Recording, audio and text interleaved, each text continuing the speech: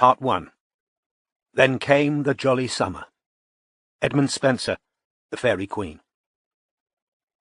Chapter 1.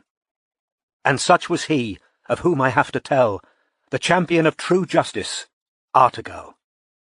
Edmund Spenser, The Fairy Queen. "You're a Cornishman, born and bred," said Dave Polwarth irritably. "Strike isn't even your proper name. By rights you're a Nan Carrow. You're not going to sit here and say you call yourself English." The Victory Inn was so crowded on this warm autumn evening that drinkers had spilled outside onto the broad stone steps which led down to the bay. Polwarth and Strike were sitting at a table in the corner, having a few pints to celebrate Polwarth's 39th birthday.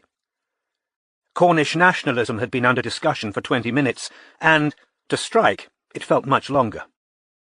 "Would I call myself English?" he mused aloud. "No, I'd probably say British." "Fuck off," said Polwarth, his quick temper rising. "You wouldn't.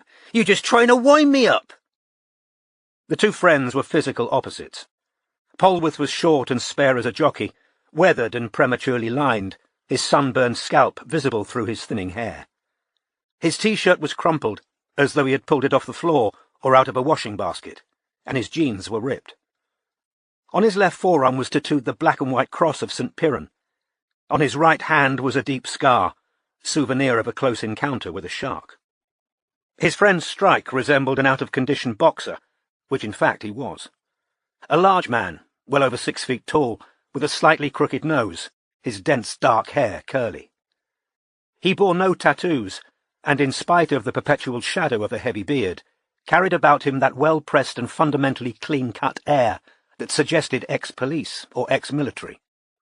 "You were born here," Polwarth persisted, "so you're Cornish." "Trouble is, by that standard, you're a Brummie." "Fuck off," yelped Polwarth again, genuinely stung. "I've been here since I was 2 months old, and my mum's a Trevelyan. It's identity, what you feel here." And Polwarth thumped his chest over his heart. "My mum's family goes back centuries in Cornwall." "Yeah, well, blood and soil's never been my—" "Did you hear about the last survey they done?" said Polwarth, talking over Strike. "What's your ethnic origin?" they asked. "And half ticked Cornish instead of English. Massive increase." "Great," said Strike. "What next? Boxes for dumb-knowns and Romans?" "Keep that patronising fucking tone," said Polwarth, "and see where it gets you. You've been in London too fucking long, boy. There's nothing wrong with being proud of where you came from.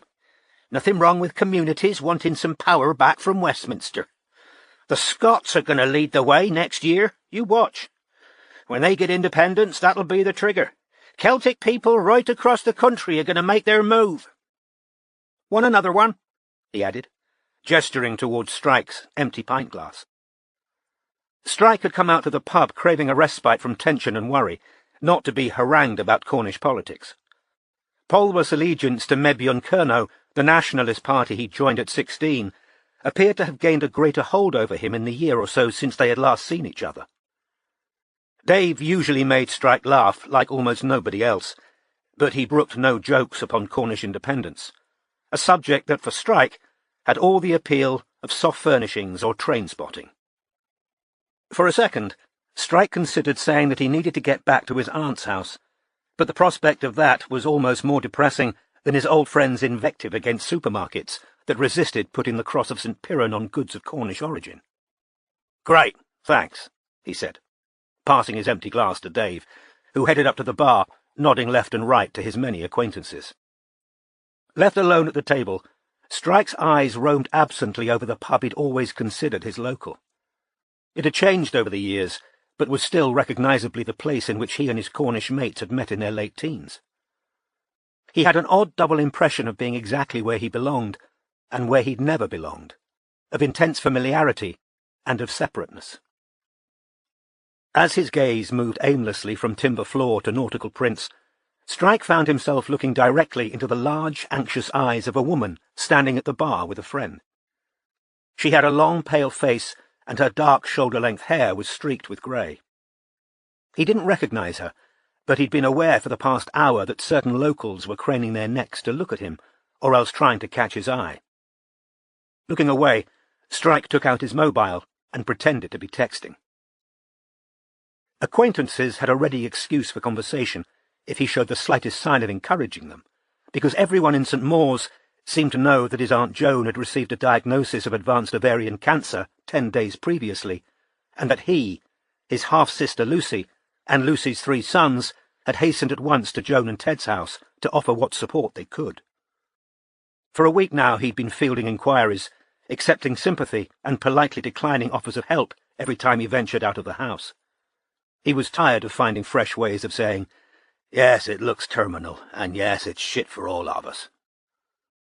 Polwarth pushed his way back to the table, carrying 2 fresh pints. "There you go, Diddy," he said, resuming his bar stool. The old nickname hadn't been bestowed, as most people assumed, in ironic reference to Strike's size, but derived from didecoy, the Cornish word for gypsy.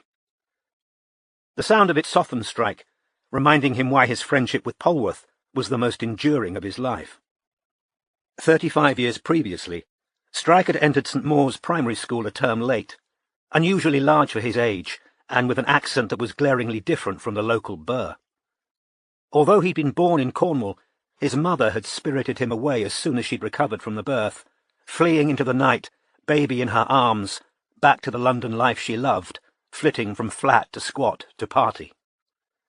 4 years after Strike's birth, she'd returned to St. Mawes with her son and with her newborn Lucy, only to take off again in the early hours of the morning, leaving Strike and his half-sister behind. Precisely what Leda had said in the note she left on the kitchen table, Strike had never known. Doubtless she'd been having a spell of difficulty with a landlord or a boyfriend, or perhaps there was a music festival she particularly wanted to attend. It became difficult to live exactly as she pleased with 2 children in tow. Whatever the reason for her lengthening absence, Leda's sister-in-law Joan, who was as conventional and orderly as Leda was flighty and chaotic, had bought Strike a uniform and enrolled him in the local school. The other 4.5-year-olds had gawped when he was introduced to the class. A few of them giggled when the teacher said his first name, Cormoran. He was worried by this school business, because he was sure that his mum had said she was going to home-school him. He tried to tell Uncle Ted that he didn't think his mum would want him to go, but Ted, normally so understanding, had said firmly that he had to, so there he was, alone among strangers with funny accents. Strike, who'd never been a great crier, had sat down at the old roll-top desk with a lump like an apple in his throat. Why Dave Polwarth, pocket don of the class, had decided to befriend the new boy had never been satisfactorily explained, even to Strike. It couldn't have been out of fear of Strike's size, because Dave's 2 best friends were hefty fishermen's sons, and Dave was, in any case, notorious as a fighter whose viciousness was inversely proportional to his height. By the end of that first day, Polwarth had become both friend and champion, making it his business to impress upon their classmates all the reasons that Strike was worthy of their respect. He was a Cornishman born, a nephew to Ted Nancarrow of the local lifeguard. He didn't know where his mum was, and it wasn't his fault if he spoke funny. Ill as Strike's aunt was, much as she had enjoyed having a nephew to stay for a whole week, and even though he'd be leaving the following morning, Joan had virtually pushed him out of the house to celebrate little Dave's birthday that evening. She placed immense value on old ties, and delighted in the fact that Strike and Dave Polwarth were still mates all these years later. Joan counted the fact of their friendship as proof that she'd been right to send him to school over his feckless mother's wishes, and proof that Cornwall was Strike's true home, no matter how widely he might have wandered since, and even though he was currently London-based. Polwarth took a long pull on his 4th pint and said, with a sharp glance over his shoulder at the dark woman and her blonde friend, who were still watching Strike, "Effin' Emmets." "And where would your garden be," asked Strike, "without tourists?" "Be handsome," said Polwarth promptly. "We get a ton of local visitors, plenty of repeat business." Polwarth had recently resigned from a managerial position in an engineering firm in Bristol to work as head gardener in a large public garden a short distance along the coast. A qualified diver, an accomplished surfer, a competitor in Ironman competitions, Polwarth had been relentlessly physical and restless since childhood, and time, and office work hadn't tamed him. "No regrets, then?" Strike asked. "Fuck no," said Polwarth fervently. "Needed to get my hands dirty again. Needed to get back outside. 40 next year. Now or never." Polwarth had applied for the new job without telling his wife what he was doing. Having been offered the position, he'd quit his job and gone home to announce the fait accompli to his family. "Penny come round, has she?" Strike asked. "Still tells me once a week she wants a divorce," Polwarth answered indifferently. "But it was better to present her with the fact than argue the toss for 5 years. It's all worked out great. Kids love the new school. Penny's company let her transfer to the office in the big city." By which Polwarth meant Truro, not London. "She's happy. Just doesn't want to admit it." Strike privately doubted the truth of this statement. A disregard for inconvenient facts tended to march hand in hand with Polwarth's love of risk and romantic causes. However, Strike had problems enough of his own without worrying about Polwarth's, so he raised his fresh pint and said, hoping to keep Polwarth's mind off politics, "Well, many happy returns, mate." "Cheers," said Polwarth, toasting him back. "What do you reckon of Arsenal's chances, then? Going to qualify?" Strike shrugged, because he feared that discussing the likelihood of his London Football Club securing a place in the Champions League would lead back to a lack of Cornish loyalties. "How's your love life?" Polwarth asked, trying a different tack. "Non-existent," said Strike. Polwarth grinned. "Joni reckons you're going to end up with your business partner, that Robin girl." "Is that right?" said Strike. "Told me all about it when I was round there, weekend before last, while I was fixing their skybox." "They didn't tell me you'd done that," said Strike, again tipping his pint towards Polwarth. "That was good of you, mate. Cheers." If he'd hoped to deflect his friend, he was unsuccessful. "Both of 'em, her and Ted," said Polwarth. "Both of them reckon it's Robin." And when Strike said nothing, Polwarth pressed him. "Nothing going on, then?" "No," said Strike. "How come?" asked Polwarth, frowning again. As with Cornish independence, Strike was refusing to embrace an obvious and desirable objective. "She's a looker. Seen her in the paper. Maybe not on a par with Milady Berserko," Polwarth acknowledged. It was the nickname he had long ago bestowed on Strike's ex-fiancée. "But on the other hand, she's not a fucking nutcase, is she, Diddy?" Strike laughed. "Lucy likes her," said Polwarth. "Says you'd be perfect together." "When were you talking to Lucy about my love life?" asked Strike, with a touch less complacence. "Month or so ago," said Polwarth. "She brought her boys down for the weekend, and we had 'em all over for a barbecue." Strike drank and said nothing. "You get on great, she says," said Polwarth, watching him. "Yeah, we do," said Strike. Polwarth waited, eyebrows raised and looking expectant. "It'd fuck everything up," said Strike. "I'm not risking the agency." "Right," said Polwarth. "Tempted, though?" There was a short pause. Strike carefully kept his gaze averted from the dark woman and her companion, who he was sure were discussing him. "There might have been moments," he admitted, "when it crossed my mind. But she's going through a nasty divorce. We spend half our lives together as it is, and I like having her as a business partner."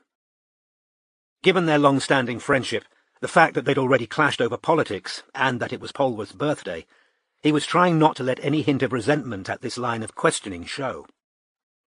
Every married person he knew seemed desperate to chivvy others into matrimony, no matter how poor an advertisement they themselves were for the institution. The Polwarths, for instance, seemed to exist in a permanent state of mutual animosity.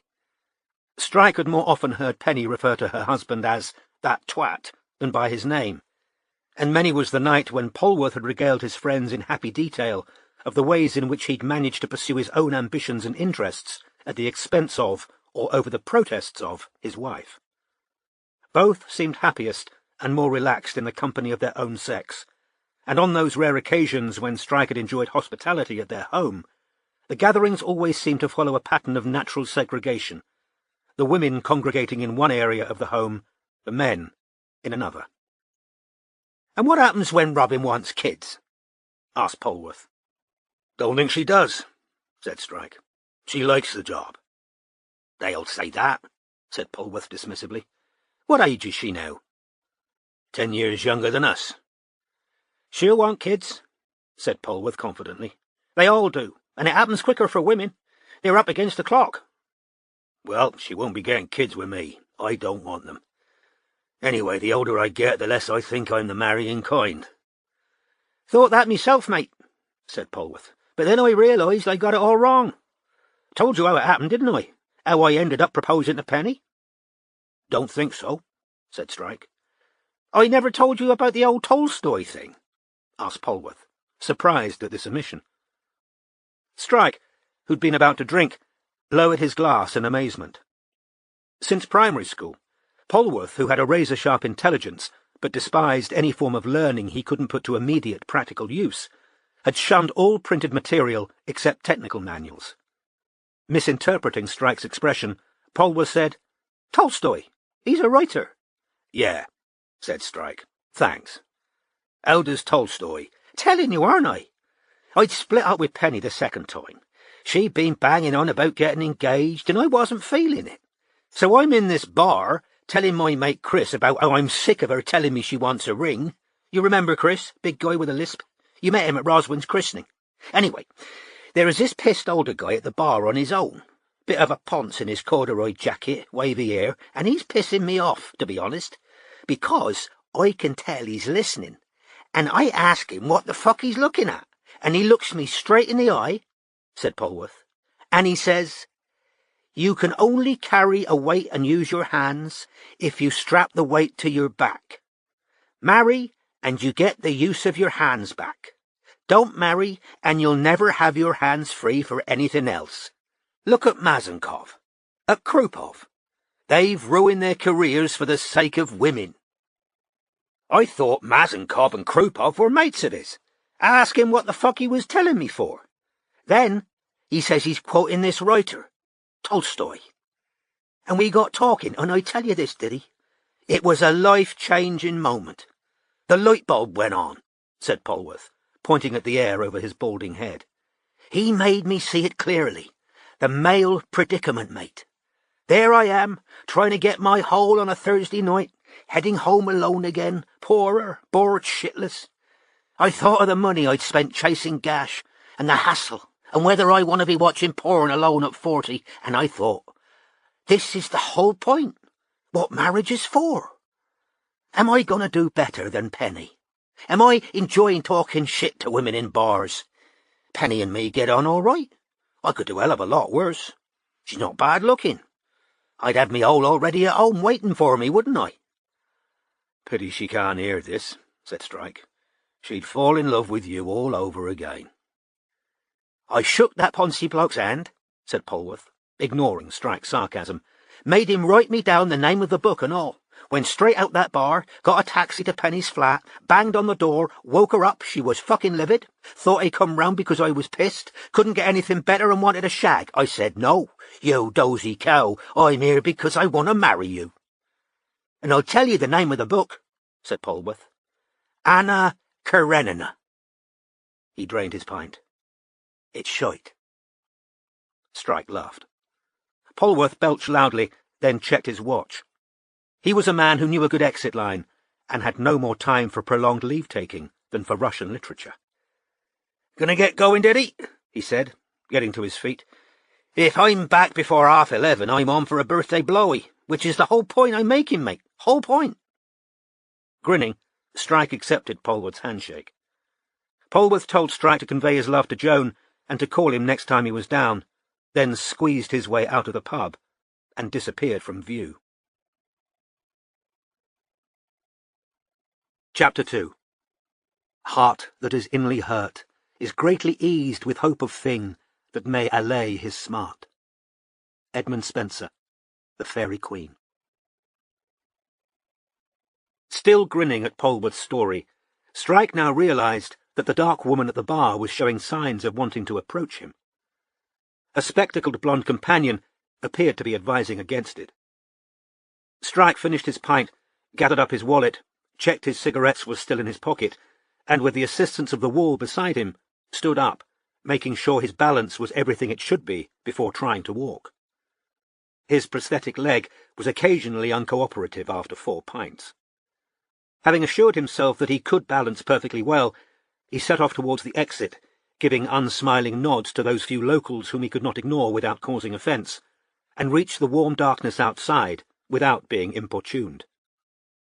The wide, uneven stone steps that led down towards the bay were still crowded with drinkers and smokers. Strike wove his way between them, pulling out his cigarettes as he went. It was a balmy August night, and tourists were still strolling around the picturesque seafront. Strike was facing a 15-minute walk, part of it up a steep slope back to his aunt and uncle's house. On a whim he turned right, crossed the street, and headed for the high stone wall separating the car park and ferry point from the sea. Leaning against it, he lit a cigarette and stared out over the smoke-grey and silver ocean, becoming just one more tourist in the darkness, free to smoke quietly without having to answer questions about cancer, deliberately postponing a moment when he'd have to return to the uncomfortable sofa that had been his bed for the past 6 nights. On arrival, Strike had been told that he, the childless single man and ex-soldier, wouldn't mind sleeping in the sitting room, because you'll sleep anywhere. She'd been determined to shut down the possibility, mooted by Strike on the phone, that he might check into a bed and breakfast rather than stretch the house to capacity. Strike's visits were rare, especially in conjunction with his sister and nephews, and Joan wanted to enjoy his presence to the full, wanted to feel that she was, once again, the provider and nurturer, currently weakened by her first round of chemotherapy, though she might be. So the tall and heavy Strike, who'd have been far happier on a camp bed, had lain down uncomplainingly every night on the slippery, unyielding mass of satin-covered horsehair, to be woken each morning by his young nephews, who routinely forgot that they had been asked to wait until 8 o'clock before barging into the sitting room. At least Jack had the decency to whisper apologies every time he realised that he'd woken his uncle. The eldest, Luke, clattered and shouted his way down the narrow stairs every morning, and merely sniggered as he dashed past Strike on his way to the kitchen. Luke had broken Strike's brand-new headphones, which the detective had felt obliged to pretend didn't matter in the slightest. His eldest nephew had also thought it amusing to run off into the garden with Strike's prosthetic leg one morning, and to stand waving it at his uncle through the window. When Luke finally brought it back, Strike, whose bladder had been very full and who was incapable of hopping up the steep stairs to the only toilet, had delivered Luke a quiet telling off that had left the boy unusually subdued for most of the morning. Meanwhile, Joan told Strike every morning, "You slept well?" without a hint of inquiry. Joan had a lifelong habit of subtly pressurizing the family into telling her what she wanted to hear. In the days when Strike was sleeping in his office and facing imminent insolvency, facts that he had admittedly not shared with his aunt and uncle, Joan had told him happily, "You're doing awfully well," over the phone, and it had felt, as it always did, unnecessarily combative to challenge her optimistic declaration. After his lower leg had been blown off, a tearful Joan had stood at his hospital bed as he tried to focus through a fog of morphine, and told him, "You feel comfortable, though? You aren't in pain." He loved his aunt, who'd raised him for significant chunks of his childhood, but extended periods in her company made him feel stifled and suffocated. Her insistence on the smooth passing of counterfeit social coin from hand to hand, while uncomfortable truths were ignored and denied, wore him out. Something gleamed in the water, sleek silver and a pair of soot-black eyes. A seal was turning lazily just below Strike. He watched its revolutions in the water, wondering whether it could see him, and for reasons he couldn't have explained, his thoughts slid towards his partner in the detective agency. He was well aware that he hadn't told Polwarth the whole truth about his relationship with Robin Ellacott, which, after all, was nobody else's business. The truth was that his feelings contained nuances and complications that he preferred not to examine. For instance, he had a tendency, when alone, bored or low-spirited, to want to hear her voice. He checked his watch. She was having a day off, but there was an outside chance she'd still be awake, and he had a decent pretext for texting. Saul Morris, their newest subcontractor, was owed his month's expenses, and Strike had left no instructions for sorting this out. If he texted about Morris, there was a good chance that Robin would call him back to find out how Joan was. "Excuse me," a woman said nervously from behind him. Strike knew without turning that it was the dark woman from the pub.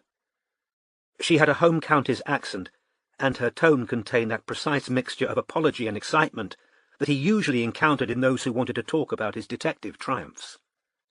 "Yes?" he said, turning to face the speaker. Her blonde friend had come with her, or perhaps, thought Strike, they were more than friends. An indefinable sense of closeness seemed to bind the two women, whom he judged to be around 40. They wore jeans and shirts, and the blonde in particular had the slightly weather-beaten leanness that suggests weekends spent hill-walking or cycling.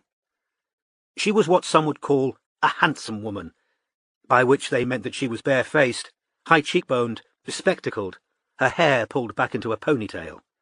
She also looked stern. The dark woman was slighter in build. Her large grey eyes shone palely in her long face. She had an air of intensity, even of fanaticism, about her in the half-light, like a medieval martyr. Are you Cormoran Strike?"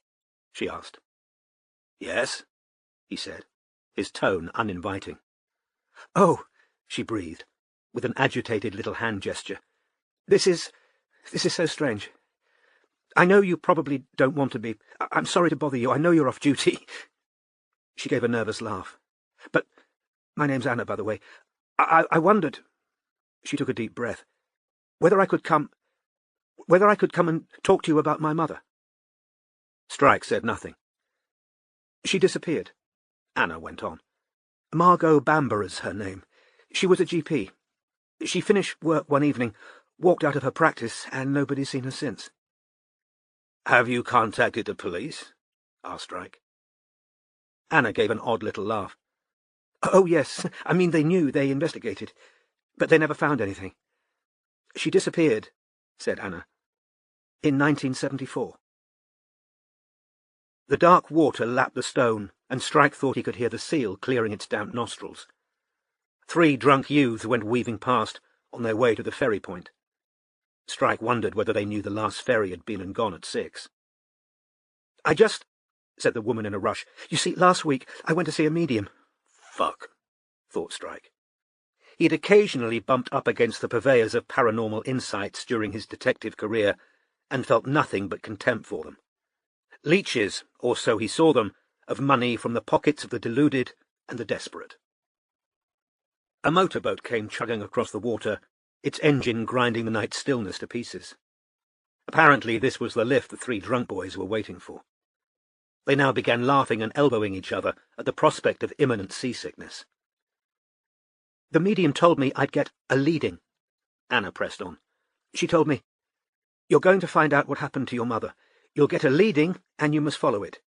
The way will become clear very soon.' So, when I saw you just now in the pub, Cormoran Strike in the Victory, it just seemed such an incredible coincidence, and I thought I had to speak to you." A soft breeze ruffled Anna's dark, silver-streaked hair. The blonde said crisply, "Come on, Anna. We should get going." She put an arm around the other's shoulders. Strike saw a wedding ring shining there.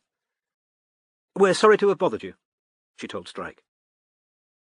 With gentle pressure, the blonde attempted to turn Anna away. The latter sniffed and muttered, "Sorry, I probably had too much wine." "Hang on." Strike often resented his own incurable urge to know, his inability to leave an itch unscratched, especially when he was as tired and aggravated as he was tonight. But 1974 was the year of his own birth. Margot Bamborough had been missing as long as he'd been alive. He couldn't help it. He wanted to know more. "Are you on holiday here?" "Yes." It was the blonde who had spoken. "Well, we've got a second home in Falmouth. Our permanent base is in London." "I'm heading back there tomorrow," said Strike. "What the fuck are you doing?" asked a voice in his head. "But I could probably swing by and see you tomorrow morning in Falmouth if you're free." "Really?" gasped Anna. He hadn't seen her eyes fill with tears, but he knew they must have done, because she now wiped them. "Oh, that'd be great. Thank you. Thank you. I'll give you the address." The blonde showed no enthusiasm at the prospect of seeing Strike again. However, when Anna started fumbling through her handbag, she said, "It's all right, I've got a card," pulled a wallet out of her back pocket, and handed Strike a business card bearing the name Dr. Kim Sullivan, BPS registered psychologist, with an address in Falmouth printed below it. "Great," said Strike, inserting it into his own wallet. "Well, I'll see you both tomorrow morning, then." "I've actually got a work conference call in the morning," said Kim. "I'll be free by 12. Will that be too late for you?" The implication was clear. You're not speaking to Anna without me present. "No, that'll be fine," said Strike. "I'll see you at 12, then." "Thank you so much," said Anna. Kim reached for Anna's hand, and the two women walked away. Strike watched them pass under a streetlight before turning back towards the sea. The motorboat carrying the young drinkers had now chugged away again. It already looked tiny, dwarfed by the wide bay, the roar of its engine gradually deadened into a distant buzz. Forgetting momentarily about texting Robin, Strike lit a second cigarette, took out his mobile, and Googled Margot Bamborough. 2 different photographs appeared. The first was a grainy head and shoulders shot of an attractive, even-featured face with wide-set eyes, her wavy, dark blonde hair centre-parted. She was wearing a long lapel blouse over what appeared to be a knitted tank top. The second picture showed the same woman looking younger and wearing the famous black corset of a Playboy bunny, accessorized with black ears, black stockings, and white tail. She was holding a tray of what looked like cigarettes and smiling at the camera. Another young woman, identically dressed, stood beaming behind her, slightly buck-toothed and curvier than her willowy friend. Strike scrolled down until he read a famous name in conjunction with Margot's. Young doctor and mother, Margot Bamborough, whose disappearance on the 11th of October 1974 shared certain features with Creed's abductions of Vera Kenny and Gail Reitman. Bamborough, who worked at the St. John's medical practice in Clerkenwell, had arranged to meet a female friend in the local Three Kings pub at 6 o'clock. She never arrived. Several witnesses saw a small white van driving at speed in the area around the time that Bamborough would have been heading for her rendezvous. D.I. Bill Talbot, who led the investigation into Bamborough's disappearance, was convinced from an early age that the young doctor had fallen victim to the serial killer known to be at large in the southeast area. However, no trace of Bamborough was discovered in the basement flat, where Dennis Creed imprisoned, tortured, and killed 7 other women. Creed's trademark of beheading the corpses of his victims. Chapter 3. But now of Britomart it here doth need, the hard adventures and strange haps to tell. Edmund Spenser, The Fairy Queen. Had her day gone as planned, Robin Ellacott would have been tucked up in bed in her rented flat in Earl's Court at this moment, fresh from a long bath, her laundry done, reading a new novel. Instead, she was sitting in her ancient Land Rover, chilly from sheer exhaustion despite the mild night, still wearing the clothes she'd put on at 4:30 that morning as she watched the lit window of a Pizza Express in Torquay. Her face in the wing mirror was pale, her blue eyes bloodshot, and the strawberry blonde hair currently hidden under a black beanie hat needed a wash. From time to time, Robin dipped her hand into a bag of almonds sitting on the passenger seat beside her. It was only too easy to fall into a diet of fast food and chocolate when you were running surveillance, to snack more often than needed out of sheer boredom. Robin was trying to eat healthily in spite of her unsociable hours, but the almonds had long since ceased to be appetizing, and she craved nothing more than a bit of the pizza she could see an overweight couple enjoying in the restaurant window. She could almost taste it, even though the air around her was tangy with sea salt and underlain by the perpetual fug of old Wellington boots and wet dog that imbued the Land Rover's ancient fabric seats. The object of her surveillance, whom she and Strike had nicknamed Tufty for his badly-fitting toupee, was currently out of view. He'd disappeared into the pizzeria an hour and a half previously with 3 companions, one of whom, a teenager with his arm in a cast, was visible if Robin craned her head sideways into the space above the front passenger seat. This she did every 5 minutes or so, to check on the progress of the foursome's meal. The last time she had looked, ice cream was being delivered to the table. It couldn't surely be much longer. Robin was fighting a feeling of depression, which she knew was at least partly down to utter exhaustion, to the stiffness all over her body from many hours in the driving seat, and to the loss of her long-awaited day off. With Strike unavoidably absent from the agency for an entire week, she'd now worked a 20-day stretch without breaks. Their best subcontractor, Sam Barkley, had been supposed to take over the Tufty job today in Scotland, but Tufty hadn't flown to Glasgow as expected. Instead, he'd taken a surprise detour to Torquay, leaving Robin with no choice but to follow him. There were other reasons for her low spirits, of course, one of which she acknowledged to herself, the other she felt angry with herself for dwelling on. The first admissible reason was her ongoing divorce, which was becoming more contentious by the week. Following Robin's discovery of her estranged husband's affair, they'd had one last cold and bitter meeting, coincidentally in a Pizza Express near Matthew's place of work, where they'd agreed to seek a no-fault divorce following a 2-year separation. Robin was too honest not to admit that she, too, bore responsibility for the failure of their relationship. Matthew might have been unfaithful, but she knew that she'd never fully committed to the marriage, that she'd prioritized her job over Matthew on almost every occasion, and that by the end she had been waiting for a reason to leave. The affair had been a shock, but a release too. However, during the 12 months that had elapsed since her pizza with Matthew, Robin had come to realize that far from seeking a no-fault resolution, her ex-husband saw the end of the marriage as entirely Robin's responsibility and was determined to make her pay, both emotionally and financially, for her offence. The joint bank account which held the proceeds of the sale of their old house had been frozen while the lawyers wrangled over how much Robin could reasonably expect when she had been earning so much less than Matthew, and had, it had been strongly hinted in the last letter, married him purely with a view to obtaining a pecuniary advantage she could never have achieved alone. Every letter from Matthew's lawyer caused Robin additional stress, rage, and misery. She hadn't needed her own lawyer to point out that Matthew appeared to be trying to force her to spend money she didn't have on legal wrangling, to run down the clock and her resources until she walked away with as close to nothing as he could manage. "I've never known a childless divorce be so contentious," her lawyer had told her, words that brought no comfort. Matthew continued to occupy almost as much space in Robin's head as when they'd been married.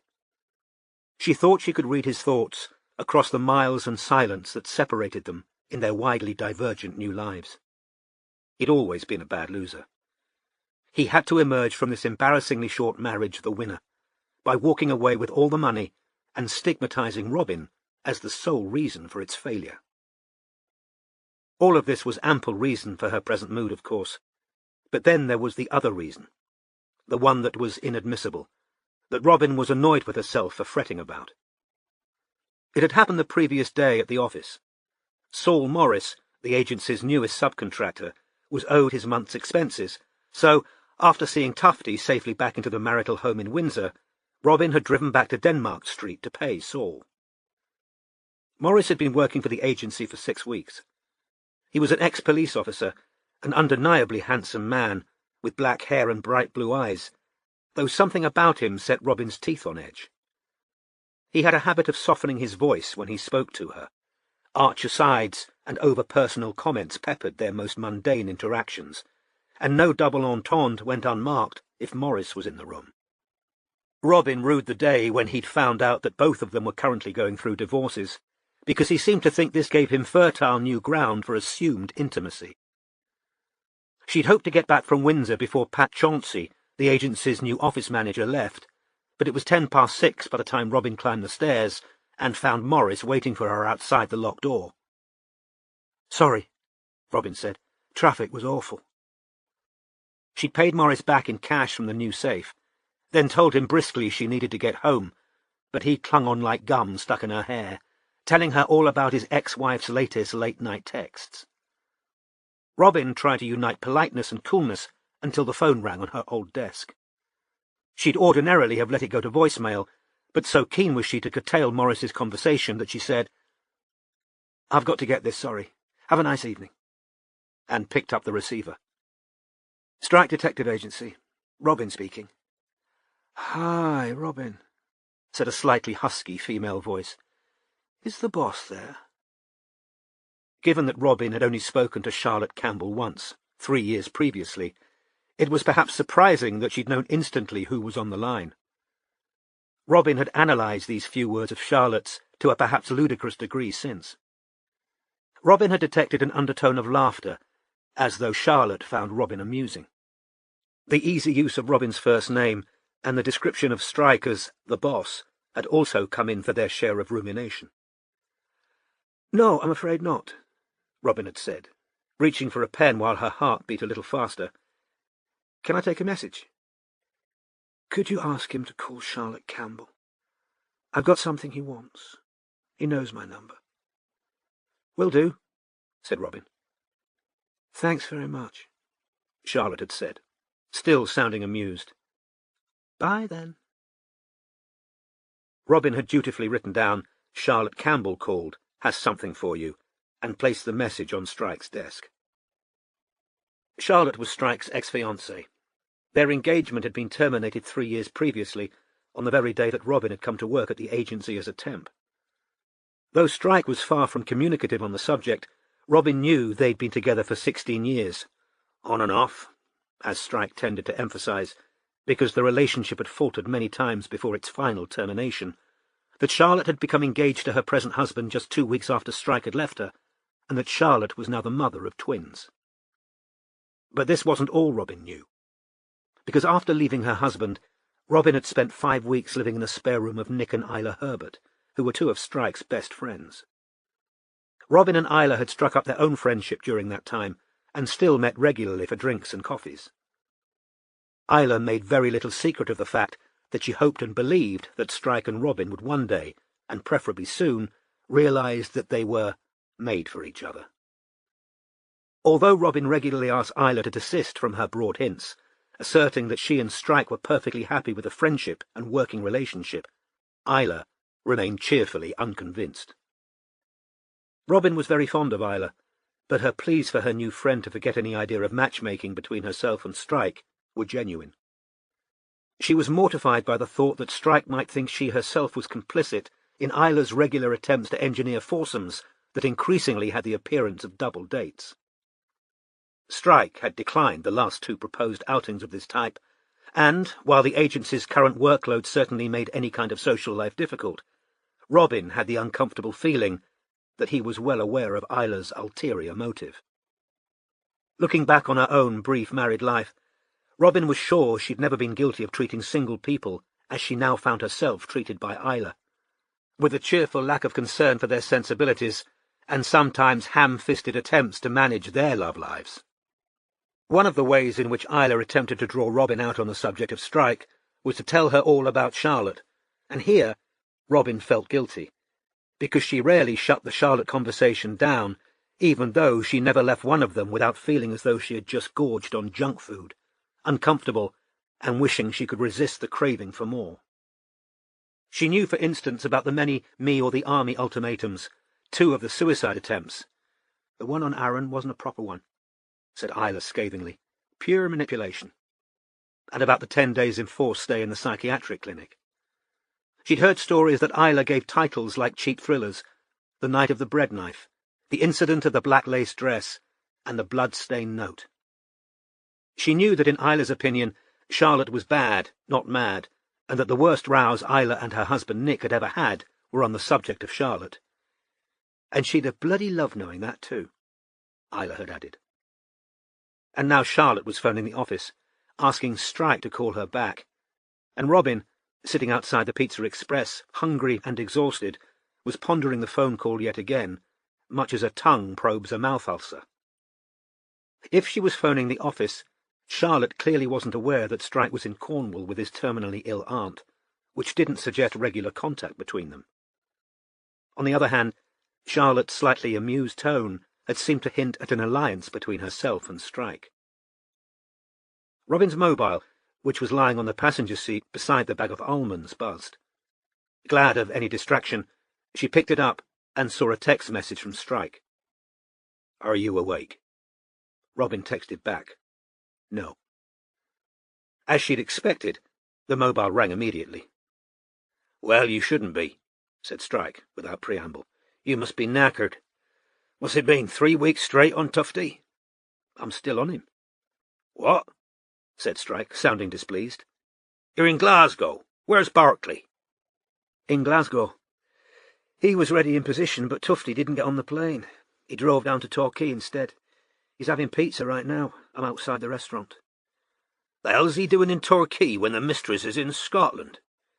"Visiting his original family," said Robin, wishing she could see Strike's face as she delivered the next bit of news. "He's a bigamist." Her announcement was greeted with total silence. "I was outside the house in Windsor at 6, said Robin, expecting to follow him to Stansted, see him safely onto the plane and let Berkeley know he was on the way. But he didn't go to the airport.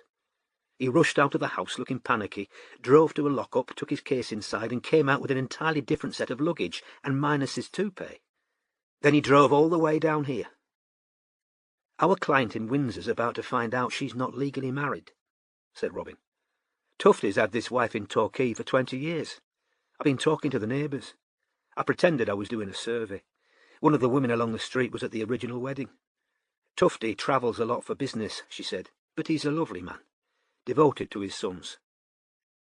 "There are 2 boys," Robin continued, because Strike's stunned silence continued unabated. "Students, both in their late teens and both the absolute spit of him.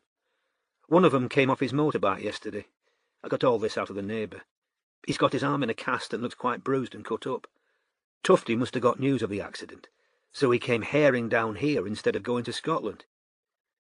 Tufty goes by the name of Edward Campion down here, not John. Turns out John's his middle name. I've been searching the online records. He and his first wife and sons live in a really nice villa, view of the sea, massive garden." "Bloody hell," said Strike. "So our pregnant friend in Glasgow—" "Is the least of Mrs. Campion in Windsor's worries," said Robin. "He's leading a triple life, 2 wives and a mistress." "And he looks like a balding baboon. There's hope for all of us. Did you say he's having dinner right now?" "Pizza with a wife and kids. I'm parked outside. I didn't manage to get pictures of him with the sons earlier, and I wanted to, because they're a total giveaway. Mini Tufties, just like the 2 in Windsor." "Where do you think he's been pretending to have been?" "Oil rig," suggested Strike. "Abroad, Middle East. Maybe that's why he's so keen on keeping his tan topped up." Robin sighed. "The client's going to be shattered." "So's the mistress in Scotland," said Strike. "That baby's due any minute." "His taste's amazingly consistent," said Robin. "If you line them up side by side, the Torquay wife, the Windsor wife, and the mistress in Glasgow, they look like the same woman at 20-year intervals." "Where are you planning to sleep?" "Travel lodge or a B&B, said Robin, yawning again. "If I can find anything vacant at the height of the holiday season. I drive straight back to London overnight, but I'm exhausted. I've been awake since 4, and that's on top of a 10-hour day yesterday." "No driving and no sleeping in the car," said Strike. "Get a room." "How's Joan?" asked Robin. "We can handle the workload if you want to stay in Cornwall a bit longer." "She won't sit still while we're all there. Ted agrees she needs some quiet. I'll come back down in a couple of weeks." "So, were you calling for an update on Tufty?" "Actually, I was calling about something that just happened. I've just left the pub." In a few succinct sentences, Strike described the encounter with Margot Bamburgh's daughter. "I've just looked her up," he said. "Margot Bamburgh, 29-year-old doctor, married, 1-year-old daughter. Walked out of her GP practice in Clerkenwell at the end of a day's work, said she was going to have a quick drink with a female friend before heading home. The pub was only 5 minutes' walk away. The friend waited, but Margot never arrived and was never seen again." There was a pause. Robin, whose eyes were still fixed on the window of the pizza restaurant, said, "And her daughter thinks you're going to find out what happened nearly 4 decades later?" "She seemed to be putting a lot of store on the coincidence of spotting me in the boozer right after the medium told her she'd get a leading." Said Robin. And what do you think the chances are of finding out what happened after this length of time? Slim to non-existent, admitted Strike. On the other hand, the truth's out there. People don't just vaporize. Robin could hear a familiar note in his voice that indicated rumination on questions and possibilities. So, you're meeting the daughter again tomorrow? Can't hurt, can it? Said Strike. Robin didn't answer. I know what you're thinking, he said, with a trace of defensiveness. Emotionally overwrought client, medium, situation ripe for exploitation. I'm not suggesting you'd exploit it. Might as well hear her out then, mightn't I? And like a lot of people, I wouldn't take her money for nothing. And once I'd exhausted all avenues. I know you, said Robin. The less you found out, the more interested you get. Think I'd have her wife to deal with unless I got results within a reasonable period. They're a gay couple, he elaborated. The wife's a psycho— Cormoran, I'll call you back, said Robin, and without waiting for his answer, she cut the call and dropped the mobile back into the passenger seat. Tufty had just ambled out of the restaurant, followed by his wife and sons. Smiling and talking, they turned their steps towards their car, which lay 5 behind where Robin sat in the Land Rover. Raising her camera, she took a burst of pictures as the family drew nearer. By the time they passed the Land Rover, the camera was lying in her lap, and Robin's head was bowed over her phone, pretending to be texting. In the rear-view mirror, she watched as the Tufty family got into their Range Rover and departed for the villa beside the sea. Yawning yet again, Robin picked up her phone and called Strike back. "Get everything you wanted?" he asked. "Yeah," said Robin, checking the photographs one-handedly with the phone to her ear. "I've got a couple of clear ones of him and the boys. God, he's got strong genes.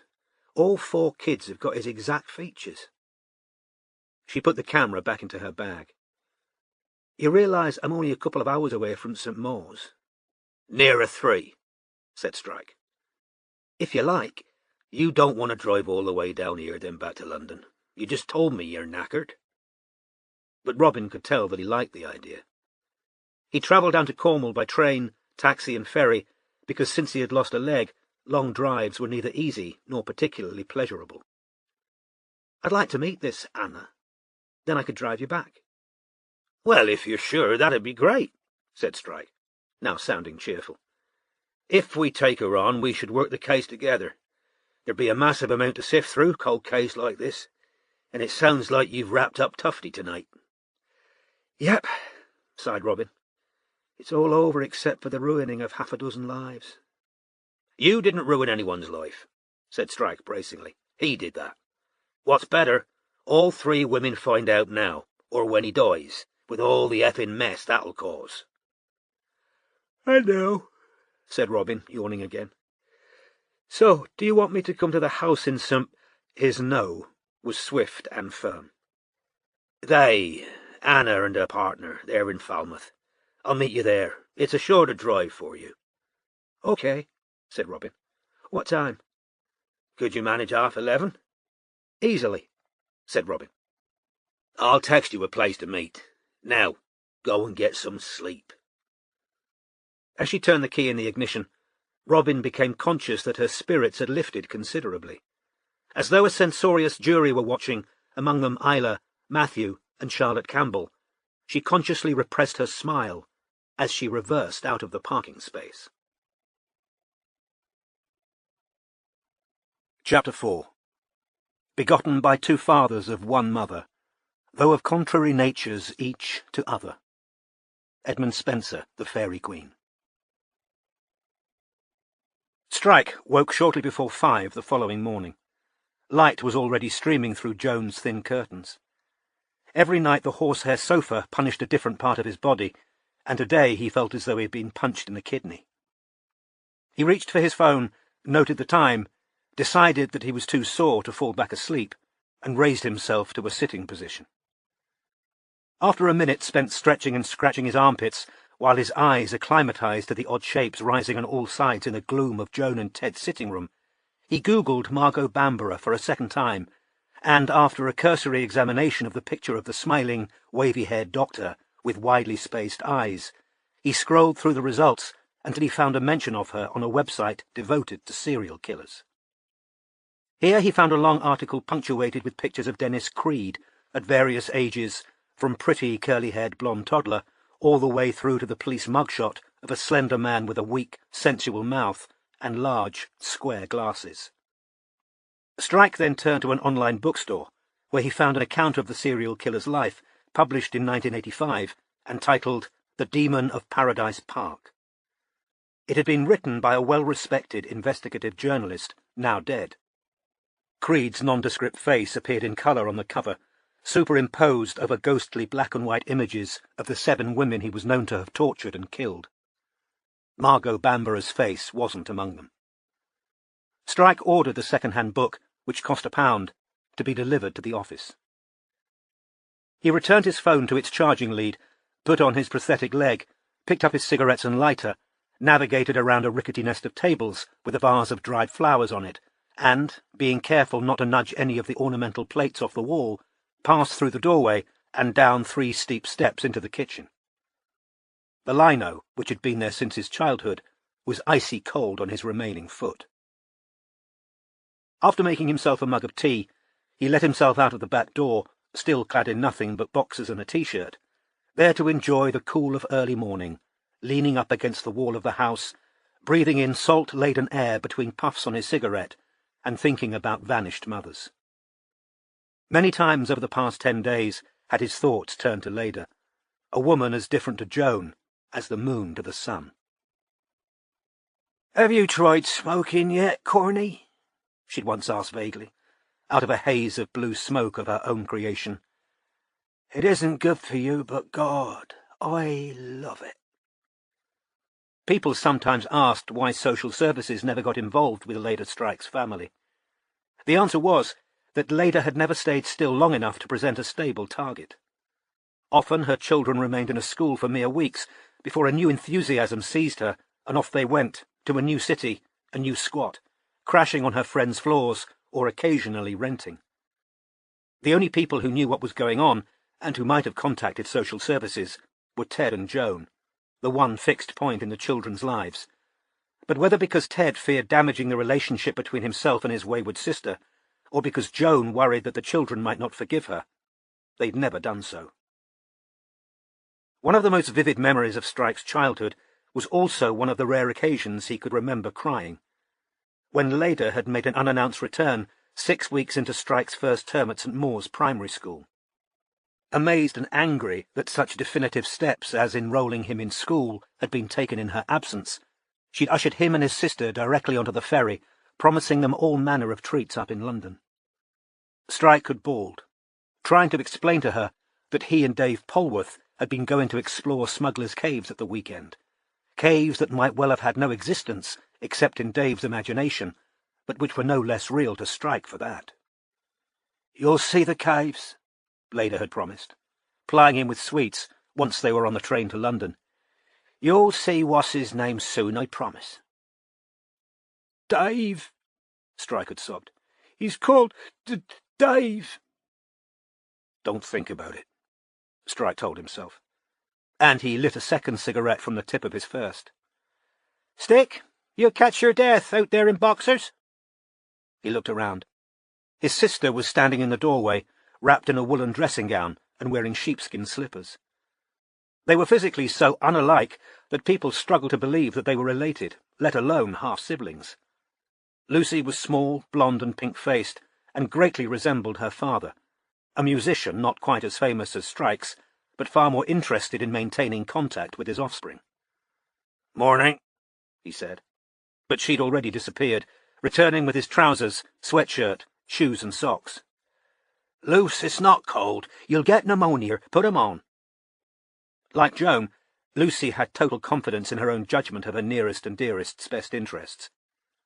With slightly better grace than he might have mustered had he not been about to return to London, Strike took his trousers and put them on, balancing awkwardly and risking a fall onto the gravel path.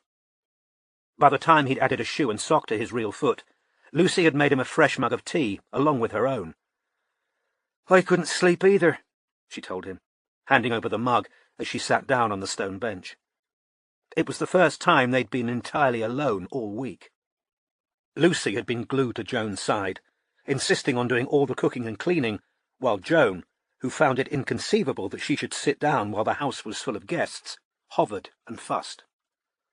On the rare moments that Joan wasn't present, one or more of Lucy's sons had generally been there, in Jack's case wanting to talk to Strike, the other two generally badgering Lucy for something. "It's awful, isn't it?"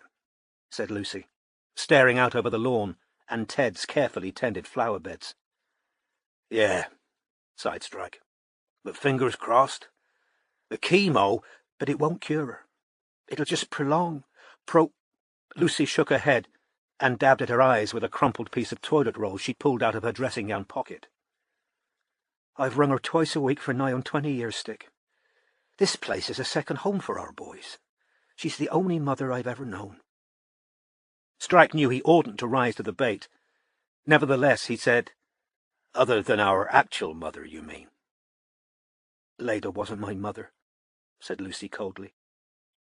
Strike had never heard her say it in so many words, though it had often been implied. "I haven't considered her my mother since I was 14 years old. Younger, actually. Joan's my mother." And when Strike made no response, she said, "You chose Leda. I know you love Joan, but we have entirely different relationships with her." "Didn't realize it was a competition," Strike said, reaching for another cigarette. "I'm only telling you how I feel." "And telling me how I feel." Several barbed comments about the infrequency of Strike's visits had already dropped from his sister's lips during their week of enforced proximity. He'd bitten back all irritable retorts. His primary aim was to leave the house without rowing with anyone. "I always hated it when Lady came to take us away," said Lucy now, "but you were glad to go." He noted the Joan-esque statement of fact, the lack of inquiry. "I wasn't always glad to go," Strike contradicted her, thinking of the ferry, Dave Polwarth, and the smugglers' caves, but Lucy seemed to feel that he was trying to rob her of something. "I'm just saying, you lost your mother years ago. Now I might be losing mine." She mopped her eyes again with the damp toilet roll. Lower back throbbing, eyes stinging with tiredness, Strike stood smoking in silence. He knew that Lucy would have liked to excise Leda forever from her memory, and sometimes, remembering a few of the things Leda had put them through, he sympathized. This morning, though, the wraith of Leda seemed to drift on his cigarette smoke around him. He could hear her saying to Lucy, "Go on and have a good cry, darling, it always helps. And give your old mum a fag, Cormy." He couldn't hate her. "I can't believe you went out with Dave Polwarth last night," said Lucy suddenly. "Your last night here." "Joan virtually shoved me out of the house," said Strike, nettled. "She loves Dave. Anyway, I'll be back in a couple of weeks." "Will you?" said Lucy, her eyelashes now beaded with tears. "Or will you be in the middle of some case and just forget?" Strike blew smoke out into the constantly lightening air, which had that flat blue tinge that precedes sunrise. Far to the right, hazily visible over the rooftops of the houses on the slope that was Hill Head, the division between sky and water was becoming clearer on the horizon. "No," he said, "I won't forget." "Because you're good in a crisis," said Lucy. "I don't deny that. But it's keeping a commitment going that you seem to have a problem with. Joan will need support for months and months, not just when—" "I know that, Luce," said Strike, his temper rising in spite of himself. "I understand illness and recuperation, believe it or—" "Yeah, well," said Lucy. "You were great when Jack was in hospital, but when everything's fine, you simply don't bother." "I took Jack out 2 weeks ago. What are you—" "You couldn't even make the effort to come to Luke's birthday party. He told all his friends you were going to be there." "Well, he shouldn't have done, because I told you explicitly over the phone." "You said you'd try." "No, you said I'd try." Strike contradicted her, temper rising now, in spite of his best intentions. "You said, you'll make it if you can, though." "Well, I couldn't make it. I told you so in advance, and it's not my fault you told Luke differently." "I appreciate you taking Jack out every now and then," said Lucy, talking over him. "But has it never occurred to you that it would be nice if the other two could come too? Adam cried when Jack came home from the war rooms. And then you come down here," said Lucy, who seemed determined to get everything off her chest now she'd started, "and you only bring a present for Jack. What about Luke and Adam?" Ted called with the news about Joan and I set straight off. I've been saving those badges for Jack, so I brought them with me. Well, how do you think that makes Luke and Adam feel? Obviously, they think you don't like them as much as Jack. I don't, said Strike, finally losing his temper. Adam's a whiny little prick and Luke's a complete arsehole. He crushed out his cigarette on the wall, flicked the stub into the hedge and headed back inside, leaving Lucy gasping for air like a beached fish. Back in the dark sitting room, Strike blundered straight into the table nest. The vase of dried flowers toppled heavily onto the patterned carpet, and before he knew what he was doing, he'd crushed the fragile stems and papery heads to dust beneath his false foot. He was still tidying up the fragments as best he could, when Lucy strode silently past him towards the door to the stairs, emanating maternal outrage. Strike set the now empty vase back on the table, and, waiting until he heard Lucy's bedroom door close, headed upstairs for the bathroom, fuming. Afraid to use the shower in case he woke Ted and Joan, he peed, pulled the flush, and only then remembered how noisy the old toilet was. Washing as best he could in tepid water, while the cistern refilled with a noise like a cement mixer, Strike thought that if anyone slept through that, they'd have to be drugged. Sure enough, on opening the bathroom door, he came face to face with Joan. The top of his aunt's head barely came up to Strike's chest. He looked down on her thinning grey hair, into once forget-me-not blue eyes now bleached with age. Her frogged and quilted red dressing gown had the ceremonial dignity of a kabuki robe. "Morning," Strike said, trying to sound cheerful and achieving only a fake bonhomie. "Didn't wake you, did I?" No, I've been awake for a while. How was Dave?" she asked. "Great," said Strike heartily. "Loving his new job." "And Penny and the girls?" "Yeah, they're really happy to be back in Cornwall." "Oh, good," said Joan. "Dave's mum thought Penny might not want to leave Bristol." "No, it's all worked out great." The bedroom door behind Joan opened. Luke was standing there in his pyjamas, rubbing his eyes ostentatiously. "You woke me up," he told Strike and Joan. "Oh, sorry, love," said Joan. "Can I have Cocoa Pops?" "Of course you can," said Joan fondly. Luke bounded downstairs, stamping on the stairs to make as much noise as possible. He was gone barely a minute before he came bounding back towards them, glee etched over his freckled face. "Granny, Uncle Cormoran's broken your flowers."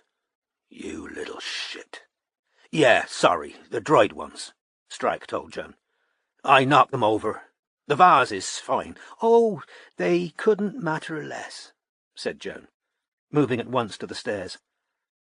"I'll fetch the carpet sweeper." "No," said Strike at once. "I've already—" "There are still bits all over the carpet," Luke said. "I trod on them." "I'll tread on you in a minute, or so." Strike and Luke followed Joan back to the sitting room, where Strike insisted on taking the carpet sweeper from Joan, a flimsy, archaic device she'd had since the 70s. As he plied it, Luke stood in the kitchen doorway watching him, smirking, while shoveling Cocoa Pops into his mouth. At the time Strike had cleaned the carpet to Joan's satisfaction, Jack and Adam had joined the early morning jamboree, along with a stony-faced Lucy, now fully dressed. "Can we go to the beach today, Mum? Can we swim? Can I go out in a boat with Uncle Ted?" "Sit down," Strike told Joan. "I'll bring you a cup of tea." But Lucy had already done it. She handed Joan the mug, threw Strike a filthy look, then turned back to the kitchen, answering her son's questions as she went. "What's going on?" asked Ted, shuffling into the room in pyjamas, confused by this break-of-dawn activity. He'd once been nearly as tall as Strike, who greatly resembled him. His dense, curly hair was now snow-white, his deep brown face more cracked than lined, but Ted was still a strong man, though he stooped a little. However, Joan's diagnosis seemed to have dealt him a physical blow. He seemed literally shaken, a little disorientated and unsteady.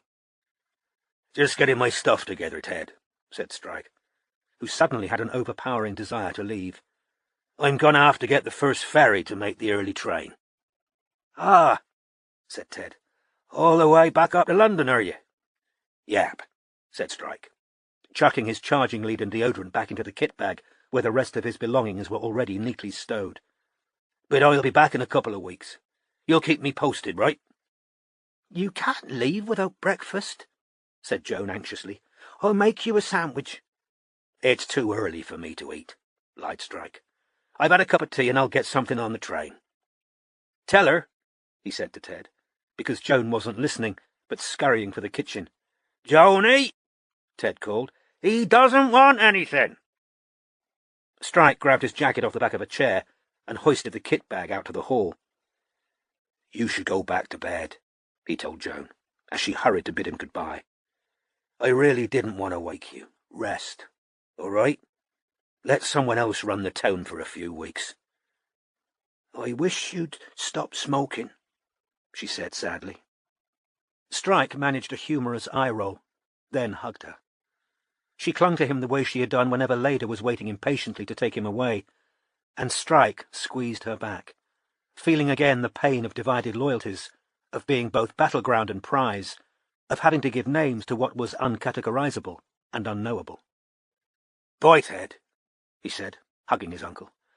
I'll ring you when I'm home and we'll fix up a time for the next visit.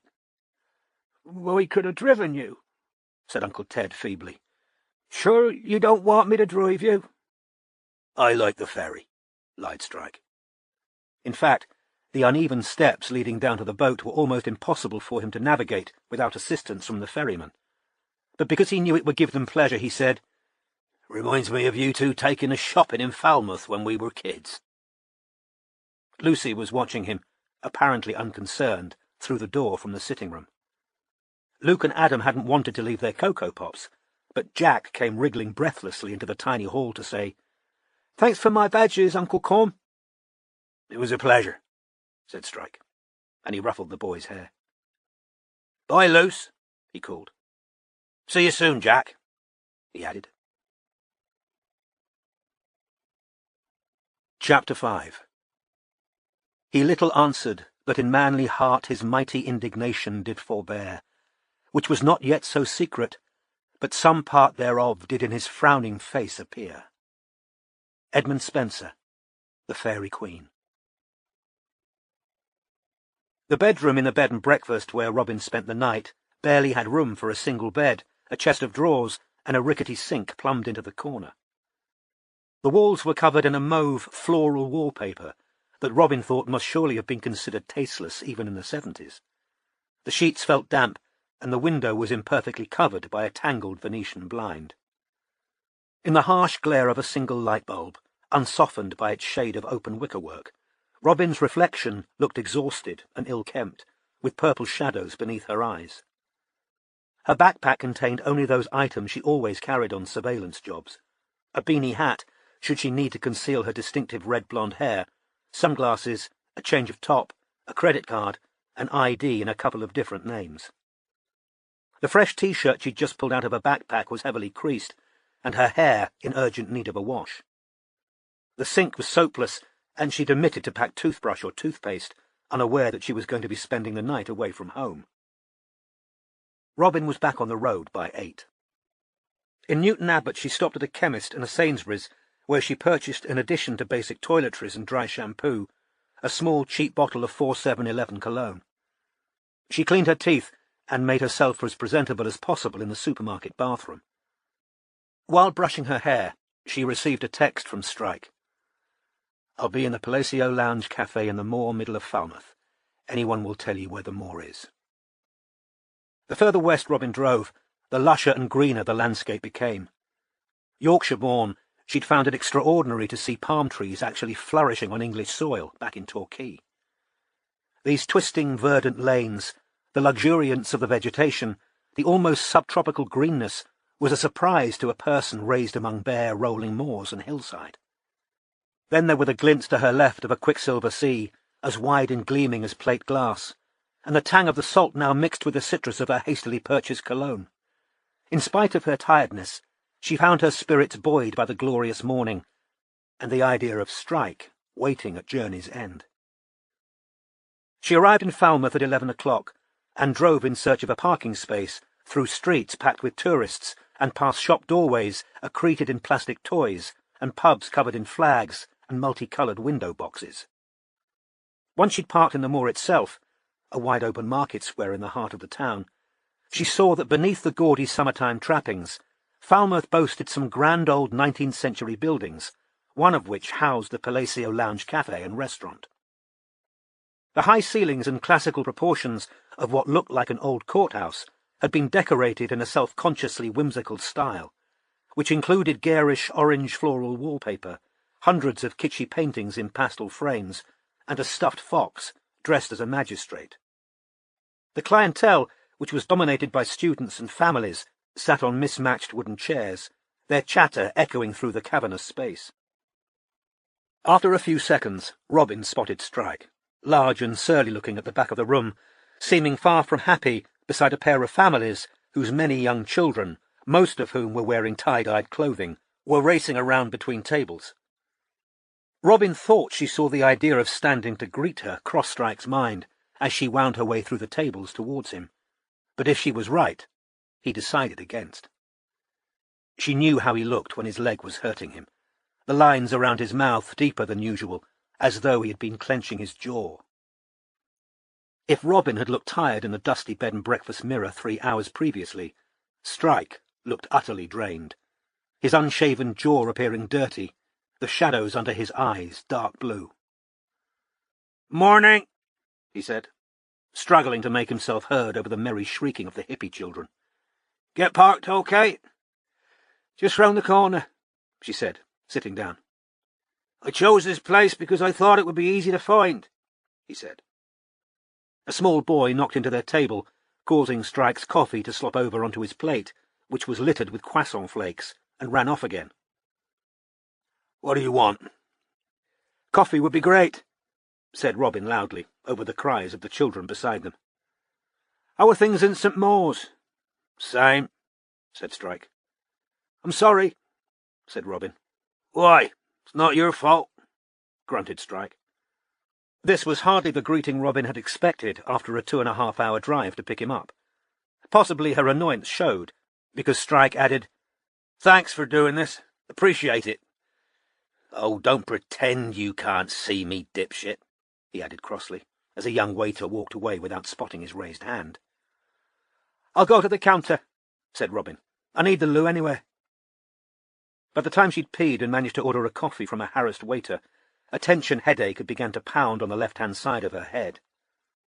On her return to the table, she found Strike looking like thunder, because the children at the next tables were now shrieking louder than ever as they raced around their oblivious parents, who simply shouted over the din. The idea of giving Strike Charlotte's telephone message right now passed through Robin's mind, only to be dismissed. In fact, the main reason for Strike's foul mood was that the end of his amputated leg was agony. He'd fallen, like a total tit, as he told himself, while getting onto the Falmouth ferry. This feat required a precarious descent down worn stone steps without a handhold, then a step down into the boat with only the boatman's hand for assistance. At 16 stone, Strike was hard to stabilize when he slipped, and slip he had, with the result that he was now in a lot of pain. Robin took paracetamol out of her bag. "Headache," she said, catching Strike's eye. "I'm not bloody surprised," he said loudly, looking at the parents shouting at each other over the raucous yells of their offspring, but they didn't hear him. The idea of asking Robin for painkillers crossed Strike's mind, but this might engender inquiries and fussing, and he'd had quite enough of those in the past week, so he continued to suffer in silence. "Where's the client?" she asked, after downing her pills with coffee. "About 5 minutes' drive away. Place called Woodhouse Terrace." At this point, the smallest of the children racing around nearby tripped and smacked her face on the wooden floor. The child's shrieks and wails of pain pounded against Robin's eardrums.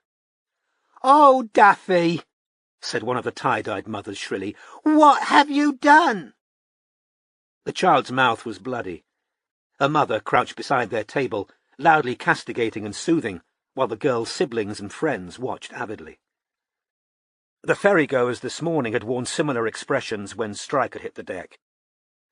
"He's got a false leg," the ferryman had shouted, partly, Strike suspected, in case anyone thought the fall was due to his negligence. The announcement had in no way lessened Strike's mortification or the interest of his fellow travellers. "Shall we get going?" Robin asked, already on her feet. "Definitely," said Strike, wincing as he stood and picked up his hold-all. "Bloody kids," he muttered, limping after Robin towards the sunlight. Chapter 6.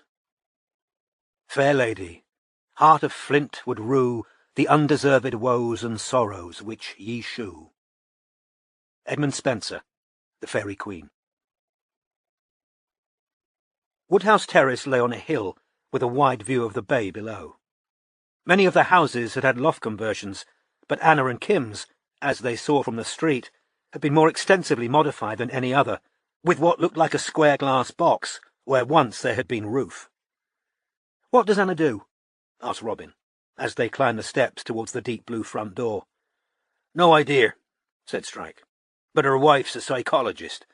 I got the impression she isn't keen on the idea of an investigation." He pressed the doorbell. They heard footsteps on what sounded like bare wood, and the door was opened by Dr. Sullivan, tall, blonde, and barefoot in jeans and a shirt, the sun glinting off her spectacles. She looked from Strike to Robin, apparently surprised. "My partner, Robin Ellacott," Strike explained. "Oh," said Kim, looking displeased. "You do realize this is only supposed to be an exploratory meeting?" "Robin happened to be just up the coast on another case, so—" "I'm more than happy to wait in the car," said Robin politely, "if Anna would rather speak to Cormoran alone." "Well, we'll see how Anna feels." Standing back to admit them, Kim added, "Straight upstairs, in the sitting room." The house had clearly been remodelled throughout, and to a high standard. Everywhere was bleached wood and glass. The bedroom, as Robin saw through an open door, had been relocated to the ground floor, along with what looked like a study. Upstairs, in the glass box they'd seen from the street, was an open-plan area combining kitchen, dining and sitting room, with a dazzling view of the sea. Anna was standing beside a gleaming expensive coffee machine, wearing a baggy blue cotton jumpsuit and white canvas shoes, which to Robin looked stylish, and to Strike frumpy. Her hair was tied back, revealing the delicacy of her bone structure. "Oh, hello," she said, starting at the sight of them. "I didn't hear the door over the coffee machine." "Annie," said Kim, following Strike and Robin into the room, "this is Robin Ellacott, Cameron's partner. She's happy to go if you'd rather just talk to—" "Cormoran," Anna corrected Kim. "Do people get that wrong a lot?" she asked Strike. "More often than not," he said, but with a smile. "But it's a bloody stupid name." Anna laughed. "I don't mind you staying," she told Robin, advancing and offering a handshake. "I think I read about you too," she added, and Robin pretended that she didn't notice Anna glancing down at the long scar on her forearm. "Please sit down," said Kim, gesturing Strike and Robin to an inbuilt seating area around a low perspex table. "Coffee?" suggested Anna, and both of them accepted. A rag-doll cat came prowling into the room, stepping delicately through the puddles of sunlight on the floor, its clear blue eyes like Joan's across the bay. After subjecting both Strike and Robin to dispassionate scrutiny, it leapt lightly onto the sofa and into Strike's lap. "Ironically," said Kim, as she carried a tray laden with cups and biscuits to the table, "Cagney absolutely loves men." Strike and Robin laughed politely. Anna brought over the coffee pot, and the two women sat down side by side, facing Strike and Robin, their faces in the full glare of the sun, until Anna reached for a remote control, which automatically lowered cream-coloured sunblinds. "Wonderful place," said Robin, looking around. "Thanks," said Kim. "Her work," she said, patting Anna's knee. "She's an architect." Anna cleared her throat. "I want to apologize," she said, looking steadily at Strike with her unusual silver-grey eyes, "for the way I behaved last night. I'd had a few glasses of wine. You probably thought I was a crank." "If I'd thought that," said Strike, stroking the loudly purring cat, "I wouldn't be here." But mentioning the medium probably gave you entirely the wrong... Because, believe me, Kim's already told me what a fool I was to go and see her. I don't think you're a fool, Annie, Kim said quietly. I think you're vulnerable. There's a difference. May I ask what the medium said? Asked Strike. Does it matter? Asked Kim, looking at Strike with what Robin thought was mistrust. Not in an investigative sense, said Strike, but as she, is the reason Anna approached me. It was a woman, said Anna, and she didn't really tell me anything useful. Not that I... With a nervous laugh, she shook her head and started again. I know it was a stupid thing to do. I've been through a difficult time recently. I left my firm and I'm about to turn 40 and... Well, Kim was away on a course and I suppose I wanted... She waved her hands dismissively, took a deep breath and said, She's quite an ordinary-looking woman who lives in Chiswick. A house was full of angels made of pottery and glass. And there was a big one painted on velvet over the fireplace. Kim, Anna pressed on, and Robin glanced at the psychologist, whose expression was impassive. Kim thinks she, the medium, knew who my mother was, that she Googled me before I arrived. I'd given her my real name. When I got there, I simply said that my mother died a long time ago. Although, of course, said Anna, with another nervous wave of her thin hands, there's no proof that my mother's dead. That's half the... But anyway, I told the medium she'd died and that nobody had ever been clear with me about how it happened. So the woman went into a... Well, I suppose you'd call it a trance, Anna said, looking embarrassed. And she told me that people thought they were protecting me for my own good, but that it was time I knew the truth, and that I would soon have a leading that would take me to it. And she said, Your mother's very proud of you, and she's always watching over you, and things like that. I suppose they're boilerplate. And then, at the end, she lies in a holy place. Lies in a holy place, repeated Strike. Yes. I suppose she thought that would be comforting. But I'm not a churchgoer. The sanctity or otherwise of my mother's final resting place, if she's buried, it's hardly my primary concern. Do you mind if I take notes? Strike asked.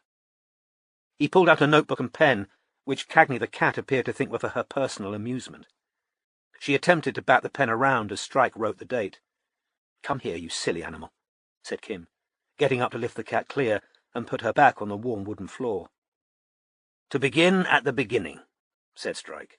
You must have been very young when your mother went missing. Just over a year old, said Anna, so I can't remember her at all.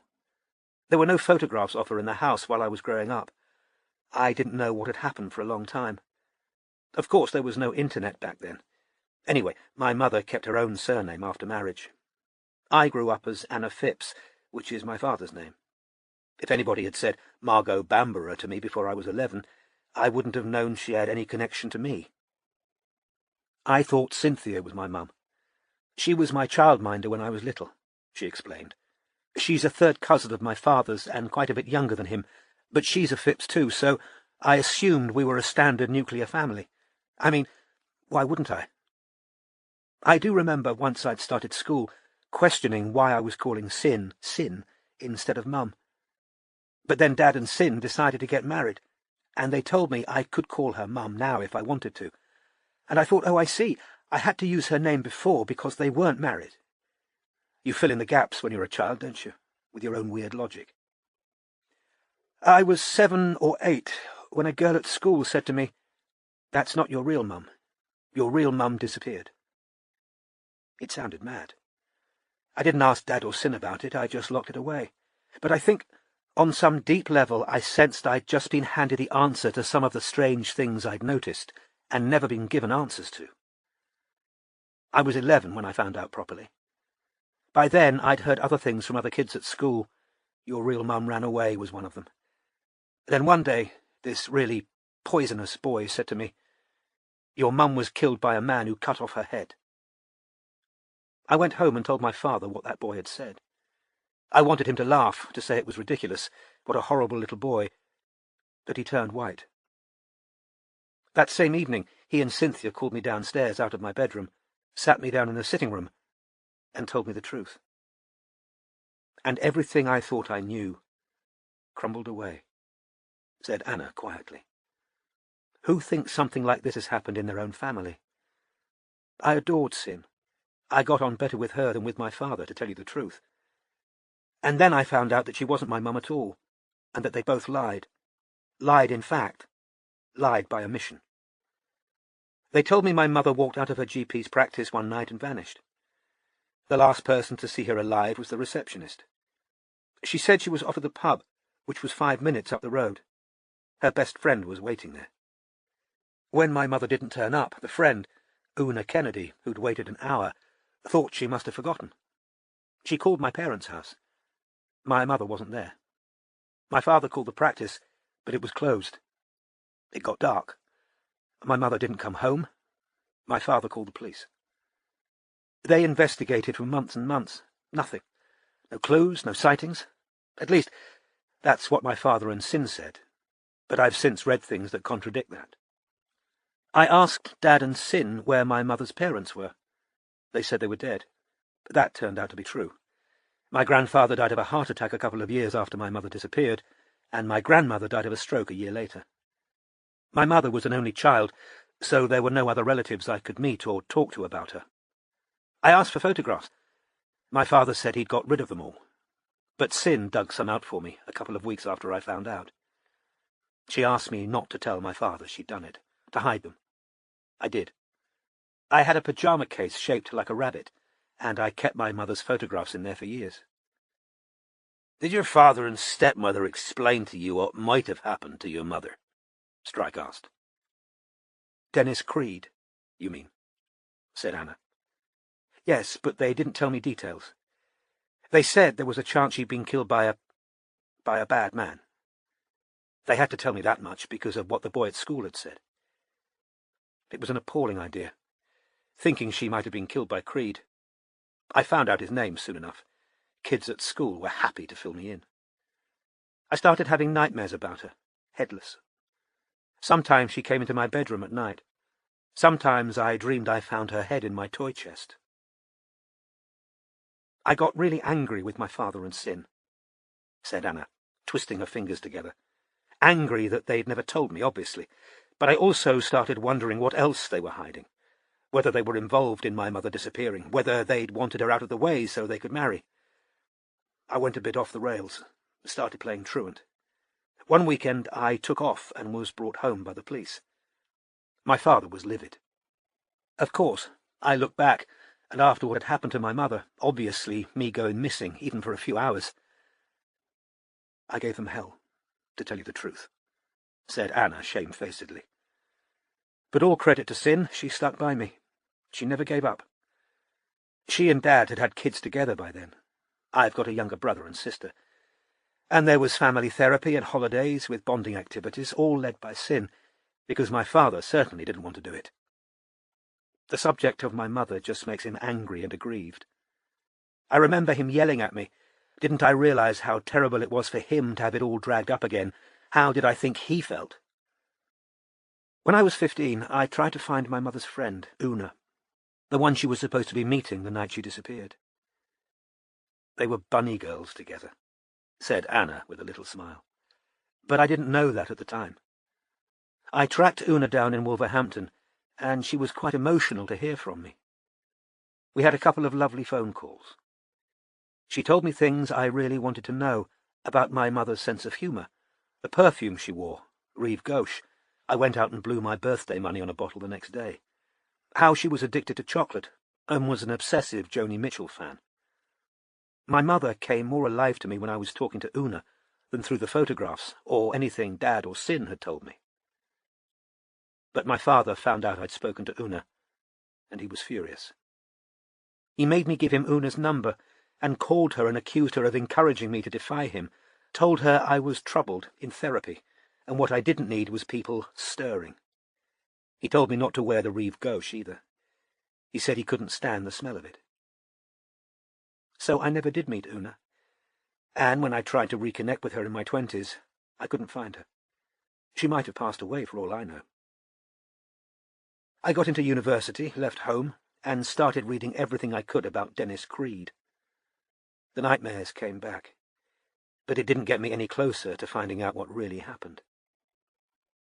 Apparently, the man in charge of the investigation into my mother's disappearance, a detective inspector called Bill Talbot, always thought Creed took her.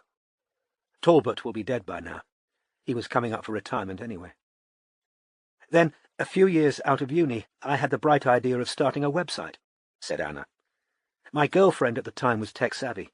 She helped me set it up. I was very naive, she sighed.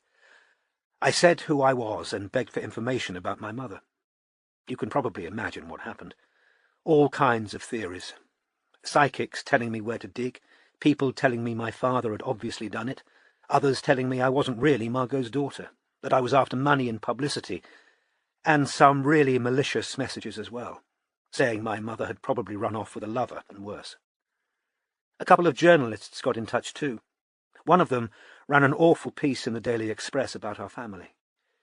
They contacted my father, and that was just about the final nail in the coffin for our relationship. It's never really recovered, said Anna bleakly. When I told him I'm gay, he seemed to think I was only doing it to spite him. And Sin's gone over to his side a bit these last few years. She always says, I've got a loyalty to your dad too, Anna. So, said Anna, that's where we are. There was a brief silence. Dreadful for you, said Robin. It is, agreed Kim, placing her hand on Anna's knee again. And I'm wholly sympathetic to Anna's desire for resolution. Of course I am. But is it realistic? She said, looking from Robin to Strike.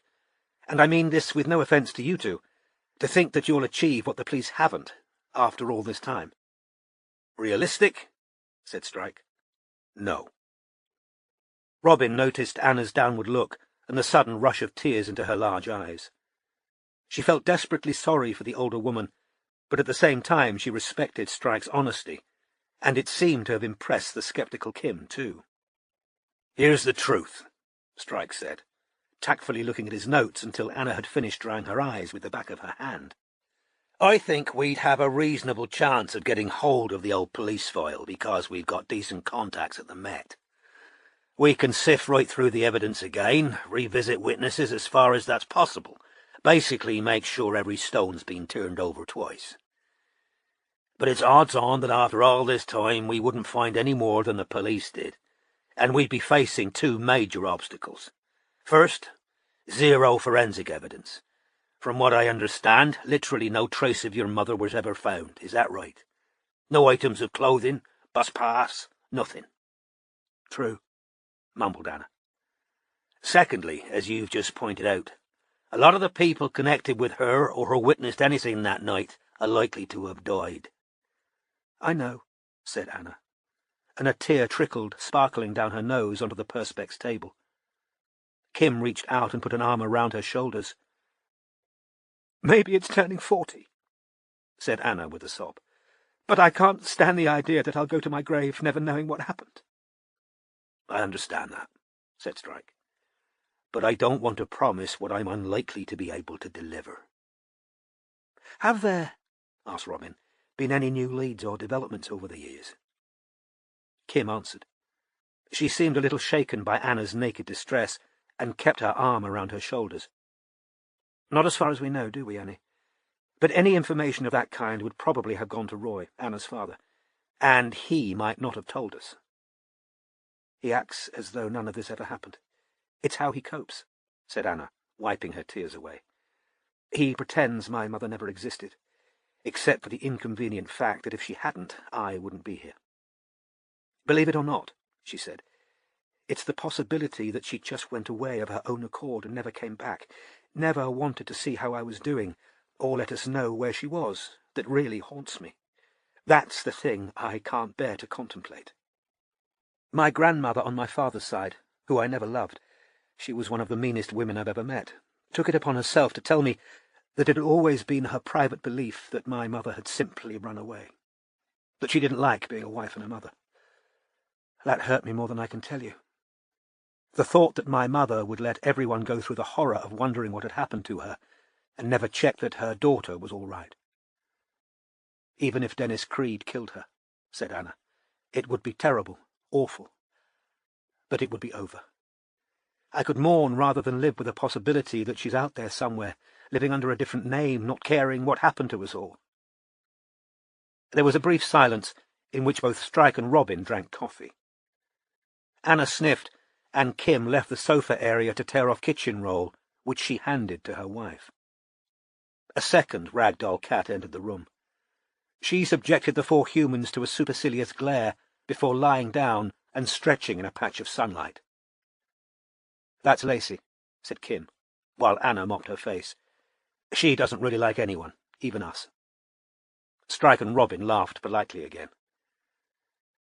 "How would this work?" asked Kim abruptly. "How do you charge?" "By the hour," said Strike. "You get an itemized monthly bill. I can email you our rates," he offered. "But I'd imagine you two will want to talk this over properly before coming to a decision." "Yes, definitely," said Kim. But as she gave Strike her email address, she looked with concern again at Anna, who was sitting with head bowed, still pressing kitchen roll to her eyes at regular intervals.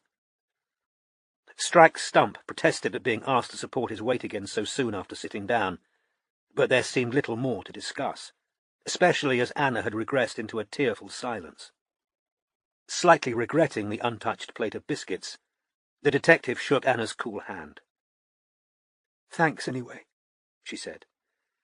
And he had the feeling that he had disappointed her, that she'd hoped he would make her a promise of the truth, that he would swear upon his honour to do what everyone else had failed to do. Kim showed them out of the house. "We'll call you later," she said. "This afternoon. Will that be all right?" "Great. We'll wait to hear from you," said Strike. Robin glanced back as she and Strike headed down the sunlit garden steps towards the street, and caught Kim giving them a strange look, as though she'd found something in the pair of visitors that she hadn't expected. Catching Robin's eye, she smiled reflexively and closed the blue door behind them. Chapter 7. Long they thus travelled in friendly wise, through countries waste, and eke well edified. Edmund Spenser, The Fairy Queen.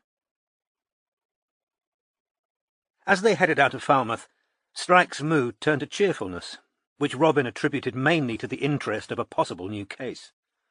She'd never yet known an intriguing problem to fail to engage his attention, no matter what might be happening in his private life. She was partially right. Strike's interest had certainly been piqued by Anna's story, but he was mainly cheered by the prospect of keeping weight off his prosthesis for a few hours, and by the knowledge that every passing minute put further distance between himself and his sister. Opening the car window, allowing the familiar sea air to rush bracingly inside the old car, he lit a cigarette, and blowing smoke away from Robin, asked, "See much of Morris while I been away?" "Saw him yesterday," said Robin. "Paid him for his month's expenses." "Ah, great, cheers," said Strike. "I meant to remind you that needed doing. What do you think of him? Barclay says he's good at the job, except he talks too much in the car." "Yeah," said Robin noncommittally. "He does like to talk." "Hutchins thinks he's a bit smarmy," said Strike, subtly probing. He'd noticed the special tone Morris reserved for Robin. Hutchins also reported that Morris had asked him what Robin's relationship status was. Said Robin. "Well, I haven't really had enough contact with him to form an opinion." Given Strike's current stress levels and the amount of work the agency was struggling to cover, she decided not to criticize his most recent hire. They needed an extra man. At least Morris was good at the job. "Pat likes him," she added, partly out of mischief, and was amused to see, out of the corner of her eye, Strike turn to look at her, scowling. "That's no bloody recommendation." "Unkind," said Robin. "You realise in a week's time it's going to be harder to sack her. Her probation period's nearly up." "I don't want to sack her," said Robin. "I think she's great." "Well then, on your head be it if she causes trouble down the line." "It won't be on my head," said Robin. "You're not pinning Pat on me. Hiring her was a joint decision. You were the one who was sick of temps, and you were the one who said it might not be a bad idea to get a more traditional manager in, and we shouldn't discount her because of her age.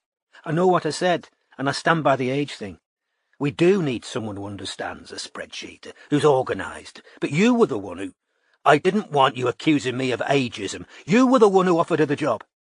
Robin finished firmly.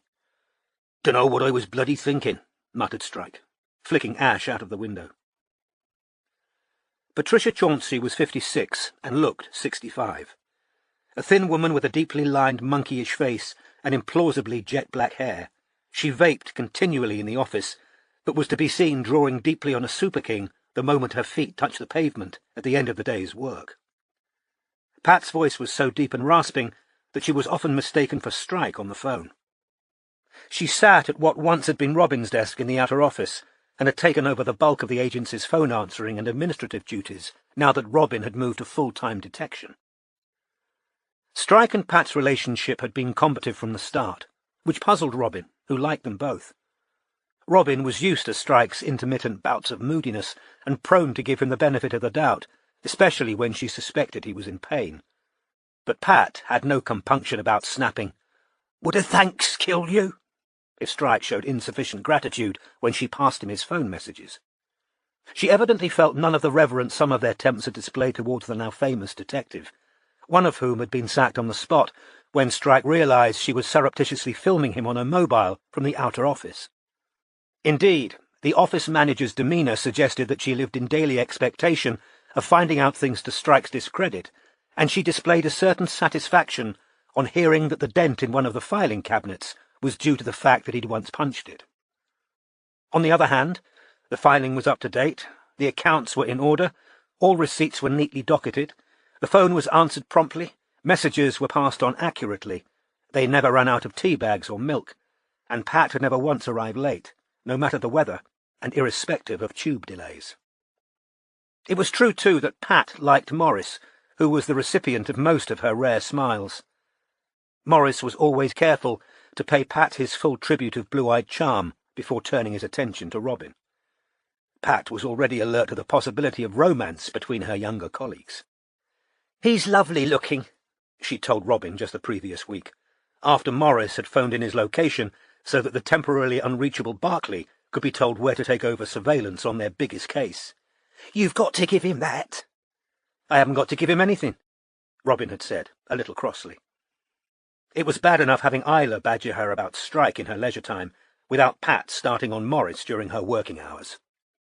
"Quite right," Pat had responded, unfazed. "Make him earn it." "Anyway," said Strike, finishing his cigarette and crushing the stub out in the tin Robin kept for that purpose in the glove compartment, "you've wrapped up Tufty. Bloody good going." "Thanks," Robin said. "But there's going to be press. Bigamy's always news." "Yeah," said Strike.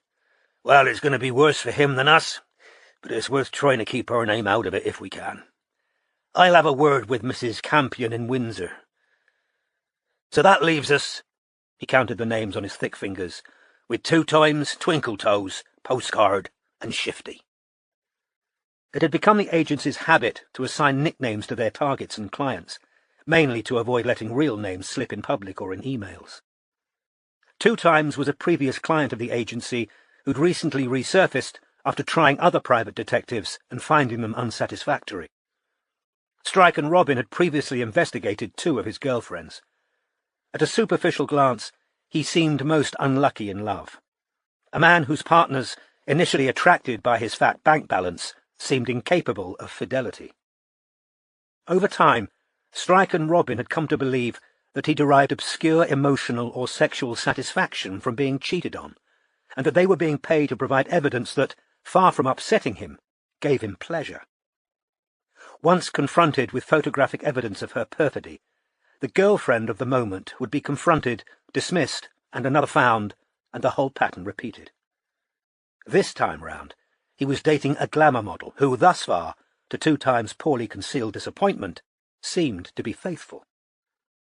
Twinkletoes, whose unimaginative nickname had been chosen by Morris, was a 24-year-old dancer who was currently having an affair with a 39-year-old double divorcee, notable mainly for her history of drug abuse and her enormous trust fund.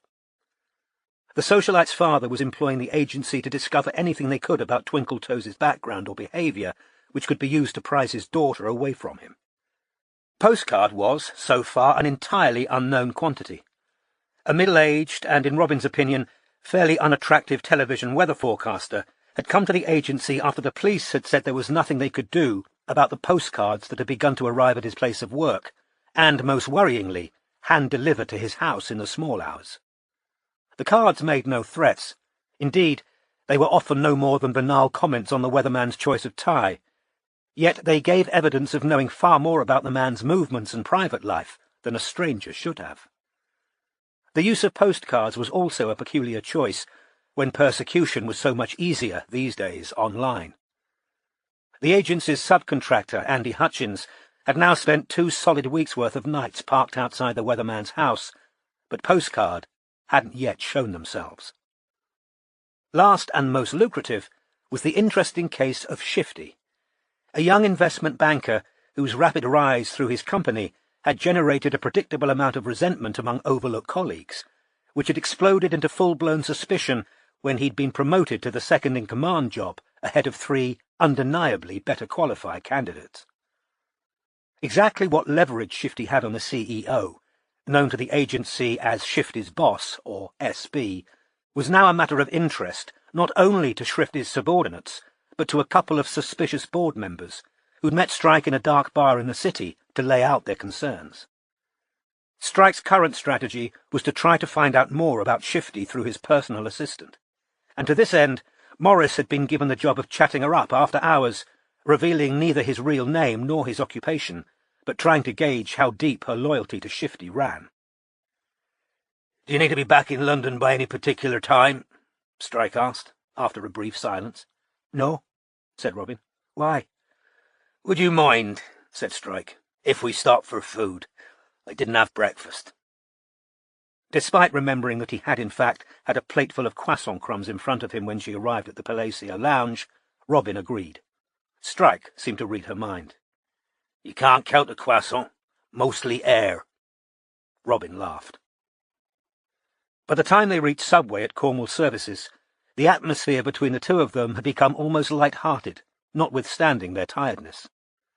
Once Robin, mindful of her resolution to eat more healthily, had started on her salad, and Strike had taken a few satisfying mouthfuls of his steak-and-cheese sandwich, he emailed Kim Sullivan their form letter about billing clients, then said, "I had a row with Lucy this morning." Robin surmised that it must have been a bad one for Strike to mention it. 5 o'clock in the garden, while I was having a quiet smoke. "Bit early for conflict," said Robin, picking unenthusiastically through lettuce leaves. "Well, it turns out we're competing in the Who Loves Joan Best Handicap Stakes. Didn't even know I'd been entered." He ate in silence for a minute, then went on. "It ended with me telling her I thought Adam's a whiny prick and Luke's an arsehole." Robin, who'd been sipping her water, inhaled and was seized by a paroxysm of coughs. Diners at nearby tables glanced round as Robin spluttered and gasped. Grabbing a paper napkin from the table to mop her chin and her streaming eyes, she wheezed, "What on earth did you say that for?" "Because Adam's a whiny prick and Luke's an arsehole." Still trying to cough water out of her windpipe, Robin laughed, eyes streaming, but shook her head. "Bloody hell, Cormoran," she said, when at last she could talk properly. "You haven't just had a solid week of 'em. Luke broke my new headphones, then ran off with my leg, the little shit. Then Lucy accuses me of favouring Jack. Of course I favour him. He's the only decent one." "Yes, but telling their mother—" "Yeah, I know," said Strike heavily. "I'll ring and apologise." There was a brief pause. "But for fuck's sake," he growled, "why do I have to take all 3 of them out together? Neither of the others give a toss about the military. Adam cried when you came back from the war rooms, my arse. The little bastard didn't like that I bought Jack stuff, that's all. If Lucy had her way, I'd be taking them on group outings every weekend, and they'd take turns to choose. It'll be the zoo and effing go-karting and everything that was good about me seeing Jack'll be ruined." "I like Jack," said Strike, with what appeared to be surprise. We're interested in the same stuff. What's with this mania for treating them all the same? Useful life lesson, I'd have thought, realising you aren't old. You don't get stuff automatically because of who you're related to. But fine. She wants me to buy the other 2 presents? And he framed a square in mid-air with his hands. Try not being a little shit. I'll get that made up as a plaque for Luke's bedroom wall. They bought a bag of snacks, then resumed their drive. As they turned out onto the road again, Strike expressed his guilt that he couldn't share the driving because the old Land Rover was too much of a challenge with his false leg. "It doesn't matter," said Robin. "I don't mind." "What's funny?" she added, seeing Strike smirking at something he had found in their bag of food. "English strawberries," he said. "And that's comical. Why?" He explained about Dave Polwarth's fury that goods of Cornish origin weren't labelled as such, and his commensurate glee that more and more locals were putting their Cornish identity above English on forms. "Social identity theory is very interesting," said Robin. "That and self-categorisation theory. I studied them at uni. There are implications for businesses as well as society, you know." She talked happily for a couple of minutes before realising, on glancing sideways, that Strike had fallen fast asleep. Choosing not to take offence because he looked grey with tiredness, Robin fell silent, and other than the occasional grunting snore, there was no more communication to be had from Strike until, on the outskirts of Swindon, he suddenly jerked awake again. "Shite," he said, wiping his mouth with the back of his hand. "Sorry. How long was I asleep?" "About 3 hours," said Robin. "Shit," he said again. "Sorry," and immediately reached for a cigarette. "I've been kipping on the world's most uncomfortable sofa, and the kids have woken me up at the crack of fucking dawn every day. Want anything from the food bag?" "Yes," said Robin, throwing the diet to the winds. She was in urgent need of a pick-me-up. "Chocolate, English or Cornish, I don't mind." "Sorry," Strike said for a 3rd time. "You were telling me about a social theory or something." Robin grinned. "You fell asleep around the time I was telling you my fascinating application of social identity theory to detective practice." "Which is?" he said, trying to make up in politeness now what he had lost earlier. Robin, who knew perfectly well that this was why he had asked the question, said, "In essence, we tend to sort each other and ourselves into groupings, and that usually leads to an overestimation of similarities between members of a group, and an underestimation of the similarities between insiders and outsiders." "So you're saying all Cornishmen aren't rugged salt-of-the-earthers, and all Englishmen aren't pompous arseholes?" Strike unwrapped a Yorkie and put it into her hand. "Sounds unlikely, but I'll run it past Polwarth next time we meet." Ignoring the strawberries, which had been Robin's purchase, Strike opened a can of Coke and drank it while smoking and watching the sky turn bloody as they drew nearer to London. "Dennis Creed's still alive, you know," said Strike, watching trees blur out of the window. "I was reading about him online this morning." "Where is he?" asked Robin. "Broadmoor," said Strike. "He went to Wakefield initially, then Belmarsh, and was transferred to Broadmoor in '95. "What was the psychiatric diagnosis?" "Controversial. Psychiatrists disagreed about whether or not he was sane at his trial. Very high IQ. In the end, the jury decided he was capable of knowing what he was doing was wrong, hence prison, not hospital. But he must have developed symptoms since that to justify medical treatment.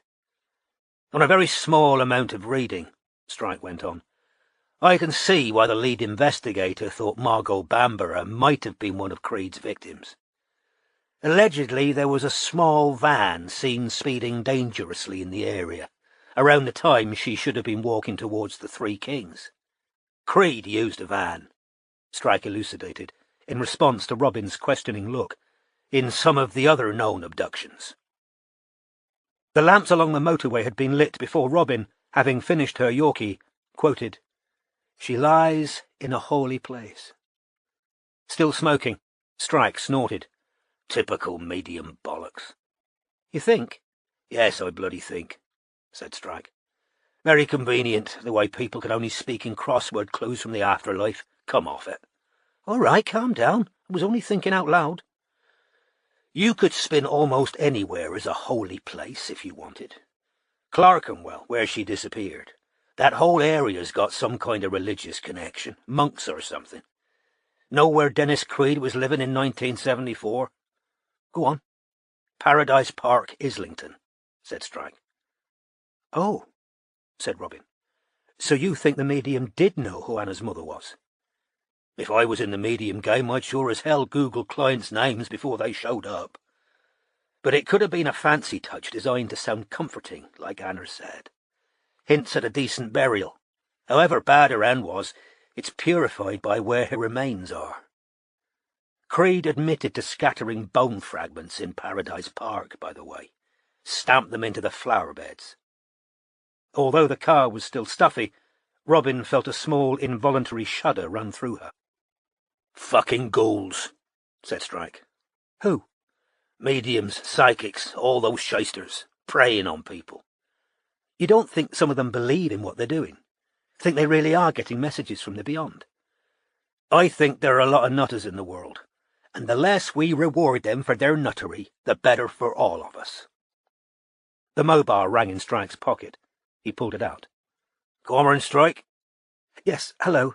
It's Anna Phipps. I've got Kim here, too." Strike turned the mobile to speakerphone. "Hope you can hear us all right," he said, over the rumble and rattle of the Land Rover. "We're still in the car." "Yes, it is noisy," said Anna.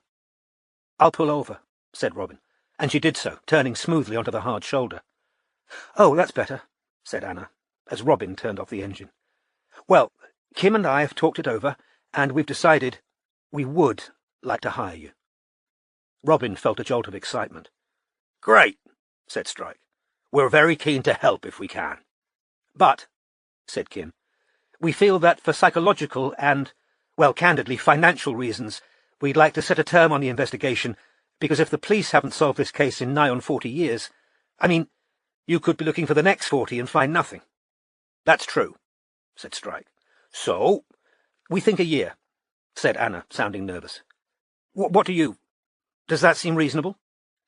"It's what I would have suggested," said Strike. "To be honest, I don't think we've got much chance in anything under 12 months. "Is there anything more you need from me to get started?" Anna asked, sounding both nervous and excited. "I'm sure something will occur to me," said Strike, taking out his notebook to check a name.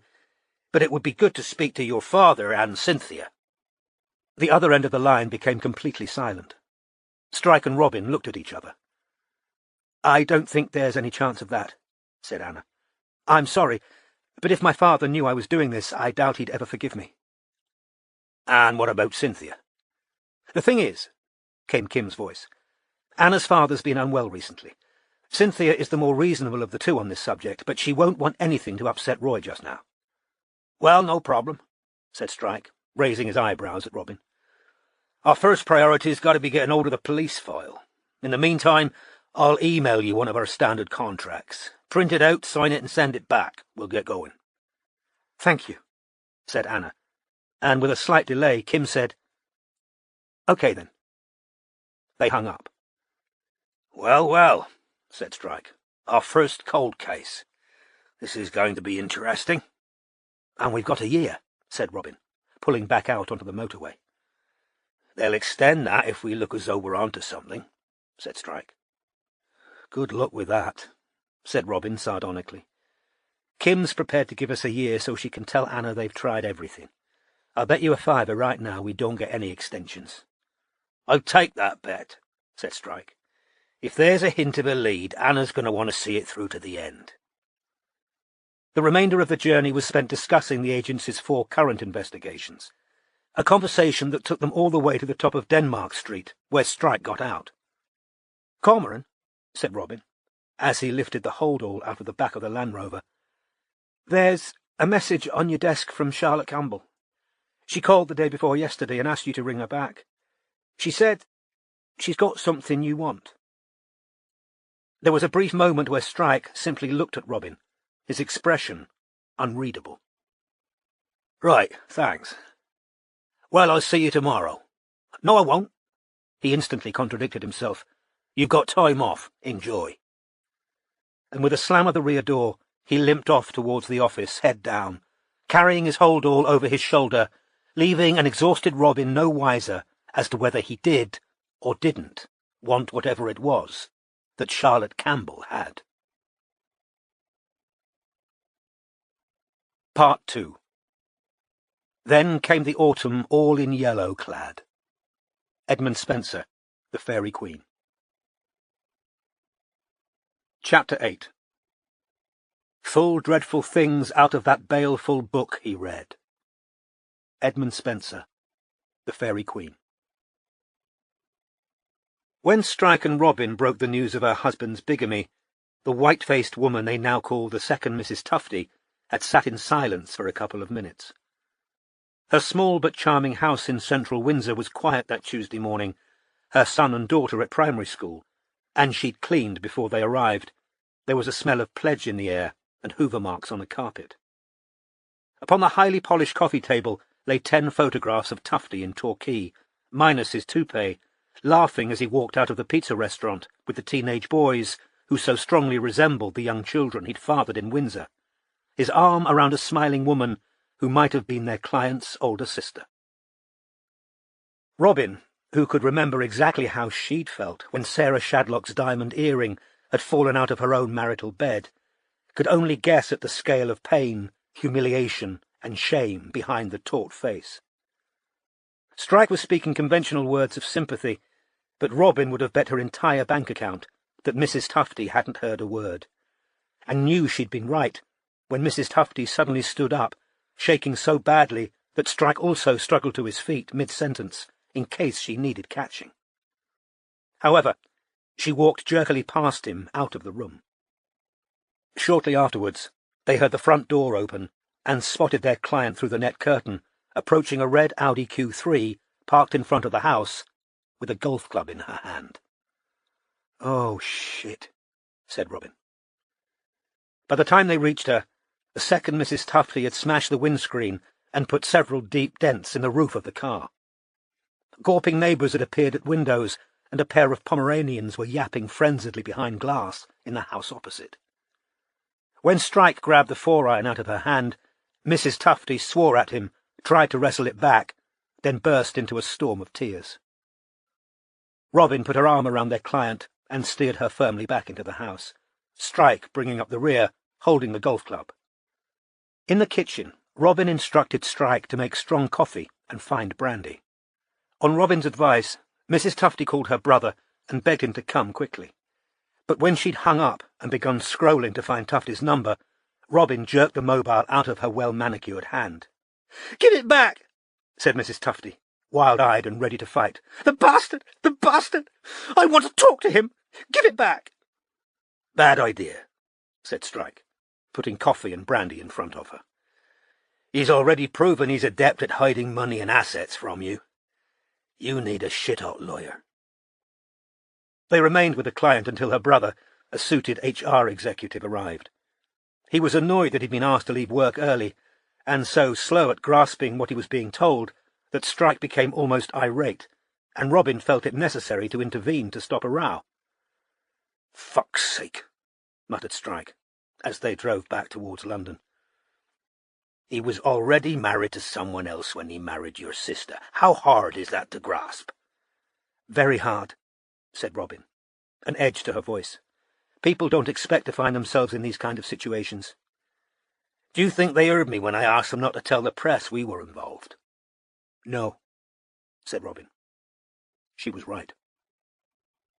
A fortnight after they'd visited Windsor, they woke to find several tabloids carrying front-page exposés of Tufty and his 3 women, a picture of Strike in all the inside pages, and his name in one of the headlines. He was news in his own right now, and the juxtaposition of famous detective and squat, balding, wealthy man who'd managed to run 2 families and a mistress was irresistible. Strike had only ever given evidence at noteworthy court cases while sporting the full beard that grew conveniently fast when he needed it, and the picture the press used most often was an old one that showed him in uniform. Nevertheless, it was an ongoing battle to remain as inconspicuous as his chosen profession demanded, and being badgered for comment at his offices was an inconvenience he could do without. The storm of publicity was prolonged when both Mrs. Tufties formed an offensive alliance against their estranged husband.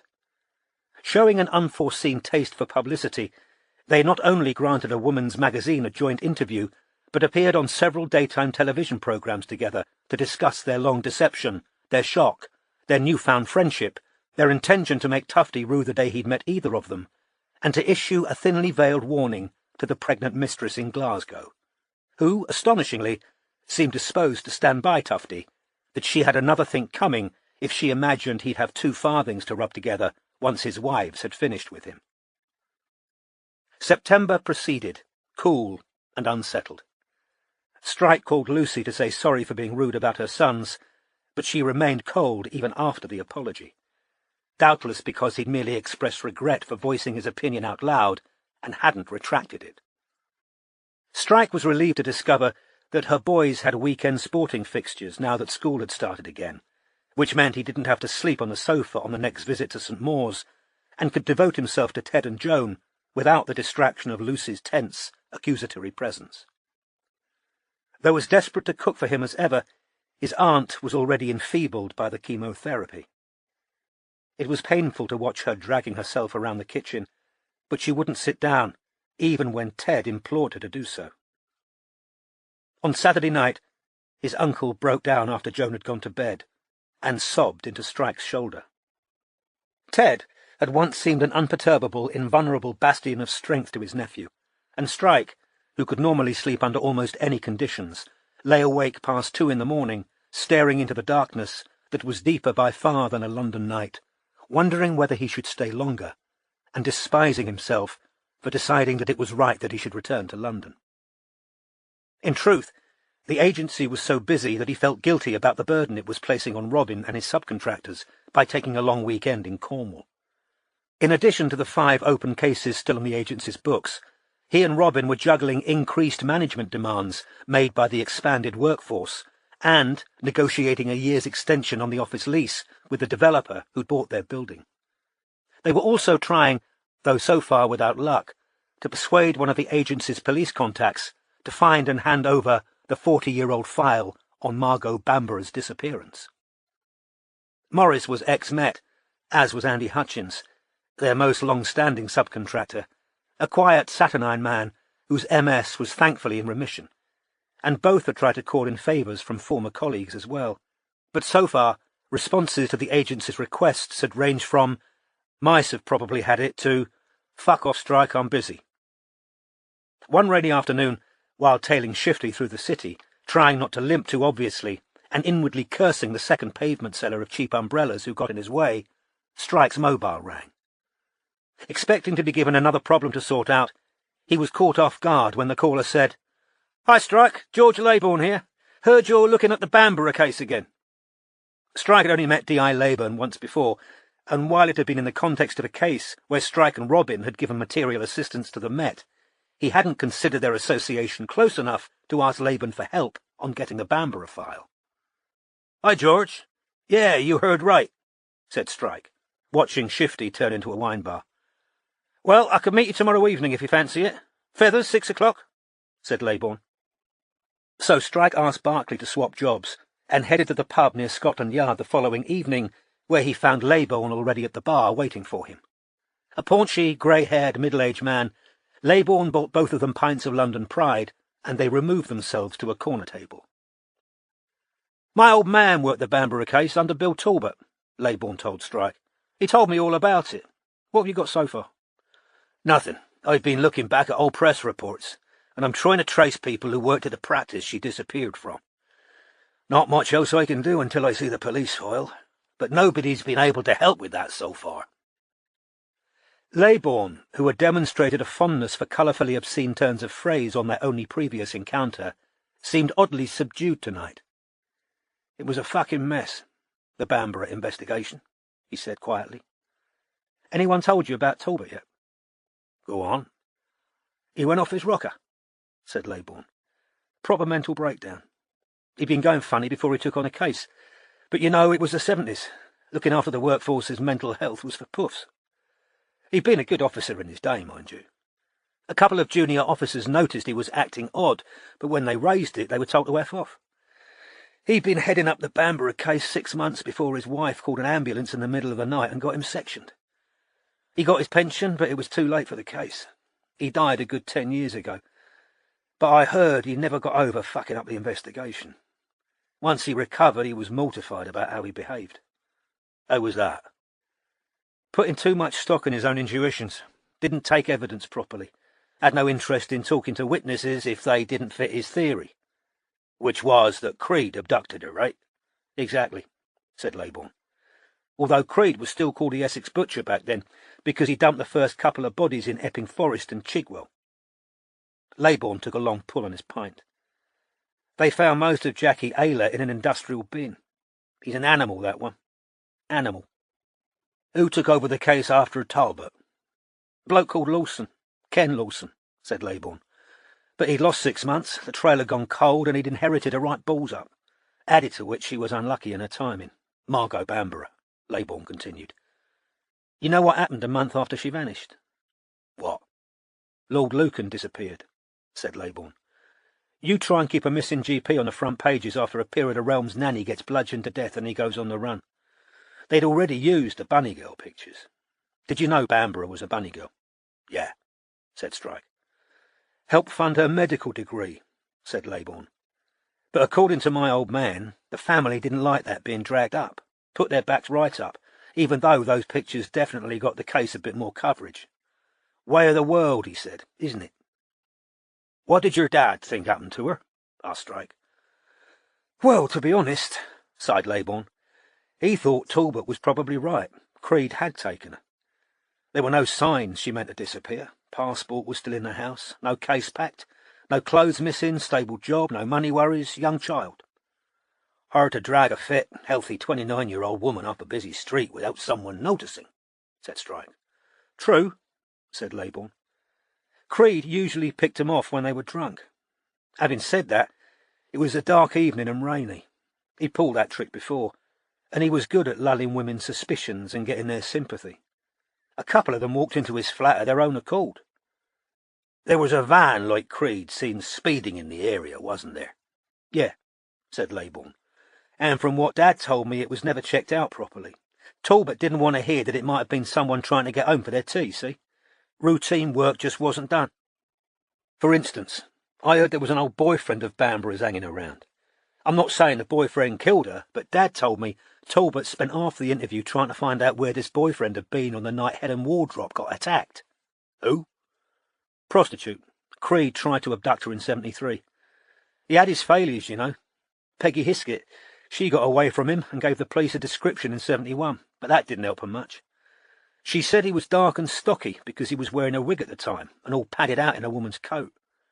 They caught him in the end because of Melody Bower. Nightclub singer, looked like Diana Ross. Creed got chatting to her at a bus stop, offered her a lift, then tried to drag her into the van when she said no. She escaped, gave the police a proper description and told them he'd said his house was off Paradise Park. He got careless towards the end. Arrogance did for him. You know a lot about this, George. Yeah, well, Dad was one of the first in the Creed's basement after they arrested him. He wouldn't ever talk about what he saw in there, and he'd seen gangland killings, you name it. Creed's never admitted to Bamborough, but that doesn't mean he didn't do it. That cunt will keep people guessing till he's dead, evil fucking bastard. He's played with the families of his known victims for years. Likes hinting he did more women without giving any details. Some journalist interviewed him in the early 80s, but that was the last time they let anyone talk to him. The Ministry of Justice clamped down. Creed uses publicity as a chance to torment the families. It's the only power he's got left. Laybourne drained the last of his pint and checked his watch. I'll do what I can for you with the file. My old man would have wanted me to help. It never sat right with him, what happened with that case. The wind was picking up by the time Strike returned to his attic flat. His rain-speckled windows rattled in their loose frames as he sorted carefully through the receipts in his wallet for those he needed to submit to the accountant. At 9 o'clock, after eating dinner cooked on his single-ringed hob, he lay down in his bed and picked up the second-hand biography of Dennis Creed, The Demon of Paradise Park, which he'd ordered a month ago and which had so far lain unopened on his bedside table. Having undone the button on his trousers to better accommodate the large amount of spaghetti he'd just consumed, he emitted a loud and satisfying belch, lit a cigarette, laid back against his pillows, and opened the book to the beginning, where a timeline laid out the bare bones of Creed's long career of rape and murder. 1937. Born in Greenwell Terrace, Mile End. 1954. April. Began national service. November. Raped schoolgirl Vicky Hornchurch, 15. Sentenced to 2 years. Feltham Borstal. 1955 to 61. Worked in a variety of short-lived manual and office jobs. Frequented prostitutes. 1961. July. Raped and tortured shop assistant Sheila Gaskins, 22. Sentenced to 5 years, HMP Pentonville. 1968. April. Abducted, raped, tortured and murdered schoolgirl Geraldine Christie, 16. 1969. September. Abducted, raped, tortured and murdered secretary and mother of one, Jackie Aylett, 29. Killer dubbed the Essex Butcher by press. 1970. January. Moved to Vi Hooper's basement in Liverpool Road near Paradise Park. Gained job as dry-cleaning delivery man. February. Abducted dinner lady and mother of 3, Vera Kenny, 31. Kept in basement for 3 weeks. Raped, tortured and murdered. November. Abducted estate agent Noreen Sturrock, 28. Kept in basement for 4 weeks. Raped, tortured and murdered. 1971. August. Failed to abduct pharmacist Peggy Hiskett, 34. 1972. September. Abducted unemployed Gail Reitman, 30. Kept imprisoned in basement. Raped and tortured. 1973. January. Murdered Reitman. December. Failed to abduct prostitute and mother of one, Helen Wardrop, 32. 1974. September. Abducted hairdresser Susan Mayer, 27. Kept imprisoned in basement. Raped and tortured. 1975. February. Abducted PhD student Andrea Hooton, 23. Hooton and Mayer were held concurrently in basement for 4 weeks. March. Murdered Susan. April. Murdered Andrea. 1976. January 25th.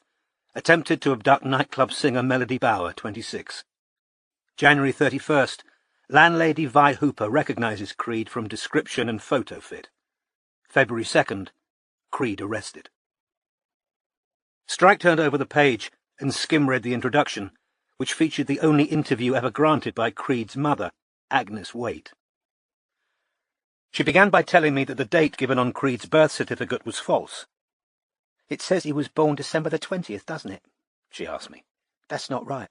It was the night of November 19th. He lied about it when he registered the birth, because we were outside the time you were supposed to do it." He was Agnes's stepfather, William Audrey, a man notorious in the local area for his violent temper. "He took the baby out of my arms as soon as I'd had it and said he was going to kill it. Drown it in the outside toilet. I begged him not to. I pleaded with him to let the baby live. I hadn't known till then whether I wanted it to live or die. But once you've seen them, held them, and he was strong, Dennis, he wanted to live, you could tell. It went on for weeks, the threats. Audrey threatening to kill him. But by then the neighbours had heard the baby crying and probably heard what Audrey was threatening as well. He knew there was no hiding it. He'd waited too long. So he registered the birth but lied about the date, so nobody would ask why he'd done it so late. There wasn't nobody to say it had happened either, not anybody you count. They never got me a midwife or a nurse or anything.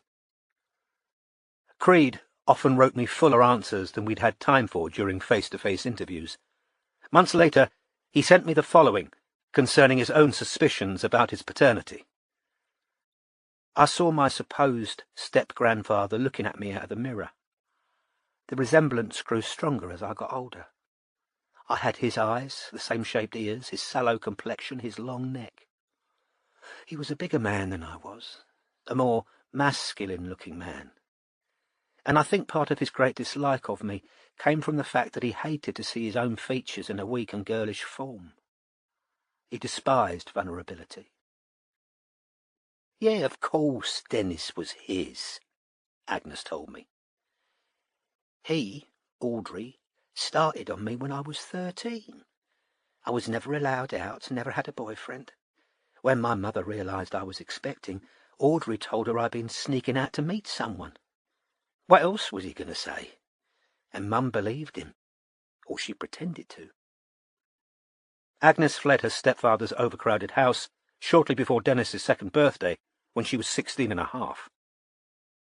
I wanted to take Dennis with me, but I left in the middle of the night, and I couldn't afford to make noise. I had nowhere to go, no job, no money. Just a boyfriend who said he'd look after me, so I went. She was to see her firstborn only twice more. When she found out William Audrey was serving 9 months in jail for assault, she returned to her mother's house in hopes of snatching Dennis away. I was going to tell Bert, her first husband, he was my nephew, because Bert didn't know anything about that whole mess. But Dennis didn't remember me, I don't think. He wouldn't let go of my mum, wouldn't talk to me, and my mum told me it was too late now, and I shouldn't have left him if I wanted him so bad. So I went away without him. The last time Agnes saw her son in the flesh was when she made a trip to his primary school and called him over to the fence to speak to her.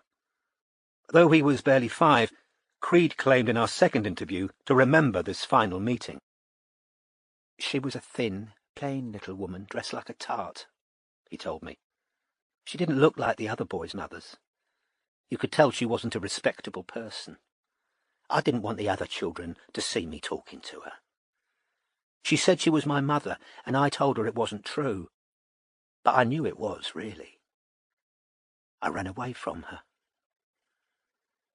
He didn't want nothing to do with me, said Agnes. I gave up after that. I wasn't going to go to the house if Audrey was there. Dennis was in school, at least. He looked clean. I used to wonder about him, how he was and that, Agnes said. Obviously you do. Kids come out of you. Men don't understand what that is. Yeah, I used to wonder, but I moved north with Bert when he got a job with a GPO, and I never went back to London, not even when my mum died, because Audrey had put it about that if I turned up, he'd kick off. When I told Agnes I'd met Dennis a mere week before visiting her in Romford, she had only one point of curiosity. They say he's very clever, is he? I told her that he was undoubtedly very clever. It was the one point on which all his psychiatrists agreed. Warders told me he read extensively, especially books of psychology. I don't know where he got that from. Not me. I read it all in the papers. I saw him on the news, heard everything he did. Terrible. Just terrible. What would make a person do that? After the trial was over, I thought back to him all naked and bloody on the lino where I'd had him, with my stepfather standing over us, threatening to drown him. And I swear to you now, said Agnes Waite, I wish I'd let it happen. Strike stubbed out his cigarette and reached for the can of Tennant sitting beside the ashtray.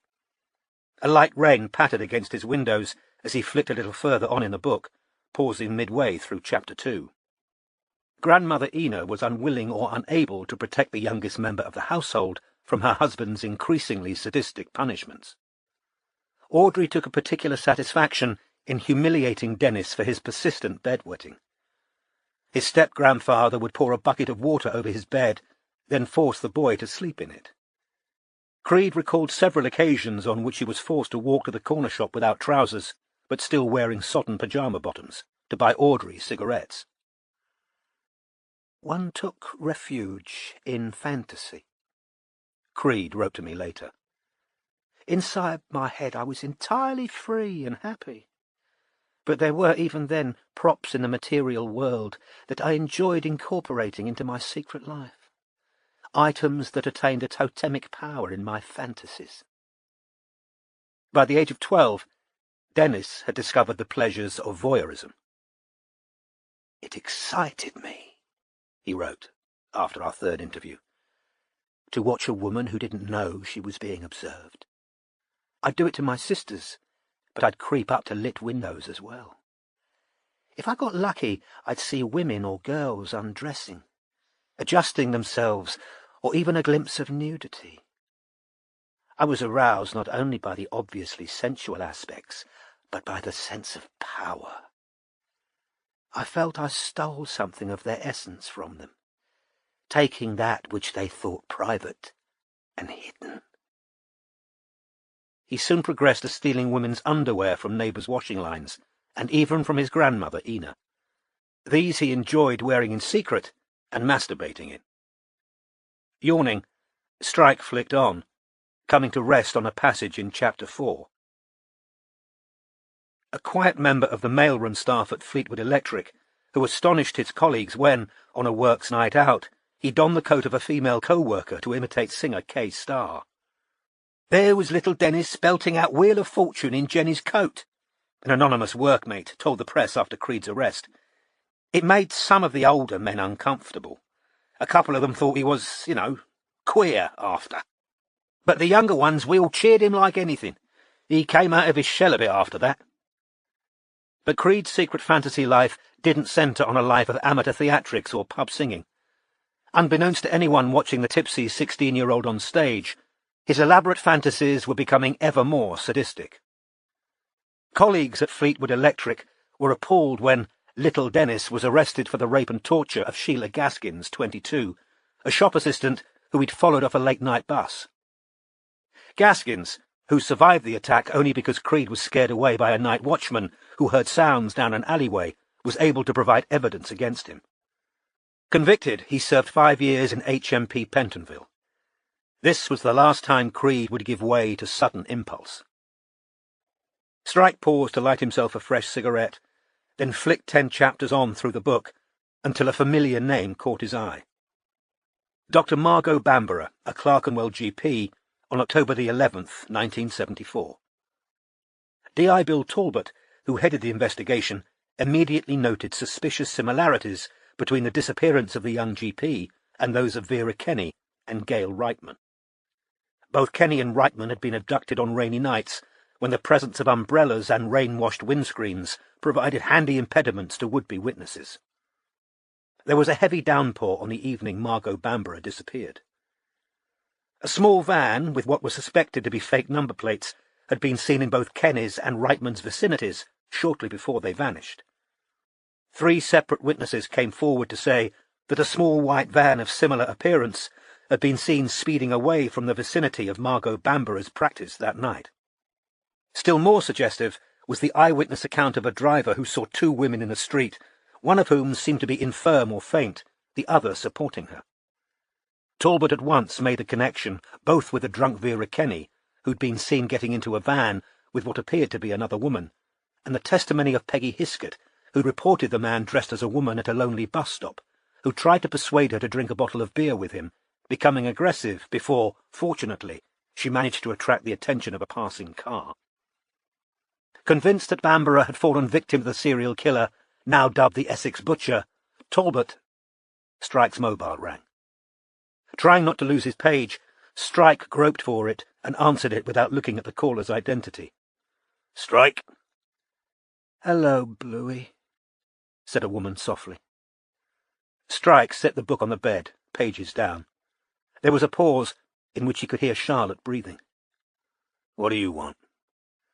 "To talk to you," she said. "What about?" "I don't know." She half laughed. "You choose." Strike knew this mood. She was halfway into a bottle of wine, or had perhaps enjoyed a couple of whiskies. There was a moment of drunkenness, not even of drunkenness, of alcohol-induced softening, where a Charlotte emerged who was endearing, even amusing, but not yet combative or maudlin. He'd asked himself once, towards the end of their engagement, when his own innate honesty was forcing him to face facts and ask hard questions, how realistic or healthy it was to wish for a wife forever very slightly drunk. "You didn't call me back," said Charlotte. "I left a message with your Robin. Didn't she give it to you?" "Yeah, she gave it to me." "But you didn't call." "What do you want, Charlotte?" The sane part of his brain was telling him to end the call, but still he held the phone to his ear, listening, waiting. She'd been like a drug to him for a long time. A drug, or a disease. "Interesting," said Charlotte dreamily. "I thought she might have decided not to pass on the message." He said nothing. "Are the two of you together yet? She's quite good-looking, and always there, on tap. So Why are you calling?" "I've told you. I wanted to talk to you. Do you know what day it is today? The twins' first birthday. The entire family Ross has turned up to fawn over them. This is the first moment I've had to myself all day." He knew, of course, that she'd had twins. There'd been an announcement in the Times because she'd married into an aristocratic family that routinely announced births, marriages, and deaths in its columns, although Strike had not, in fact, read the news there. It was Isla who'd passed the information on, and Strike had immediately remembered the words Charlotte had said to him over a restaurant table she had tricked him into sharing with her more than a year previously. "All that's kept me going through this pregnancy is the thought that once I've had them, I can leave."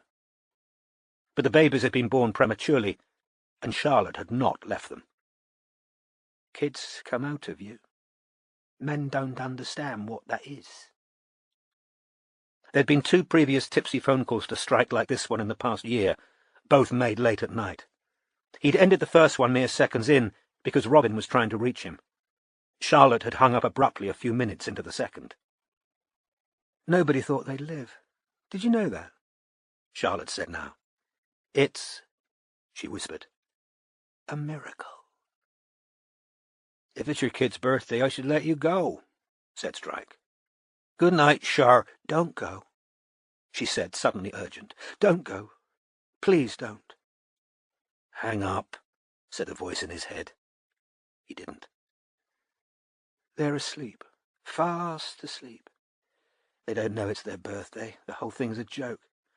Commemorating the anniversary of that fucking nightmare. It was hideous. They cut me open. "I've got to go," he said. "I'm busy." "Please!" she almost wailed. "Bluey, I'm so unhappy you don't know. I'm so fucking miserable." "You're a married mother of 2, he said brutally, "and I'm not an agony aunt. There are anonymous services you can call if you need them. Good night, Charlotte." He cut the call. The rain was coming down harder. It drummed on his dark windows. Dennis Creed's face was now the wrong way up on the cast-aside book. His light-lashed eyes seemed reversed in the upside-down face. The effect was unsettling, as though the eyes were alive in the photograph. Strike opened the book again and continued to read. Chapter 9. "Fair sir, of friendship let me now you pray, that as I late adventured for your sake, the hurts whereof me now from battle stay, ye will me now with like good turn repay." Edmund Spenser, The Fairy Queen. George Leybourne still hadn't managed to lay hands on the Bamborough file when Robin's birthday arrived. For the first time in her life, she woke on the morning of October the 9th, remembered what day it was, and experienced no twinge of excitement, but a lowering sensation. She was 29 years old today, and 29 had an odd ring to it. The number seemed to signify not a landmark, but a staging post. Next stop, 30. Lying alone for a few moments in her double bed in her rented bedroom, she remembered what her favourite cousin, Katie, had said during Robin's last trip home, while Robin had been helping Katie's 2-year-old son make Play-Doh monsters to ride in his Tonka truck. "It's like you're travelling in a different direction to the rest of us." Then, seeing something in Robin's face that made her regret her words, Katie had hastily added, "I don't mean it in a bad way. You seem really happy, free, I mean. Honestly," Katie had said, with hollow insincerity. "I really envy you sometimes." Robin hadn't known a second's regret for the termination of a marriage that, in its final phase, had made her deeply unhappy. She could still conjure up the mood, mercifully not experienced since, in which all colour seemed drained from her surroundings. And they had been pretty surroundings, too. She knew that the sea captain's house in Deptford where she and Matthew had finally parted, had been a most attractive place. Yet it was strange how few details she could remember about it now. All she could recall with any clarity was the deadened mood she'd suffered within those walls, the perpetual feelings of guilt and dread, and the dawning horror which accompanied the realization that she had shackled herself to somebody whom she didn't like, and with whom she had next to nothing in common. Nevertheless, Katie's blithe description of Robin's current life as happy and free wasn't entirely accurate. For several years now, Robin had watched Strike prioritize his working life over everything else. In fact, Joan's diagnosis had been the first occasion she'd known him to reallocate his jobs and make something other than detection his top concern. And these days Robin, too, felt herself becoming taken over by the job, which she found satisfying to the point that it became almost all-consuming. Finally living what she'd wanted ever since she first walked through the glass door of Strike's office, she now understood the potential for loneliness that came with a single, driving passion. Having sole possession of her bed had been a great pleasure at first. Nobody sulking with their back to her, nobody complaining that she wasn't pulling her weight financially, or droning on about his promotion prospects, nobody demanding sex that had become a chore rather than a pleasure. Nevertheless, while she missed Matthew not at all, she could envisage a time, if she was honest, was perhaps already living it, when the lack of physical contact, of affection, and even of sex, which for Robin was a more complicated prospect than for many women, would become not a boon, but a serious absence in her life. And then what? Would she become like Strike, with a succession of lovers relegated firmly to second place after the job? No sooner had she thought this than she found herself wondering, as she'd done almost daily since, whether her partner had called Charlotte Campbell back. Impatient with herself, she threw back the covers and, ignoring the packages lying on top of her chest of drawers, went to take a shower. Her new home in Finborough Road occupied the top 2 floors of a terraced house. The bedrooms and bathroom were on the 3rd floor, the public rooms on the 4th. A small terraced area lay off the sitting room, where the owner's elderly, rough-coated dachshund, Wolfgang, liked to lie outside on sunny days. Robin, who was under no illusion about property available in London for single women on an average wage, especially one with legal bills to pay, considered herself immensely fortunate to be living in a clean, well-maintained, and tastefully decorated flat, with a double room to herself and a flatmate she liked. Her live-in landlord was a 42-year-old actor called Max Priestwood, who couldn't afford to run the place without a tenant. Max, who was gay, was what Robin's mother would have called ruggedly handsome, tall and broad-shouldered, with a full head of thick, dark blonde hair and a perpetually weary look about his grey eyes. He was also an old friend of Isla's, who'd been at university with his younger brother. In spite of Isla's assurances that Max is absolutely lovely, Robin had spent the first few months of her tenancy wondering whether she'd made a huge mistake in moving in with him, because he seemed sunk in what seemed perpetual gloom. Robin tried her very best to be a good flatmate. She was naturally tidy. She never played music loudly or cooked anything very smelly. She made a fuss of Wolfgang and remembered to feed him if Max was out. She was punctilious when it came to replacing washing-up liquid and toilet roll, and she made a point of being polite and cheery whenever they came into contact. Yet Max rarely, if ever, smiled, and when she first arrived, he'd seemed to find it an immense effort to talk to her. Feeling paranoid, Robin had wondered at first whether Isla had strong-armed Max into accepting her as a tenant. Conversation had become slightly easier between them over the months of her tenancy, yet Max was never loquacious. Sometimes Robin was grateful for this monosyllabic tendency, because when she came in after working a 12-hour stretch of surveillance, stiff and tired, her mind fizzing with work concerns, the last thing she wanted was small talk. At other times, when she might have preferred to go upstairs to the open-plan living area, she kept to her room rather than feel she was intruding upon Max's private space. She suspected the main reason for Max's perennially low mood was his state of persistent unemployment. Since the West End play in which he had had a small part had ended 4 months ago, he hadn't managed to get another job. She'd learned quickly not to ask him whether he had any auditions lined up. Sometimes even saying, "How was your day?" sounded unnecessarily judgmental. She knew he'd previously shared his flat with a long-term boyfriend, who by coincidence was also called Matthew. Robin knew nothing about Max's breakup, except that his Matthew had signed over his half of the flat to Max voluntarily, which to Robin seemed remarkably generous compared with the behaviour of her own ex-husband. Having showered, Robin pulled on a dressing gown and returned to her bedroom to open the packages that had arrived in the post over the past few days, and which she'd saved for this morning. She suspected her mother had bought the aromatherapy bath oils that were ostensibly from her brother Martin, that her veterinarian sister-in-law, who was currently pregnant with Robin's first niece or nephew, had chosen the homespun sweater, which was very much Jenny's own style, and that her brother Jonathan had a new girlfriend, who'd probably chosen the dangly earrings. Feeling slightly more depressed than she had before she'd opened the presents, Robin dressed herself all in black, which could take her through a day of paperwork at the office, a catch-up meeting with the weatherman whom Postcard was persecuting, all the way to birthday drinks that evening with Isla and Vanessa, her policewoman friend. Isla had suggested inviting Strike, and Robin had said that she would prefer it to be girls only because she was trying to avoid any further occasions on which Isla might try and matchmake. On the point of leaving her room, Robin's eye fell on a copy of The Demon of Paradise Park, which she, like Strike, had bought online. Her copy was slightly more battered than his, and had taken longer to arrive. She hadn't yet read much of it, partly because she was generally too tired of an evening to do anything other than fall into bed, but partly because what she had read had already caused a slight recurrence of the psychological symptoms she had carried with her ever since her forearm had been sliced open one dark night. Today, however, she stuffed it into her bag to read on the tube. A text from her mother arrived while Robin was walking to the station, wishing her a happy birthday and telling her to check her email account.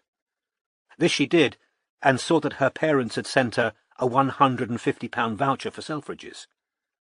This was a most welcome gift, because Robin had virtually no disposable income left, once her legal bills, rent, and other living expenses had been paid, to spend on anything that might be considered self-indulgent. Feeling slightly more cheerful as she settled into a corner of the train, Robin took The Demon of Paradise Park from her bag and opened it to the page she had last reached. The coincidence of the first line caused her an odd inward tremor. Chapter 5. Little though he realized it, Dennis Creed was released from prison on his true 29th birthday, 19th of November, 1966. His grandmother, Ina, had died while he was in Brixton, and there was no question of him returning to live with his step-grandfather.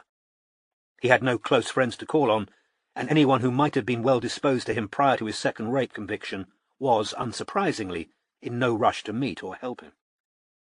Creed spent his first night as a free man in a hostel near King's Cross. After a week sleeping in hostels or on park benches, Creed managed to find himself a single room in a boarding house. For the next 4 years, Creed would move between a series of run-down rooms and short-term cash-in-hand jobs interspersed with periods of rough living. He admitted to me later that he frequented prostitutes a good deal at this time, but in 1968 he killed his first victim. Schoolgirl Geraldine Christie was walking home. Robin skipped the next page and a half. She had no particular desire to read the particulars of the harm Creed had visited upon Geraldine Christie. Until finally, in 1970, Creed secured himself a permanent home in the basement rooms of the boarding house run by Violet Cooper, a 50-year-old ex-theatre dresser who, like his grandmother, was an incipient alcoholic. This now demolished house would, in time, become infamous as Creed's torture chamber. A tall, narrow building of grubby brick, it lay in Liverpool Road, close to Paradise Park. Creed presented Cooper with forged references, which she didn't bother to follow up, and claimed he'd recently been dismissed from a bar job, but that a friend had promised him employment in a nearby restaurant. Asked by defending counsel at his trial why she'd been happy to rent a room to an unemployed man of no fixed abode, Cooper replied that she was tender-hearted, and that Creed seemed a sweet boy, bit lost and lonely. Her decision to rent first a room, then the entire basement, to Dennis Creed, would cost Violet Cooper dearly. In spite of her insistence during the trial that she had no idea what was happening in the basement of her boarding house, suspicion and opprobrium have been attached to the name Violet Cooper ever since. She has now adopted a new identity, which I agreed not to disclose. "I thought he was a pansy," Cooper says today. "I'd seen a bit of it in the theatre. I felt sorry for him, that's the truth." A plump woman whose face has been ravaged by both time and drink, she admits that she and Creed quickly struck up a close friendship. At times during our conversation, she seemed to forget that young Den, who spent many evenings with her upstairs in her private sitting room, both of them tipsy and singing along to her collection of records, was the serial killer who dwelled in her basement. "I wrote to him, you know," she says, "after he was convicted. I said, if you ever felt anything for me, if any of it was real, tell me whether you did any of them other women. You've got nothing to lose now, Den," I says, "and you could put people's minds at rest." But the letter Creed wrote back admitted nothing. Sick, he is. I realised it then. He'd just copied out the lyrics from an old Rosemary Clooney song we used to sing together. "Come on to my house." You know the one. "Come on to my house, I'm gonna give you candy." I knew then he hated me as much as he hated all them other women. Taunting me, he was. However, back in 1970, when Creed first moved into her basement, he'd been keen to ingratiate himself with his landlady, who admits he swiftly became a combination of son and confidant. Violet persuaded her friend Beryl Gould, who owned a dry cleaner's, to give young Den a job as a delivery man, and this gave him access to the small van that would soon become notorious in the press.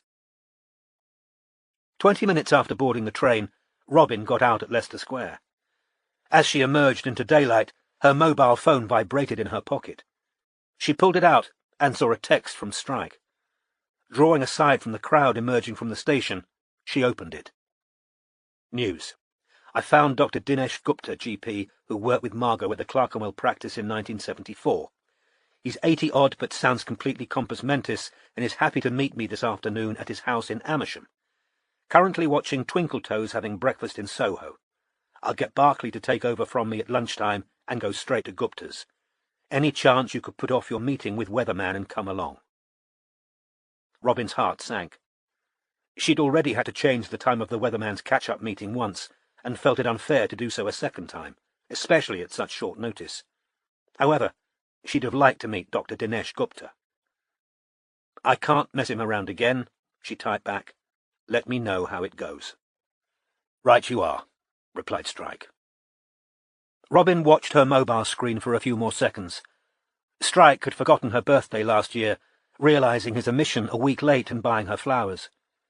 Given that he'd seemed to feel guilty about the oversight, she'd imagined that he might make a note of the date and perhaps set an alert on his mobile this year. However, no "Happy Birthday, by the way" appeared. So she put her mobile back in her pocket and, unsmiling, walked on towards the office. Chapter 10. And if by looks one may the mind arread, he seemed to be a sage and sober sire. Edmund Spenser, The Fairy Queen. "You are thinking," said the small, spectacled elderly doctor, who was dwarfed by both his suit and his upright armchair, "that I look like Gandhi." Strike, who'd been thinking exactly that, was surprised into a laugh. The 81-year-old doctor appeared to have shrunk inside his suit. The collar and cuffs of his shirt gaped, and his ankles were skinny in their black silk socks. Tufts of white hair appeared both in and over his ears, and he wore horn-rimmed spectacles. The strongest features in his genial brown face were the aquiline nose and dark eyes, which alone appeared to have escaped the aging process and were as bright and knowing as a wren's. No speck of dust marred the highly polished coffee table between them, in what bore the appearance of a seldom-used, special occasion room. The deep gold of wallpaper, sofa and chairs glowed pristine in the autumn sunshine, diffused by the net curtains. 4 gilt-framed photographs hung in pairs on the wall on either side of the fringed drapes. Each picture showed a different dark-haired young woman, all wearing mortarboards and gowns and holding degree certificates. Mrs. Gupta, a tiny, slightly deaf, grey-haired woman, had already told Strike what degrees each of her daughters had taken, 2 medicine, 1 modern languages, and 1 computing, and how well each was doing in her chosen career. She had also shown him pictures of the 6 grandchildren she and her husband had been blessed with so far. Only the youngest girl remained childless. "But she will have them," said Mrs. Gupta, with a Joanish certainty. "She'll never be happy without." Having provided Strike and her husband with tea served in china cups and a plate of fig rolls, Mrs. Gupta retreated to the kitchen, where Escape to the Country was playing with the sound turned up high. "As it happens, my father met Gandhi as a young man when Gandhi visited London in 1931, said Dr. Gupta, selecting a fig roll. "He, too, had studied law in London, you see, but a while after Gandhi. But ours was a wealthier family. Unlike Gandhi, my father could afford to bring his wife to England with him. My parents decided to remain in the UK after Daddy qualified as a barrister. So my immediate family missed partition. Very fortunate for us. My grandparents and 2 of my aunts were killed as they attempted to leave East Bengal. Massacred, said Dr. Gupta, and both my aunts were raped before being killed." "I'm sorry," said Strike, who, not having anticipated the turn the conversation had taken, had frozen in the act of opening his notebook and now sat feeling slightly foolish, his pen poised. "My father," said Dr. Gupta, nodding gently as he munched his fig roll, "carried the guilt with him to his grave. He thought he should have been there to protect them all, or to have died alongside them. Now, Margot didn't like hearing the truth about partition," said Dr. Gupta.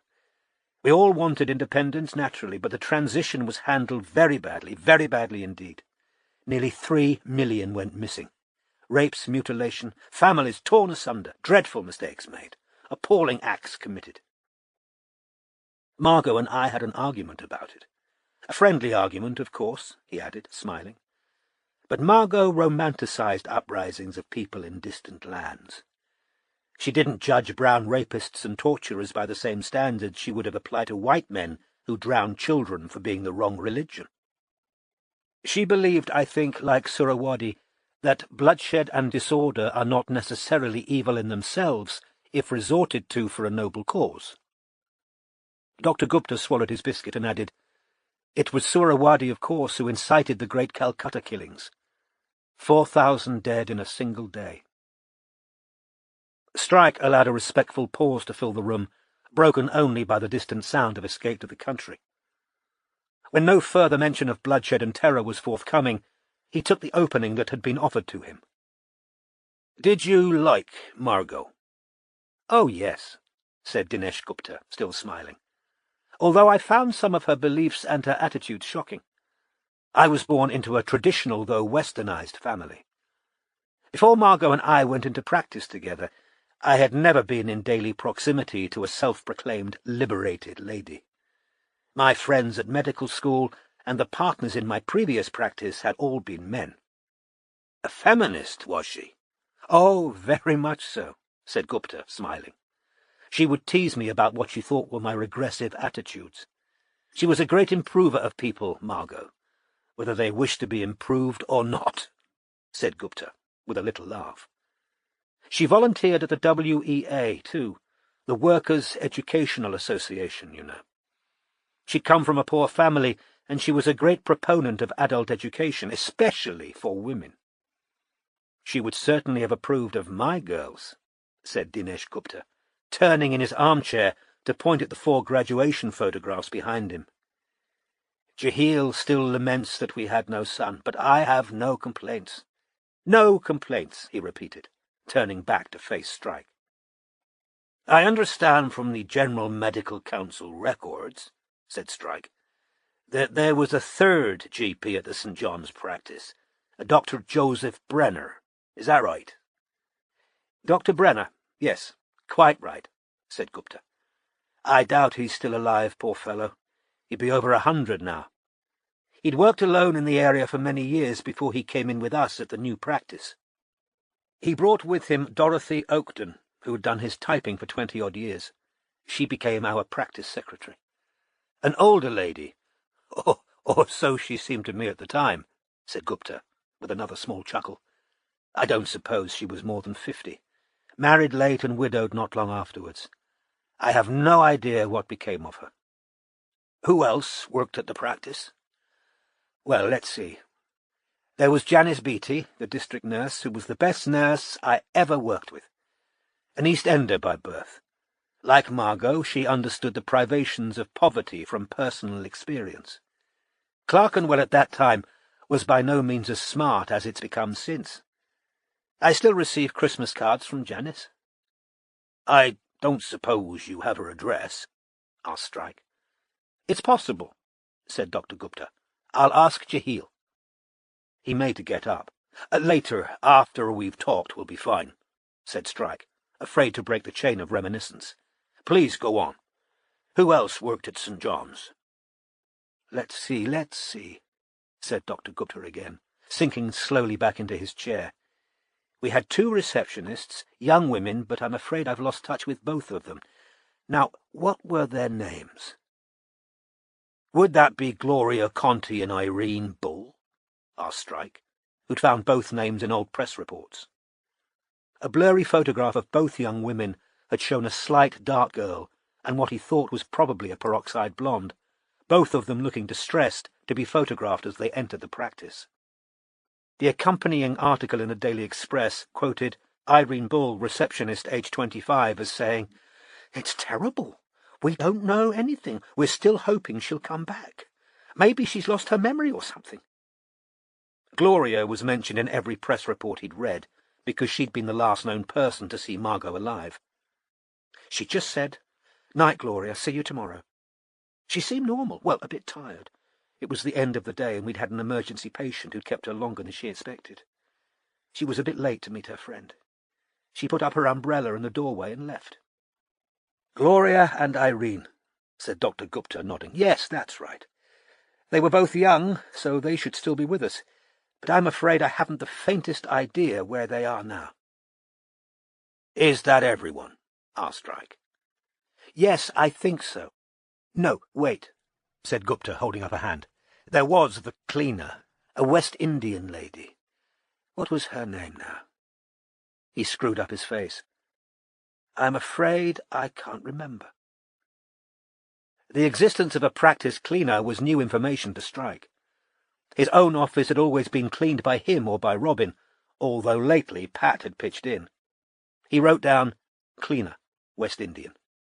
How old was she? Can you remember? I really couldn't tell you, said Gupta. He added delicately, Black ladies, they are much harder to age, aren't they? They look younger for longer. But I think she had several children, so not very young. Mid-30s? He suggested hopefully. So 3 doctors, a secretary, 2 receptionists, a practice nurse, and a cleaner, Strike summarized. That's right. We had, said Dr. Gupta, all the ingredients of a successful business. But it was an unhappy practice, I'm afraid. Unhappy from the start. Really? Said Strike, interested. Why was that? Personal chemistry, said Gupta promptly. The older I've grown, the more I've realized that the team is everything. Qualifications and experience are important, but if the team doesn't gel... He interlocked his bony fingers. Forget it. You'll never achieve what you should. And so it was at St. John's. Which was a pity, a very great pity, because we had potential. The practice was popular with ladies, who usually prefer consulting members of their own sex.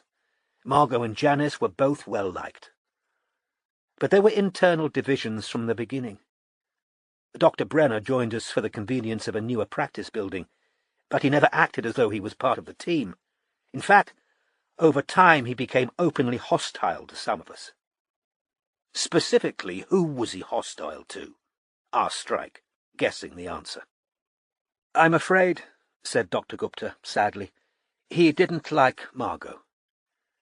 To be quite frank, I don't think Joseph Brenner liked ladies. He was rude to the girls on reception as well. Of course, they were easier to bully than Margot. I think he respected Janice. She was very efficient, you know, and less combative than Margot, and he was always polite to Dorothy, who was fiercely loyal to him. But he took against Margot from the start. Why was that, do you think?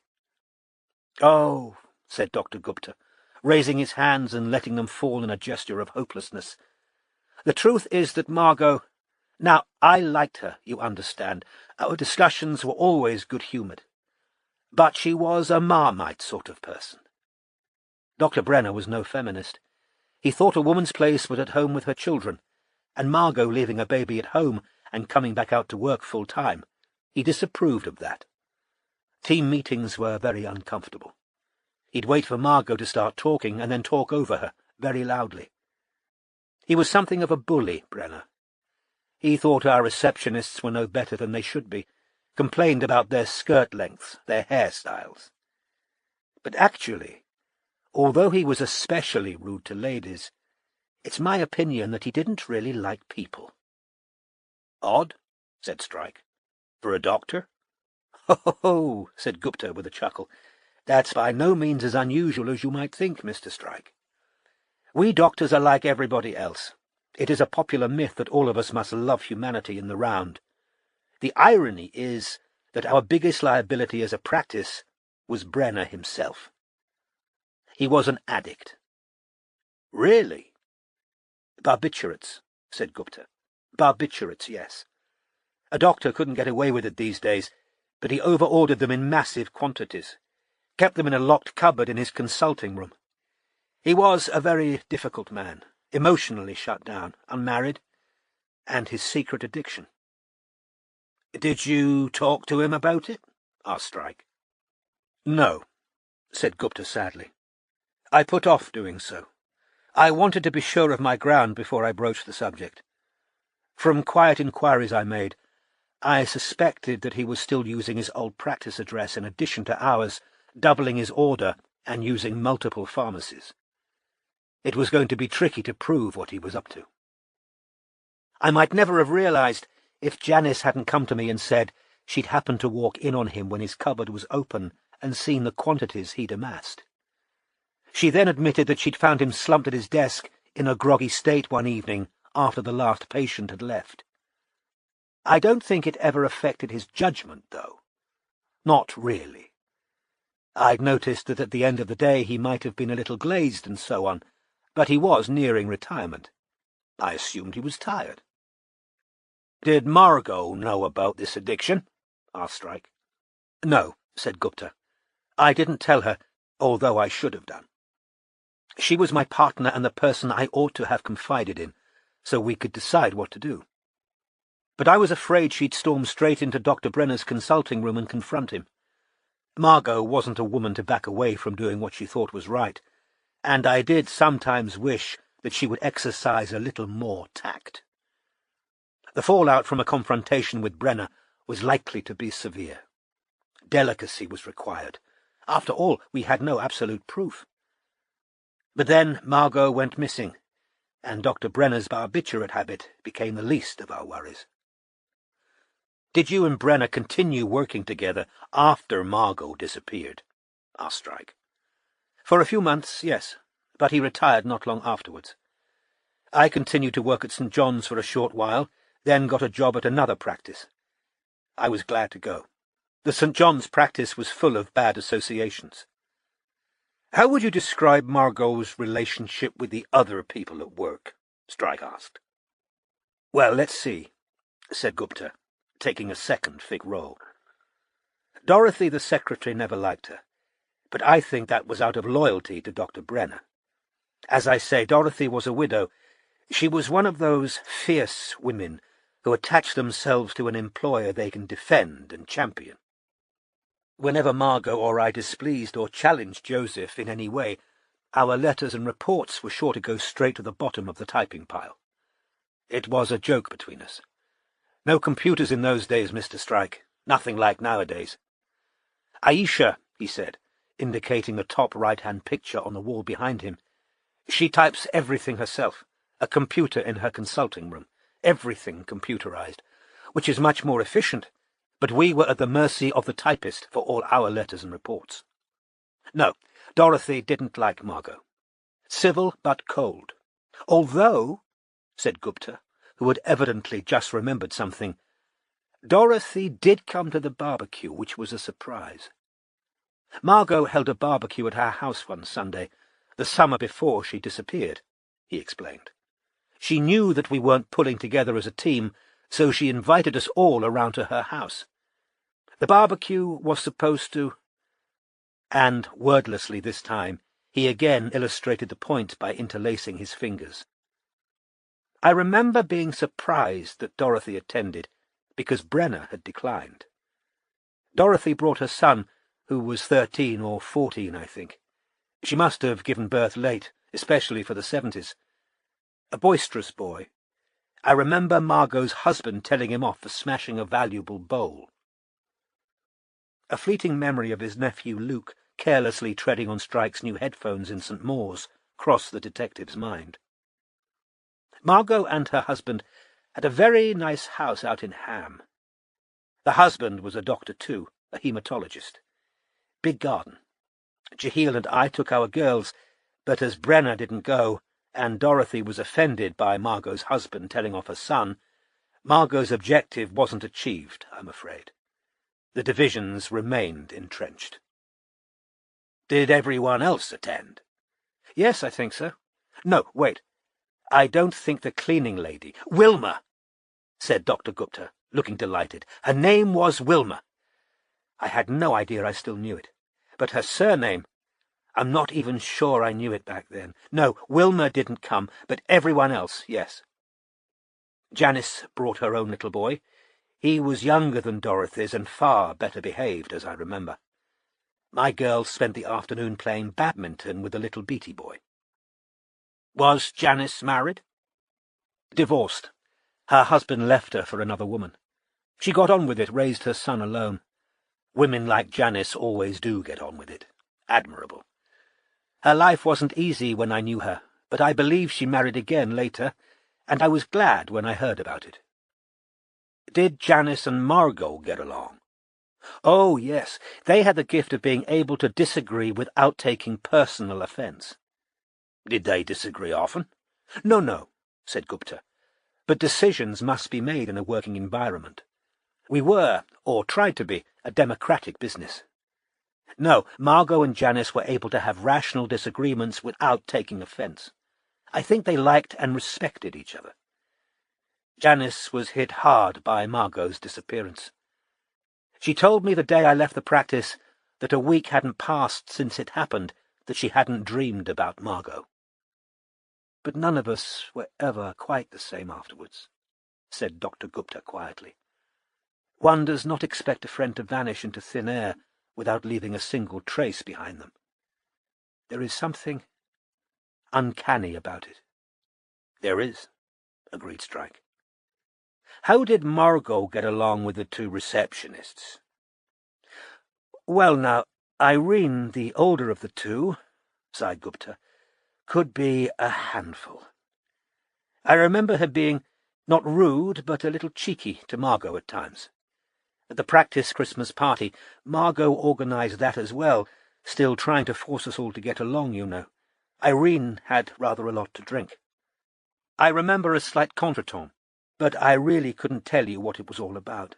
I doubt it was anything serious. They seemed as amicable as ever the next time I saw them.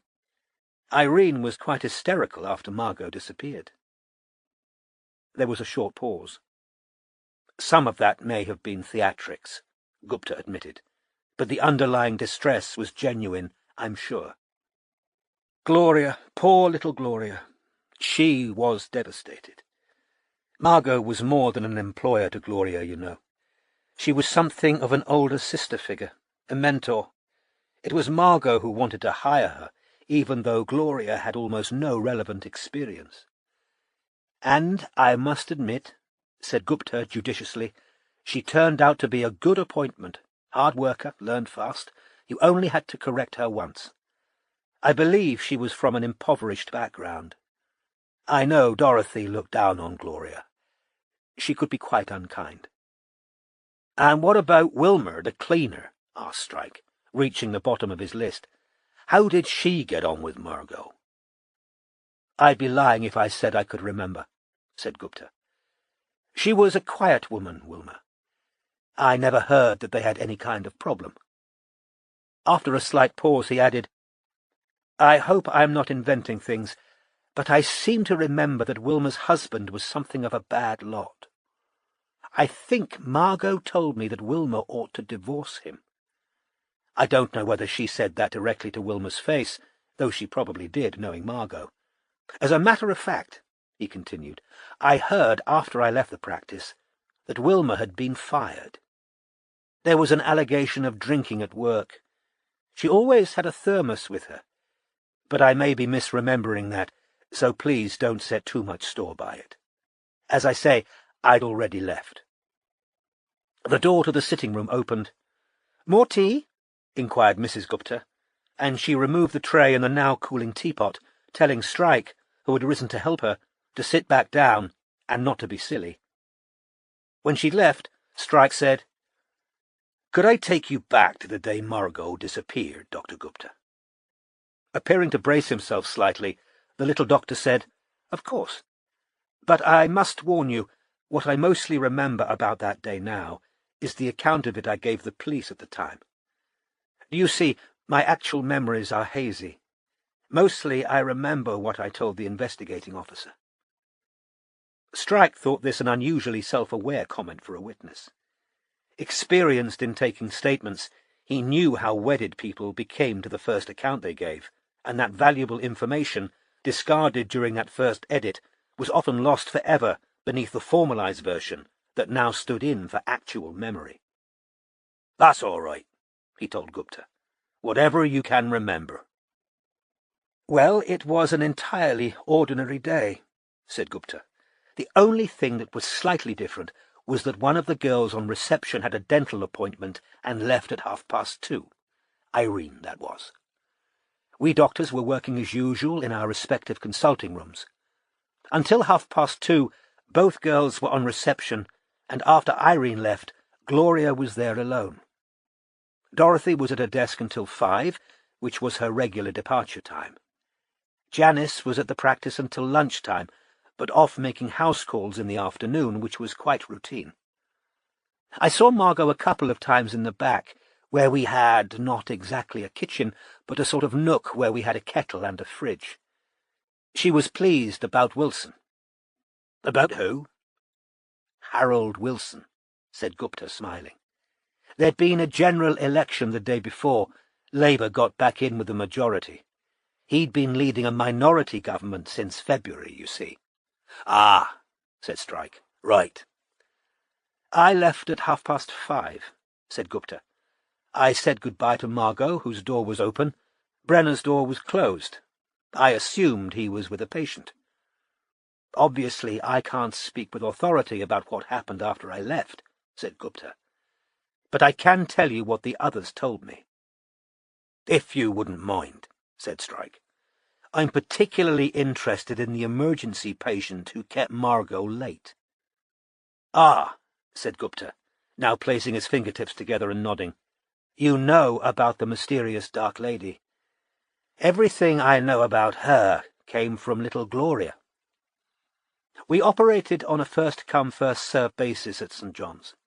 Registered patients came along and waited their turn, unless it was an emergency, of course. But this lady walked in off the street. She wasn't registered with the practice, but she had severe abdominal pain.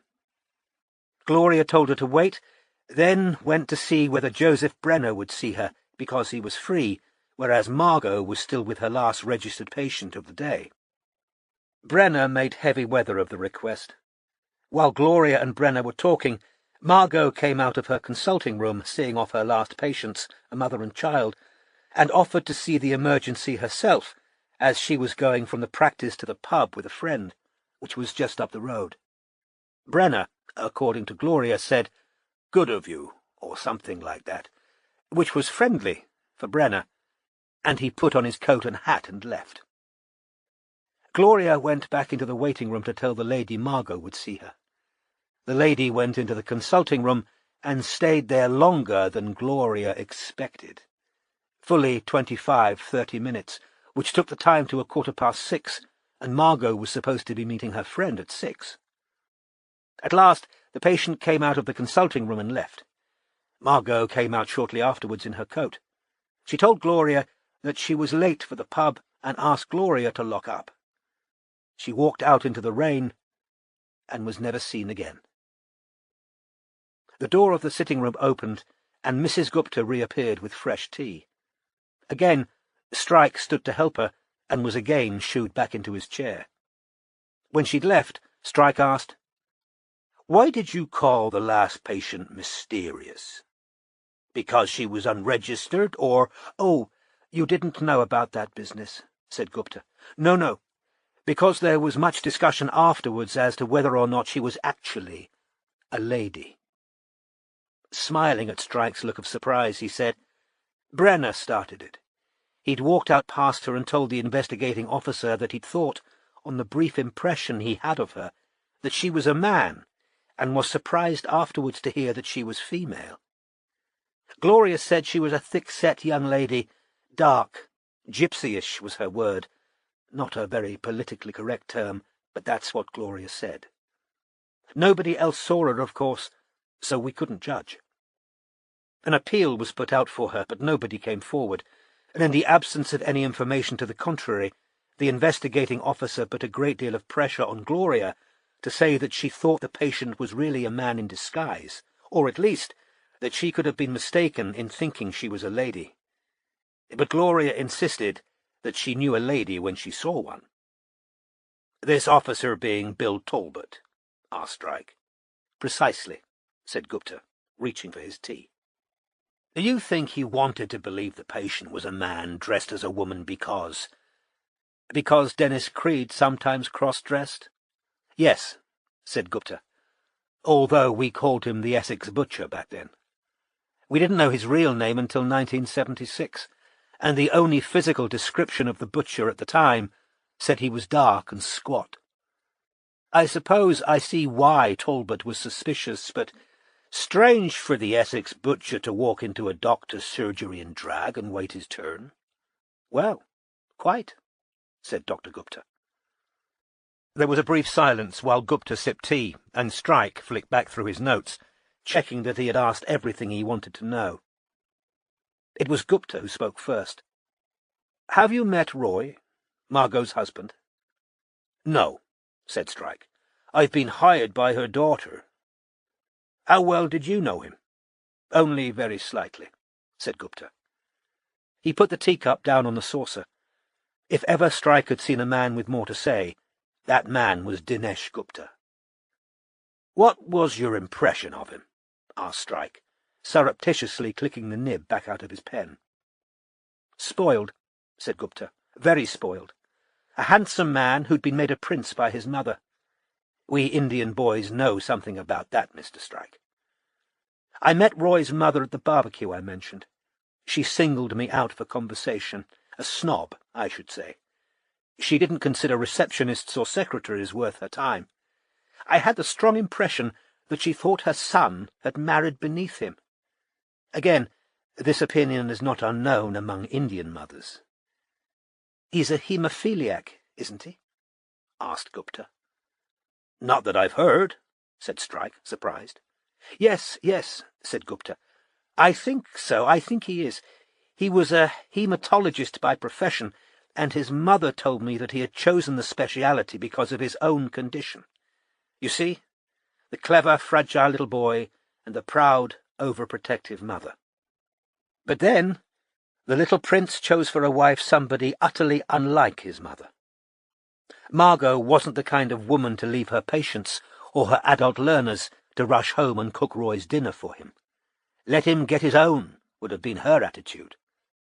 Or the little cousin could have cooked, of course," Gupta went on, with something of the delicacy he had brought to the mention of black ladies. "The young woman they paid to look after the baby." "Was Cynthia at the barbecue?" "That was her name, was it? Yes, she was. I didn't talk to her. She was carrying Margot's daughter around while Margot mingled." Roy was interviewed by the police, I believe, said Strike, who in fact took this for granted rather than knowing it for certain. Oh, yes, said Gupta. Now, that was a curious thing. Inspector Talbot told me at the start of my own police interview that Roy had been completely ruled out of their inquiries, which I've always thought was an odd thing to tell me. Don't you find it so? This was barely a week after Margot's disappearance. I suppose it was only just dawning on us all that there really was no mistake, no innocent explanation. We'd all had our hopeful little theories in the first couple of days. She'd maybe felt stressed, unable to cope, and gone off alone somewhere. Or perhaps there'd been an accident and she was lying unconscious and unidentified in a hospital. But as the days went by, and the hospitals had been checked, and her photograph had been in all the papers, and still there was no news, everything started to look more sinister. I found it most peculiar that Inspector Talbot informed me, unasked, that Roy wasn't under suspicion, that he had a complete alibi. Talbot struck all of us as peculiar, actually. Intense. His questions jumped around a lot. I think he was trying to reassure me, said Gupta, taking a third fig roll, and examining it thoughtfully as he continued. He wanted me to know that my brother doctor was in the clear, that I had nothing to fear, that he knew no doctor could have done anything so terrible as to abduct a woman, or, by then, we were all starting to fear it, to kill her. But Talbot thought it was Creed, of course, from the very start. And he was probably right, sighed Gupta sadly. What makes you think so? Asked Strike. He thought Gupta might mention a speeding van or the rainy night, but the answer was, he thought, a shrewd one. It's very difficult to dispose of a body as completely and cleanly as Margot's seemed to have been hidden. Doctors know how death smells, and we understand the legalities and procedures surrounding a dead human. The ignorant might imagine it is nothing more than disposing of a table of equivalent weight, but it is a very different thing, and a very difficult one. And even in the 70s, before DNA testing, the police did pretty well with fingerprints, blood groups, and so forth. How has she remained hidden for so long? Somebody did the job very cleverly. And if we know anything about Creed, it's that he's very clever, isn't that so? It was living ladies who betrayed him in the end, not dead. He knew how to render his corpses mute. Gupta popped the end of the fig roll in his mouth, sighed, brushed his hands fastidiously clean of crumbs, then pointed at Strike's legs and said, "Which one is it?" Strike didn't resent the blunt question from a doctor. "This one," he said, shifting his right leg. "You walk very naturally," said Gupta, "for a big man. I might not have known if I hadn't read about you in the press. The prosthetics were not nearly as good in the old days. Wonderful what you can buy now. Hydraulics reproducing natural joint action. Marvellous." "The NHS can't afford those fancy prosthetics," said Strike, slipping his notebook back into his pocket. "Mine's pretty basic. If it's not too much trouble," he continued, "could I ask you for the practice nurse's current address?" Yes, of course," said Gupta. He succeeded in rising from his armchair on the third attempt. It took the Guptas half an hour to find, in an old address book, the last address they had for Janice Beattie. "I can't swear it's current," said Gupta, handing the slip of paper to Strike in the hall. "It'll give me a head start on finding her, especially if she's got a different married name now," said Strike. "You've been very helpful, Dr. Gupta. I really appreciate you taking the time to talk to me."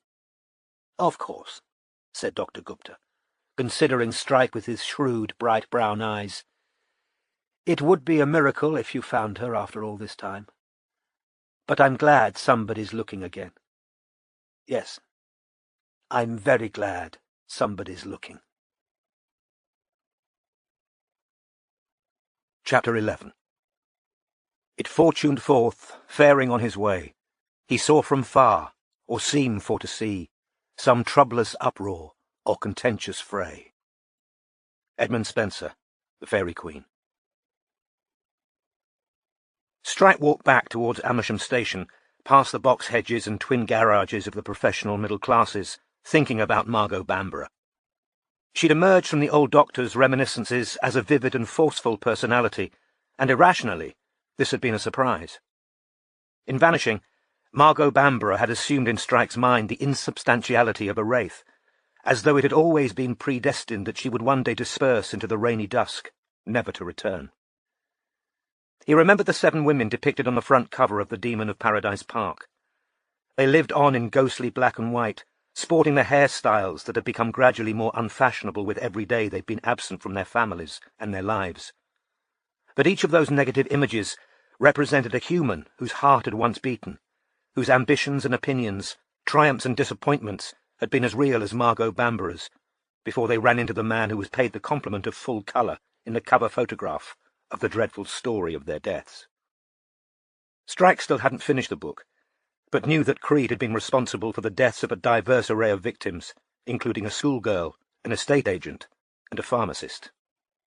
That had been part of the terror of the Essex butcher, according to the contemporary press.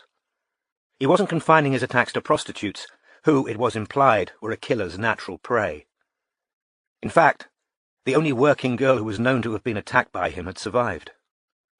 Helen Wardrop, the woman in question, had told her story in a television documentary about Creed, which Strike had watched on YouTube a few nights previously while eating a Chinese takeaway.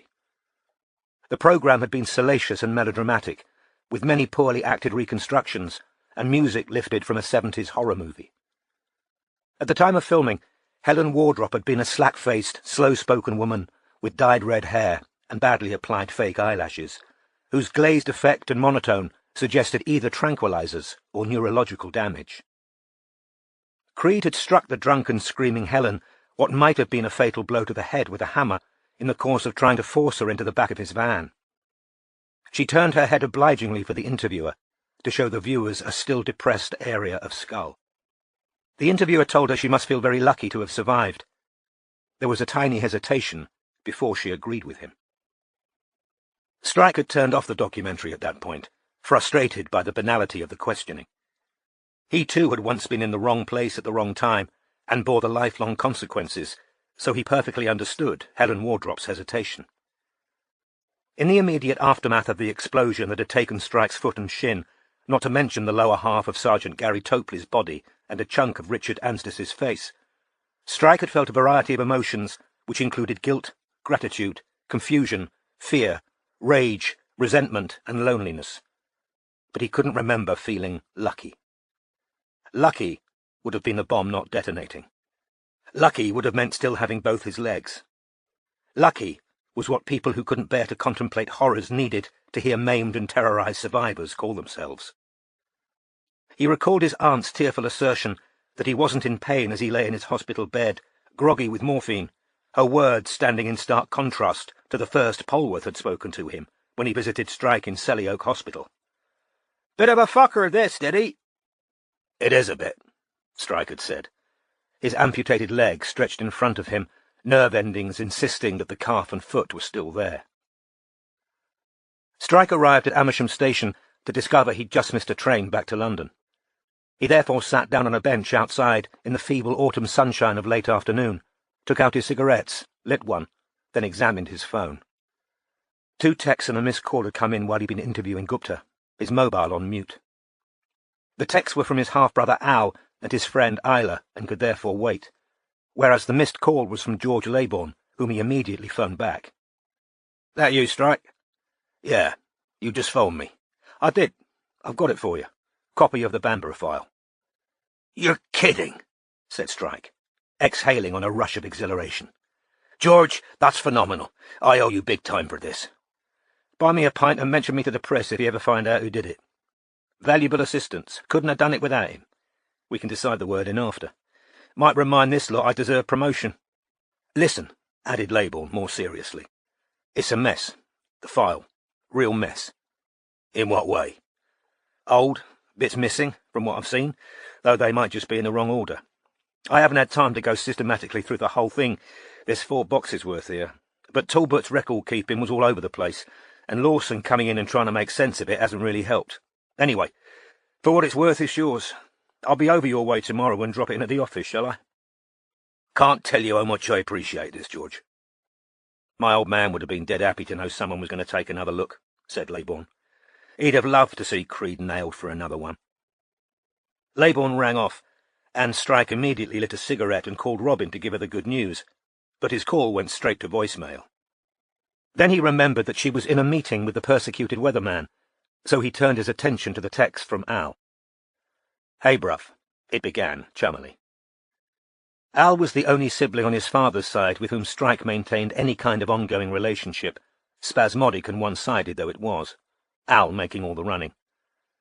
Strike had a total of 6 Rokeby half-siblings, 3 of whom he'd never even met, a situation which he felt no need to remedy, finding the stresses of his known relatives quite sufficient to be going on with. As you know, the Deadbeats are celebrating 50 years together next year. Strike hadn't known this.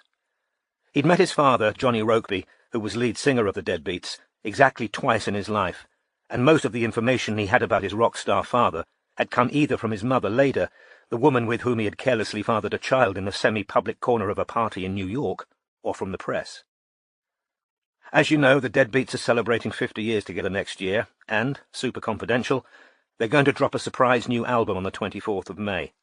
We, families, are throwing them a big London bash that night at Spencer House to celebrate the launch. Bruv, it would mean the world to all of us, especially Dad, if you came. Gabby's had the idea of getting a picture taken of all the kids together to give him as a present on the night. First ever. Getting it framed as a surprise.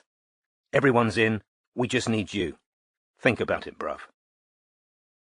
Strike read this text through twice, then closed it without replying and opened Isla's, which was far shorter. It's Robin's birthday, you total dickhead. Chapter 12. With flattering words he sweetly wooed her, and offered fair gifts to allure her sight. But she both offers and the offerer despised, and all the fawning of the flatterer. Edmund Spenser, The Fairy Queen. The television weatherman brought his wife to the catch-up meeting with Robin. Once ensconced in the agency's inner office, the couple proved hard to shift. The wife had arrived with a new theory to present to Robin, triggered by the most recent anonymous postcard to arrive by post at the television studio. It was the 5th card to feature a painting, and the 3rd to have been bought at the National Portrait Gallery shop, and this had caused the weatherman's thoughts to turn to an ex-girlfriend who'd been to art school. He didn't know where the woman was now, but surely it was worth looking for her.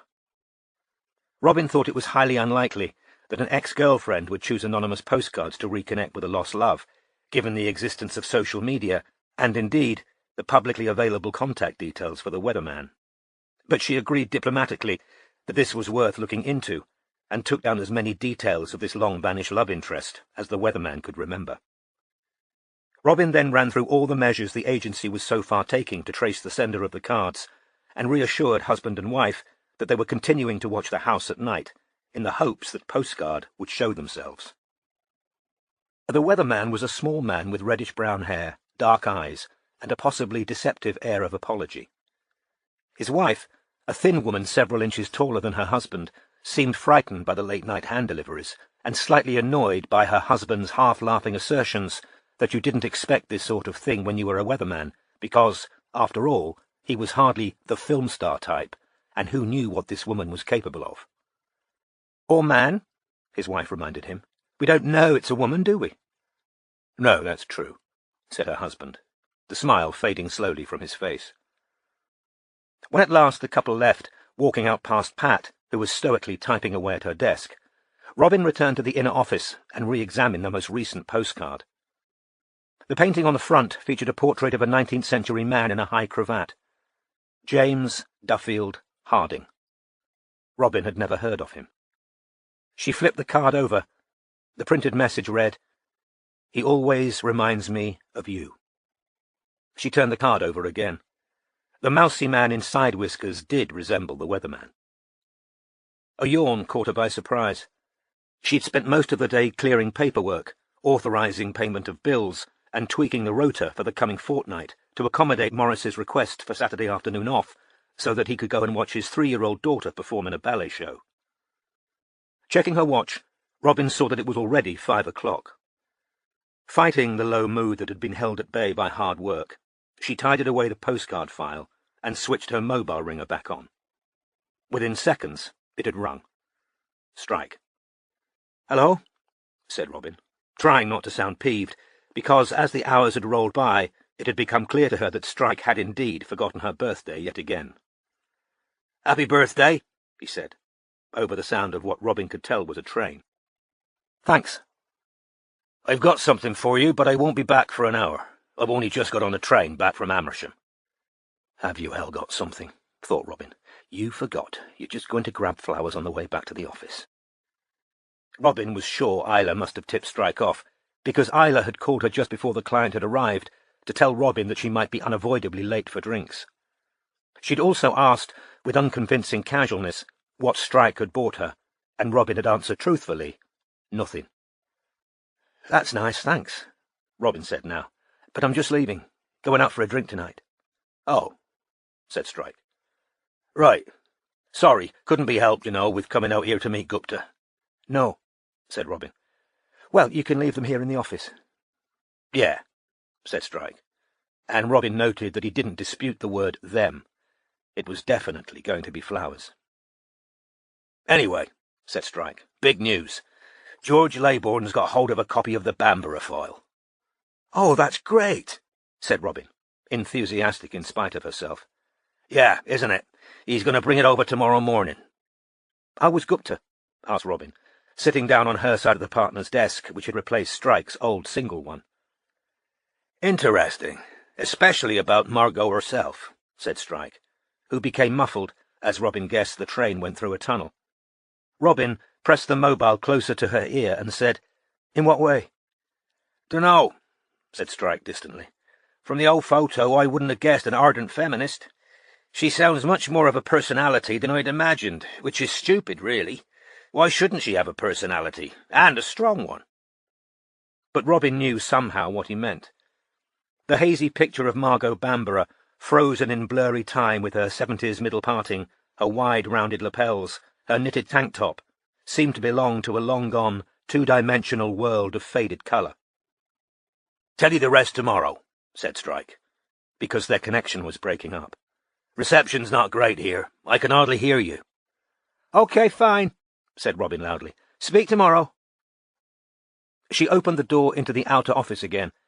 Pat was just turning off Robin's old PC, electronic cigarette sticking out of her mouth. "Was that Strike?" she asked, crow-like, with her jet-black hair and her croak, the fake cigarette waggling. "Yep," said Robin, reaching for her coat and bag. "He's on his way back from Amersham. Lock up as usual, though, Pat. He can let himself in if he needs to." "Has he remembered your birthday yet?" asked Pat, who seemed to have taken sadistic satisfaction in the news of Strike's forgetfulness that morning. "Yes," said Robin, and out of loyalty to Strike she added, "He's got a present for me. I'll get it tomorrow." Pat had bought Robin a new purse. "That old one was coming apart at the seams," she said, when Robin unwrapped it. Robin, touched in spite of the fact that she might not have chosen bright red, had expressed warm thanks and at once transferred her money and cards across into the new one. "Good thing about having one in a nice bright colour. You can always find it in your bag," Pat had said complacently. "What's that Scottish nutter got you?" Barclay had left a small wrapped package with Pat to give to Robin that morning. "Cards," said Robin, smiling as she unwrapped the package. "Sam was telling me all about these, look, when we were out on surveillance the other night. Cards showing Al-Qaeda's most wanted. They gave packs out to the American troops during the Iraq War." "What's he giving you those for?" said Pat. "What are you supposed to do with them?" "Well, because I was interested when he told me," said Robin, amused by Pat's disdain. "I can play poker with them. They've got all the right numbers and everything. Look." "Bridge," Pat had said. "That's a proper game. I like a nice game of bridge." As both women pulled on their coats, Pat asked, "Going anywhere nice tonight?" "For a drink with a couple of friends," said Robin. "But I've got a Selfridge's voucher burning a hole in me pocket. Think I might treat myself first." "Lovely," croaked Pat. "What do you fancy?" Before Robin could answer, the glass door behind her opened and Saul Morris entered, handsome, smiling, and a little breathless, his black hair sleek, his blue eyes bright. With some misgiving, she saw the wrapped present and card clutched in his hand. "Happy birthday," he said. "Hoped I'd catch you."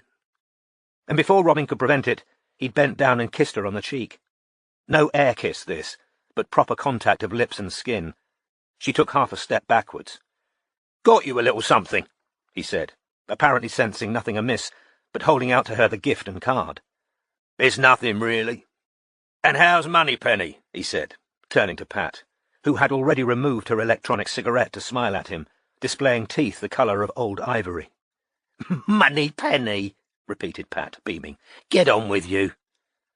Robin tore the paper from her gift. Inside was a box of Fortnum & Mason's salted caramel truffles. "Oh, very nice," said Pat approvingly. Chocolates, it seemed, were a far more appropriate gift for a young woman than a pack of cards with Al-Qaeda members on them. "Remembered you like a bit of salted caramel," said Morris, looking proud of himself. Robin knew exactly where he'd got this idea, and it didn't make her any more appreciative. A month previously, at the first meeting of the entire expanded agency, Robin had opened a tin of fancy biscuits that had arrived in a hamper sent by a grateful client. Strike had inquired why everything these days was salted caramel flavour, and Robin had replied that it didn't seem to be stopping him eating them by the handful. She'd expressed no personal fondness for the flavour, but Morris had evidently paid too little and too much attention, treasuring up his lazy assumption for use at some later date. "Thanks very much," she said, with the bare minimum of warmth. "I'm afraid I've got to dash." And before Pat could point out that Selfridge's would still be there in half an hour, Robin had slid past Morris and started down the metal stairs, his card still unopened in her hand.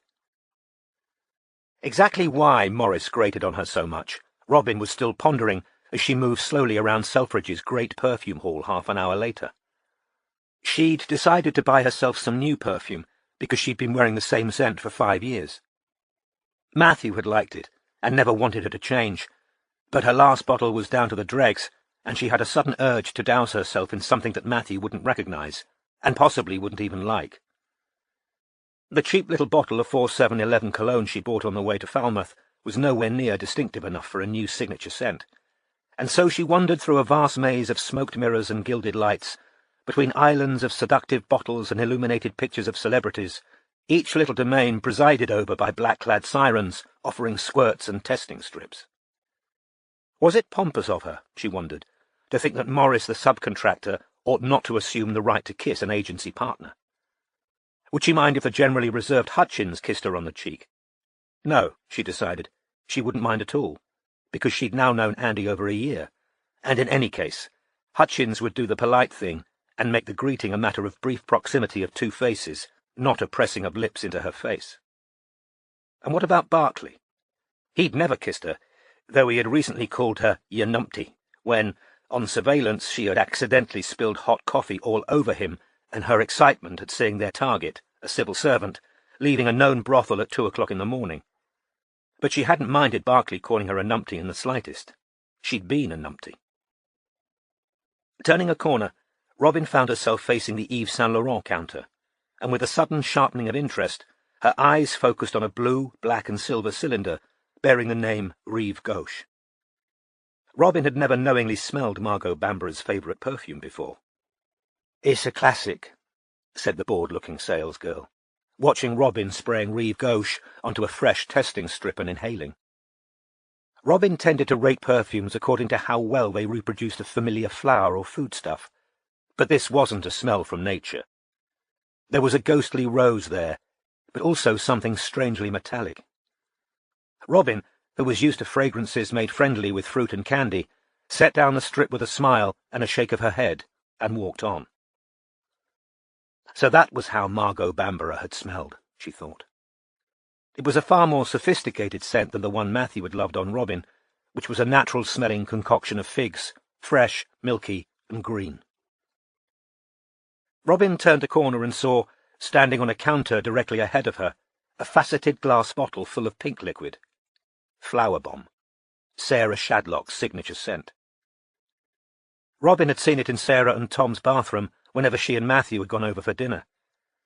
Since leaving Matthew, Robin had had ample time to realise that the occasions on which he had changed the sheets midweek because he'd spilled tea or thought I'd do it today, save you doing it tomorrow, must have been as much to wash away that loud, sweet scent as any other, more obviously incriminating traces that might have leaked from careful condoms. "It's a modern classic," said the hopeful salesgirl, who'd noticed Robin looking at the glass hand grenade. With a perfunctory smile, Robin shook her head and turned away. Now, her reflection in the smoked glass looked simply sad, as she picked up bottles and smelled strips in a joyless hunt for something to improve this lousy birthday. She suddenly wished that she were heading home, and not out for drinks. "What are you looking for?" said a sharp, cheekboned black girl, whom Robin passed shortly afterwards. 5 minutes later, after a brief professional interchange, Robin was heading back towards Oxford Street with a rectangular black bottle in her bag. The salesgirl had been highly persuasive. "And if you want something totally different," she said, picking up a 5th bottle, spraying a little onto a strip and wafting it around, "try Fracker." She'd handed the strip to Robin, whose nostrils were now burning from the rich and varied assault of the past half hour. "Sexy but grown-up, you know. It's a real classic." And in that moment, Robin, breathing in heady, luscious, oily tuberose, had been seduced by the idea of becoming, in her 30th year, a sophisticated woman utterly different from the kind of fool who was too stupid to realise that what her husband told her he loved and what he liked taking into his bed bore about as much resemblance as a fig to a hand grenade. Chapter 13. Thenceforward by that painful way they pass, forth to an hill that was both steep and high, on top whereof a sacred chapel was, and eke a little hermitage thereby. Edmund Spenser, The Fairy Queen. In retrospect, Strike regretted the first gift he'd ever given Robin Ellacott. He'd bought the expensive green dress in a fit of quixotic extravagance, feeling safe in giving her something so personal only because she was engaged to another man and he was never going to see her again, or so he thought. She'd modelled it for Strike in the course of persuading a saleswoman into indiscretions, and that girl's evidence, which Robin had so skilfully extracted, had helped solve the case that had made Strike's name and saved his agency from bankruptcy. Buoyed by a tide of euphoria and gratitude, he'd returned to the shop and made the purchase as a grand farewell gesture. Nothing else had seemed to encapsulate what he wanted to tell her, which was, "Look what we achieved together. I couldn't have done it without you." And, if he was being totally honest with himself, "You look gorgeous in this, and I'd like you to know I thought so when I saw you in it." But things hadn't panned out quite as Strike had expected, because within an hour of giving her the green dress, he'd hired her as a full-time assistant. Doubtless the dress accounted for at least some of the profound mistrust Matthew, her fiancé, had henceforth felt towards the detective. Worse still, from Strike's point of view, it had set the bar uncomfortably high for future gifts. Whether consciously or not, he'd lowered expectations considerably since, either by forgetting to buy Robin birthday and Christmas gifts, or by making them as generic as was possible. He purchased stargazer lilies at the first florist he could find when he got off the train from Amersham, and bore them into the office for Robin to find next day. He'd chosen them for their size and powerful fragrance. He felt he ought to spend more money than he had on the previous year's belated bunch, and these looked impressive, as though he hadn't skimped. Roses carried an unwelcome connotation of Valentine's Day, and nearly everything else in the florist's stock, admittedly depleted at 5:30 in the afternoon, looked a little bedraggled or underwhelming. The lilies were large and yet reassuringly impersonal, sculptural in quality and heavy with fragrance, and there was safety in their very boldness. They came from a clinical hothouse. There was no romantic whisper of quiet woods or secret garden about them. They were flowers of which he could say robustly, "Nice smell," with no further justification for his choice. Strike wasn't to know that Robin's primary association with stargazer lilies, now and for evermore, would be with Sarah Shadlock, who'd once brought an almost identical bouquet to Robin and Matthew's housewarming party. When she walked into the office the day after her birthday and saw the flowers standing there on the partner's desk, stuck in a vase full of water, but still in their cellophane, with a large magenta bow on them and a small card that read, "Happy birthday from Cormoran." No kiss. He never put kisses. She was affected exactly the same way she'd been by the hand-grenade-shaped bottle in Selfridge's. She didn't want these flowers. They were a double irritant in reminding her of Strike's forgetfulness and Matthew's infidelity, and if she had to look at or smell them, she resolved, it wouldn't be in her own home.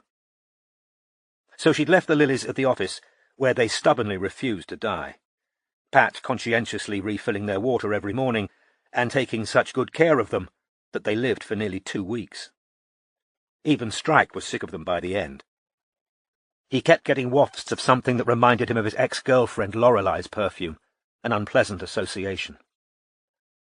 By the time the waxy pink and white petals began to shrivel and fall, the 39th anniversary of Margot Bamborough's disappearance had passed unmarked and probably unnoticed by anyone except, perhaps, her family, Strike and Robin, who both registered the fateful date.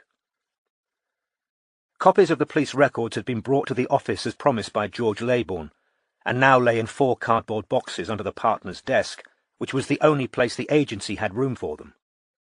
Strike, who was currently the least encumbered by the agency's other cases, because he was holding himself in readiness to go back down to Cornwall should the need arise, set himself to work systematically through these files.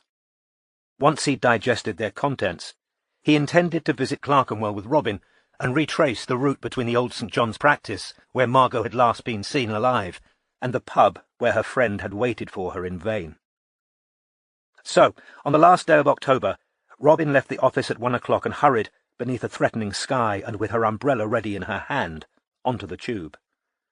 She was quietly excited by the prospect of this afternoon, the first she and Strike would spend working the Bamborough case together. It was already drizzling slightly when Robin caught sight of Strike, standing smoking as he surveyed the frontage of a building halfway down St. John's Lane. He turned at the sound of her heels on the wet pavement. "Am I late?" she called, as she approached. "No," said Strike. "I was early." She joined him, still holding her umbrella, and looked up at the tall, multi-story building of brown brick with large metal-framed windows. It appeared to house offices, but there was no indication of what kind of businesses were operating inside. "It was right here," said Strike, pointing at the door numbered 29. "The old St. John's medical practice. They've remodelled the front of the building, obviously. There used to be a back entrance," he said. "We'll go round and have a shufty in a minute." Robin turned to look up and down St. John's Lane, which was a long, narrow, one-way street, bordered on either side by tall, multi-windowed buildings. "Very overlooked," commented Robin. "Yep," said Strike. "So, let's begin with what Margot was wearing when she disappeared." "I already know," said Robin.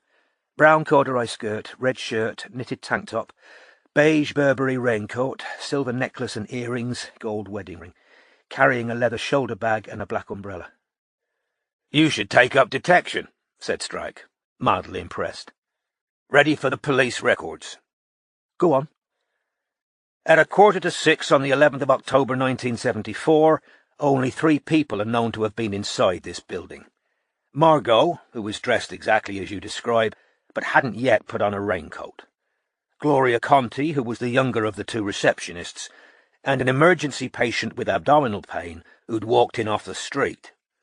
The patient, according to the hasty note Gloria took, was called Theo ? In spite of the male name, and Dr. Joseph Brenner's assertion that he thought the patient looked like a man, and Talbot trying hard to persuade her that Theo was a man dressed as a woman, Gloria never wavered in her assertion that Theo was a woman. All the other employees had left before 5:45, except Wilma, the cleaner, who hadn't been there at all that day because she didn't work Fridays. More of Wilma later. Janice, the nurse, was here until midday, then making house visits the rest of the afternoon and didn't return. Irene, the receptionist, left at 2:30 for a dental appointment and didn't come back. According to their statements, each of which were corroborated by some other witness, the secretary, Dorothy, left at 5:10, Dr. Gupta at 5:30, and Dr. Brenner at 5:15. Police were happy with the alibis all three gave for the rest of the evening. Dorothy went home to her son and spent the evening watching TV with him. Dr. Gupta attended a large family dinner to celebrate his mother's birthday, and Dr. Brenner was with the spinster sister he shared his house with. Both Brenners were seen through the sitting-room window later that evening by a dog walker. The last registered patients, mother and child, were Margot's, and they left the practice shortly before Brenner did. The patients testified that Margot was fine when they saw her. From that point on, Gloria is the only witness. According to Gloria, Theo went into Margot's consulting room and stayed there longer than expected. At 6:15, Theo left, never to be seen at the practice again. A police appeal was subsequently put out for her, but nobody came forward. Margot left no notes about Theo. The assumption is that she intended to write up the consultation the following day, because her friend had now been waiting for her in the pub for a quarter of an hour, and she didn't want to make herself even later. Shortly after Theo left, Margot came hurrying out of her consulting room, put on a raincoat, told Gloria to lock up with the emergency key, walked out into the rain, put up her umbrella, turned right, and disappeared from Gloria's sight. Strike turned and pointed up the road towards a yellow stone arch of ancient appearance which lay directly ahead of them. Which means she was heading in that direction, towards the Three Kings. For a moment, both of them looked towards the old arch that spanned the road, as though some shadow of Margot might materialize. Then Strike ground out his cigarette underfoot and said, "Follow me." He walked the length of number 28, then paused to point up a dark passageway the width of a door, called Passing Alley. "Good hiding place," said Robin, pausing to look up and down the dark, vaulted corridor through the buildings. "Certainly is," said Strike. "If somebody wanted to lie in wait for her, this is tailor-made. Catch her by surprise, drag her up here. But after that, it'd get problematic." They walked along the short passage and emerged into a sunken garden area of concrete and shrubs that lay between two parallel streets. The police searched this whole garden area with sniffer dogs. Nothing. And if an assailant dragged her onwards, through there, Strike pointed to the road that ran parallel to St. John's Lane, onto St. John Street, it would have been well nigh impossible to go undetected. The street's far busier than St. John's Lane, and that's assuming a fit, tall 29-year-old wouldn't have shouted and fought back. He turned to look at the back entrance. The district nurse sometimes went in the back rather than going through the waiting room. She had a little room to the rear of the building where she kept her own stuff and sometimes saw patients. Wilma, the cleaner, sometimes went out the back door as well. Otherwise, it was usually locked. "Are we interested in people being able to enter or leave the building through a second door?" asked Robin. "Not especially, but I want to get a feel for the layout. It's been nearly 40 years. We've got to go back over everything." They walked back through Passing Alley to the front of the building. "We've got one advantage over Bill Talbot," said Strike. "We know the Essex butcher turned out to be slim and blonde, not a swarthy, thick-set person of gypsyish appearance. Theo, whoever she was, wasn't Creed. Which doesn't necessarily make her irrelevant, of course. One last thing, then we're done with the practice itself," said Strike, looking up at number 29. "Irene, the blonde receptionist, told the police that Margot received 2 threatening anonymous notes shortly before she disappeared. They're not in the police file, so we've only got Irene's statement to go on. She claims she opened one and that she saw another on Margot's desk when bringing her tea. She says the one she read mentioned hellfire." "You'd think it was the secretary's job to open mail," commented Robin, "not a receptionist's." "Good point," said Strike, pulling out his notebook and scribbling. "We'll check that. It seems relevant to add here that Talbot thought Irene was an unreliable witness, inaccurate and prone to exaggeration. Incidentally, Gupta said Irene and Margot had what he called a contretemps at a Christmas party. He didn't think it was a particularly big deal, but he'd remembered it." "And is Talbot "Dead? Yes," said Strike. "So's Lawson, who took over from him. Talbot's got a son, though, and I'm thinking of getting in touch with him. Lawson never had kids." Go on, about the anonymous notes. Well, Gloria, the other receptionist, said Irene showed her one of the notes, but couldn't remember what was in it. Janice, the nurse, confirmed that Irene had told her about them at the time, but said she hadn't personally seen them. Margot didn't tell Gupta about them. I called him to check. Anyway, said Strike, giving the street one last sweeping look through the drizzle, assuming nobody abducted Margot right outside the practice, or that she didn't get in a car yards from the door, she headed towards the Three Kings, which takes us this way. Do you want to come under this umbrella? Robin asked. Nope, said Strike. His densely curling hair looked the same, wet or dry. He had very little vanity. They continued up the street and passed through St. John's Gate, the ancient stone arch decorated with many heraldic shields, emerging onto Clerkenwell Road, a bustling two-way street which they crossed, arriving beside an old-fashioned scarlet phone box which stood at the mouth of Albemarle Way. "Is that the phone box where the two women were seen struggling?" asked Robin. Strike did a double take. "You've read the case notes," he said, almost accusingly. "I had a quick look," Robin admitted, "while I was printing out 2 times bill last night. I didn't read everything, didn't have time. Just looked at a few bits and pieces." "Well, that isn't the phone box," said Strike. "The important phone box, or boxes, come later. We'll get to them in due course. Now, follow me." Instead of proceeding into a paved pedestrian area that Robin, from her own scant research, knew Margot must have crossed if she had been heading for the Three Kings, Strike turned left, up Clerkenwell Road. "Why are we going this way?" asked Robin, jogging to keep up. "Because," said Strike, stopping again and pointing up at a top window on the building opposite, which looked like an old brick warehouse, "sometime after 6 o'clock on the evening in question, a 14-year-old schoolgirl called Amanda White swore she saw Margot at the top window, second from right, banging her fists against the glass." "I haven't seen that mentioned online," said Robin. "For the good reason that the police concluded there was nothing in it. Talbot, as is clear from his notes, disregarded White because her story couldn't be fitted into his theory that Creed had abducted Margot. But Lawson went back to Amanda when he took over and actually walked with her along this stretch of road. Amanda's account had a few things going for it. For one thing, she told the police unprompted that this had happened the evening after the general election, which she remembered because she had an argument with a Tory school friend. The pair of them had been kept back after school for a detention. They'd then gone for a coffee together, over which the school friend went into a huff when Mandy said that it was good that Wilson had won and refused to walk home with her.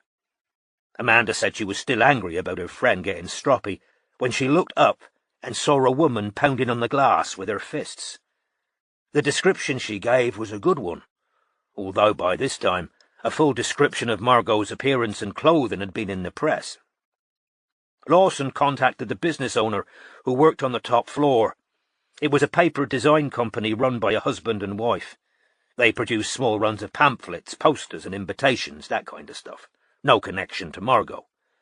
Neither of them were registered with the St. John's practice because they lived out of the area. The wife said she sometimes had to thump the window frame to make it close. However, the wife in no way resembled Margot, being short, tubby and ginger-haired. "And someone would have noticed Margot on her way up to the 3rd floor, surely," said Robin, looking from the top window to the front door. She moved back from the curb. Cars were splashing through the puddles in the gutter. She'd have climbed the stairs or used the lift, and maybe rung the doorbell to get in. "You'd think so," agreed Strike. Lawson concluded that Amanda had made an innocent mistake and thought the printer's wife was Margot. They returned to the point where they had deviated from what Robin thought of as Margot's route. Strike paused again, pointing up the gloomy side road called Albemarle Way.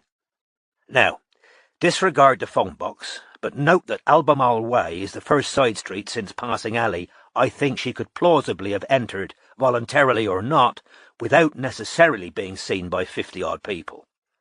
Quieter, as you can see, but not that quiet," admitted Strike, looking towards the end of Albemarle Way, where traffic was passing at a steady rate. Albemarle Way was narrower than St. John's Lane, but similar in being bordered by tall buildings in unbroken lines, which kept it permanently in shadow. "Still a risk for an abductor," said Strike. "But if Dennis Creed was lurking somewhere in his van, waiting for a lone woman, any woman, to walk past in the rain, this is the place I can see it happening." It was at this moment, as a cold breeze whistled up Albemarle Way, that Strike caught a whiff of what he had thought were the dying stargazer lilies, but now realized was coming from Robin herself. The perfume wasn't exactly the same as the one that Lorelei had worn. His ex's had been strangely boozy, with overtones of rum, and he'd liked it when the scent had been an accompaniment to easy affection and imaginative sex. Only later had he come to associate it with passive aggression, character assassination, and pleas for a love he could not feel. Nevertheless, this scent strongly resembled Lorelei's. He found it cloying and sickly. Of course, many would say it was rich for him to have opinions about how women smelled, given that his signature odour was that of an old ashtray, overlain with a splash of pour un homme on special occasions. Nevertheless, having spent much of his childhood in conditions of squalor, Strike found cleanliness a necessary trait in anyone he could find attractive. He'd liked Robin's previous scent, which he'd missed when she wasn't in the office. "This way," he said, and they proceeded through the rain into an irregular pedestrianised square. A few seconds later, Strike suddenly became aware that he'd left Robin behind, and walked back several paces to join her in front of St. John Priory Church, a pleasingly symmetrical building of red brick with long windows and 2 white stone pillars flanking the entrance. "Thinking about her lying in a holy place?" he asked, lighting up again while the rain beat down on him. Exhaling, he held the cigarette cupped in his hand to prevent its extinguishment. "No," said Robin, a little defensively, but then, "Yes, all right, maybe a bit. Look at this." Strike followed her through the open gates into a small garden of remembrance, open to the public and full, as Robin read off a small sign on the inner wall, of medicinal herbs, including many used in medieval times in the Order of St. John's hospitals. A white figure of Christ hung on the back wall, surrounded with the emblems of the 4 evangelists, the bull, the lion, the eagle, and the angel. Fronds and leaves undulated gently beneath the rain. As Robin's eyes swept the small walled garden, Strike, who'd followed her, said, "I think we can agree that if somebody buried her in here, a cleric would have noticed disturbed earth." "I know," said Robin. "I'm just looking." As they returned to the street, she added, "There are Maltese crosses everywhere, look. They were on that archway we just passed through, too." "It's the cross of the Knights Hospitaller, Knights of St. John, hence the street names and the emblem of St. John Ambulance. They've got their headquarters back in St. John's Lane. If that medium Googled the area Margot went missing, she can't have missed Clerkenwell's association with the Order of St. John. I'll bet you that's where she got the idea for that little bit of holy place padding. But bear it in mind, because the cross is going to come up again once we reach the pub."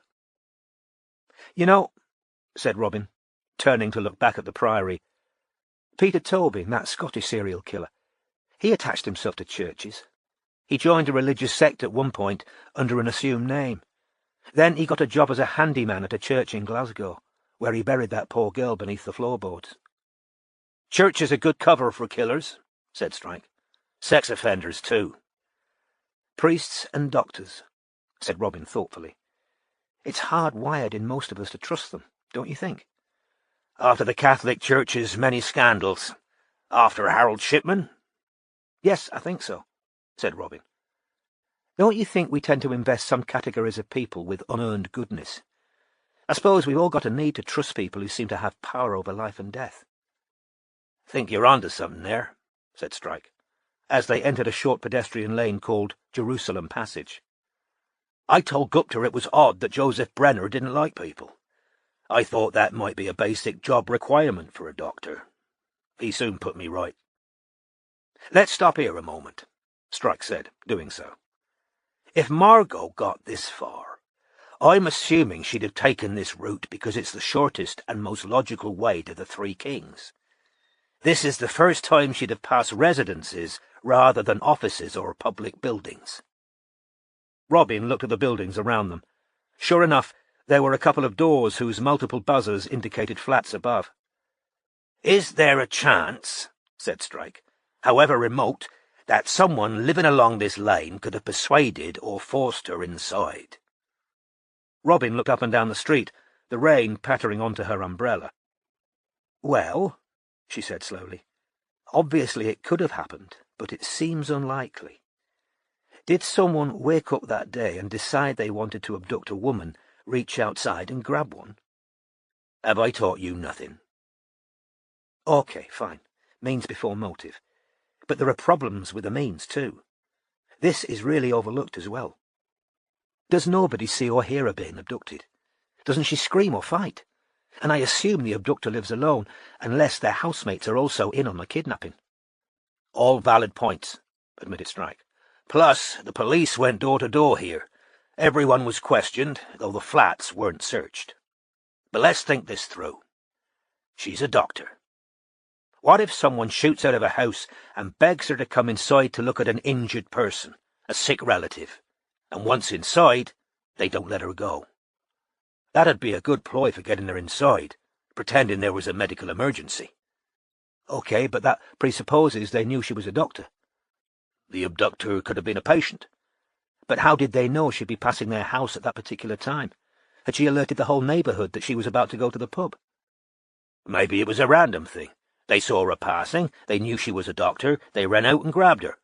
Or, I don't know, let's say there really was a sick or dying person inside, or someone's had an accident. Perhaps there's an argument. She disagrees with the treatment or refuses to help. The fight becomes physical, she's accidentally killed." There was a short silence while they moved aside for a group of chattering French students. When these had passed, Strike said, "It's a stretch, I grant you." "We can find out how many of these buildings are occupied by the same people they were 39 years ago, said Robin. "But we've still got the problem of how they've kept her body hidden for nearly 4 decades. You wouldn't dare move, would you?" "That's a problem, all right," admitted Strike. "As Gupta said, it's not like disposing of a table of equivalent weight.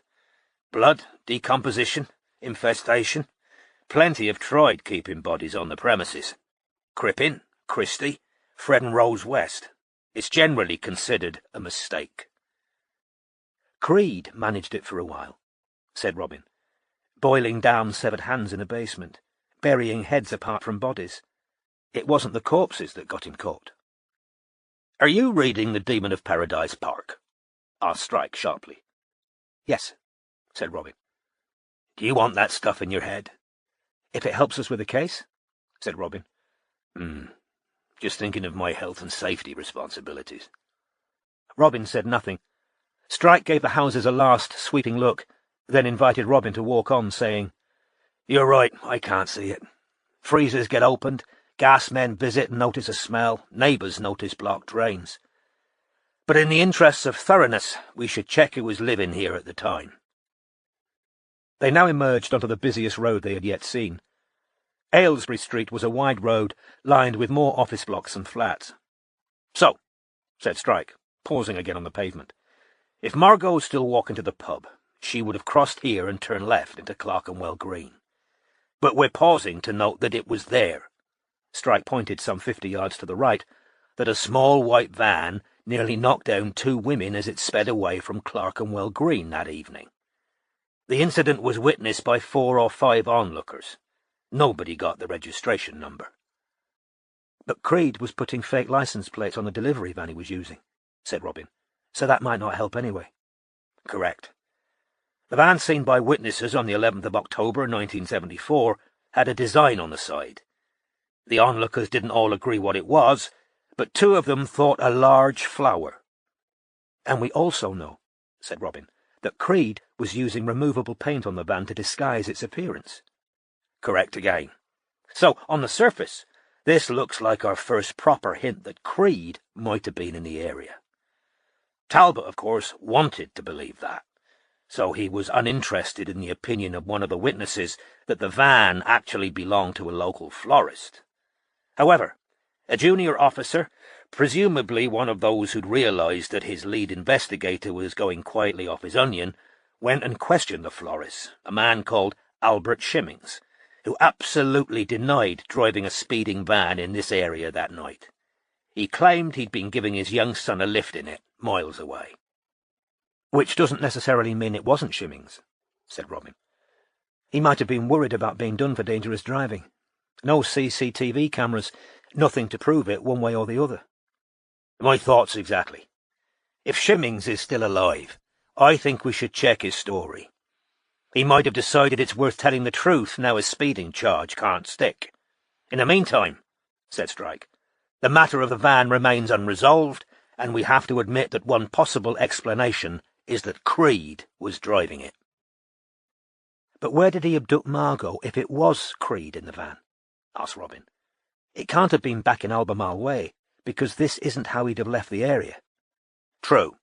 If he'd grabbed her in Albemarle Way, he'd have joined Aylesbury Street much further down, and he definitely wouldn't have come via Clerkenwell Green, which leads us neatly to the two struggling women by the phone boxes. They proceeded through the drizzle into Clerkenwell Green, a wide rectangular square which boasted trees, a pub, and a cafe. 2 telephone boxes stood in the middle, near parked cars and a bike stand. Here, said Strike, coming to a halt between the phone boxes, is where Talbot's craziness really starts messing with the case. A woman called Ruby Elliott, who was unfamiliar with the area, but trying to find her daughter and son-in-law's new house in Haywood's Place, was driving around in circles in the rain, lost. She passed these phone boxes and noticed 2 women struggling together, one of whom seemed, in her word, tottery. She has no particularly distinct memory of them. Remember, it's pouring with rain, and she's anxiously trying to spot street signs and house numbers, because she's lost. All she can tell the police is that one of them was wearing a headscarf and the other a raincoat. The day after this detail appeared in the paper, a middle-aged woman of sound character came forward to say that the pair of women Ruby Elliott had seen had almost certainly been her and her aged mother. She told Talbot she'd been walking the old dear across Clerkenwell Green that night, taking her home after a little walk. The mother, who was infirm and senile, was wearing a rain hat, and she herself was wearing a raincoat similar to Margot's. They didn't have umbrellas, so she was trying to hurry her mother along. The old lady didn't take kindly to being rushed, and there was a slight altercation here, right by the phone boxes. I've got a picture of the 2 of them, incidentally. The press got hold of it. Sighting debunked. But Talbot wasn't having it. He flat out refused to accept that the 2 women hadn't been Margot and a man dressed like a woman. The way he sees it, Margot and Creed meet here by the phone boxes. Creed wrestles her into his van, which presumably was parked there. Strike pointed to the short line of parked cars nearby. Then Creed takes off at speed, with her screaming and banging on the sides of the van, exiting down Aylesbury Street. But, said Robin, Talbot thought Theo was Creed. Why would Creed come to Margot's surgery dressed as a woman, then walk out leaving her unharmed, walk to Clerkenwell Green and grab her here, in the middle of the most public, overlooked place we've seen? There's no point trying to make sense of it, because there isn't any. When Lawson took over the case, he went back to Fiona Fleury, which was the respectable middle-aged woman's name, questioned her again, and came away completely satisfied that she and her mother had been the women Ruby Elliott saw. Again, the general election was useful, because Fiona Fleury remembered being tired and not particularly patient with her difficult mother, because she'd sat up late the night before watching election coverage. Lawson concluded, and I'm inclined to agree with him, that the matter of the 2 struggling women had been resolved. The drizzle had thickened. Raindrops were pounding on Robin's umbrella and rendering the hems of her trousers sodden. They now turned up Clerkenwell Close, a curving street that rose towards a large and impressive church with a high, pointed steeple set on higher ground. Margot can't have got this far, said Robin. You say that, said Strike. And to her surprise he paused again, looking ahead at the church. But we now reach one last alleged sighting. A church handyman. Yeah, I know, he added, in response to Robin's startled look. called Willie Lomax, claims he saw a woman in a Burberry raincoat walking up the steps to St. James on the Green that evening, around the time Margot should have been arriving at the pub. He saw her from behind. These were the days, of course, when churches weren't locked up all the time. Talbot, of course, disregarded Lomax's evidence, because if Margot was alive and walking into churches, she couldn't have been speeding away in the Essex butcher's van. Lawson couldn't make much of Lomax's evidence. The bloke stuck fast to his story. He'd seen a woman matching Margot's description go inside, but, being a man of limited curiosity, didn't follow her, didn't ask her what she was up to, and didn't watch to see whether she ever came out of the church again. "And now," said Strike, "we've earned a pint." Chapter 14. In which their written was with ciphers old. Edmund Spenser, The Fairy Queen. On the opposite side of the road from the church hung the sign of the Three Kings. The pub's curved, tiled exterior wall mirrored the bend in the road. As she followed Strike inside, Robin had the strange sensation of walking back in time. Most of the walls were papered in pages from old music papers dating back to the 70s, a jumble of reviews, adverts for old stereo systems, and pictures of pop and rock stars. Halloween decorations hung over the bar, Bowie and Bob Marley looking down from frame prints, and Bob Dylan and Jimi Hendrix looked back at them from the opposite wall. As Robin sat down at a free table for two and Strike headed to the bar, she spotted a newspaper picture of Johnny Rokeby in tight leather trousers in the collage around the mirror. The pub looked as though it hadn't changed in many years. It might even have had these same frosted windows, these mismatched wooden tables, bare floorboards, round glass wall lamps, and candles in bottles, back when Margot's friend sat waiting for her in 1974. For the first time, looking around this quirky, characterful pub, Robin found herself wondering exactly what Margot Bamborough had been like. It was odd how professional people's jobs defined them in the imagination. Doctor felt in many ways like a complete identity. Waiting for her companion to buy the drinks, her eyes drifting from the skulls hanging from the bar to the pictures of dead rock stars, Robin was struck by the odd idea of a reverse nativity. The three magi had journeyed towards a birth. Margot had set out for the Three Kings and, Robin feared, met death along the way. Strike set Robin's wine in front of her, took a satisfying mouthful of Sussex Best, sat down, and then reached inside his overcoat and pulled out a roll of papers. Robin noticed photocopied newspaper reports among the typed and handwritten pages. "You've been to the British Library?"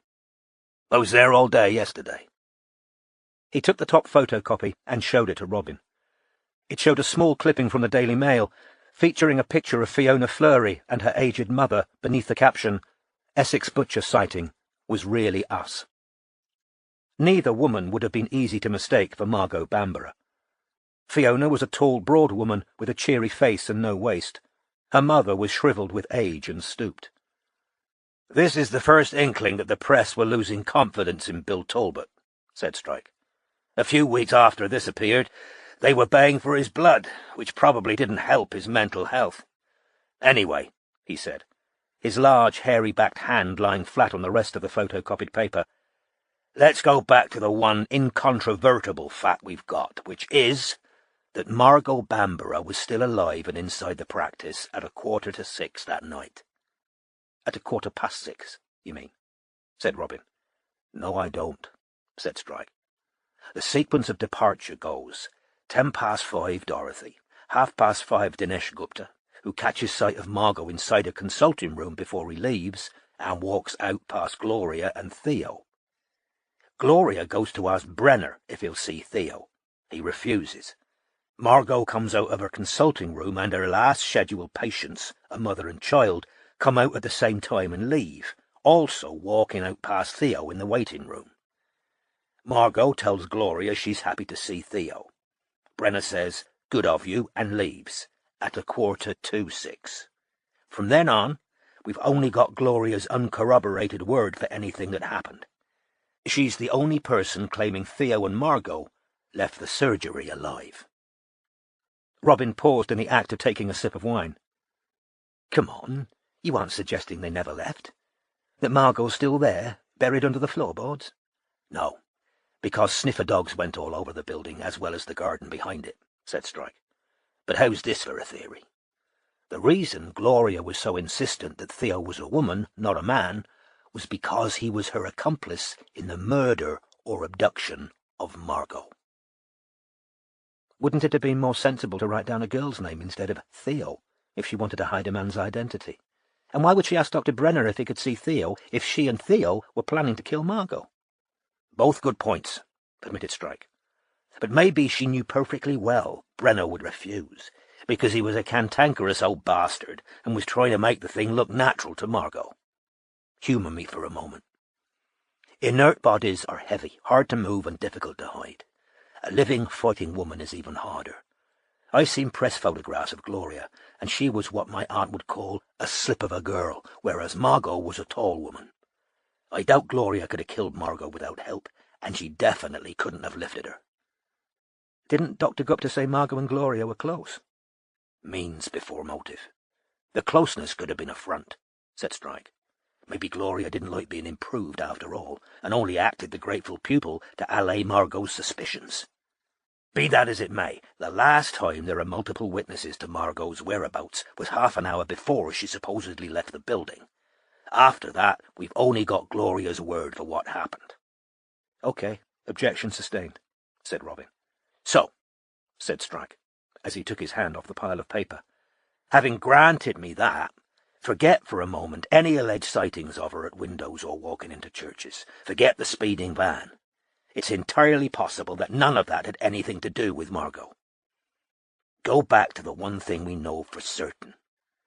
Margot Bamborough was still alive at 5:45. So now we turn to three men the police considered plausible suspects at the time, and ask ourselves where they were at 5:45 on the 11th of October 1974. There you go, he said, passing Robin a photocopy of a tabloid news story dated the 24th of October 1974. That's Roy Phipps, otherwise known as Margot's husband and Anna's dad. The photograph showed a handsome man of around 30, who strongly resembled his daughter.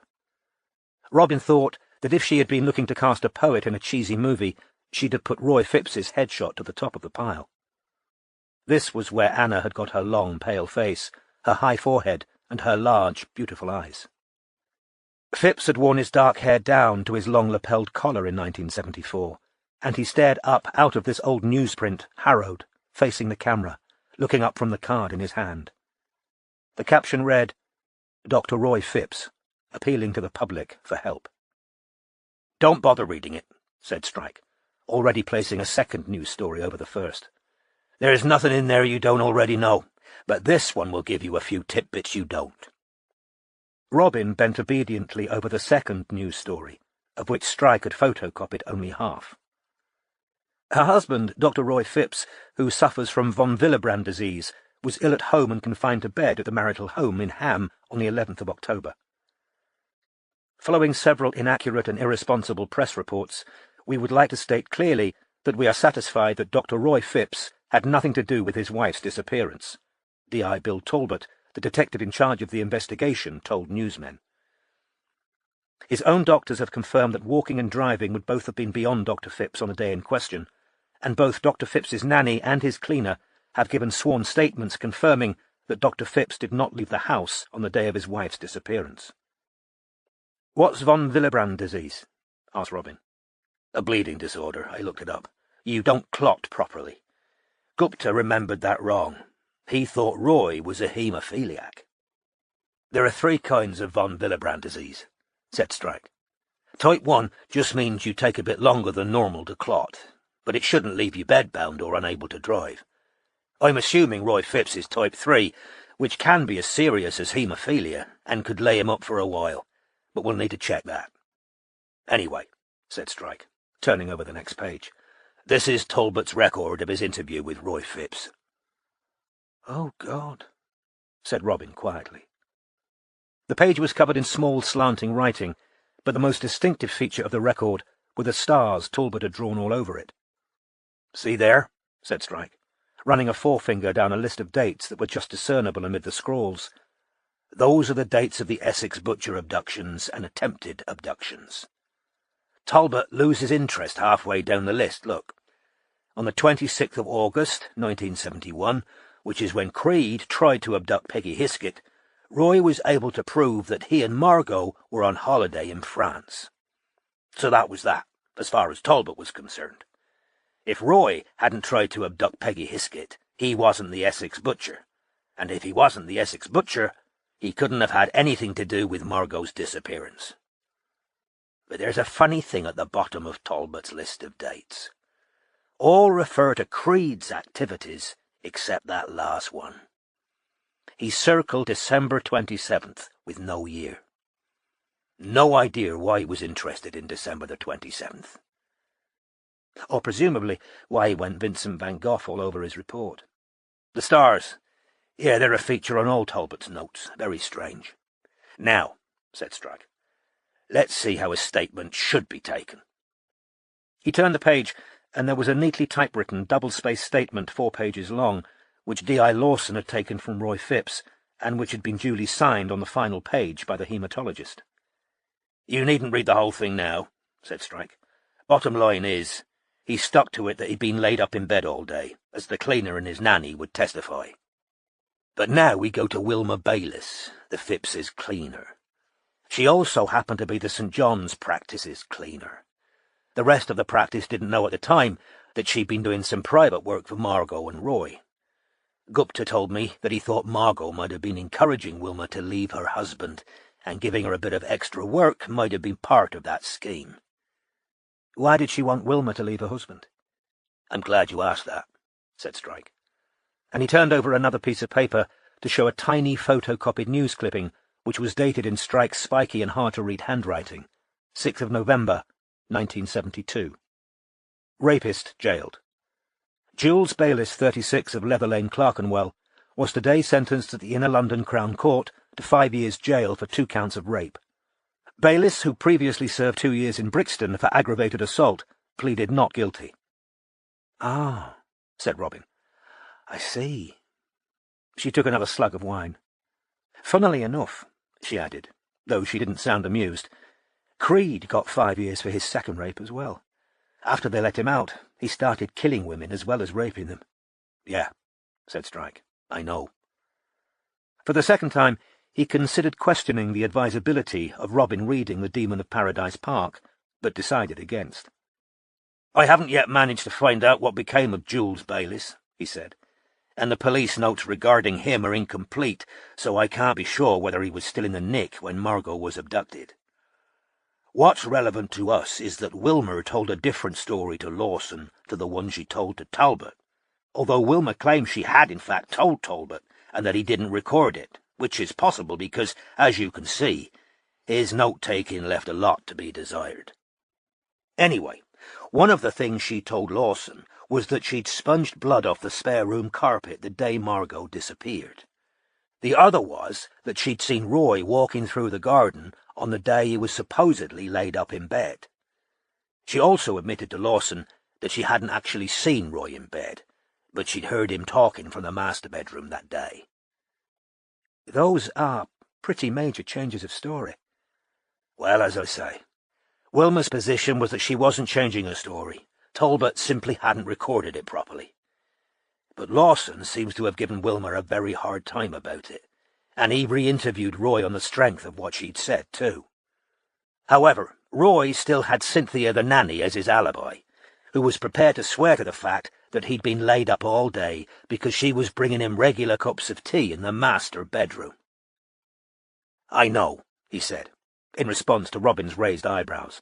"Lawson seems to have had the same kind of dirty mind as us. He questioned Phipps on the precise nature of his relationship with Cynthia, which led to an angry outburst from Phipps, who said she was 12 years younger than he was, and a cousin to boot." It flitted across both Strike's and Robin's minds at this point that there were 10 years separating them in age. Both suppressed this unbidden and irrelevant thought. According to Roy, The age difference and the blood relationship ought to have constituted a total prohibition on the relationship in the minds of all decent people. But as we know, he managed to overcome those qualms 7 years later. Lawson also interrogated Roy about the fact that Margot had met an old flame for a drink 3 weeks before she died. In his rush to exonerate Roy, Talbot hadn't paid too much attention to the account of Una Kennedy. "The friend Margot was supposed to be meeting in here," said Robin. Exactly. Una told both Talbot and Lawson that when Roy found out Margot had been for a drink with this old boyfriend, he'd been furious, and that he and Margot weren't talking to each other when she disappeared. According to Lawson's notes, Roy didn't like any of this being brought up. "Hardly surprising." And got quite aggressive. However, after speaking to Roy's doctors, Lawson was satisfied that Roy had indeed had a serious episode of bleeding after a fall in a hospital car park, and would have found it well nigh impossible to drive to Clerkenwell that evening, let alone kill or kidnap his wife. "He could have hired someone," suggested Robin. They checked his bank accounts and couldn't find any suspicious payments, but that obviously doesn't mean he didn't find a way. He's a hematologist. He won't be lacking in brains. Strike took a further swig of beer. "So that's the husband," he said, flipping over the 4 pages of Roy's statement. "Now for the old flame." "God above," said Robin, looking down at another press photograph. The man's thick, wavy hair reached well past his shoulders. He stood, unsmiling, with his hands on his narrow hips beside a painting of what appeared to be 2 writhing lovers. His shirt was open almost to his navel, and his jeans were skin-tight at the crotch and extremely wide at the ankle. "I thought you'd enjoy that," said Strike, grinning at Robin's reaction. "He's Paul Satchwell, an artist, though not a very highbrow one by the sounds of it. When the press got onto him, he was designing a mural for a nightclub. He is Margot's ex." "She's just gone right down in my estimation," muttered Robin. "Don't judge her too harshly. She met him when she was a bunny girl, so she was only 19 or 20. He was 6 years older than her, and probably seemed like the height of sophistication." "In that shirt?" "That's a publicity photo for his art show," said Strike. "It says so below. Possibly he didn't show as much chest hair in day-to-day life. The press got quite excited at the thought an ex-lover might be involved, and let's face it, a bloke who looked like that was a gift to the tabloids." Strike turned to another example of Talbot's chaotic note-taking, which, like the first, was covered in 5 pointed stars and had the same list of dates, with scribbled annotations beside them. "As you can see, Talbot didn't start with anything as mundane as, 'Where were you in 5:45 on the night Margot disappeared?' He goes straight to the Essex butcher dates, and when Satchwell told him he was celebrating a friend's 30th birthday on September the 11th, which was when Susan Mayer was abducted, Talbot basically stopped asking him questions. But once again, we've got a date unconnected with Creed, heavily circled at the bottom with a gigantic cross beside it. April the 16th this time." "Where was Satchwell living when Margot disappeared?" "Camden," said Strike, turning the page to reveal again a conventional typewritten statement. "There you go, look. It's in his statement to Lawson. Not all that far from Clerkenwell." To Lawson, Satchwell explained that after a gap of 8 years, he and Margot met by chance in the street and decided to go for a catch-up drink.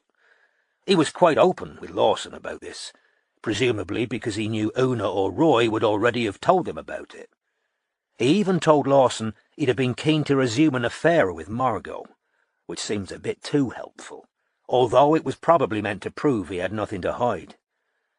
He said he and Margot had a volatile relationship for a couple of years when she was much younger, and that Margot finally ended it for good when she met Roy. Satchwell's alibi checked out. He told Lawson he was alone in his studio, which was also in Camden, for most of the afternoon on the day Margot disappeared, but took a phone call there round about 5. Landlines. Far harder to monkey about with than mobiles when you're trying to set up an alibi. Satchwell ate in a local cafe, where he was known, at 6:30, and witnesses agreed they'd seen him. He then went home to change before meeting some friends in a bar around 8. The people he claimed to have been with confirmed it all, and Lawson was satisfied that Satchwell was in the clear. Which brings us to the third, and I'd have to say most promising suspect, always excepting Dennis Creed. This, said Strike, moving Satchwell's statement from the top of a now greatly diminished pile of paper, is Steve Douthwaite. If Roy Phipps would have been a lazy casting director's idea of a sensitive poet, and Paul Satchwell the very image of a 70s rock star, Steve Douthwaite would have been hired without hesitation to play the cheeky chap, the wise-cracking upstart, the working-class Jack the Lad. He had dark, beady eyes, an infectious grin, and a spiky mullet that reminded Robin of the young men featured on an old Bay City Rollers LP, which Robin's mother, to her children's hilarity, still cherished. Douthwaite was holding a pint in one hand, and his other arm was slung around the shoulder of a man whose face had been cropped from the picture, but whose suit, like Douthwaite's, looked cheap, creased, and shiny. Douthwaite had loosened his kipper tie and undone his top shirt button to reveal a neck chain. Lady Killer Salesman sought over missing doctor. Police are anxious to trace the whereabouts of double-glazing salesman Steve Douthwaite, who has vanished following routine questioning over the disappearance of Dr. Margot Bamborough, 29. Douthwaite, 28, left no forwarding address after quitting his job in his flat in Percival Street, Clerkenwell. A former patient of the missing doctor's, Douthwaite raised suspicion at the medical practice because of his frequent visits to see the pretty blonde doctor. Friends of the salesman describe him as smooth-talking and do not believe Douthwaite suffered any serious health issues. Douthwaite is believed to have sent Dr. Bamborough gifts. Douthwaite, who was raised in foster care, has had no contact with friends since February the 7th. Police are believed to have searched Douthwaite's home since he vacated it. Tragic affair. He caused a lot of trouble round here, a lot of bad feeling, said a co-worker at Diamond Double Glazing, who asked not to be named. Real Jack the Lad. He had an affair with another guy's wife. She ended up taking an overdose, left her kids without a mum. Nobody was sorry when Douthwaite took off, to be honest. We were happy to see the back of him, too interested in booze and girls, and not much cop at the job. Doctor would be a challenge. Asked what he thought Douthwaite's relationship with the missing doctor had been, his co-worker said, "Chasing girls is all Steve cares about. He'd think a doctor was a challenge, knowing him." Police are eager to speak to Douthwaite again and appeal to any members of the public who might know his whereabouts. When Robin had finished reading, Strike, who'd just finished his first pint, said, "Want another drink?" "I'll get these," said Robin. She went to the bar, where she waited beneath the hanging skulls and fake cobwebs. The barman had painted his face like Frankenstein's monster. Robin ordered drinks absent-mindedly, thinking about the Douthwaite article. When she'd returned to Strike with a fresh pint, a wine, and 2 packets of crisps, she said, "You know, that article isn't fair." "Go on." "People don't necessarily tell their co-workers about their medical problems. Maybe Douthwaite did seem fine to his mates when they were all down the pub. That doesn't mean he didn't have anything wrong with him. He might have been mentally ill." "Not for the first time," said Strike. "You're bang on the money." He searched the small number of photocopied papers remaining in his pile and extracted another handwritten document, far neater than Talbot's and devoid of doodles and random dates. Somehow, Robin knew, before Strike had said a word, that this fluid, rounded handwriting belonged to Margot Bamborough. "Copies of Douthwaite's medical records," said Strike. "The police got hold of them. Headaches, upset stomach, weight loss, palpitations, nausea, nightmares, trouble sleeping," Strike read out. "Margot's conclusion, on visit 4, see there, is personal and employment-related difficulties under severe strain exhibiting signs of anxiety." "Well, his married girlfriend had killed herself," said Robin. "That'd knock anyone except a psychopath for 6, wouldn't it?" Charlotte slid like a shadow across Strike's mind. "Yeah, you'd think. Also, look there. He'd been the victim of an assault shortly before his first visit to Margot. Contusions, cracked rib. I smell angry, bereaved, and betrayed husband." "But the paper makes it sound as though he was stalking Margot." "Well," said Strike, tapping the photocopy of Douthwaite's medical notes, "there are a hell of a lot of visits here. He saw her 3 times in 1 week. He's anxious, guilty, feeling unpopular. Probably didn't expect his bit of fun to end in the woman's death. And there's a good-looking doctor offering no judgment but kindness and support. I don't think it's beyond the realms of possibility to think he might have developed feelings for her. And look at this, Strike went on, turning over the medical records to show Robin more typed statements. These are from Dorothy and Gloria, who both said Douthwaite came out of her room the last time he saw Margot looking— Well, this is Dorothy, he said, and he read aloud, I observed Mr. Douthwaite leaving Dr. Bamborough's surgery and noticed that he looked as though he had had a shock. I thought he also looked angry and distressed. As he walked out, he tripped over the toy truck of a boy in the waiting room and swore loudly. He seemed distracted and unaware of his surroundings. And Gloria, said Strike, turning over the page, says, I remember Mr. Douthwaite leaving because he swore at a little boy. He looked as though he had just been given bad news. I thought he seemed scared and angry. Now, Margot's notes of her last consultation with Douthwaite don't mention anything but the same old stress-related symptoms. Strike went on, turning back to the medical records. So, she definitely hadn't just diagnosed him with anything life-threatening. Lawson speculated that she might have felt he was getting over-attached, and told him he had to stop taking up valuable time that could be given to other patients, which Douthwaite didn't like hearing. Maybe he convinced himself his feelings were reciprocated. All the evidence suggests he was in a fragile mental state at the time. Anyway, 4 days after Douthwaite's last appointment, Margot vanishes. Tipped off by the surgery that there was a patient who seemed a bit overfond of her, Talbot called him in for questioning. Here we go.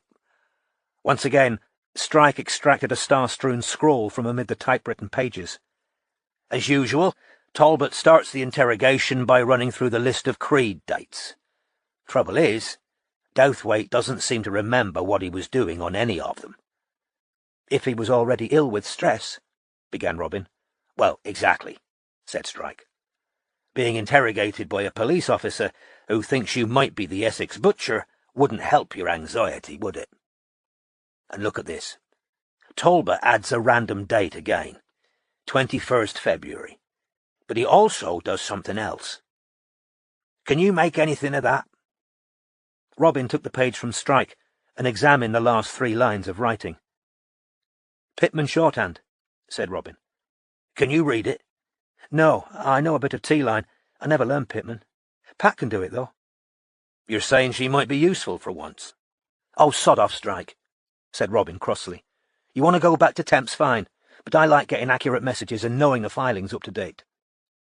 She took a photograph on her phone and texted it to Pat, along with a request to translate it. Strike, meanwhile, was reflecting that Robin had never before called him Strike when annoyed. Perversely, it had sounded more intimate than the use of his first name. He quite enjoyed it. Sorry for impugning Pat, he said. I just told you to sod off, said Robin, failing to suppress a smile. What did Lawson make of Douthwaite? Well, unsurprisingly, when he tried to interview him and found out he left his flat and job, leaving no forwarding address, he got quite interested in him, hence the tip-off to the papers. They were trying to flush him out. And did it work? Asked Robin, now eating crisps. It did. Douthwaite turned up at a police station in Waltham Forest the day after the Ladykiller article appeared, probably terrified he'd soon have Fleet Street and Scotland Yard on his doorstep. He told them he was unemployed and living in a bedsit. Local police called Lawson, who went straight over there to interview him. There's a full account here, said Strike, pushing some of the last pages of the roll he had brought with him towards Robin. All written by Lawson. Appears scared, evasive, nervous, sweating, and the alibi's not good. Douthwaite says that on the afternoon of Margot's disappearance, he was out looking for a new flat. He claims he was already looking for a new place when she disappeared. Coincidence, eh? Except that upon closer questioning, he couldn't say which flats he'd seen and couldn't come up with the name of anyone who'd remember seeing him. In the end, he said his flat hunting had involved sitting in a local cafe and circling ads in the paper. Trouble was, nobody in the cafe remembered him being there. He said he'd moved to Waltham Forest because he had bad associations with Clerkenwell after being interviewed by Talbot and made to feel as though he were under suspicion, and that, in any case, things hadn't been good for him at work since his affair with the co-worker's suicidal wife. "Well, that's credible enough," said Robin. "Lawson interviewed him twice more, but got nothing else out of him. Douthwaite came lawyered up to interview 3. At that point Lawson backed off. After all, they had nothing on Douthwaite, even if he was the fishiest person they interviewed. And it was just credible that the reason nobody had noticed him in the cafe was because it was a busy place." A group of drinkers in Halloween costumes now entered the pub, giggling and clearly already full of alcohol. Robin noticed Strike casting an automatic eye over a young blonde in a rubber nurse's uniform. "So," she said, "is that everything?" "Almost," said Strike. "But I'm tempted not to show you this." "Why not?" "Because I think it's going to feed your obsession with holy places." "I'm not—" "Okay, but before you look at it, just remember that nutters are always attracted by murders and missing person cases, all right?" "Fine," said Robin. "Show me." Strike flipped over the piece of paper. It was a photocopy of the crudest kind of anonymous note, featuring letters cut out of magazines. "If you want to know where Margot Bamborough is buried, dig here." "Another St. George's Cross," said Robin. "Yep. That arrived at Scotland Yard in 1985, addressed to Lawson, who'd already retired. Nothing else in the envelope." Robin sighed and leaned back in her chair. "Nutter, obviously," said Strike, now tapping his photocopied articles and statements back into a pile and rolling them up again. "If you really knew where a body was buried, you'd include a bloody map." It was nearly 6 o'clock now, close to the hour at which a doctor had once left her practice and had never been seen again. The frosted pub windows were inky blue. Up at the bar, the blonde in the rubber uniform was giggling at something a man dressed as the Joker had told her. "You know," said Robin, glancing down at the papers sitting beside Strike's pint. "She was late. It was pouring with rain." "Go on," said Strike, wondering whether she was about to say exactly what he'd been thinking. "Her friend was waiting in here, alone.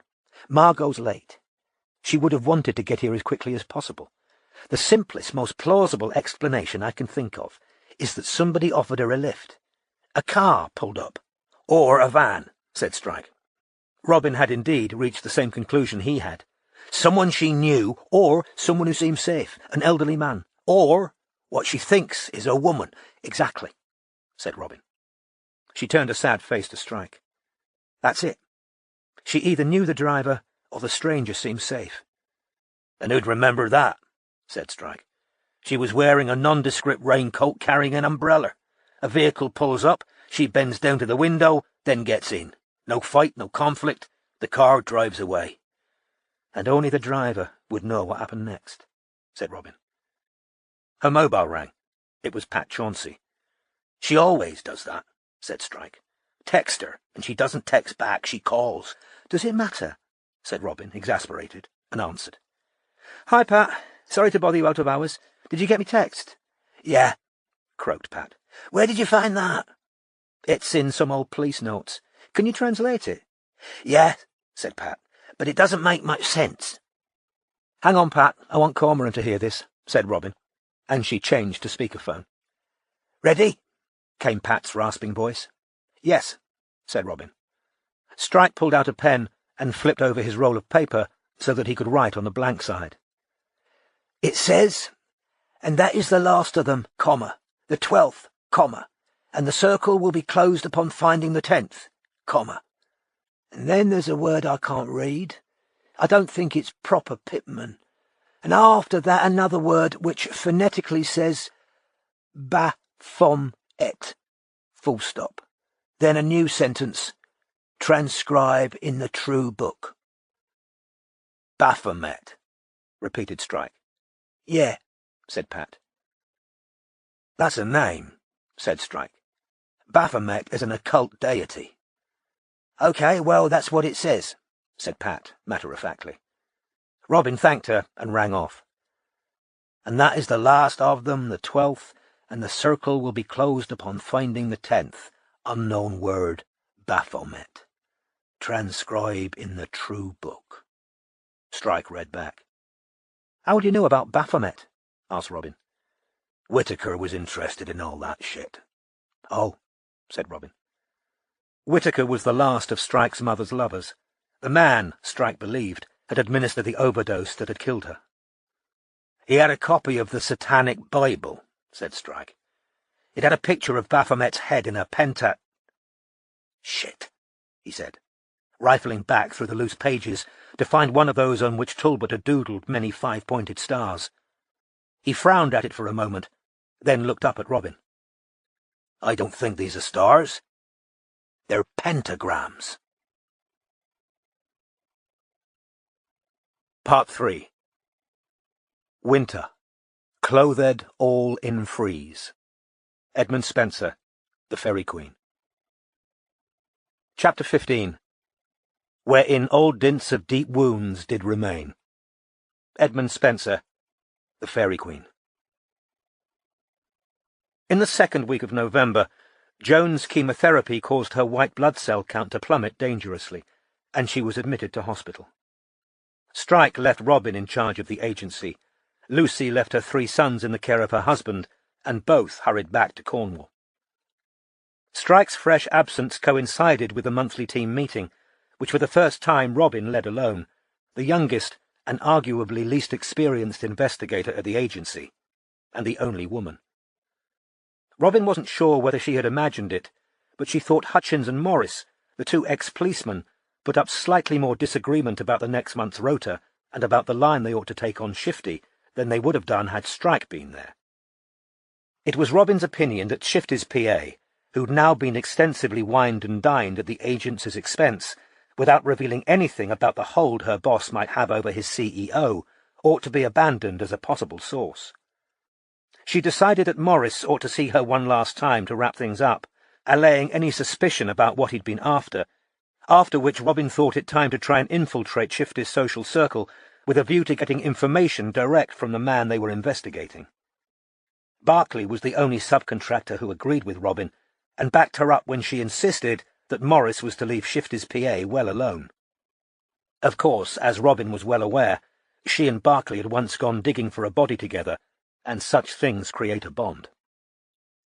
The memory of the team meeting was still bothering her as she sat with her legs up on the sofa in a flat in Fimborough Road later, now in pyjamas and a dressing gown, working on her laptop. Wolfgang the Dachshund was curled at her bare feet, keeping them warm. Max was out. He'd suddenly announced the previous weekend that he feared he was in danger of passing from introvert to recluse, and had accepted an invitation to go to dinner with some actor friends, even though, in his bitter words on parting, "They'll all be pitying me, but I suppose they'll enjoy that." Robin had taken Wolfgang for a quick walk around the block at 11, but otherwise had spent her evening on the Bamborough case, for which she'd had no time while Strike had been in St. Mawes, because the other 4 cases on the agency's books were absorbing all working hours.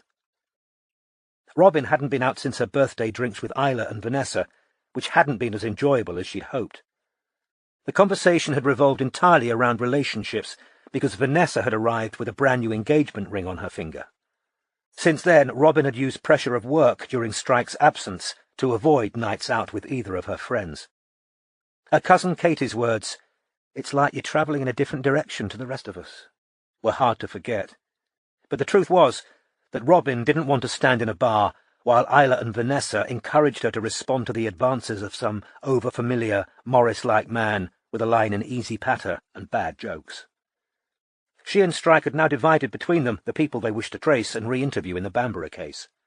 Unfortunately, Robin now knew that at least 4 of her allocated people had passed beyond the reach of questioning. After careful cross-referencing of old records, Robin had managed to identify the Willie Lomax who'd been the long-serving handyman of St. James's Church, Clerkenwell. He'd died in 1989, and Robin had so far been unable to find a single confirmed relative. Albert Shimmings, the florist and possible driver of the speeding van seen on the night of Margot's disappearance, had also passed away, but Robin had emailed 2 men she believed to be his sons. She'd sincerely hoped she'd correctly identified them. Otherwise, an insurance agent and a driving instructor were both about to get truly mystifying messages. Neither had yet responded to her request to talk to them. Wilma Bayliss, the ex-practice cleaner, had died in 2003. A mother of 2 sons and 3 daughters, she'd divorced Jules Bayliss in 1975. By the time she died, Wilma hadn't been a cleaner, but a social worker, and she'd raised a high-achieving family, including an architect, a paramedic, a teacher, another social worker, and a Labour councillor. One of the sons now lived in Germany, but Robin nevertheless included him in the emails and Facebook messages she sent out to all 5 siblings. There'd been no response so far.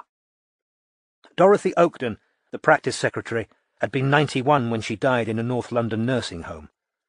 Robin hadn't yet managed to trace Carl, her only child. Meanwhile, Margot's ex-boyfriend, Paul Satchwell, and the receptionist, Gloria Conti, were proving strangely and similarly elusive. At first, Robin had been relieved when she'd failed to find a death certificate for either of them. But after combing telephone directories, census records, county court judgments, marriage and divorce certificates, press archives, social media, and lists of company staff, she'd come up with nothing. The only possible explanations Robin could think of were changes of name, in Gloria's case possibly by marriage, and emigration. As for Mandy White, the schoolgirl who'd claimed to have seen Margot at a rainy window, there were so many Amanda Whites of approximately the right age to be found online that Robin was starting to despair of ever finding the right one. Robin found this line of inquiry particularly frustrating, firstly because there was a good chance that White was no longer Mandy's surname, and secondly because, like the police before her, Robin thought it highly unlikely that Mandy had actually seen Margot at the window that night. Having examined and discounted the Facebook accounts of another 6 Amanda Whites, Robin yawned, stretched, and decided she was owed a break. Setting her laptop down on a side table, she swung her legs carefully off the sofa so as not to disturb Wolfgang, and crossed the open plan area that combined kitchen, dining and living rooms, to make herself one of the low-calorie hot chocolates she was trying to convince herself was a treat, because she was still, in the middle of this long, sedentary stretch of surveillance, trying to keep an eye on her waistline. As she stirred the unappetizing powder into boiling water, a whiff of tuberose mingled with the scent of synthetic caramel. In spite of her bath, fracas still lingered in her hair and on her pyjamas. This perfume, she'd finally decided, had been a costly mistake. Living in a dense cloud of tuberose made her feel not only perpetually on the verge of a headache, but also as though she were wearing fur and pearls in broad daylight. Robin's mobile, which was lying on the sofa beside Wolfgang, rang as she picked up her laptop again. Startled from his sleep, the disgruntled dog rose on arthritic legs. Robin lifted him to safety before picking up her phone, and seeing, to her disappointment, that it wasn't Strike, but Morris. "Hi, Sol." Ever since the birthday kiss, Robin had tried to keep her manner on the colder side of professional when dealing with Morris. "Hey, Robs. You said to call if I had anything, even if it was late." "Yes, of course." "I never said you could call me Robs, though." "What's happened?" asked Robin, looking around for a pen. "I got Gemma drunk tonight, Shifty's PA, you know, under the influence. She told me she thinks Shifty's got something on his boss." "Well, that's hardly news," thought Robin, abandoning the fruitless search for a writing implement. "What makes her think so?" "Apparently he said stuff to her like, 'Oh, we'll always take my calls, don't worry,' and 'I know where all the bodies are buried.'" An image of a cross of St. John slid across Robin's mind and was dismissed. "As a joke," Morris added. "He passed it off like he was joking, but it made Gemma think." "But she doesn't know any details." "No, but listen, seriously. Give me a bit more time, and I reckon I'll be able to persuade her to wear a wire for us. Not to blow my own horn here. Can't reach, for one thing. No, seriously," he said, although Robin hadn't laughed. "I've got her properly softened up. Just give me a bit more time." "Look, I'm sorry, Saul, but we went over this at the meeting," Robin reminded Morris, suppressing a yawn which made her eyes water. The client doesn't want us to tell any of the employees we're investigating this, so we can't tell her who you are. Pressuring her to investigate her own boss is asking her to risk her job. It also risks blowing the whole case if she decides to tell him what's going on.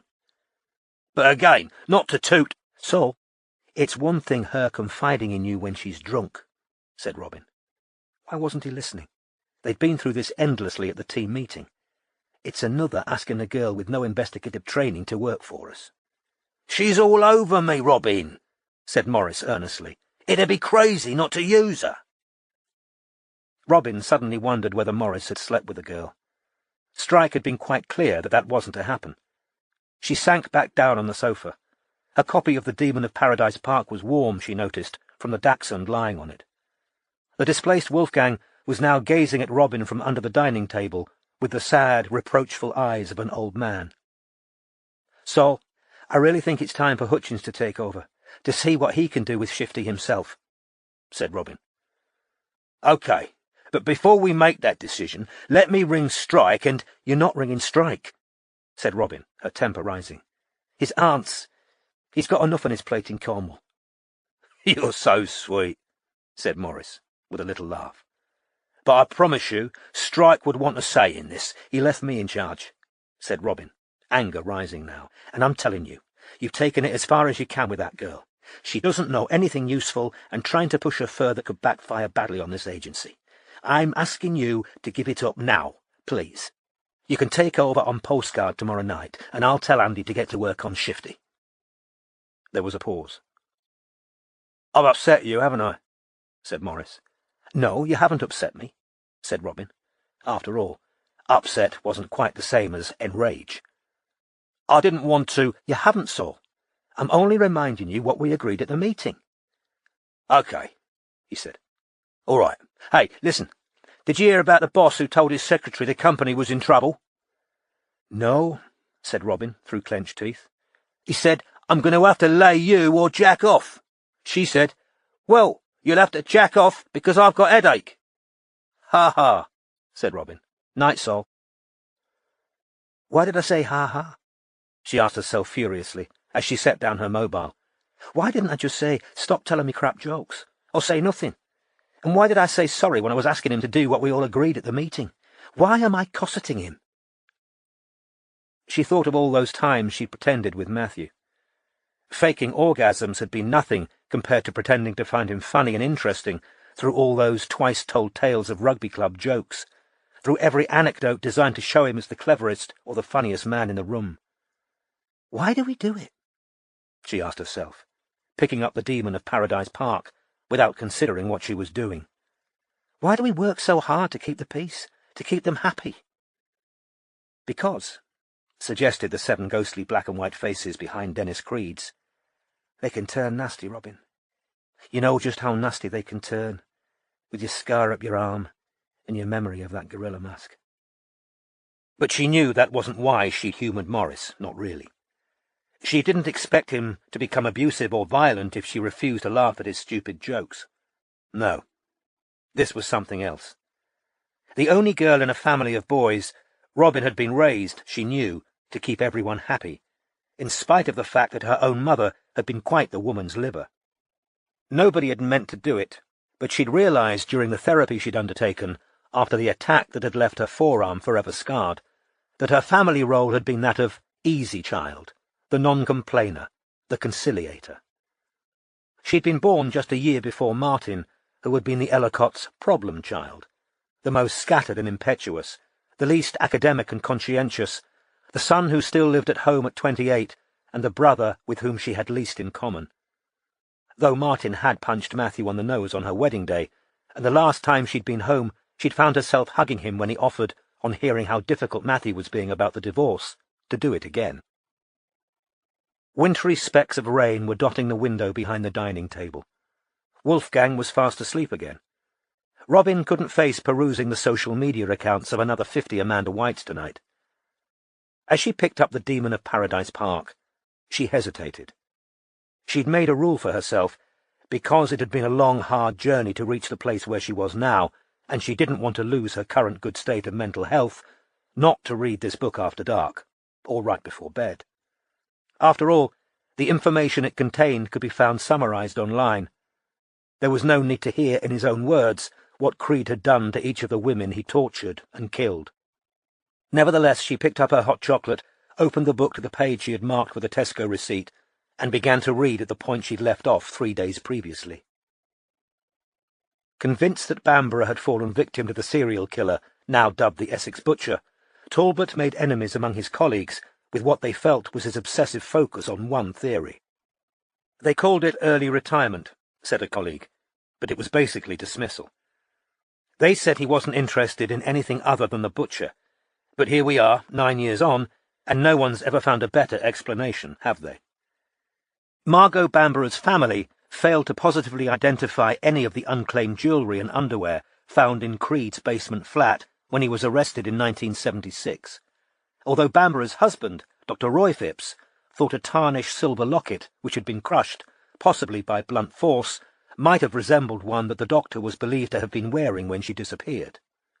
However, a recent published account of Bamborough's life, Whatever Happened to Margot Bamborough, written by the son of a close friend of the doctor, contains revelations about the doctor's private life which suggests a new line of inquiry and a possible connection with Creed. Shortly before her disappearance, Margot Bamborough booked herself into the Bride Street nursing home in Islington, a private facility which in 1974 provided discreet abortions. Chapter 16. Behold the man, and tell me, Britomart, if I more goodly creature thou didst see, how like a giant in each manly part bears he himself with portly majesty. Edmund Spenser, The Fairy Queen. 4 days later, at 5:15 in the morning, the night Riviera sleeper train pulled into Paddington Station.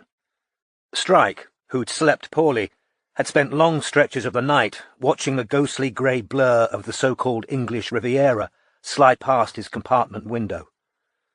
Having slept on top of the covers with his prosthesis still attached, he turned down the proffered breakfast on its plastic tray and was among the first passengers to disembark into the station, kit bag over his shoulder.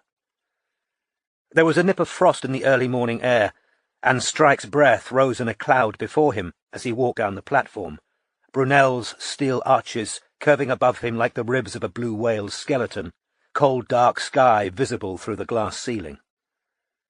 Unshaven, and slightly uncomfortable on the stump that had missed its usual nightly application of soothing cream, Strike headed for a bench, sat down, lit a much-needed cigarette, pulled out his mobile, and phoned Robin. He knew she'd be awake, because she'd just spent the night parked in Strike's BMW outside the house of the weatherman, watching for postcard.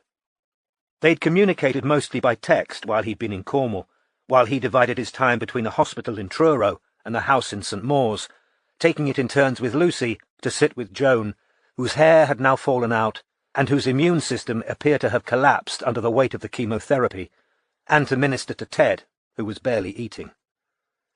Before returning to London, Strike had cooked a large batch of curry, which he left in the freezer, alongside shepherd's pies made by Lucy.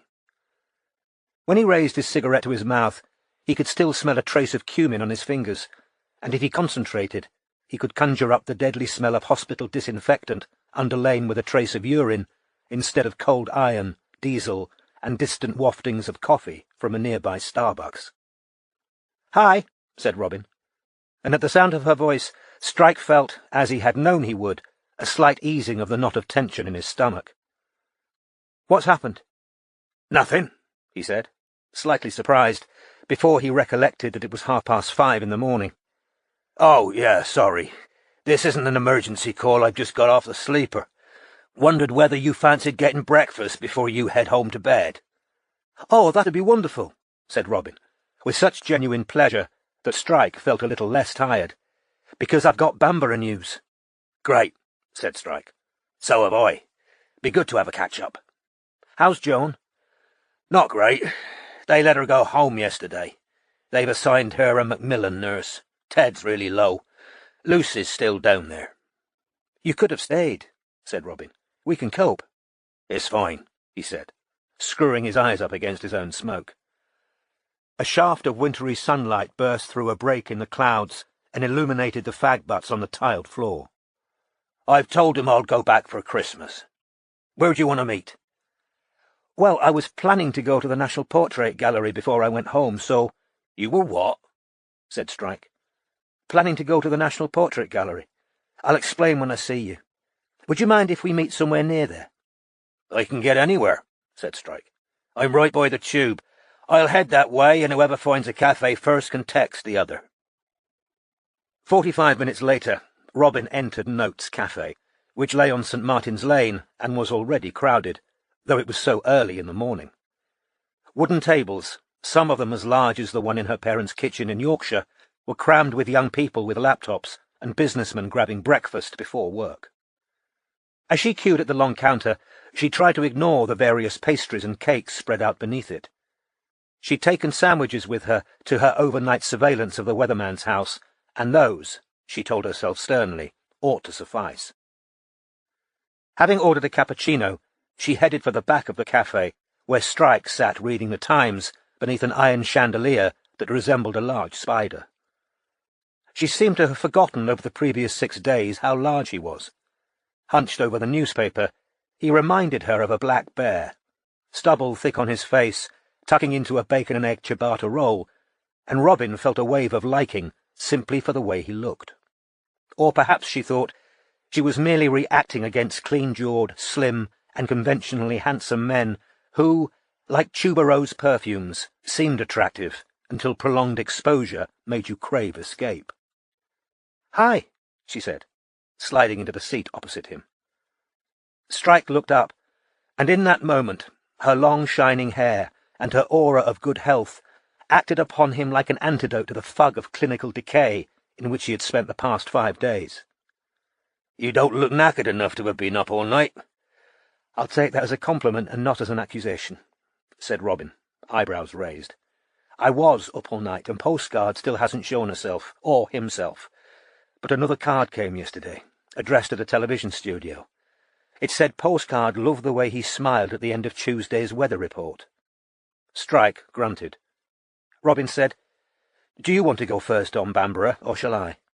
"You first," said Strike, still chewing. "I'm starving." "OK," said Robin. "Well, I've got good news and bad. The bad news is nearly everyone I've been trying to trace is dead, and the rest might as well be." She filled Strike in on the deceased status of Willie Lomax, Albert Shimmings, Wilma Bayliss, and Dorothy Oakden, and on the steps she'd taken, so far, to contact their relatives. "Nobody's got back in touch except one of Shimming's sons, who seems worried that we're journalists trying to pin Margot's disappearance on his father. I've written a reassuring email back. Hope it works." Strike, who had paused in his steady demolition of the roll to drink half a mug of tea, said, "I've been having similar problems. That 2 women struggling by the phone boxes sighting is going to be nigh on impossible to check. Ruby Elliott, who saw them, and the Fleury mother and daughter, who almost certainly were them, are all dead as well.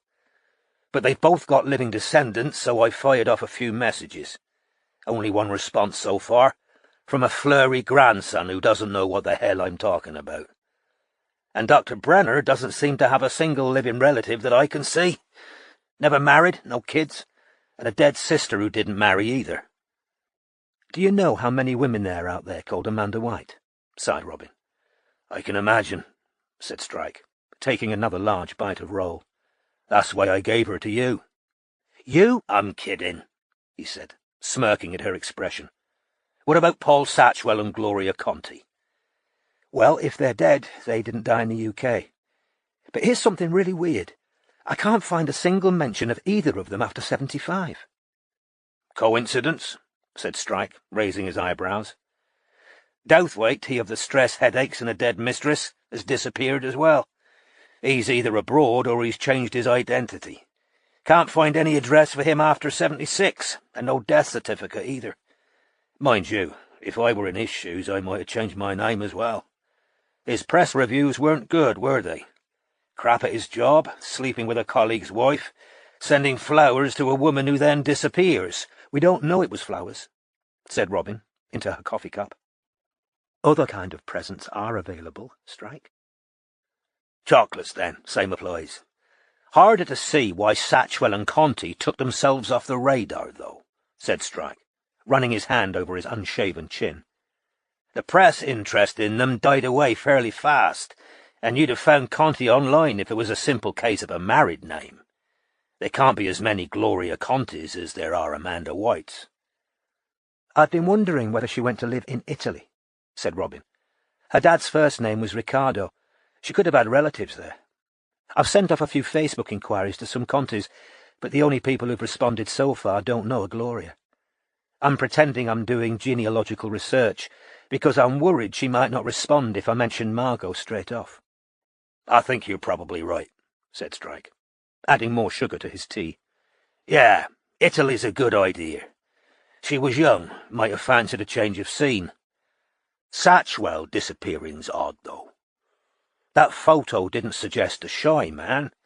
You'd think he'd have popped up somewhere by now, advertising his paintings. I've checked art exhibitions, auctions, galleries. It really is as though he dematerialized. Well, I've made some progress, said Strike, swallowing the last mouthful of his roll and pulling out his notebook. You can get a surprising amount of work done sitting around in a hospital. I've found 4 living witnesses, and one of them's already agreed to talk.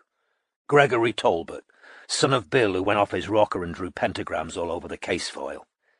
I explained who I am and who hired me, and Gregory's quite amenable to a chat. I'm going over there on Saturday if you want to come. I can't, said Robin, disappointed. Morris and Andy have both got family stuff on. Barclay and I have got to cover the weekend. Ah, said Strike. Shame. Well, I've also found 2 of the women who work with Margot at the practice, said Strike, turning a page in his notebook. The nurse, Janice, is still going by her first married name, which helped. The address Gupta gave me was an old one, but I traced her from there. She's now in Nightingale Grove. Very appropriate, said Robin, in Hither Green. And Irene Bull's now Mrs. Irene Hickson, widow of a man who ran a successful building contractors.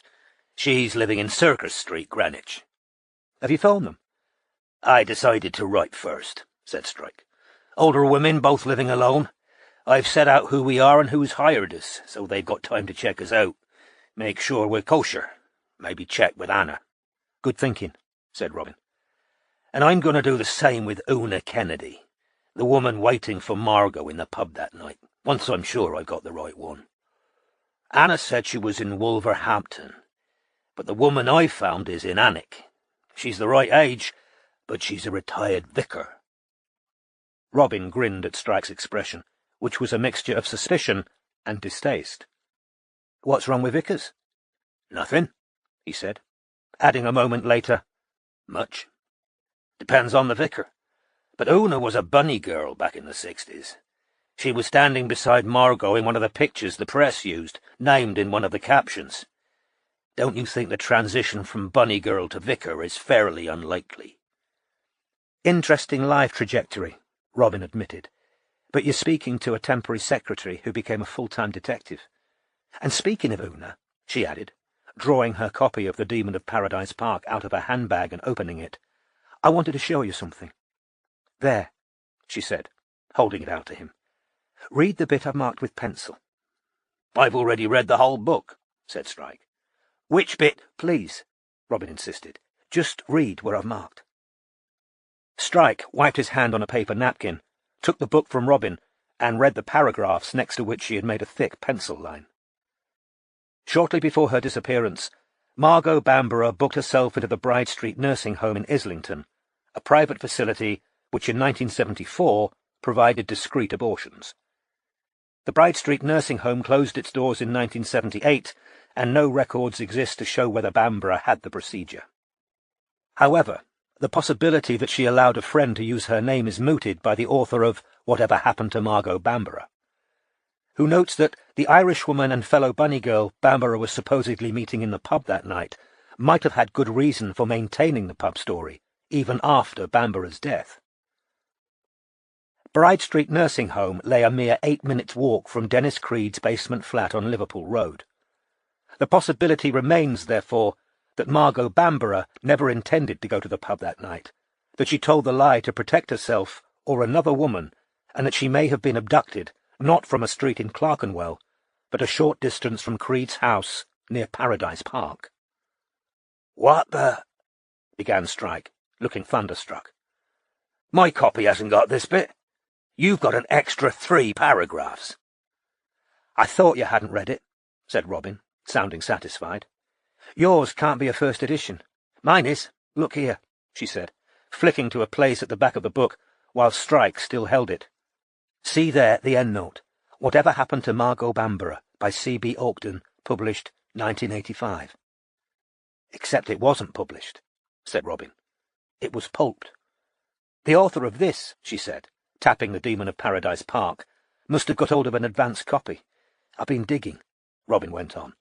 "All this happened pre-internet, obviously, but I found a couple of mentions of it online, in legal articles about suing for libel to stop publication. Basically, Roy Phipps and Una Kennedy brought a joint action against C.B. Ogden and won. Ogden's book was pulped, and there was a hasty reprint of The Demon of Paradise Park without the offending passage." "C.B. Ogden," repeated Strike. "Is he Dorothy the practice secretary's son, exactly. Full name, Carl Bryce Ogden. The last address I'd got for him was in Walthamstow, but he's moved, and I haven't managed to track him down yet." Strike reread the paragraphs relating to the abortion clinic, then said, "Well, if Phipps and Kennedy succeeded in suing to stop publication, they must have convinced a judge that this was partly or completely false." "Horrible thing to lie about, isn't it?" said Robin. "Bad enough if he was saying Margot had the abortion, but hinting that Una had it and was covering up where Margot was that night." "I'm surprised he got it past lawyers," said Strike. "Ogden's publisher was a small press," said Robin. "I looked them up too. They went out of business not long after he had his book pulped. Maybe they didn't bother with lawyers." "More fool them," said Strike. "But unless they had some kind of death wish, this can't have been entirely invented. He must have had something to base it on. And this bloke," he held up the Demon of Paradise Park, "was a proper investigative journalist. He wouldn't have theorized without seeing some proof." "Can we check with him, or is he "Dead," said Strike, who sat for a moment, thinking, then went on. "The appointment must have been made in Margot's name. The question is whether she had the procedure or whether somebody used her name without her knowing." Strike reread the first few lines of the passage. "And the date of the appointment isn't given either. Shortly before her disappearance. Weasel words. If the appointment had been made for the day she disappeared, the author would say so. That'd be a major revelation, and it had been investigated by the police. Shortly before her disappearance is open to wide interpretation." "Coincidence, though, isn't it?" said Robin. "Her making an appointment so close to Creed's house." "Yeah," said Strike. But after a moment's consideration he said, "I don't know, is it? How many abortion clinics were there in London in 1974? Handing the book back to Robin, he continued, "This might explain why Roy Phipps was jumpy about his daughter talking to Una Kennedy. He didn't want her telling his teenage daughter her mother might have aborted her sibling." "I thought of that too," said Robin. "It'd be an awful thing to hear, especially when she's lived most of her life wondering whether her mother ran out on her." "We should try and get hold of a copy of Whatever Happened to Margot Bamborough," said Strike. "There might still be copies in existence if they got as far as printing them. He could have given some away, review copies and the like." "I'm already on it," said Robin. "I've emailed a few different second-hand book places." This wasn't the first time she had found herself doing something for the agency that made her feel grubby. "Carl Ogden was only 14 when Margot disappeared," she continued. "Writing a book about her, milking the connection, claiming Margot and his mother were close friends." "Yeah, he sounds a commoner garden shit," Strike agreed. "When did he leave his address in Walthamstow?" 5 years ago. "Had a look on social media?"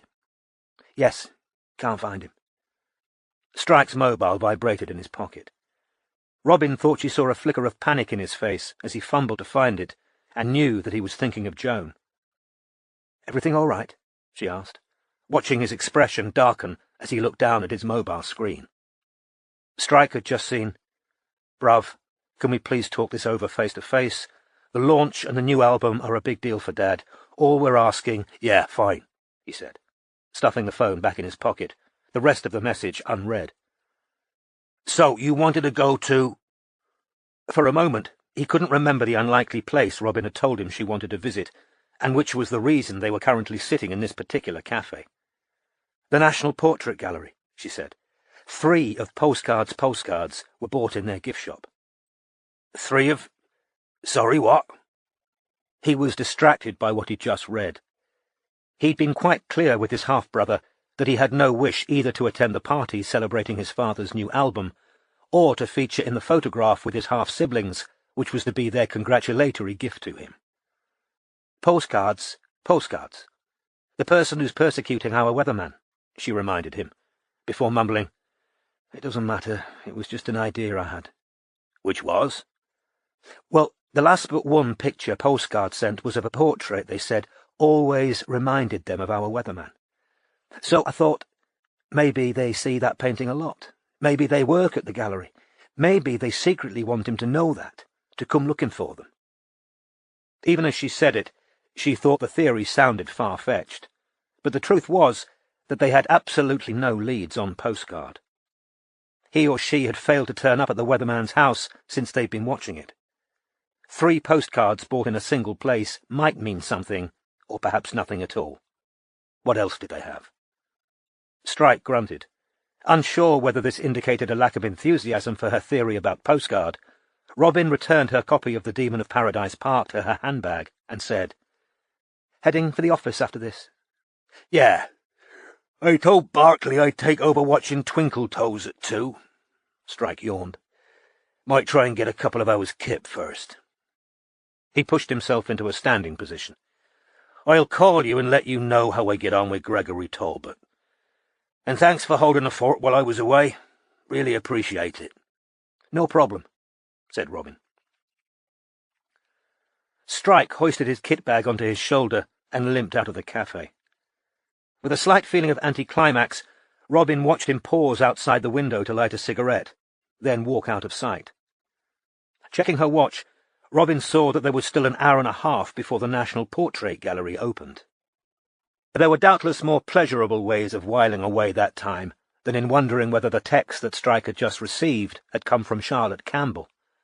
But that was the distraction that occurred to Robin, and it occupied her for a surprising portion of the time she had left to kill. Chapter 17. But thou, whom frowning froward fate hath made sad witness of thy father's fall. Edmund Spenser, The Fairy Queen. Johnny Rokeby, who'd been almost entirely absent from his eldest son's life, had nevertheless been a constant, intangible presence, especially during Strike's childhood. Parents' friends had owned his father's albums, had Rokeby's poster on their bedroom walls as teenagers, and regaled Strike with their fond memories of Deadbeats concerts.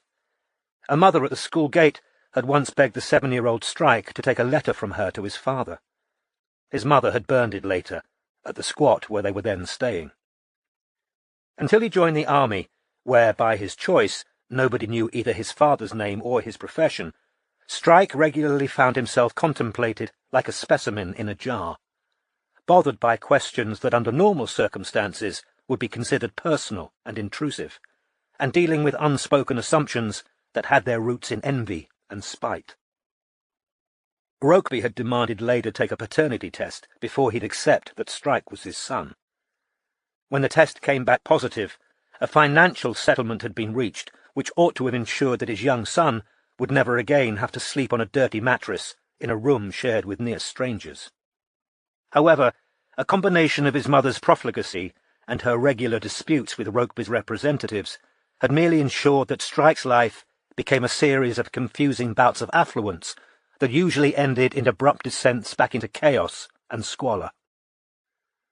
Leda was prone to giving her children wildly extravagant treats, which they enjoyed while wearing 2 small shoes, and to taking off on trips to the continent or to America to see her favourite bands in concert, leaving her children with Ted and Joan, while she rode around in chauffeured cars and stayed in the best hotels. He could still remember lying in the spare room in Cornwall, Lucy asleep in the twin bed beside him, listening to his mother and Joan arguing downstairs, because the children had arrived back at their aunt and uncle's in the middle of winter, without coats. Strike had twice been enrolled in private schools, but Leda had both times pulled him out again before he completed more than a couple of terms, because she decided that her son was being taught the wrong values. Every month, Rokeby money melted away on handouts to friends and boyfriends, and in reckless ventures. Strike remembered a jewellery business, an arts magazine, and a vegetarian restaurant, all of which failed, not to mention the commune in Norfolk that had been the worst experience of his young life. Finally, Rokeby's lawyers, to whom the rock star had delegated all matters concerning the well-being of his son, tied up the paternity payments in such a way that Leda could no longer fritter the money away. The only difference this made to the teenage Strike's day-to-day life had been that the treats had stopped, because Leda wasn't prepared to have her spending scrutinised in the manner demanded by the new arrangement. From that point onwards, the paternity payments had sat accumulating quietly in an account, and the family had survived on the smaller financial contributions made by Lucy's father. Strike had only met his father twice, and had unhappy memories of both encounters. For his part, Rokeby had never asked why Strike's money remained unspent. A tax exile of long standing, he had a band to front, several homes to maintain, 2 exes and a current wife to keep happy, 5 legitimate and 2 illegitimate children. Strike, whose conception had been an accident, whose positive paternity test had broken up Rokeby's second marriage, and whose whereabouts were usually uncertain, came low on his list of priorities. Strike's uncle had provided the model of manhood to which Strike had aspired through his mother's many changes of lover, and a childhood spent in the long shadow cast by his biological father. Leda had always blamed Ted, the ex-military policeman, for Strike's unnatural interest in the army and investigation. Speaking from the middle of a blue haze of cannabis smoke, she would earnestly attempt to dissuade her son from a career in the army, lecturing him on Britain's shameful military history, on the inextricable links between imperialism and capitalism, and trying, without success, to persuade him to learn the guitar, or at the very least, to let his hair grow. Yet with all the disadvantages and pain they had brought, Strike knew that the peculiar circumstances of his birth and upbringing had given him a head start as an investigator. He'd learned early how to colour himself according to his environment. Before the loss of a leg had hampered his full range of physical movement, he'd been able, in spite of his distinctive size, to move and talk in ways that made him appear smaller than he really was. He'd also learned the value of concealing personal information and of editing the stories you told about yourself to avoid becoming entangled in other people's notions of who you must be. Most importantly of all, Strike had developed a sensitive radar for the changes in behaviour that marked the sudden realization that he was a famous man's son. He'd been wise to the ways of manipulators, flatterers, liars, chancers and hypocrites ever since he was a child. These dubious gifts were the best his father had given him, for, apart from child support, there'd never been a birthday card or a Christmas present.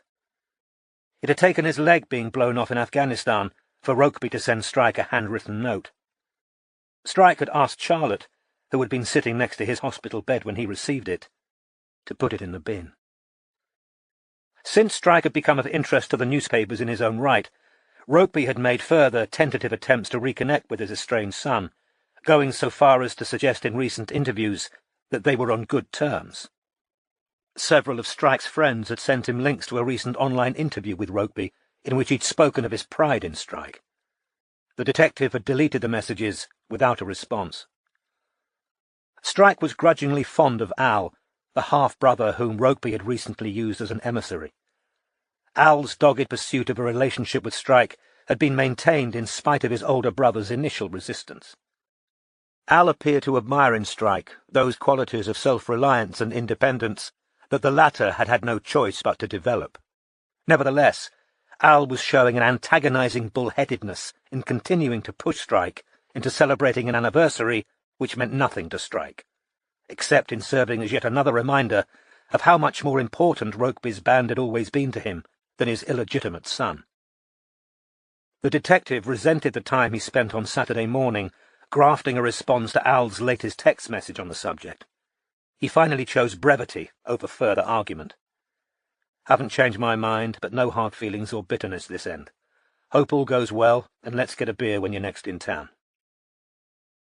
Having taken care of this irksome bit of personal business, Strike made himself a sandwich, put on a clean shirt over his T-shirt, extracted from the Bamborough case file the page on which Bill Talbot had written his cryptic message in Pitman's shorthand, and set off by car for West Wickham, where he had an appointment with Gregory Talbot, son of the late Bill.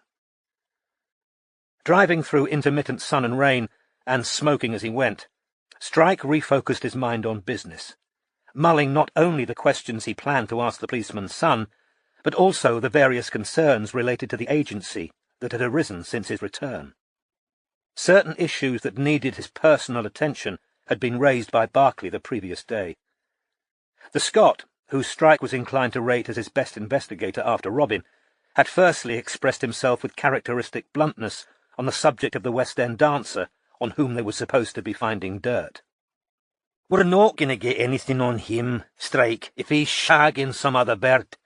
She must be living in his fucking wardrobe. I ken he with old lassie for a credit card, but he's too smart to fuck up a good thing." "Think you're probably right," said Strike. "But I said we give the client 3 months, so we keep going. How you getting on with Pat?" he added. He was hoping that somebody else found the new secretary as much of a pain in the arse as he did, but was disappointed. "Aye, she's great. I ken she sounds like a bronchial docker, but she's very efficient. But if we're having an honest talk about new hires here," Barclay said, his large blue eyes looking up at his boss from under thick brows. "Go on," said Strike. "Morris not pulling his weight?" "I wouldn't say that exactly." The Glaswegian scratched the back of his prematurely grey head, then said, "Robin not mentioned anything to you?" "Has there been trouble between them?" asked Strike, more sharply. "Not to say trouble, exactly," said Barclay slowly. "But he doesn't like taking orders from her. Makes that plain behind her back." "Well, that'll have to change. I'll have a word." "And he's got his own ideas about the Shifty case." "Is that right?" said Strike. "He still thinks she's going to win over the PA. Robin told him it was time to let it go, time to put Hutchins in. She's found out." "That Shifty belongs to Hendon Rifle Club, yeah, she emailed me. And she wants to get Hutchins in there to try and befriend him. Smart plan. Shifty fancies himself a bit of a macho man, from all we know about him. But Morris wants to do it his way. He said to her face he was happy with the new plan, but—" "You think he's still seeing the PA?" "Seeing might be a polite way of putting it," said Barclay. So Strike had called Morris into the office and laid it down in plain language that he was to leave Shifty's PA alone and concentrate for the next week on Two Times' girlfriend. Morris had raised no objections. Indeed, his capitulation had been tinged with obsequiousness. The encounter had left a slightly unpleasant aftertaste. Morris was, in nearly all respects, a desirable hire, with many good contacts in the force, but there had been something in his manner as he hurried to agree that denoted a slipperiness Strike couldn't like. Later that night, while Strike was following the taxi containing Twinkletoes and his girlfriend through the West End, he remembered Dr. Gupta's interlaced fingers and the old doctor's verdict that what made a successful business was the smooth functioning of a team. Entering West Wickham, he found rows of suburban houses with bay windows, broad drives, and private gardens. The avenue, where Gregory Talbot lived, was lined with solid family residences that spoke of conscientious middle-class owners who mowed their lawns and remembered bin day. The houses weren't as palatial as the detached houses on Dr. Gupta Street, but were many times more spacious than Strike's attic flat over the office. Turning into Talbot's Drive, Strike parked his BMW behind a skip that blocked the front of the garage. As he switched off his engine, a pale, entirely bald man with large ears and steel-rimmed glasses opened his door, looking cautiously excited. Strike knew from his online research that Gregory Talbot was a hospital administrator. Mr. Strike? He called, while the detective was getting carefully out of the BMW. The drive was slick with rain, and the memory of tripping on the Falmouth ferry still fresh. "That's me," said Strike, closing his door, and holding out his hand as Talbot came walking towards him. Talbot was shorter than Strike by a good 6 inches. "Sorry about the skip," he said. "We're doing a loft conversion." As they approached the front door, a pair of twin girls, Strike guessed to be around 10 years old, came bursting outside, almost knocking Gregory aside. "Stay in the garden, girls," called Gregory, though Strike thought the more pressing problem was surely that they had bare feet, and that the ground was cold and wet. "Stay in the garden, girls," imitated one of the twins. Gregory looked mildly over the top of his glasses at the twins. "Rudeness isn't funny." "It bloody is," said the first twin, to the raucous laughter of the second. "Swear at me again, and there'll be no chocolate pudding for you tonight, Jada," said Gregory. "Nor will you borrow my iPad." Jada pulled a grotesque face, but did not, in fact, swear again. "We foster," Gregory told Strike as they stepped inside. "Our own kids have left home. Through to the right and have a seat." To Strike, who lived in a slightly Spartan minimalism by choice, the cluttered and very untidy room was unappealing. He wanted to accept Gregory's invitation to sit down, but there was no way he could do so without having to first shift a large quantity of objects which felt rude. Oblivious to Strike's plight, Gregory glanced through the window at the twins. They were already running back indoors, shivering. "They learn," he said, as the front door slammed and the twins ran upstairs.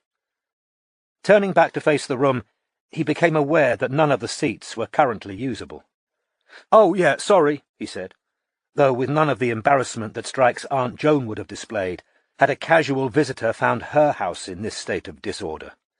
"The girls were in here this morning." Gregory swiftly cleared a leaking bubble gun, 2 naked Barbie dolls, a child's sock, a number of small bits of brightly coloured plastic, and half a Satsuma off the seat of an armchair to allow Strike to sit down. He dumped the homeless objects onto a wooden coffee table that was already piled high with magazines, a jumble of remote controls, several letters, and empty envelopes, and further small plastic toys, including a good deal of Lego. "Tea?" he offered. "Coffee? My wife's taken the boys swimming." "Oh, there are boys too." "Hence the loft conversion," said Gregory. "Darren's been with us nearly 5 years." While Gregory fetched hot drinks, Strike picked up the official sticker album of this year's Champions League, which he'd spotted lying on the floor beneath the coffee table. He turned the pages with a feeling of nostalgia for the days when he, too, had collected football stickers. He was idly pondering Arsenal's chances of winning the cup when a series of crashes directly overhead, which made the pendant light sway very slightly, made him look up.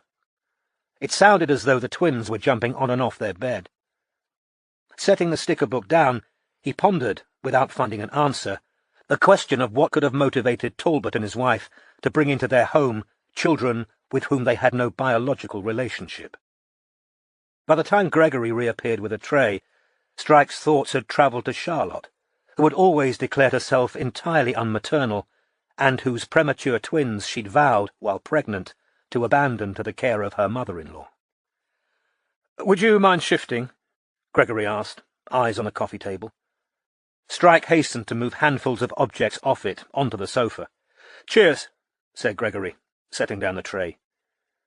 He scooped yet another mound of objects off the second armchair, dumped them, too, onto the now considerable pile on the sofa, picked up his mug, sat down and said, "Help yourself," indicating a slightly sticky sugar bowl and an unopened packet of biscuits.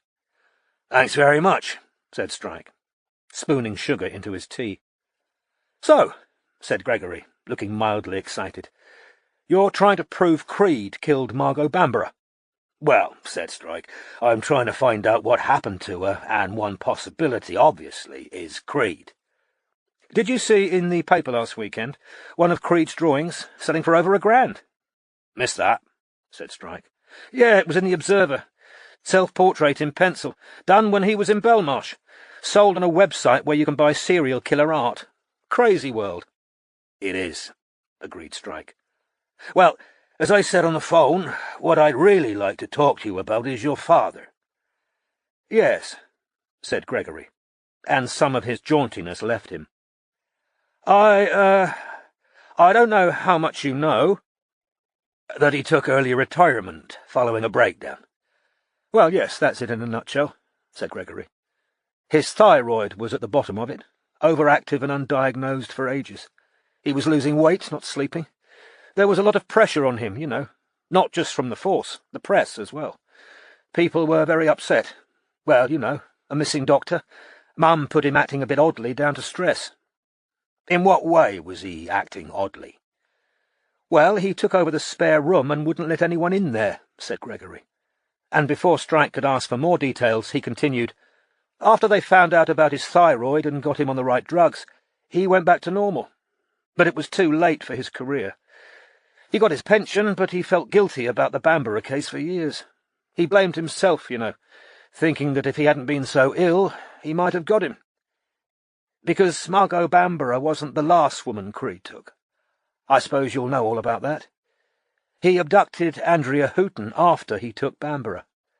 When they arrested him and went into the house and saw what was in the basement, the torture equipment and the photos he'd taken of the women, he admitted he'd kept some of them alive for months before he killed them. Dad was really upset when he heard that. He kept going back over it in his head, thinking if he'd caught him earlier, Bamborough and Houghton might have still been alive. He beat himself up for getting fixated. Gregory cut himself off. Distracted, you know.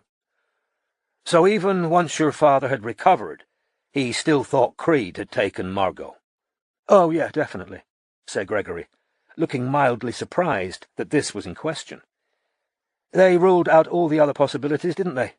The ex-boyfriend, that dodgy patient who had a thing for her, they all came up clean.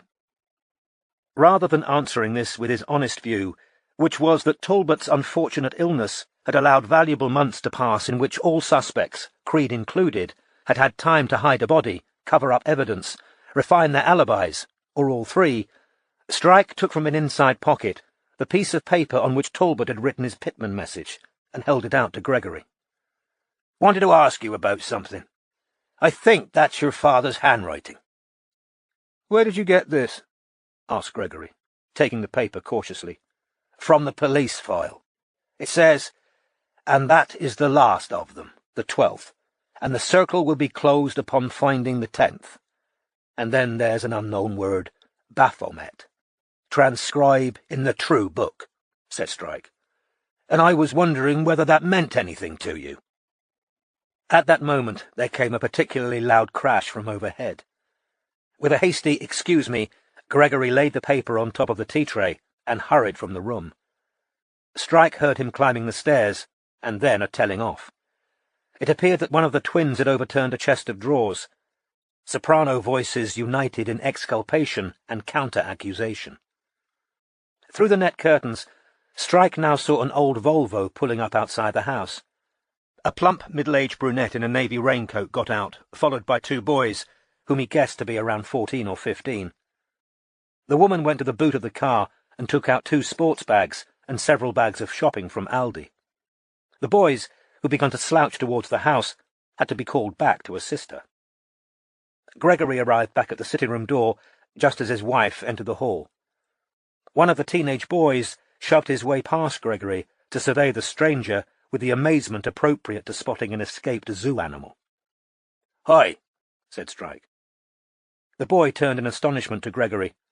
"Who's he?" he asked, pointing. The second boy appeared beside the first, eyeing Strike with precisely the same mixture of wonder and suspicion. "This is Mr. Strike," said Gregory. His wife now appeared between the boys, placed a hand on their shoulders, and steered them bodily away, smiling at Strike as she did so. Gregory closed the door behind him and returned to his armchair. He appeared to have momentarily forgotten what he and Strike had been talking about before he had gone upstairs, but then his eye fell upon the piece of paper, scrawled all over with his father's handwriting, dotted with pentagrams, and with the cryptic lines in Pitman shorthand. "Do you know why Dad knew Pitman shorthand?" he said, with forced cheerfulness. "My mother was learning it at Secretarial College, so he learned it as well, so he could test her. He was a good husband, and a good dad, too," he added, a little defiantly. "Sounds it," said Strike. There was another pause.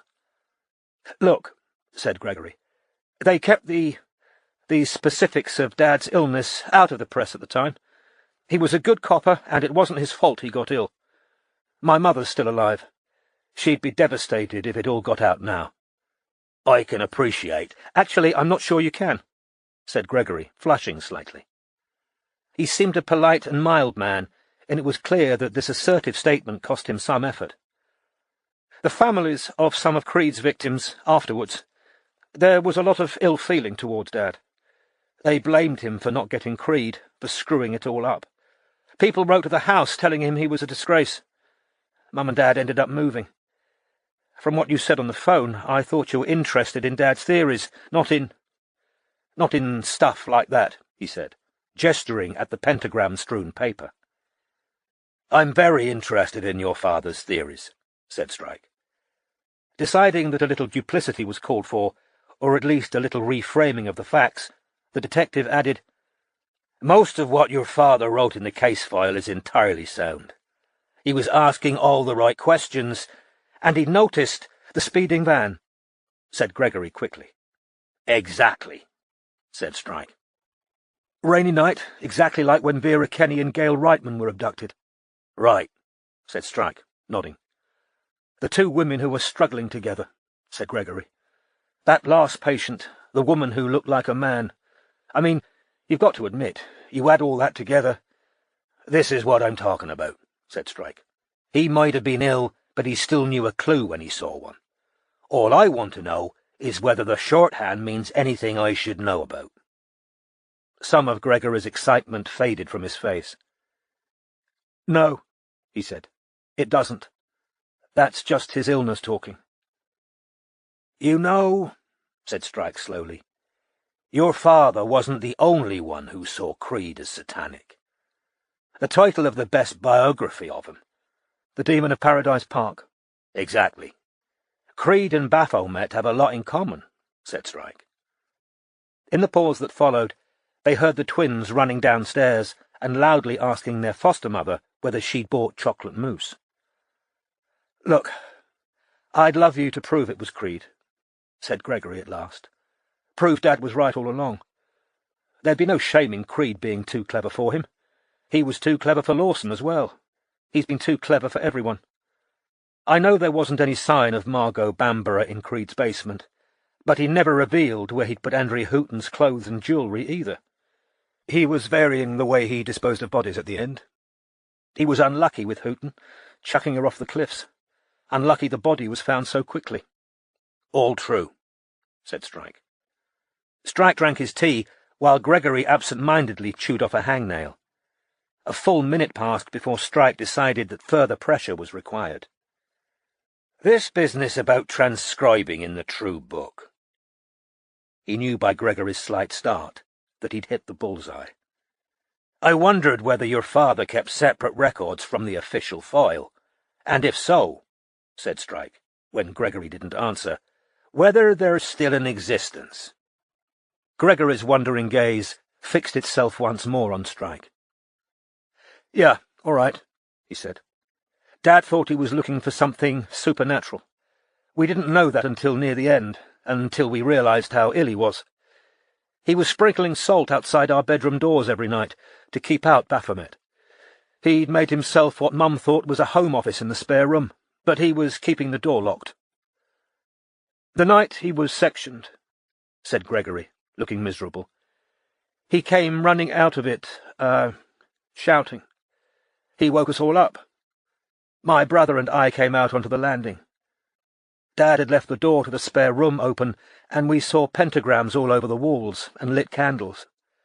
He'd taken up the carpet and made a magic circle on the floor to perform some kind of ritual, and he claimed, well, he thought he'd conjured some kind of demonic creature. Mum called 999 and an ambulance came and, well, you know the rest." "Must have been very distressing for all of you," said Strike. "Well, yeah, it was. While Dad was in hospital, Mum cleaned out the room, took away his tarot cards and all the occult books, and painted over the pentagrams and the magic circle. It was all the more upsetting for her because both had been committed churchgoers before Dad had his breakdown. "He was clearly very ill," said Strike, "which wasn't his fault. But he was still a detective, and he still had sound copper sense. I can see it in the official record. If there's another set of records anywhere, especially if it contains stuff that isn't in the official file, it's an important document." Gregory chewed his nail again, looking tense. Finally, he seemed to reach a decision. "Ever since we spoke on the phone, I've been thinking that maybe I should give you this," he said, standing up and heading over to an overflowing bookcase in the corner. From the top, he took a large leather-bound notebook of old-fashioned type which had a cord wrapped round it. "This was the only thing that didn't get thrown away," said Gregory, looking down at the notebook, "because Dad wouldn't let go of it when the ambulance arrived. He said he had to record what the, spirit had looked like, the thing he'd conjured, so the notebook got taken to hospital with him.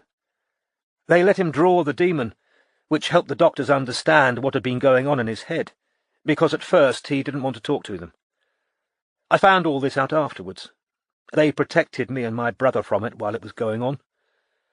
After Dad got well, he kept the notebook, because he said if anything was a reminder to take his medicine, this was it. But I wanted to meet you before I made a decision."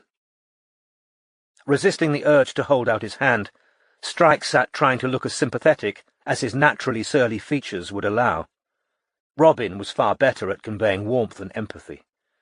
He'd watched her persuading recalcitrant witnesses many times since they'd gone into business together. "You understand," said Gregory, still clutching the notebook, and evidently determined to hammer the point home. "He'd had a complete mental breakdown." "Of course," said Strike. "Who else have you shown that to?" "Nobody," said Gregory.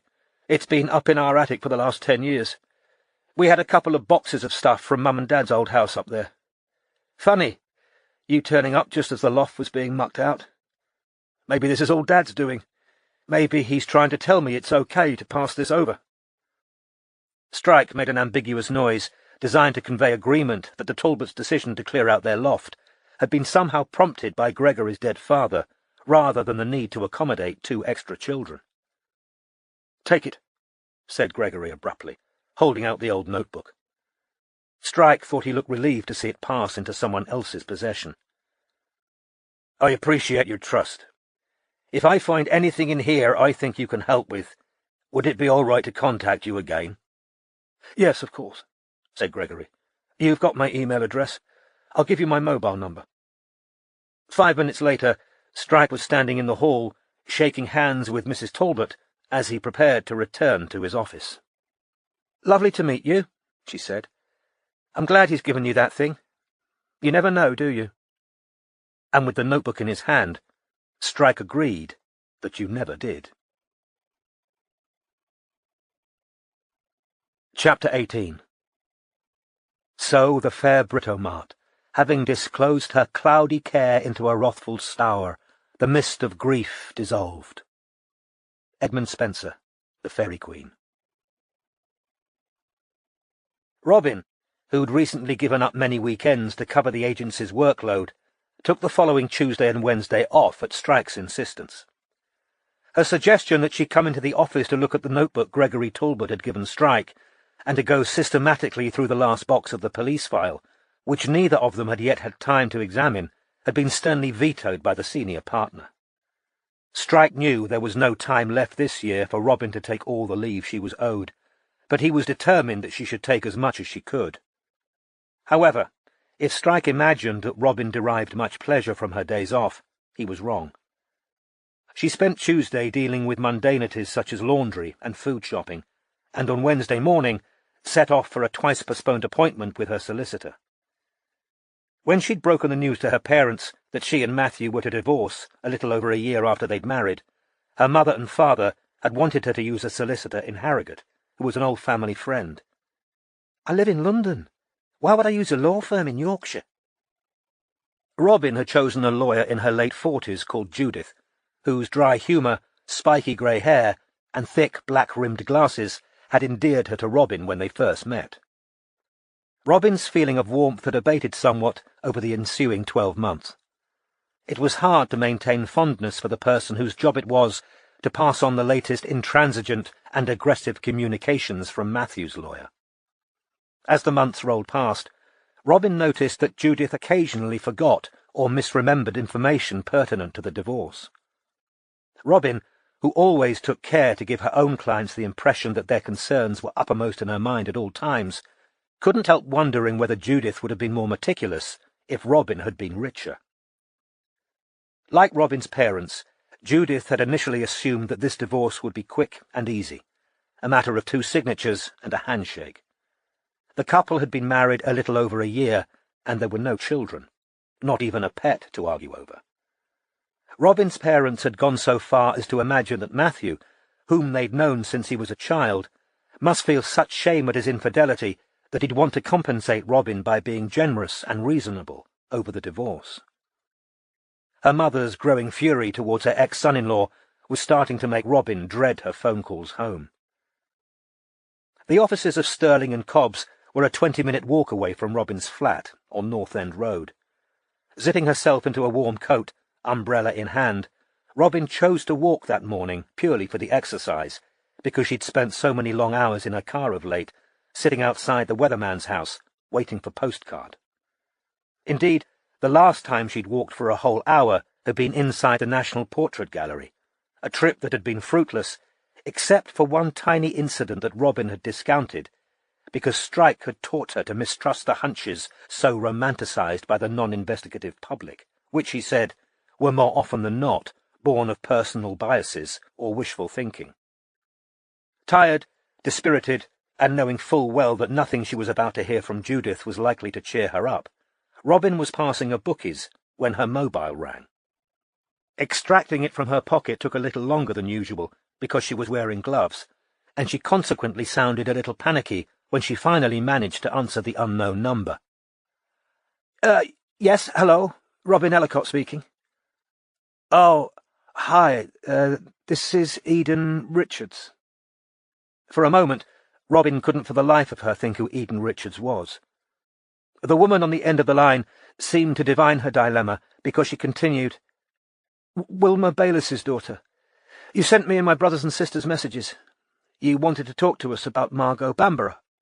Oh, yes, of course, thank you for calling me back, said Robin, backing into the bookie's doorway, her finger in the ear not pressed against the phone to block out the sound of traffic. Eden, she now remembered, was the oldest of Wilma's offspring, a Labour councillor from Lewisham. Yeah, said Eden Richards. Well, I'm afraid we don't want to talk to you. And I'm speaking for all of us here, OK? I'm sorry to hear that, said Robin, watching abstractedly as a passing Doberman Pinscher squatted and defecated on the pavement while its scowling owner waited, a plastic bag hanging from his hand. Can I ask why? We just don't want to, said Eden. OK? OK, said Robin. But to be clear, all we're doing is checking statements that were made around the time Margot— We can't speak for our mother, said Eden. She's dead. We feel sorry for Margot's daughter, but we don't want to drag up stuff that— It's something we don't particularly want to relive, any of our family. We were young when she disappeared. It was a bad time for us, so the answer's no. OK? I understand, said Robin. But I wish you'd reconsider. We aren't asking you to talk about anything You are, though, said Eden. Yeah, you are. And we don't want to, OK? You aren't police. And by the way, my youngest sister's going through chemotherapy, so leave her alone, please. She doesn't need the grief. I'm going to go now. The answer's no, OK? Don't contact any of us again, please. And the line went dead. Shit, said Robin out loud. The owner of the Doberman Pinscher, who was now scooping a sizable pile of that very substance off the pavement, said, You and me both, love. Robin forced a smile, stuffed her mobile back into her pocket and walked on. Shortly afterwards, still wondering whether she could have handled the call with Eden better, Robin pushed open the glass door of Sterling and Cobbs, solicitors. Well, said Judith 5 minutes later, once Robin was sitting opposite her in the tiny office full of filing cabinets. The monosyllable was followed by silence as Judith glanced over the documents in the file in front of her, clearly reminding herself of the facts of the case while Robin sat watching. Robin would much rather have sat for another 5 minutes in the waiting room than witness this casual and hasty revision of what was causing her so much stress and pain. Said Judith. Yes, just checking that, yes. We had a response to ours on the 14th, as I said in my email, so you'll be aware that Mr. Cunliffe isn't prepared to shift his position on the joint account. Yes, said Robin. So I really think it's time to go to mediation, said Judith Cobbs. And as I said in my reply to your email, said Robin, wondering whether Judith had read it, I can't see mediation working. Which is why I wanted to speak to you face to face, said Judith, smiling. We often find that when the two parties have to sit down in the same room and answer for themselves, especially with impartial witnesses present, I'd be with you, obviously, they become far less intransigent than they are by letter. You said yourself, Robin replied. Blood was thumping in her ears. The sensation of not being heard was becoming increasingly common during these interactions. The last time we met, you agreed that Matthew seems to be trying to force this into court. He isn't really interested in the joint account. He can outspend me 10 times over. He just wants to beat me. He wants a judge to agree that I married him for his bank account. He'll think it money well spent if he can point to some ruling that says the divorce was all my fault. It's easy, said Judith, still smiling, to attribute the worst possible motives to ex-partners. But he's clearly an intelligent people can be as spiteful as anyone else. True, said Judith, still with an air of humouring Robin, but refusing to even try mediation is a bad move for both of you. No judge will look kindly on anyone who refuses to at least try and settle matters without recourse to the courts. The truth, as perhaps Judith and Robin both equally knew, was that Robin dreaded having to sit face to face with Matthew and the lawyer who had authored all those cold, threatening letters. I've told him I don't want the inheritance he got from his mother, said Robin. All I want back out of that joint account is the money my parents put into our first property. Yes, said Judith, with a hint of boredom. Robin knew that she'd said exactly this every time they'd met each other. But as you're aware, his position is that I contributed virtually nothing to our finances, so he ought to keep the whole lot, because he went into the marriage out of love, and I'm some kind of gold digger. This is obviously upsetting you, said Judith, no longer smiling. We were together 10 years, said Robin, trying with little success to remain calm. When he was a student and I was working, I paid for everything. Should I have kept the receipts? We can certainly make that point in mediation. That'll just infuriate him, said Robin. She raised a hand to her face, purely for the purpose of hiding it. She felt suddenly and perilously close to tears. OK, fine. We can try mediation. I think that's the sensible thing to do, said Judith Cobbs, smiling again. So I'll contact Brophy, Shenstone, and I suppose I'll get a chance to tell Matthew he's a total shit at least, said Robin, on a sudden wave of fury. Judith gave a small laugh. Oh, I wouldn't advise that, she said. Oh, wouldn't you really? Thought Robin, as she hitched on another fake smile and got up to leave. A blustery, damp wind was blowing when she left the solicitors.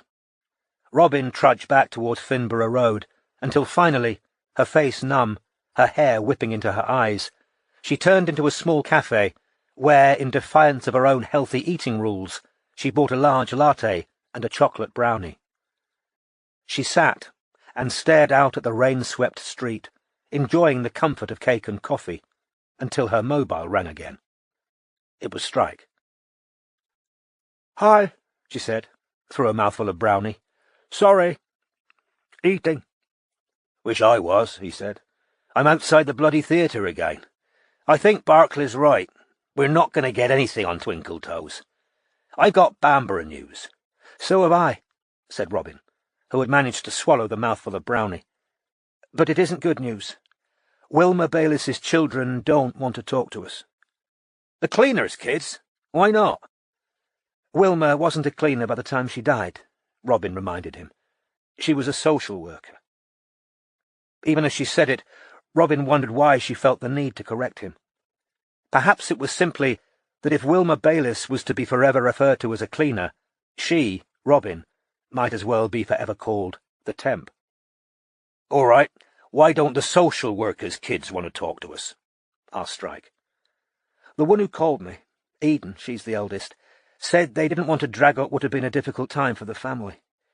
She said it had nothing to do with Margot, but then she contradicted herself, because when I said we only wanted to talk about Margot, I can't remember her exact words, but the sense was that talking about Margot's disappearance would involve them talking about the family's personal stuff. Well, their father was in jail in the early 70s, and Margot was urging Wilma to leave him," said Strike. "It's probably that. Think it's worth calling her back, trying a bit more persuasion?" "I don't think she's going to change her mind." "And she said she was speaking for her brother and sisters as well?"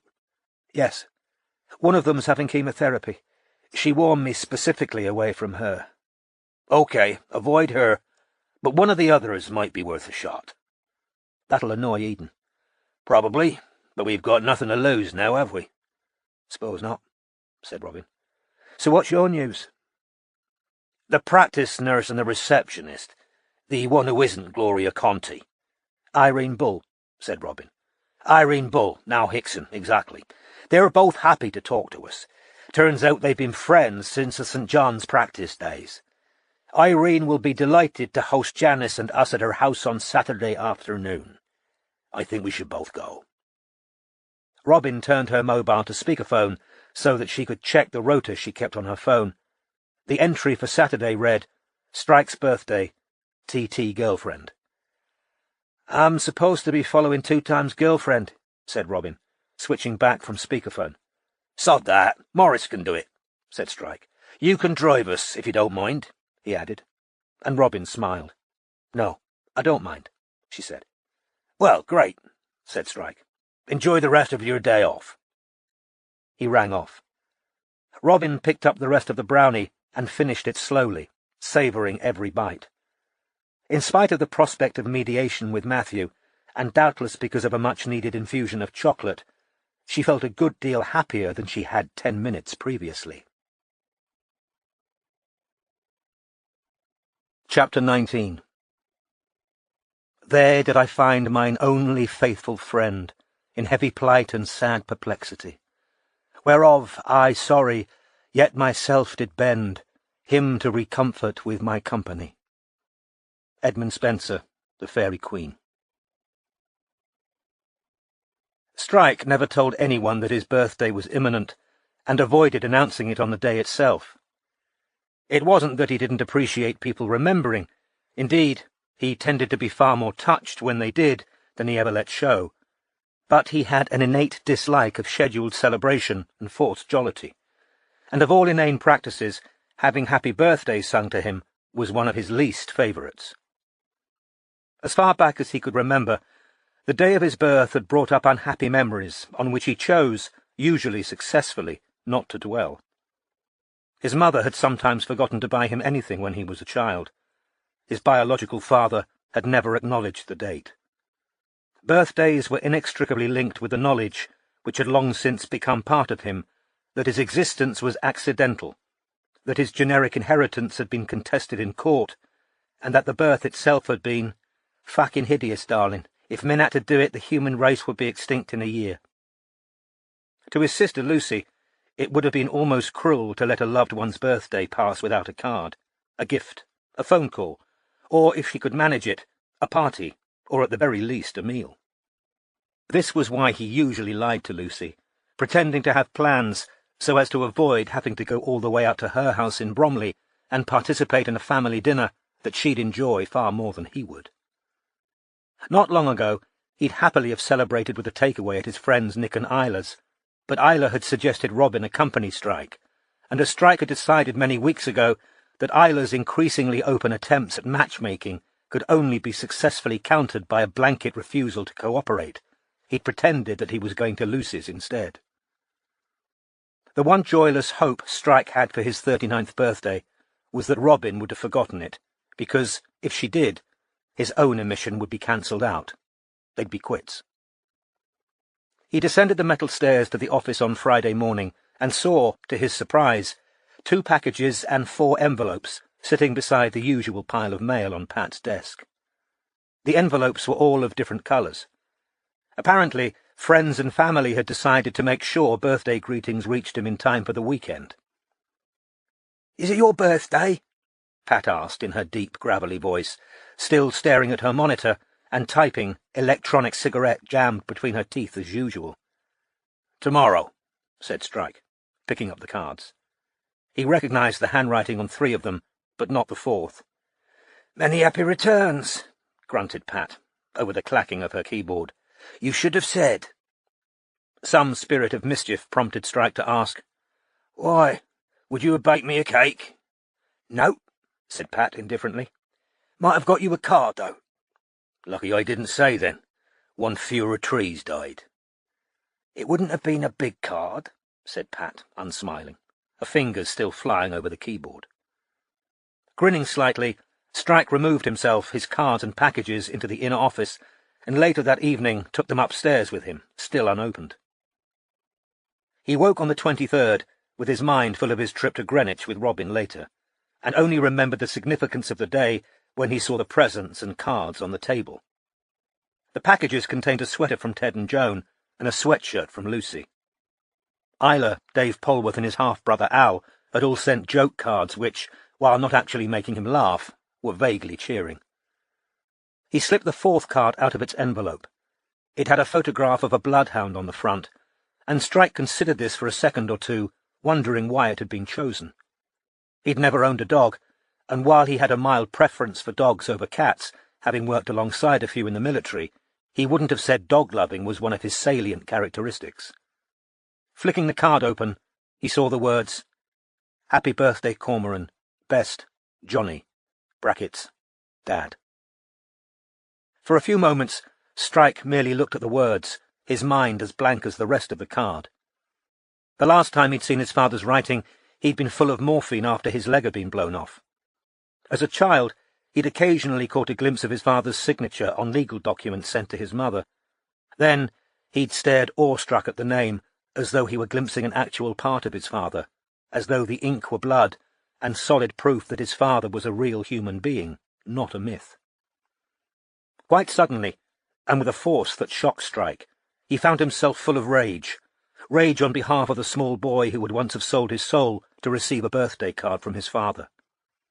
He'd grown well beyond any desire to have contact with Johnny Rokeby, but he could still recall the acute pain his father's continual and implacable absence had so often caused him as a child. While the primary class was making Father's Day cards, for instance, or when strange adults questioned him about why he never saw Rokeby, or other children jeered at him, singing deadbeat songs, or telling him his mother had got pregnant with him purely to get Rokeby's money. He remembered the longing that was almost an ache, always most acute around birthdays and Christmas, for his father to send something or phone, anything to show that he knew Strike was alive. Strike hated the memory of these fantasies more than he hated remembering the pain caused by their eternal unfulfillment. But most of all, he hated remembering the hopeful lies he'd told himself when, as a very young boy, he'd made excuses for his father, who probably didn't know that the family had moved yet again, who'd sent things to the wrong address, who wanted to know him but simply couldn't find him. Where had Rokeby been when his son was a nobody? Where had Rokeby been every time Lada's life came off the rails and Ted and Joan rode, again, to the rescue? Where had he been on any of the thousands of occasions when his presence might have meant something real and genuine, rather than an attempt to look good to the papers? Rokeby knew literally nothing about his son, except that he was a detective, and that explained the fucking bloodhound. Fuck you and your fucking card. Strike tore the card in half, then into quarters, and threw the pieces into the bin. But for a disinclination to trigger the fire alarm, he might have put a match to them. Anger pulsed like a current through Strike all morning. He hated his own rage, as it showed that Rokeby still had some emotional hold on him, and by the time he set out for Earl's Court, where Robin was picking him up, he was not far off wishing that birthdays had never been invented. Sitting in the Land Rover, just outside the station entrance some 45 minutes later, Robin watched Strike emerge onto the pavement, carrying a leather-bound notebook, and noted that he looked as grumpy as she'd ever seen him. "Happy birthday," she said, when he opened the passenger door. Strike immediately noticed the card and the small wrapped package lying on the dashboard. Fuck. "Cheers!" and climbed in beside her, looking even grumpier. As Robin pulled out onto the road, she said, "Is it turning 39 that's upset you, or has something else happened?" Having no desire to talk about Rugby, Strike decided an effort was required. "No, I'm just knackered. I was up late last night going through the last box of the Bamborough file." "I wanted to do that on Tuesday, but you wouldn't let me." "You were owed time off," said Strike shortly, tearing open the envelope of her card. "You're still owed time off." "I know, but it would have been a lot more interesting than doing me ironing." Strike looked down at the front of Robin's card, which featured a watercolour of St. Mawes. She must, he thought, have gone to some trouble to find it in London. "Nice," he said. "Thanks." Flipping it open, he read, "Many happy returns. Love, Robin. Kiss." She'd never put a kiss on any message to him before, and he liked it being there. Feeling slightly more cheerful, he unwrapped the small package that accompanied the card, and found inside a pair of replacement headphones of the kind Luke had broken while he'd been in St. Mawes over the summer. "Oh, Robin, Thanks. That's great. I hadn't replaced them either." "I know," said Robin. "I noticed." As Strike put her card back in its envelope, he reminded himself that he really did need to get her a decent Christmas present. "Is that Bill Talbot's secret notebook?" Robin asked, glancing sideways at the leather-bound book in Strike's lap. "The very same. I'll show you after we've talked to Irene and Janice. Batshit crazy, full of bizarre drawings and symbols." "What about the last box of police records? Anything interesting?" Robin asked. "Yes, as it goes. A chunk of police notes from 1975 had got mixed in with a bunch of later stuff. There were a few interesting bits. For instance, the practice cleaner, Wilmer, was sacked a couple of months after Margot disappeared, but for petty theft, not drinking, which is what Gupta told me. Small amounts of money disappearing out of people's purses and pockets. I also found out a call was made to Margot's marital home on Anna's 2nd birthday, from a woman claiming to be Margot." "Oh, my God, that's horrible," said Robin. "A prank call?" "Police thought so. They traced it to a phone box in Marylebone. Cynthia, the childminder turned second wife, answered. The woman identified herself as Margot and told Cynthia to look after her daughter." "Did Cynthia think it was Margot?" "She told police she was too shocked to really take in what the caller said.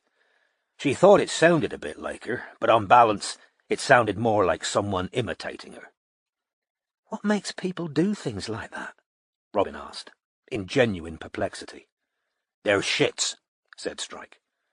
"There were also a bunch of alleged sightings of Margot after the day she disappeared in the last box. They were all disproven, but I've made a list and I'll email them to you. Mind if I smoke?" "Carry on," said Robin, and Strike wound down the window. "I actually emailed you a tiny bit of information last night, too. Very tiny. Remember Albert Shimmings, the local florist? Whose van people thought they saw speeding away from Clerkenwell Green, yeah. Did he leave a note confessing to murder?" "Unfortunately not. But I've spoken to his eldest son, who says that his dad's van definitely wasn't in Clerkenwell at 6:30 that evening. It was waiting outside his clarinet teacher's house in Camden, where his dad drove him every Friday. He says they told the police that at the time. His dad used to wait outside for him in the van and read spy novels." "Well, the clarinet lessons aren't in the records, but both Talbot and Lawson believed Shimmings when they spoke to him. Good to have it confirmed, though," he added, lest Robin think he was being dismissive of her routine work. "Well, that means there's still a possibility the van was Dennis Creed's, doesn't it?" Strike lit up a Benson and Hedges, exhaled out of the window, and said, "There was some interesting material on these two women we're about to meet in that last box of notes. More stuff that came out when Lawson took over." "Really? I thought Irene had a dental appointment and Janice had house visits on the afternoon Margot disappeared." Yeah, that's what their original statement said Strike. And Talbot didn't check either woman's story. Took both at their word. Presumably because he didn't think a woman could be the Essex butcher. Exactly. Strike pulled his own notebook out of his coat pocket and opened it to the pages he'd scribbled on Tuesday. Irene's first statement, which she gave to Talbot, said she'd had a grumbling toothache for a few days before Margot disappeared. Her friend Janice, the nurse, thought it might be an abscess, so Irene made an emergency appointment for 3 o'clock, leaving the practice at 2:30. She and Janice were planning to go to the cinema that evening, but Irene's face was sore and swollen after having a tooth removed, so when Janice phoned her to see how the dentist had gone, and to check whether she still wanted to go out that night, she said she'd rather stay at home. No mobile phones, mused Robin. Different world. Exactly what I thought when I was going over this, said Strike. These days Irene's mates would have expected a minute-by-minute commentary, selfies from the dentist's chair.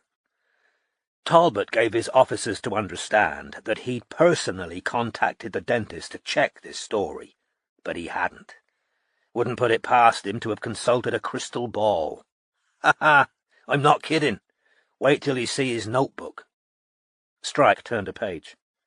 Anyway, 6 months later, Lawson takes over the case and goes systematically back through every single witness and suspect in the file. Irene told the dentist story again, but half an hour after she left him, she panicked and asked to see him again. This time, she admitted she'd lied. There'd never been any tooth pain. She hadn't visited the dentist. She said she'd been forced to do a lot of unpaid overtime at the surgery and resented it, and felt she was owed an afternoon off, so she faked toothache, pretended to have got an emergency appointment, then left the practice and went to the West End to do some shopping. She told Lawson that it was only when she got home, she was still living with her parents incidentally, that it occurred to her that if she went out to meet Janice, the nurse, that evening, Janice might ask to see the place where the tooth had been extracted, or at least expect to see some swelling. So, when Janice rang her to check they were still going to the cinema, she lied and said she didn't feel up to it. Lawson gave Irene quite a hard time, judging from his notes. Didn't she understand what a serious matter it was, lying to the police, people had been arrested for less, etc. He also put it to her that the new story showed she had no alibi for any point of the afternoon and evening, other than around 6:30 in the evening when Janice rang her at home. Where did Irene live? Street called Corporation Row, which as it happens lies very close to the Three Kings, though not on the route Margot would have taken from the practice. Anyway, at the point alibis were mentioned, Irene became hysterical. She poured out a load of stuff about Margot having a lot of enemies without being able to say who these enemies were, although she referred Lawson back to the anonymous letters Margot received. The next day, Irene went back to Lawson yet again, this time accompanied by her very angry father, who did her no favours by losing his temper at Lawson for daring to upset his daughter. In the course of this third interview, Irene presented Lawson with a receipt from Oxford Street, which was marked 3:10 p.m. on the day Margot disappeared. The receipt was for cash. Lawson probably took a lot of pleasure in telling Irene and her dad that all the receipt proved was that somebody had gone shopping on Oxford Street that day. Still, a receipt for the right day, right time. Could have been her mother's, a friend's. Why would they have kept it for 6 months? Why would she? Robin considered the matter. She regularly kept receipts, but these were matters of expenses while doing surveillance, to be presented to the accountant. Yeah, maybe it is odd she still had it, she conceded.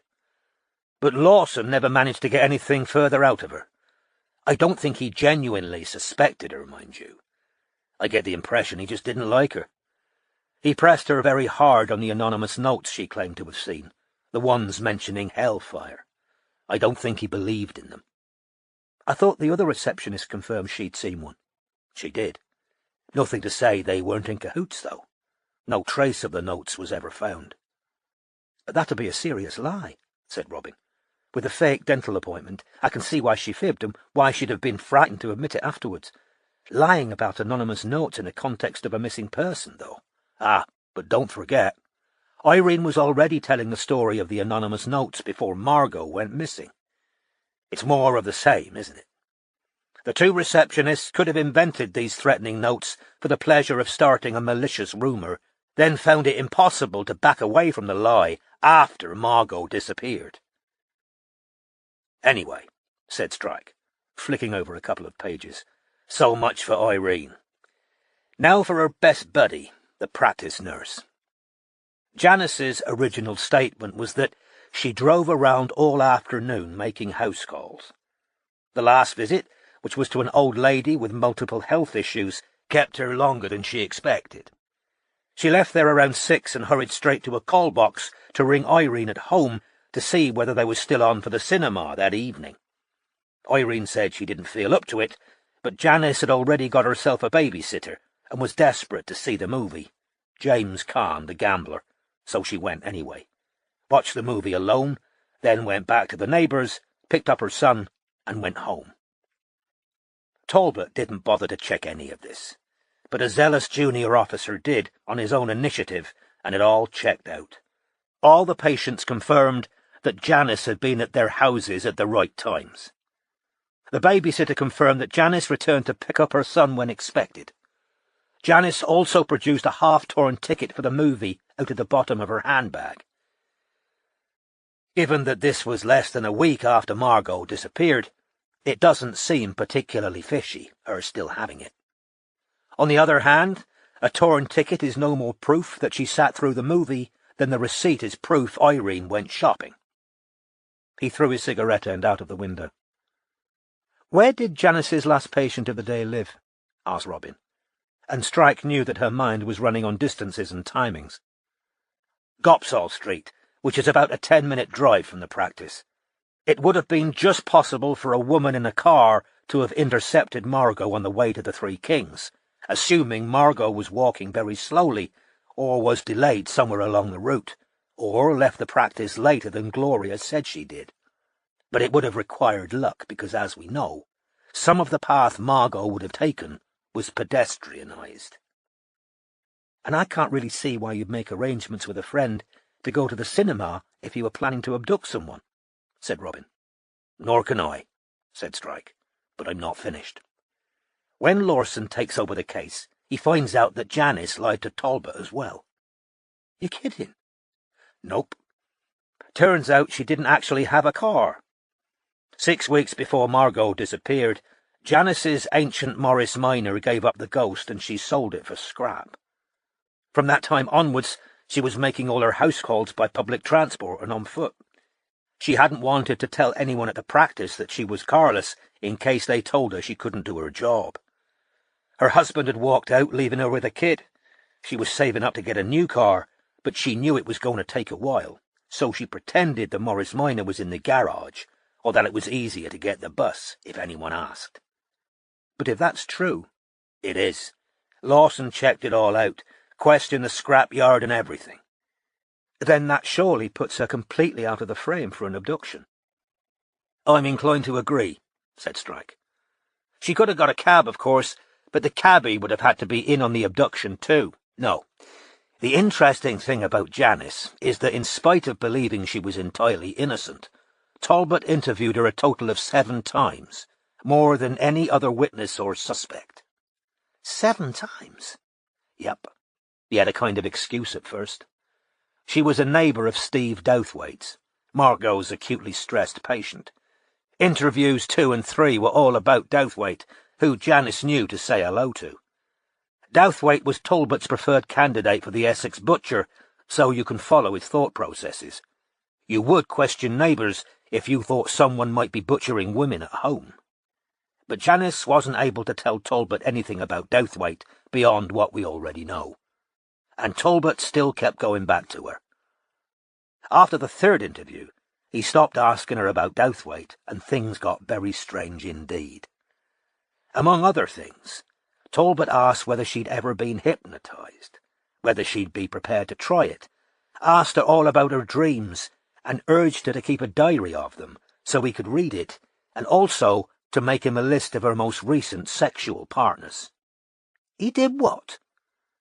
There's a copy of a letter from the Commissioner in the file, said Strike dryly, apologising to Janice for Talbot's behaviour. All in all, you can see why they wanted him off the force as fast as possible. Did his son tell you any of that? Strike remembered Gregory's earnest, mild face, his assertion that Bill had been a good father, and his embarrassment as the conversation turned to pentagrams. I doubt he knew about it. Janice doesn't seem to have made a fuss. Well, said Robin slowly, she was a nurse. Maybe she could tell he was ill. She considered the matter for a few moments, then said, It'd be frightening, though, wouldn't it? Having the investigating officer coming back to your house every 5 minutes, asking you to keep a dream diary. It'd put the wind up most people. I'm assuming the explanation is the obvious one, but we should ask her about it. Strike glanced into the back and saw, as he'd hoped, a bag of food. Well, it is your birthday, said Robin, her eyes still on the road. Fancy a biscuit? Bit early for me. You carry on. As he leaned back to fetch the bag, Strike noticed that Robin smelled again of her old perfume. Chapter 20. And if that any ill she heard of any, she would it eke, and make much worse by telling, and take great joy to publish it to many, that every matter worse was for her melling. Edmund Spenser, The Fairy Queen. Irene Hickson's house lay in a short, curving Georgian terrace of yellow brick, with arched windows and fanlights over each black front door. It reminded Robin of the street where she'd spent the last few months of her married life, in a rented house that had been built for a sea merchant. Here, too, were traces of London's trading past. The lettering over an arched window read, Royal Circus Tea Warehouse. Mr. Hickson must have made good money, said Strike, looking up at the beautifully proportioned frontage as he and Robin crossed the street. This is a long way from Corporation Row. Robin rang the doorbell. They heard a shout of, Don't worry, I'll get it. And a few seconds later, a short, silver-haired woman opened the door to them. Dressed in a navy sweater and trousers of the kind that Robin's mother would have called slacks, she had a round pink and white face. Blue eyes peeked out from beneath a blunt fringe that Robin suspected she might have cut herself. Mrs. Hickson? asked Robin. Janice Beatty, said the older woman. You're Robin, are you? And you're... The retired nurse's eyes swept down over Strike's legs in what looked like professional appraisal. Cormoran, is that how you say it? She asked, looking back up into his face. That's right, said Strike. Very good of you to see us, Mrs. Beatty. Oh, no trouble at all, she said, backing away to let them in. Irene'll be with us in a mo. The naturally upturned corner of the nurse's mouth and the dimples in her full cheeks gave her a cheerful look, even when she wasn't smiling. She led them through a hall that Strike found oppressively over-decorated. Everything was dusty pink. The flowered wallpaper, the thick carpet, the dish of potpourri that sat on the telephone table. The distant sound of a flush told them exactly where Irene was. The sitting room was decorated in olive green, and everything that could be swagged, flounced, fringed or padded had been. Family photographs in silver frames were crowded on side tables, the largest of which showed a heavily tanned 40-something blonde who was cheek to cheek over fruit and umbrella-laden cocktails with a florid gentleman who Robin assumed was the late Mr. Hickson. He looked quite a lot older than his wife. A large collection of porcelain figurines stood upon purpose-built mahogany shelves against the shiny olive-green wallpaper. All represented young women. Some wore crinolines, others twirled parasols, still others sniffed flowers or cradled lambs in their arms. She collects them, said Janice, smiling as she saw where Robin was looking. Lovely, aren't they? Oh, yes, lied Robin.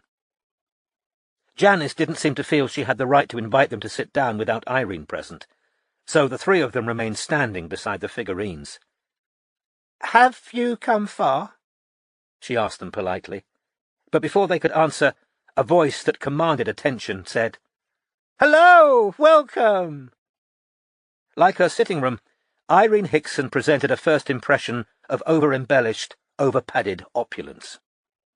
Just as blonde as she'd been at 25, she was now much heavier, with an enormous bosom.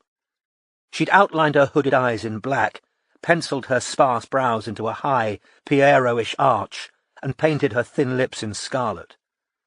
In a mustard-coloured twin-set, black trousers, patent heels, and a large quantity of gold jewellery, which included clip-on earrings so heavy they were stretching her already long lobes, she advanced on them in a potent cloud of amber perfume and hairspray. "How'd you do?" she said, beaming at Strike as she offered a hand, bracelets jangling. "Has Jan told you what happened this morning? So strange with you coming today. So strange, but I've lost count of the number of times things like that happen to me." She paused, then said dramatically, "My Margot shattered." "My Margot Fontaine on the top shelf," she said, pointing to a gap in the china figurines, "fell apart into a million pieces when I ran the feather duster over her." She paused, waiting for astonishment. "That is odd," said Robin, because it was clear Strike wasn't going to say anything. "Isn't it?" said Irene. "Tea, coffee, whatever you want." "I'll do it, dear," said Janice. "Thank you, my love. Maybe make both," said Irene. She waved Strike and Robin graciously towards armchairs. "Please, sit down." The armchairs placed Strike and Robin within view of a window framed in tasselled curtains, through which they could see a garden with intricate paving and raised beds. It had an Elizabethan air, with low box hedges and a wrought-iron sundial. "Oh, the garden was all my Eddie," said Irene, following their gaze. "He loved his garden, bless his heart. Loved this house. It's why I'm still here, although it's too big for me now, really. Excuse me, I haven't been well," she added in a loud whisper, making quite a business of lowering herself onto the sofa and placing cushions carefully around herself. "Jan's been a saint." "I'm sorry to hear that," said Strike. "That you've been unwell, I mean, not your friend's a saint." Irene gave a delighted peal of laughter, and Robin suspected that if Strike had been sitting slightly nearer, Irene might have playfully cuffed him. With an air of giving Strike privileged information, she half-mouthed, "Irritable bowel syndrome. It flares up. The pain is sometimes, well, the funny thing is, I was fine all the time I was away. I've been staying with my eldest daughter. They're in Hampshire. That's why I didn't get your letter straight away. But the moment I got home, I called Jan. I said, 'You'll have to come. I'm in that much pain, and my GP's no use,' she added, with a little moo of disgust. Woman. All my own fault, according to her. I should be cutting out everything that makes life worth living. I was telling them, Jan," she said, as her friend backed into the room with a laden tea tray, "that you're a saint." "Oh, carry on. Everyone likes a good review," said Janice cheerfully. Strike was halfway out of his chair to help her with the tray, on which stood both teapot and cafetiere, but like Mrs. Gupta, she refused help, depositing it on a padded ottoman. An assortment of chocolate biscuits, some foil-wrapped, lay on a doily. The sugar bowl had tongs, and the flowered fine-bone china suggested "for best." Janice joined her friend on the sofa and poured out the hot drinks, serving Irene first. "Help yourself to biscuits," Irene told her visitors, and then, eyeing Strike hungrily, "So, the famous Cormoran Strike. I nearly had a heart attack when I saw your name at the bottom of the letter. And you're going to try and crack Creed, are you? Will he talk to you, do you think? Will they let you go and see him?" "We're not that far along yet," said Strike with a smile, as he took out his notebook and uncapped his pen. "We've got a few questions, mainly background, that you two might be able—" "Oh, anything we can do to help," said Irene eagerly. "Anything." "We've read both your police statements," said Strike. "So, unless—" "Oh, dear," interrupted Irene, pulling a mock-fearful expression. "You know all about me being a naughty girl, then? about the dentist and that, do you?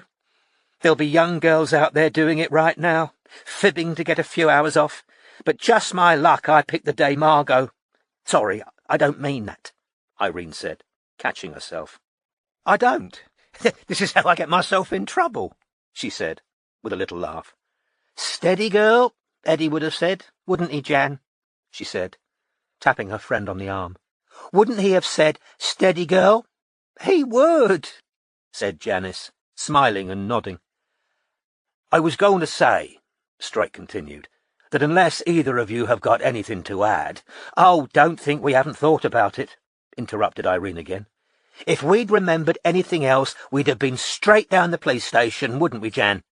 I'd like to clarify a few points. Mrs. Beattie, said Strike, looking at Janice, who was absent-mindedly stroking the underside of her wedding ring, which was the only piece of jewellery she wore. One thing that struck me when I read the police notes was how many times Inspector Talbot— Oh, you and me both, Cameron, Irene interrupted eagerly, before Janice could open her mouth. You and me both. I know exactly what you're going to ask. Why did he keep pestering Jan? I told her at the time, didn't I, Jan? I said, this isn't right, you should report it, but you didn't, did you? I mean, I know he was having a breakdown, blah, blah, blah. You all know all about that, she said with a nod towards Strike, that simultaneously conveyed a compliment and an eagerness to fill him in should he require it. But ill men are still men, aren't they? Mrs. Beattie, repeated Strike slightly louder, why do you think Talbot kept interviewing you? Irene took the broad hint and allowed Janice to answer, but her self-restraint lasted only until Janice hit her stride, at which point she set up a murmured counterpoint, echoing Janice's words, adding agreement and emphasis, and giving the general impression that she feared that if she did not make a noise every few seconds, Strike might forget she was there. I dunno, in all honesty, said Janice, still fiddling with her wedding ring. The first few times he saw me, it was straightforward questions. At first it was, yeah, murmured Irene, nodding along. About what I done that day, you know, what I could tell him about people coming to see Margot, because I knew a lot of the patients. We got to know them all working at the practice, said Irene, nodding. But then it was like he thought I had, well, special powers. I know that sounds bonkers, but I don't think— Oh, well, I do, said Irene, her eyes on Strike. No, I honestly don't think he was, you know— Janice seemed embarrassed even to say it— keen on me. He did ask inappropriate things, but I could tell he wasn't right, you know, in the head. It was an horrible position to be in, honestly, Janice said, switching her gaze to Robin. I didn't feel like I could tell anyone. He was police. I just had to keep sitting there while he asked me about me dreams. And after the first few interviews, that's all he wanted to talk about. Me past boyfriends and stuff. Nothing about Margot or the patients. He was interested in one patient, or wasn't? Began Robin. Duckworth, piped up Irene excitedly. Douthwaite, said Strike. Douthwaite, yes, that's who I meant, muttered Irene. And to cover a slight embarrassment, she helped herself to a biscuit, which meant that for a few moments at least, Janice was able to talk uninterrupted. Yeah, he did ask me about Steve, said Janice, nodding, 'cause he lived in my block of flats down Percival Street. Did you know Douthwaite well? Asked Robin. Not really. Actually, I never knew him at all until he got beaten up.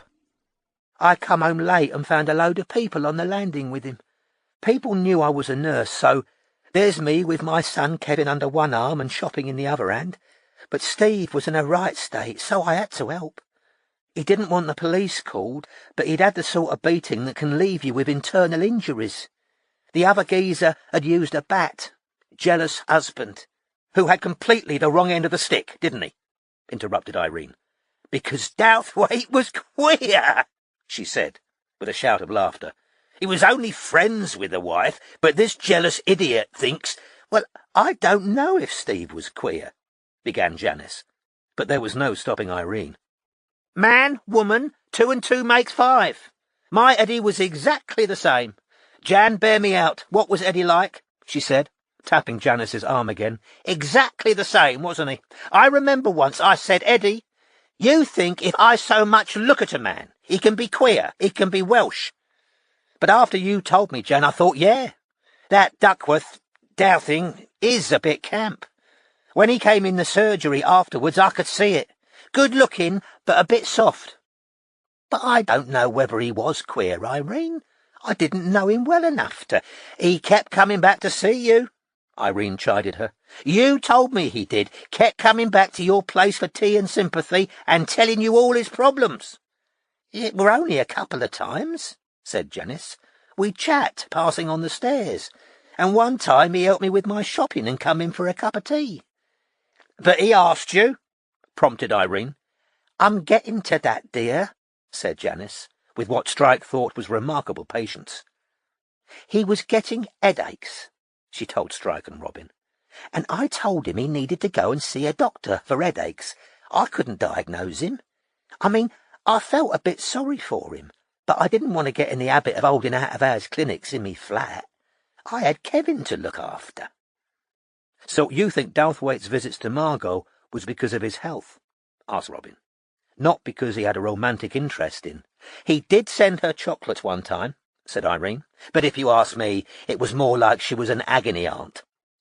Well, he had these head pains, and he was definitely nervous. Depressed, maybe, said Janice. Everyone had blamed him for what happened to that poor girl who killed herself, but I don't know. And some of me other neighbours told me they were young men coming in and out of his flat. There you are, said Irene triumphantly. Queer. Might not have been that, said Janice. Could have just been his mates, or drugs, or stuff falling off the back of a lorry. One thing I do know, 'cause people talked locally. The husband of that girl who killed herself was knocking 12 bells out of her. Tragedy, really. But the papers pinned it all on Steve, and he ran. Well, sex sells better than domestic violence, doesn't it? If you find Steve, she added, tell him I said hello. It wasn't fair, what the papers did. Robin had been trained by Strike to organise her interviews and notes into categories of people, places and things. She now asked both women, were there any other patients you can ever remember giving cause for alarm at the practice? Or perhaps having an unusual relationship with Mark? Well, said Irene, remember, Jan, there was that one with the beard down to here. She placed her hand at waist level. Remember? What was he called? Apton, Applethorpe, Jan? You remember? You do remember, Jan. He stank like a tramp and you had to go round his house once. He used to wander around near St. John's. I think he lived on Clerkenwell Road. Sometimes he had his kid with him. Really funny-looking kid. Massive ears. Oh, them, said Janice, her frown disappearing. But they weren't Margot's. Well, he was stopping people on the street afterwards, telling them he'd killed Margot, Irene told Strike excitedly. Yeah, he was. He stopped Dorothy. Of course, Dorothy wasn't going to tell the police, not Dorothy. She was all load of stuff and nonsense. He's a lunatic. But I said to her, what if he actually did do it, Dorothy, and you haven't told anyone? Now, Applethorpe was a proper nutcase. He had a girl locked up. She weren't locked up, Irene, said Janice, for the first time showing a trace of impatience. Social work said she were agoraphobic, but she weren't being kept there against her will. She was peculiar, said Irene stubbornly. You told me she was. I think someone should have taken the kid away, personally. You said the flat was filthy. You can't take people's children off them because they haven't cleaned the house, said Janice firmly. She turned back to Strike and Robin. Yeah, I visited the Applethorpes just the once, but I don't think they ever met Margot. See, it was different then. Doctors had their own lists, and the Applethorpes were registered with Brenner. He asked me to go round for him, check on the kid. Do you remember the address, street name? Oh, God, said Janice, frowning. Yeah, I think it was Clerkenwell Road. I think so. See, I only visited the once. The kid hadn't been well, and Dr. Brenner wanted him checked, and he'd never make an house call if he could avoid it. Anyway, the kid was on the mend, but I spotted right off that Dad was—" "Nutcase," said Irene, nodding along. "Jittery, bit out of it," said Janice. "I went in the kitchen to wash me hands, and there was a load of Benzedrine lying in full view on the worktop. I warned both the parents, now the kid was walking, to put it somewhere safe." "Really funny-looking kid," interposed Irene. "And I went to Brenner after, and I said, 'Dr. Brenner, that man's abusing Benzedrine.' It was proper addictive. We all knew it by then, even in '74. Of course, Brenner thought I was being presumptuous, querying his prescriptions. But I was worried. So I called social work without telling Brenner, and they were very good. They were already keeping a close eye on the family." "But the mother," said Irene. "You can't decide for other people what makes them happy, Irene," said Janice. "The mum loved that kid, even if the dad was, well, he was odd, poor sod," Janice conceded. "He thought he was a kind of, I don't know what you call it, a guru or a magic man. Thought he could put the evil eye on people. He told me that during the house call. You do meet people with weird ideas, nursing. I just used to say, 'Really? How interesting.' There's no point challenging them. But Applethorpe thought he could ill-wish people. That's what we used to call it in the old days. He was worried his little boy had got German measles because he got cross with him. He said he could do that to people. He died himself, poor sod, year after Margot vanished." "Did he?" said Irene, with a trace of disappointment. "Yeah, it would have been after you left, after you married Eddie. I remember street cleaners found him early in the morning, curled up and dead under the Walter Street Bridge. Heart attack. Keeled over, and there was nobody there to help him. Wasn't that old, neither. I remember Dr. Brenner being a bit twitchy about it." "Why was that?" asked Strike. "Well, he prescribed the bennies the man was abusing, hadn't he?" To Robin's surprise, a fleeting smile passed over Strike's face. "But it weren't just Applethorpe," Janice went on, who didn't seem to have noticed anything odd in Strike's response. "There was, tons of people swore blind they'd heard something or had a hunch, blah, blah, blah," said Irene, rolling her eyes. "And there were us, you know, who were actually involved. It was terrible, just— Excuse me," she said, putting her hand on her stomach. "I must just nip to the— Sorry." Irene left the room in something of a hurry. Janice looked after her, and it was hard, giving her naturally smiley face, to tell whether she was more concerned or amused. "She'll be fine," she told Strike and Robin quietly. "I have told her the doc's probably right, telling her to lay off the spicy food. But she wanted a curry last night. She gets lonely, rings me up to come over. I stayed overnight. Eddie only died last year. Nearly 90, bless him. He adored Irene and the girls. She misses him something rotten." "Were you about to tell us somebody else had claimed to know what happened to Margot?" Strike prompted her gently. "What? Oh, yeah, Charlie Ramage. He had an hot tub and sauna business. Wealthy man, so you'd think he had better things to do with his time than make up stories. But there you go. People are funny." "What did he say?" asked Robin. "Well, see, motorbikes were Charlie's hobby. He had loads of them, and he used to go on these long rides all over the country. He had a bad smash, and he was at home with 2 broken legs, so I was dropping in several times a week. This would have been a good 2 years after Margot disappeared. Well, Charlie was a man who liked to talk, and one day, out of a clear blue sky, he swears blind he met Margot about a week after she went missing in Leamington Spa. But you know," Janice said, shaking her head, "I didn't take it very serious. Lovely man, but like I say, he liked to talk." "What exactly did he tell you?" asked Robin. "Said he'd been on one of his bike trips up north, and he stopped outside this big church in Leamington Spa, and he was leaning against the wall having a cup of tea and a sandwich, and there was this woman walking in the graveyard on the other side of the railings, looking at the graves. Not like she was in mourning or anything, just interested. Black hair, according to Charlie. And he called out to her, 'Nice place, innit?' And she turned to look at him and, well, he swore blind it was Margot Bamborough with her hair dyed. He said he told her she looked familiar, and she looked upset and hurried off." "And he claimed this happened a week after she disappeared?" asked Robin. "Yeah, he said he recognised her because her picture was still all over the papers at the time. So I says, 'Did you go to the police about this, Charlie?' And he says, 'Yeah, I did.' And he told me he was friends with a policeman, quite an high-up bloke, and he told his friend. But I never saw or heard anything about it after, you know."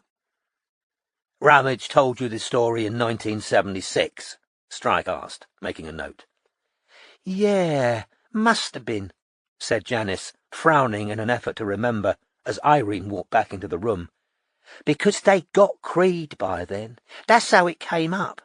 He'd been reading about the trial in the papers, and then he says, cool as you like, 'Well, I don't think he done anything to Margot Bamborough, because I reckon I seen her after she disappeared.'"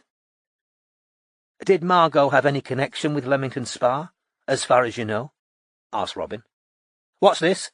asked Irene sharply. "Nothing," said Janice. "Just a stupid story some patient told me. Margot in a graveyard with dyed hair. You know." "In Leamington Spa?" said Irene, looking displeased. Robin had the impression that she greatly resented having left Janice in the spotlight while she was forced back to the bathroom. "You never told me that. Why didn't you tell me?" "Oh, well, it was in 76, said Janice, looking slightly cowed. "You must have just had Sharon. You had better things to think about than Charlie Ramage telling porkies." Irene helped herself to another biscuit, frowning slightly. "I'd like to move on to the practice itself," said Strike. "How did you find Margot to work with?" said Irene loudly, who seemed to feel it was her turn, having missed out on several minutes of Strike's attention. "Well, speaking personally—" Her pause was that of an epicure, savouring the prospect of coming pleasure. "To be totally honest, she was one of those people who think they know best about everything. She'd tell you how to live your life, how to do the filing, how to make a cup of tea, blah, blah, blah." "Oh, Irene, she weren't that bad," muttered Janice. "I liked—" "Jan, come on," said Irene loftily. "She never got over being the clever clogs in her family and thought all the rest of us were thick as mints." "Well, maybe she didn't think you were," said Irene, with an eye-roll, as her friend shook her head. "But she did me. Treated me like a moron. Patronising, isn't it?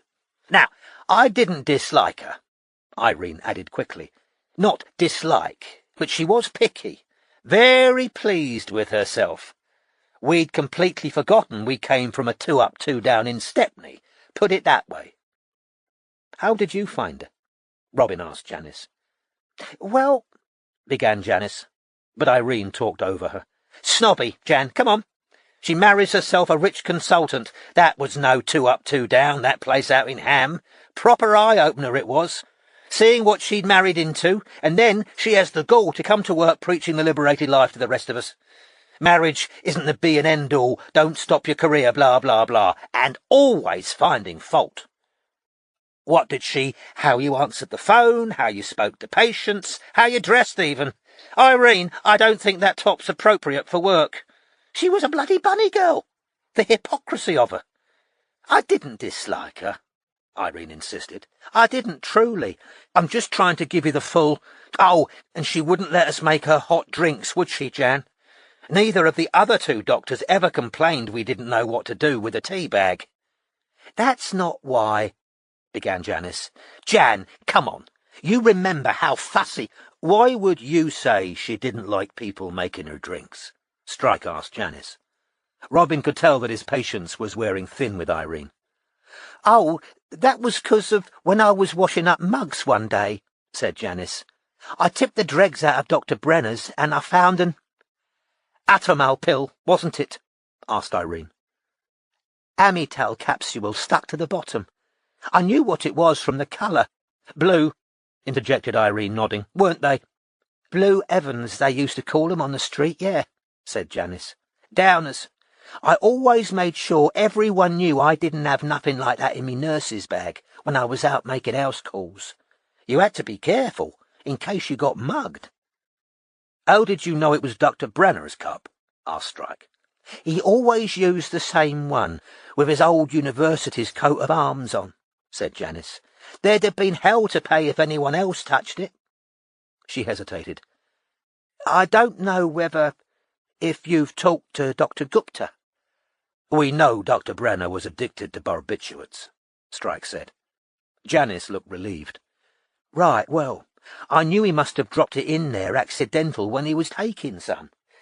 Probably didn't realise, thought it had rolled away on the floor.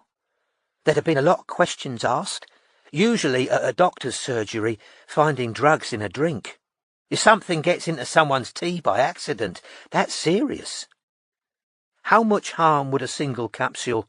Robin began. Oh, no real harm, said Irene knowledgeably. Would it, Jan? No, a single capsule, that's not even a full dose, said Janice.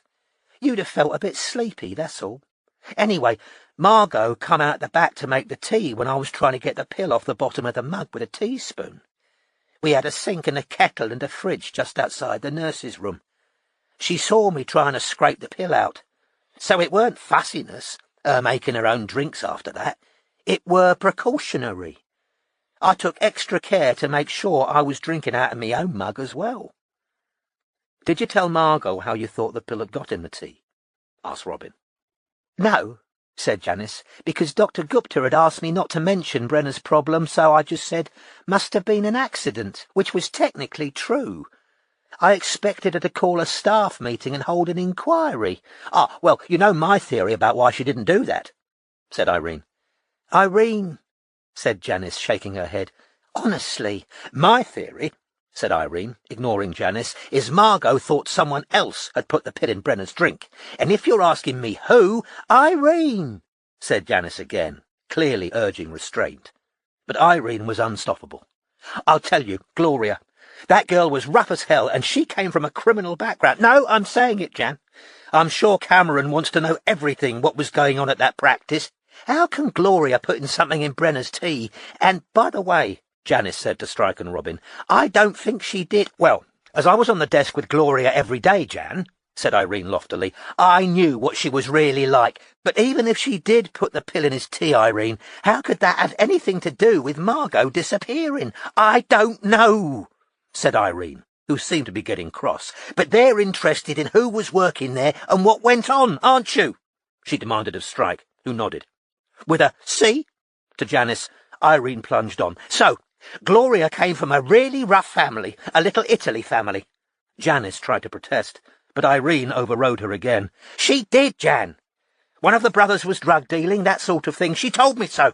That Atomol capsule might not have come from Brenner's store at all. She could have got it off one of her brothers. Gloria hated Brenner.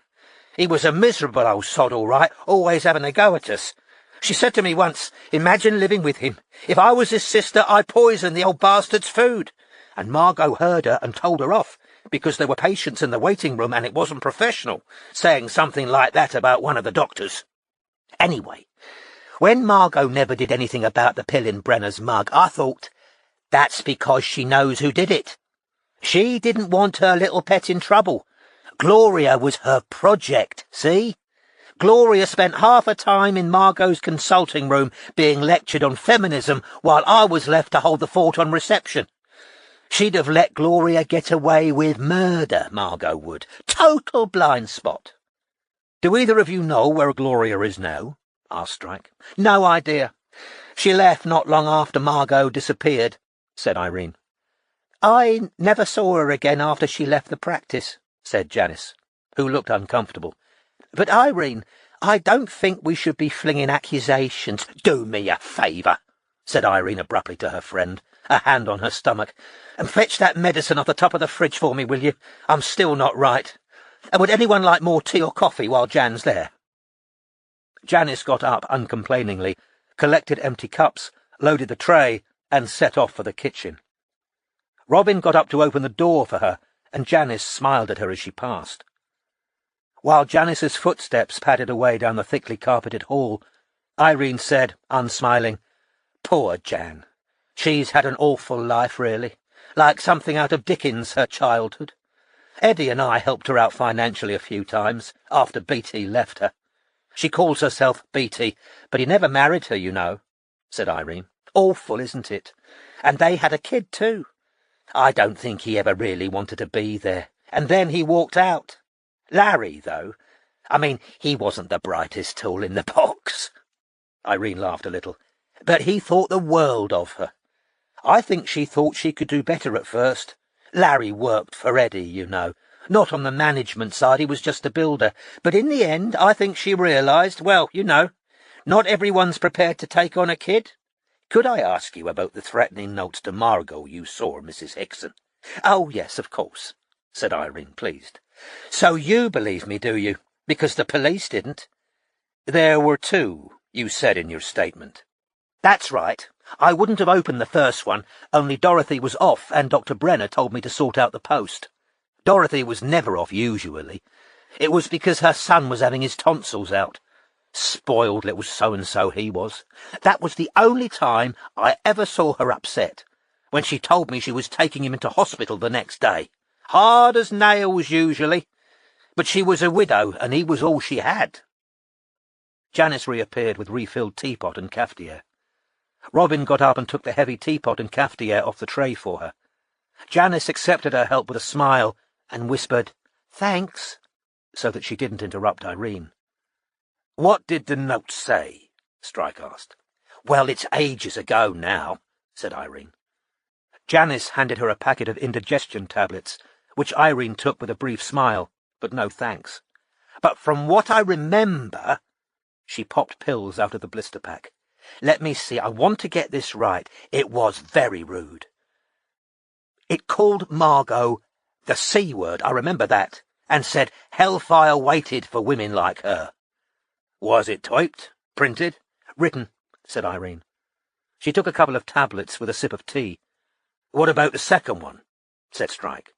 "Oh, I don't know what that said. I had to go into her consulting room to give her a message, see, and I saw it lying on her desk. Same writing, I recognised it at once. She didn't like me seeing it, I could tell. Screwed it up and threw it in the bin."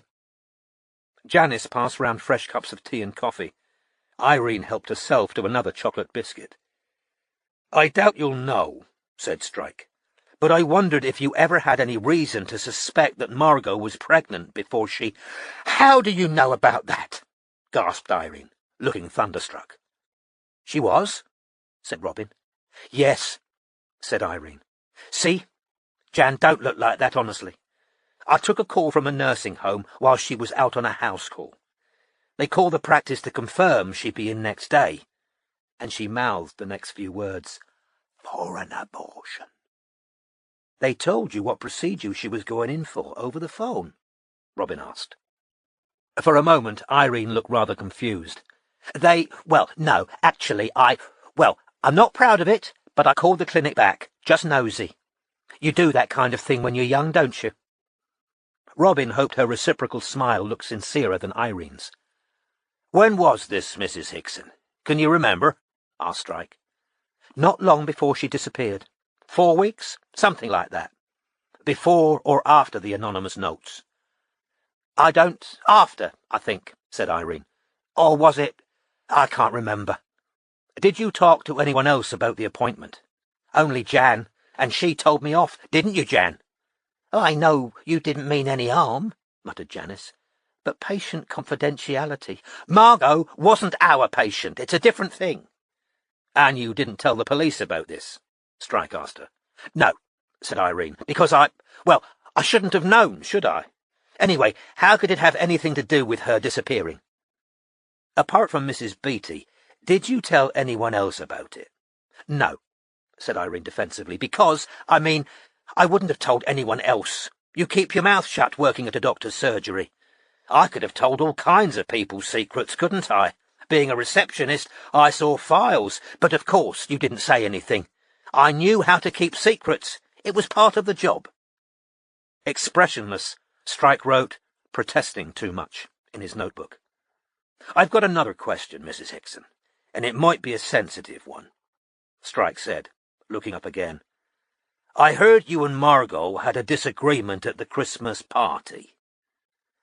Oh, said Irene, her face falling. That. Yes, well.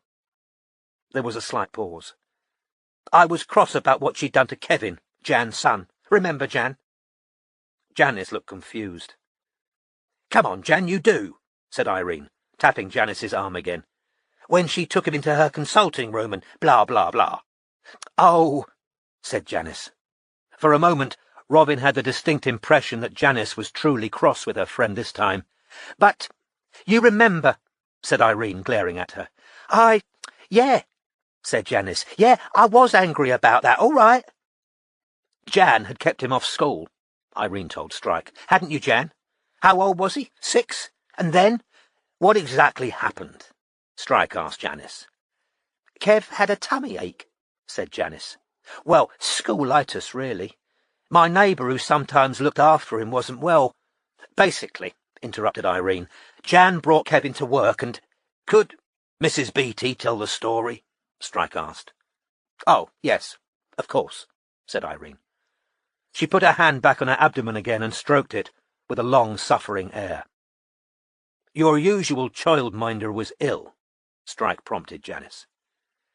Yeah, but I was supposed to be at work, so I took Kev with me to the practice and give him a colouring book. Then I had to change a lady's dressing in the back room, so I put Kev in the waiting room. Irene and Gloria were keeping an eye on him for me. But then Margot, well, she took him into her consulting room and examined him, stripped him off to the waist and everything. She knew he was my son, and she knew why he was there. But she took it upon herself. I was angry, I can't lie, said Janice quietly. We had words. I said, all you had to do was wait until I'd seen the patient, and I'd have come in with him while you looked at him. And I've got to say, when I put it to her straight, she backed down right away and apologised. No, Janice said, because Irene had puffed herself up. She did, Irene. She apologised, said I was quite right. She shouldn't have seen him without me, but he'd been holding his tummy and she acted on instinct. It wasn't badly intentioned. She just sometimes put people's backs up, that's what I'm saying, said Irene. Thought she was above everyone else. She knew best. Rushed in, I was going to say. But she were a good doctor, said Janice with quiet firmness. You hear it all when you're in people's houses. You hear what the patients think of them, and Margot was well liked. She took time. She was kind. She was, Irene. I know she got on your wick, but that's what the patients... Oh, well, maybe, said Irene, with an if-you-say-so inflection. But she didn't have much competition at St. John's, did she? Were Dr. Gupta and Dr. Brenner unpopular? Asked Strike. Dr. Gupta was lovely, said Janice.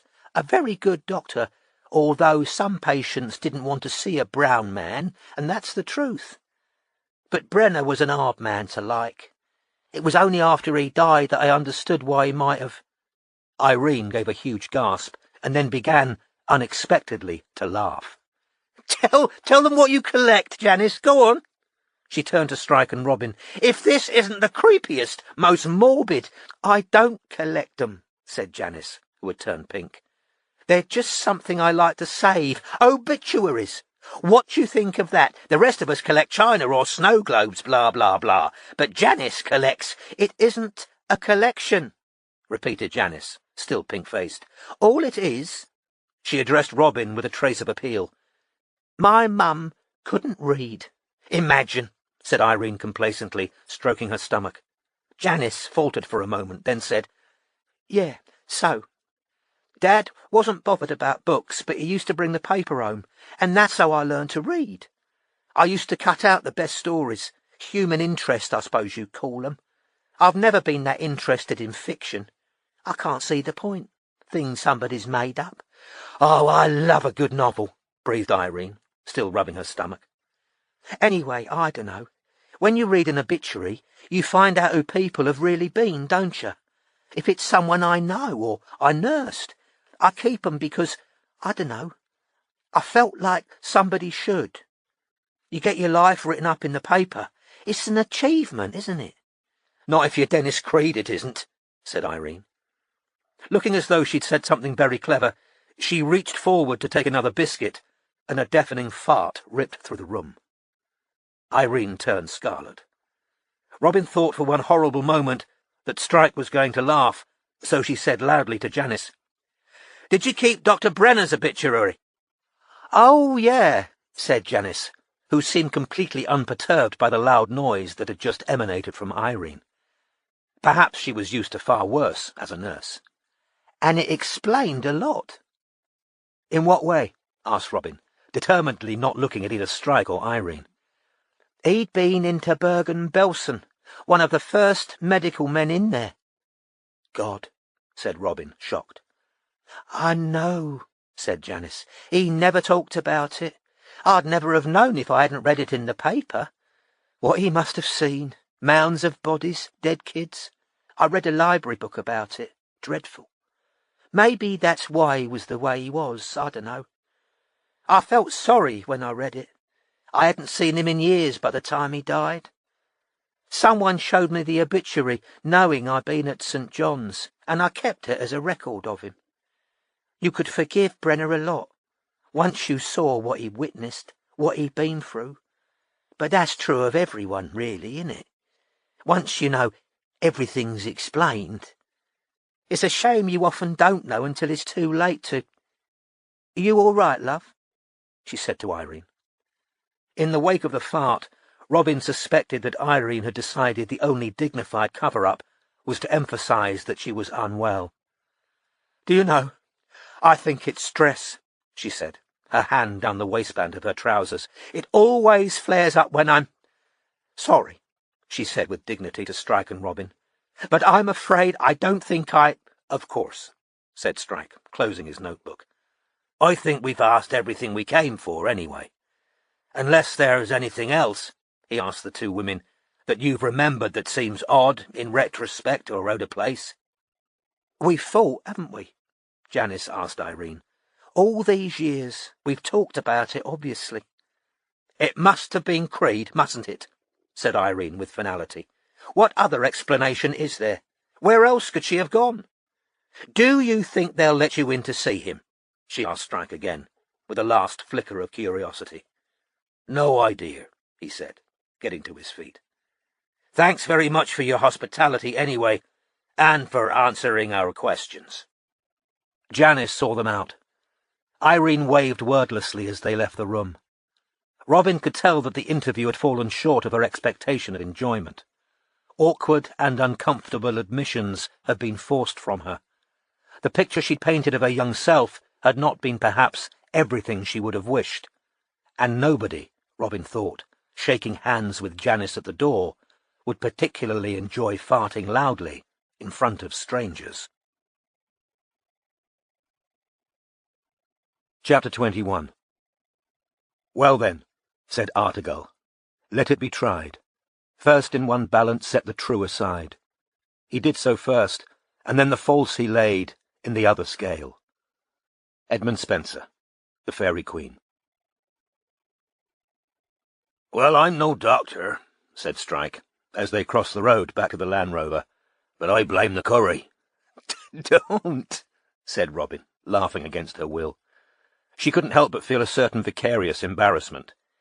"You weren't sitting as near her as I was," said Strike, as he got back into the car. "I'm guessing Lamboona." "Seriously," said Robin, half laughing, half disgusted. "Stop!"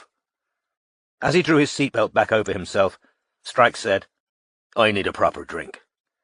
"There's a decent pub not far from here," said Robin. "I looked it up, the Trafalgar Tavern." Looking up the pub was doubtless yet another nice thing that Robin had chosen to do for his birthday, and Strike wondered whether it was her intention to make him feel guilty. Probably not, he thought, but that, nevertheless, was the effect, so he passed no comment other than to ask, "What did you think of all that?" "Well, there were a few cross-currents, weren't there?" said Robin, steering out of the parking space. "And I think we were told a couple of lies." "Me too," said Strike. "Which ones did you spot?" "Irene and Janice's row at the Christmas party, for starters," said Robin, turning out of Circus Street. I don't think it was really about Margot examining Janice's son, although I do think Margot examined Kevin without permission. So do I, said Strike. But I agree. I don't think that's what the row was about. Irene forced Janice to tell that story because she didn't want to admit the truth. Which makes me wonder. Irene getting Janice to come to her house so we can interview them both together. Was that so Irene could make sure Janice didn't tell us anything she wouldn't want told? That's the trouble with friends you've had for decades, isn't it? They know too much. Robin, who was busy trying to remember the route to the Trafalgar she'd memorized that morning, thought at once about all those stories Isla had told her about Strike and Charlotte's relationship. Isla had told her Strike had refused an invitation to go over to their house that evening for dinner, claiming that he had a prior arrangement with his sister. Robin found it hard to believe this, given Strike's and Lucy's recent row. Perhaps she was being paranoid, but she'd also wondered whether Strike wasn't avoiding being in her company outside work hours. You don't suspect Irene, do you? Only of being a liar, a gossip and a compulsive attention-seeker, said Strike. I don't think she's bright enough to have abducted Margot Bamborough and not given herself away in 40 years. On the other hand, lies are always interesting. Anything else catch your interest? Yes. There was something funny about that Leamington Spa story, or rather, Irene's reaction when she heard Janice talking about it. I think Leamington Spa meant something to her, and it was odd that Janice hadn't told her what the patient said. You'd think she definitely would have done, given that they're best friends, and they both knew Margot, and they've stayed in touch all these years. Even if Janice thought that man Ramage was making it all up, why wouldn't she tell Irene? Another good point, said Strike, looking thoughtfully at the neoclassical facade of the National Maritime Museum as they drove past wide stretches of beautifully manicured emerald lawn. What did you think of Janice? Well, when we were allowed to hear her speak, she seemed quite decent, said Robin cautiously. She seemed fair-minded about Margot and Douthwaite. Why she puts up with being treated as Irene's skivvy, though. Some people need to be needed, and there might be a sense of obligation if Irene was telling the truth about her and her husband helping Janice out financially when she needed it. Strike spotted the pub Robin had chosen from a distance, large and opulent-looking, with many balconies and awnings, not to mention window baskets and coats of arms. It stood on the bank of the Thames. Robin parked and they proceeded past black iron bollards to the paved area where many wooden tables afforded a view over the river, in the midst of which a life-size black statue of the diminutive Lord Nelson faced the water. "See," said Robin, "you can sit outside and smoke." "Isn't it a bit cold?" said Strike. "This coat's padded. I'll get the—" "No, I will," said Strike firmly. "What do you want?" "Just a lime and soda, please, as I'm driving." As Strike walked into the pub, there was a sudden chorus of "Happy Birthday to You." For a split second, seeing helium balloons in the corner, he was horror-struck, thinking that Robin had brought him here for a surprise party. But a bare heartbeat later, it registered that he didn't recognize a single face, and that the balloons formed the figure 80. A tiny woman with lavender hair was beaming at the top of a table full of family. Flashes went off as she blew out the candles on a large chocolate cake. Applause and cheers followed, and a toddler blew a feathered whistle. Strike headed towards the bar, still slightly shaken, taking himself to task for having imagined, for a moment, that Robin would have arranged a surprise party for him. Even Charlotte, with whom he'd had the longest and closest relationship of his life, had never done that. Indeed, Charlotte had never allowed anything as mundane as his birthday to interfere with her own whims and moods. On Strike's 27th, when she'd been going through one of her intermittent phases of either rampant jealousy or rage at his refusal to give up the army, the precise causes of their many scenes and rows tended to blur in his mind, she'd thrown his wrapped gift out of a third-floor window in front of him. But of course, there were other memories. His 33rd birthday, for instance. He'd just been discharged from Selly Oak Hospital, and was walking for the first time on a prosthesis, and Charlotte had taken him back to her flat in Notting Hill, cooked for him, and returned from the kitchen at the end of the meal, holding 2 cups of coffee, stark naked, and more beautiful than any woman he had ever seen. He'd laughed and gasped at the same time. He hadn't had sex for nearly 2 years. The night that followed would probably never be forgotten by him, nor the way she had sobbed in his arms afterwards, telling him that he was the only man for her, that she was afraid of what she felt, afraid that she was evil for not regretting his missing lower leg if it brought her back to him, if it meant that, at last, she could look after him as he had always looked after her. And close to midnight, Strike had proposed to her, and they'd made love again, and then talked through to dawn about how he was going to start his detective agency. And she'd told him she didn't want a ring, that he was to save his money for his new career, at which he would be magnificent. Drinks and crisps purchased, Strike returned to Robin, who was sitting on an outside bench, hands in her pockets, looking glum.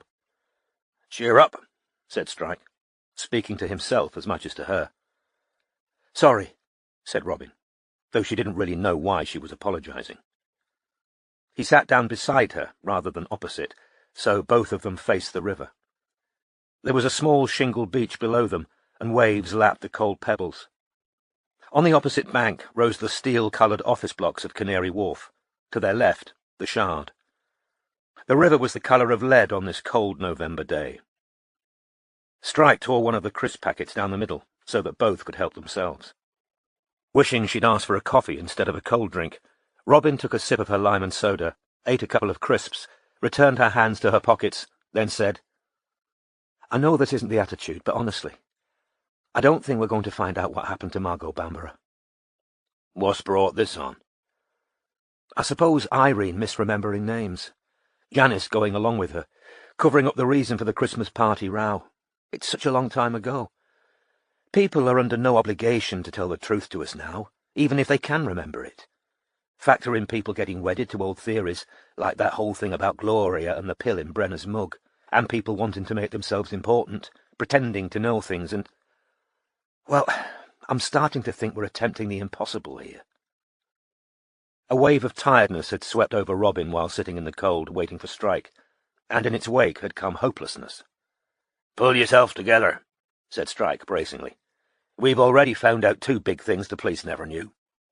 He pulled out his cigarettes, lit one, then said, "Firstly, there was a big stock of barbiturates on the premises where Margot worked. Secondly, Margot Bamborough might well have had an abortion. Taking the barbiturates first," he said, "are we overlooking something very obvious, which is that there were means on the premises to put someone to sleep?" "Margot wasn't put to sleep," said Robin, gloomily munching crisps. "She walked out of there." "Only if we assume—" "Gloria wasn't lying, I know," said Robin. "But how does she and Theo, because Theo's still got to be in on it, hasn't she? How did Gloria and Theo administer enough barbiturates to render Margot unconscious? Don't forget, if Irene's telling the truth, Margot wasn't letting anyone else make her drinks at that point. And from what Janice said about dosage, you'd need a lot of pills to make someone actually unconscious." "Well reasoned. So, going back to that little story about the pill in the tea, didn't you believe it?"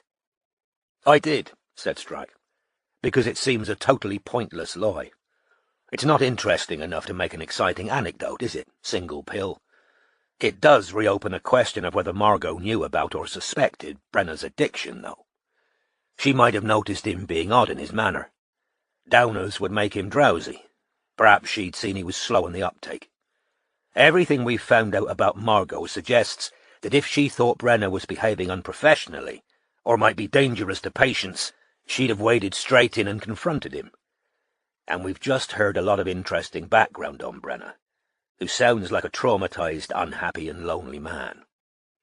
What if Margot threatened him with being struck off, loss of status and prestige, to a man who has virtually nothing else in his life? People have killed for less. He left the surgery before she did that night. What if he waited for her, offered her a lift?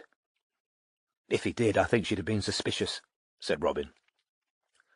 Not that he wanted to hurt her, but that he was going to shout at her, which would have been in character for what we know of him. I'd rather have walked in the rain, personally. And she was a lot younger than him, and tall and fit.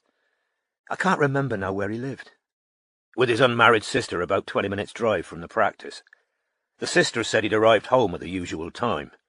A dog-walking neighbour confirmed they'd seen him through the window round about 11. But I can think of one other possibility regarding those barbiturates, Strike went on. As Janice pointed out, they had street value, and by the sounds of it, Brenner had amassed a big stock of them. We've got to consider the possibility that some outsider knew there were valuable drugs on the premises, set out to nick them, and Margot got in the way. Which takes us back to Margot dying on the premises, which means Gloria and Theo come back into the frame. Gloria and Theo might have planned to take the drugs themselves, and we've just heard about the drug-dealing brother, said Robin. Why the sceptical tone?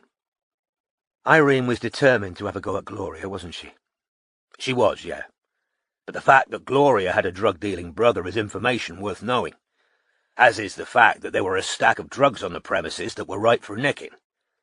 Brenner wouldn't have wanted to admit he had them in the first place, so probably wouldn't have reported the theft, which makes for a situation open to exploitation. A criminal brother doesn't make a person criminal in themselves. Agreed.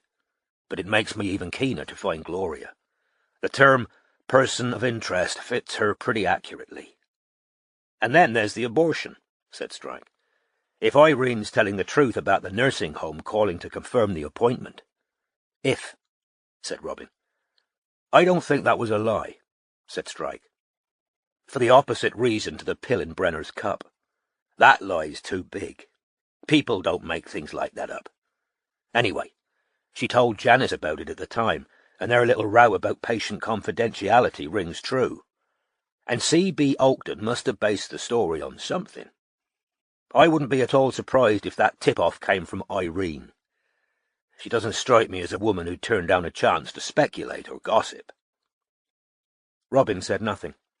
She'd only once in her life had to face the possibility that she might be pregnant, and could still remember the relief that had flooded her when it became clear that she wasn't, and wouldn't have to face still more contact with strangers and another intimate procedure, more blood, more pain. Imagine aborting your husband's child, she thought. Could Margot really have done that, when she already had that child's sister at home? What had been going through her mind a month before she disappeared? Perhaps she'd been quietly breaking down, like Talbot. The past few years had taught Robin how very mysterious human beings were, even to those who thought they knew them best. Infidelity and bigamy, kinks and fetishes, theft and fraud, stalking and harassment. She'd now delved into so many secret lives she'd lost count. Nor did she hold herself superior to any of the deceived and duped who came to the agency, craving truth. Hadn't she thought she knew her own husband back to front?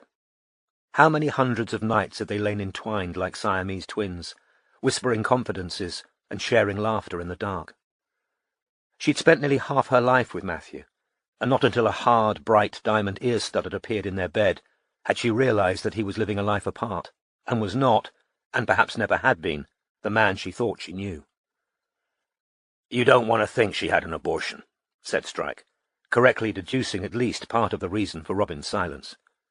She didn't answer, instead asking, You haven't heard back from her friend Una, have you? Didn't I tell you? Said Strike. Yeah, I got an email yesterday. She is a retired vicar, and she'd be delighted to meet us when she comes down to London to do some Christmas shopping. Date to be confirmed. That's good, said Robin. You know, I'd like to talk to someone who actually liked Margot. Gupter liked her, said Strike. And Janice, she's just said so. Robin ripped open the second bag of crisps. Which is what you'd expect, isn't it? She said. That people would at least pretend they liked Margot, after what happened. But Irene didn't. Don't you find it a bit excessive to be holding on to that much resentment 40 years later? She really put the boot in. Wouldn't you think it was, I don't know, more politic? To claim to be friends? Yes. But maybe Irene knew there were far too many witnesses to the fact that they weren't friends. What did you think of the anonymous note? True or false? Good question, said Strike, scratching his chin. Irene really enjoyed telling us Margot had been called the C-word, but hellfire doesn't sound like the kind of thing she'd invent. I'd have expected something more in the uppity bitch line. He drew out his notebook again and scanned the notes he'd made of the interview. Well, we still need to check these leads out for what they're worth. Why don't you follow up Charlie Ramage in Leamington Spa, and I'll look into the Benny abusing Applethorpe. You just did it again, said Robin. Did what? Smirked when you said bennies. What's so funny about Benzedrine? Oh, Strike chuckled. I was just reminded of something my Uncle Ted told me. Did you ever watch Crossroads? What's Crossroads? I always forget how much younger you are, Strike said. It was a daytime soap opera, and it had a character in it called Benny. He was, well, these days you'd call him special needs. Simple. He wore a woolly hat. Iconic character in his way. You were thinking of him, said Robin. It didn't seem particularly amusing. No, but you need to know about him to understand the next bit. I assume you know about the Falklands War.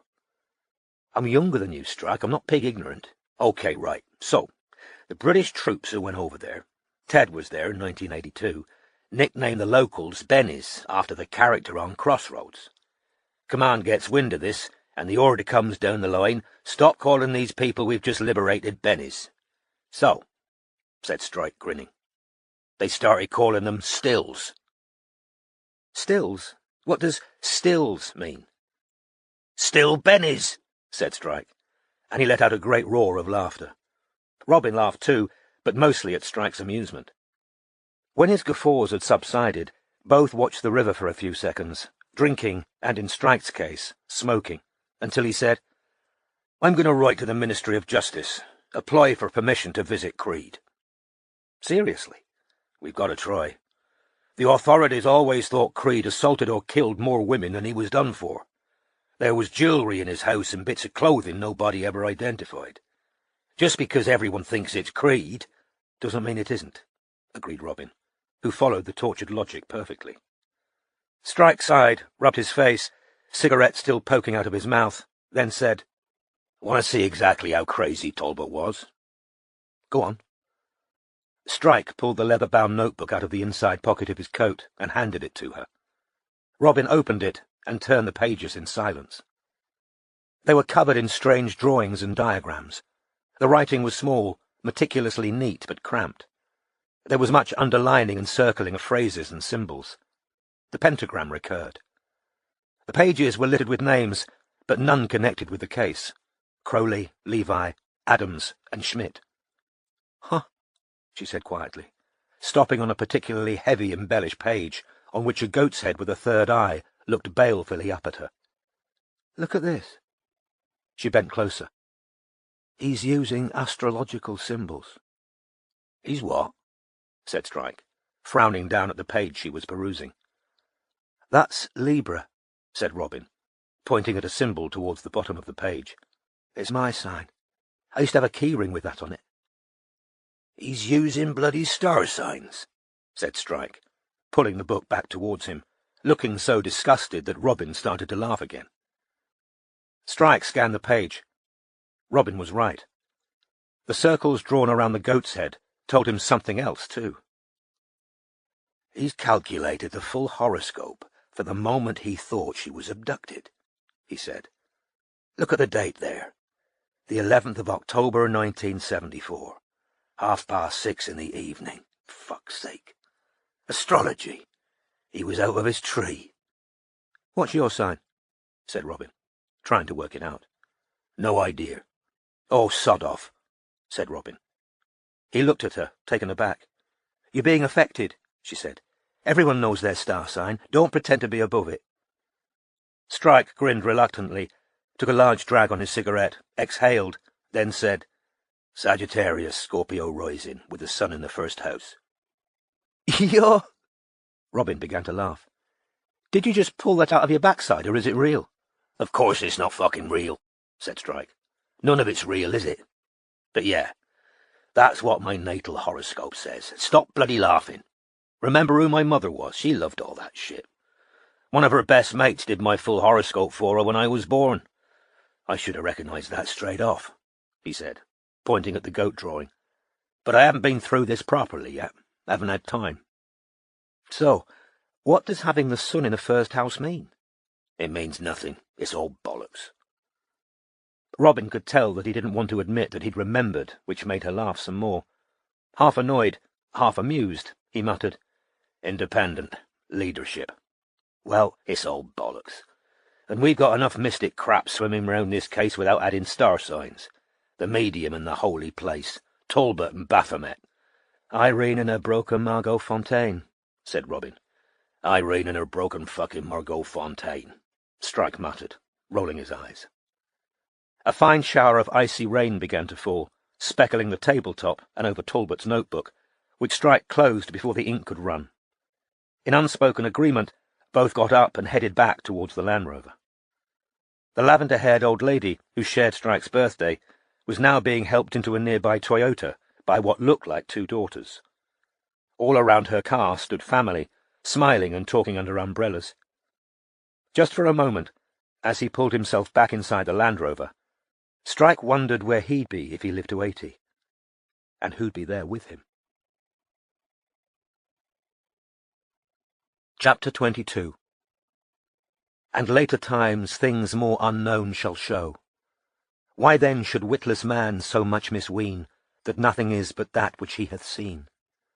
What if within the moon's fair shining sphere, what if in every other star unseen, of other worlds he happily should hear?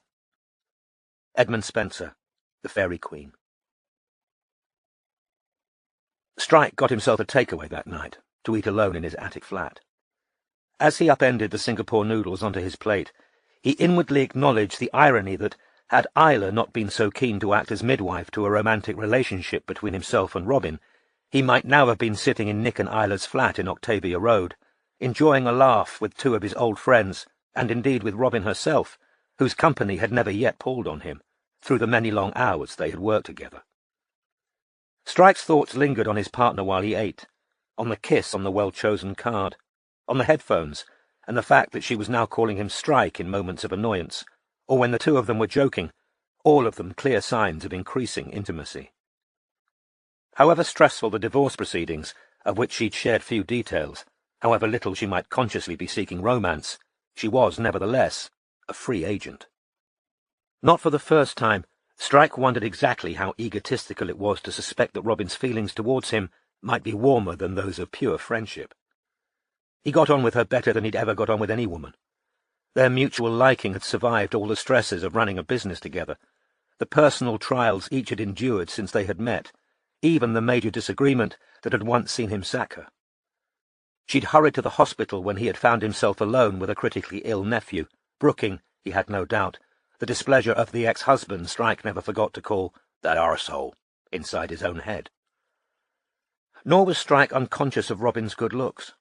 Indeed, he'd been fully aware of them ever since she'd taken off her coat in his office for the first time. But her physical appeal was less of a threat to his peace of mind than the deep, guilty liking for being, currently, the main man in her life. Now that the possibility of something more lay in front of him, now that her husband was gone and she was single, he found himself seriously wondering what would happen should they act upon what he was beginning to suspect was a mutual attraction. Could the agency, for which they'd both sacrificed so much, which for Strike represented the culmination of all his ambitions, survive the partners falling into bed together?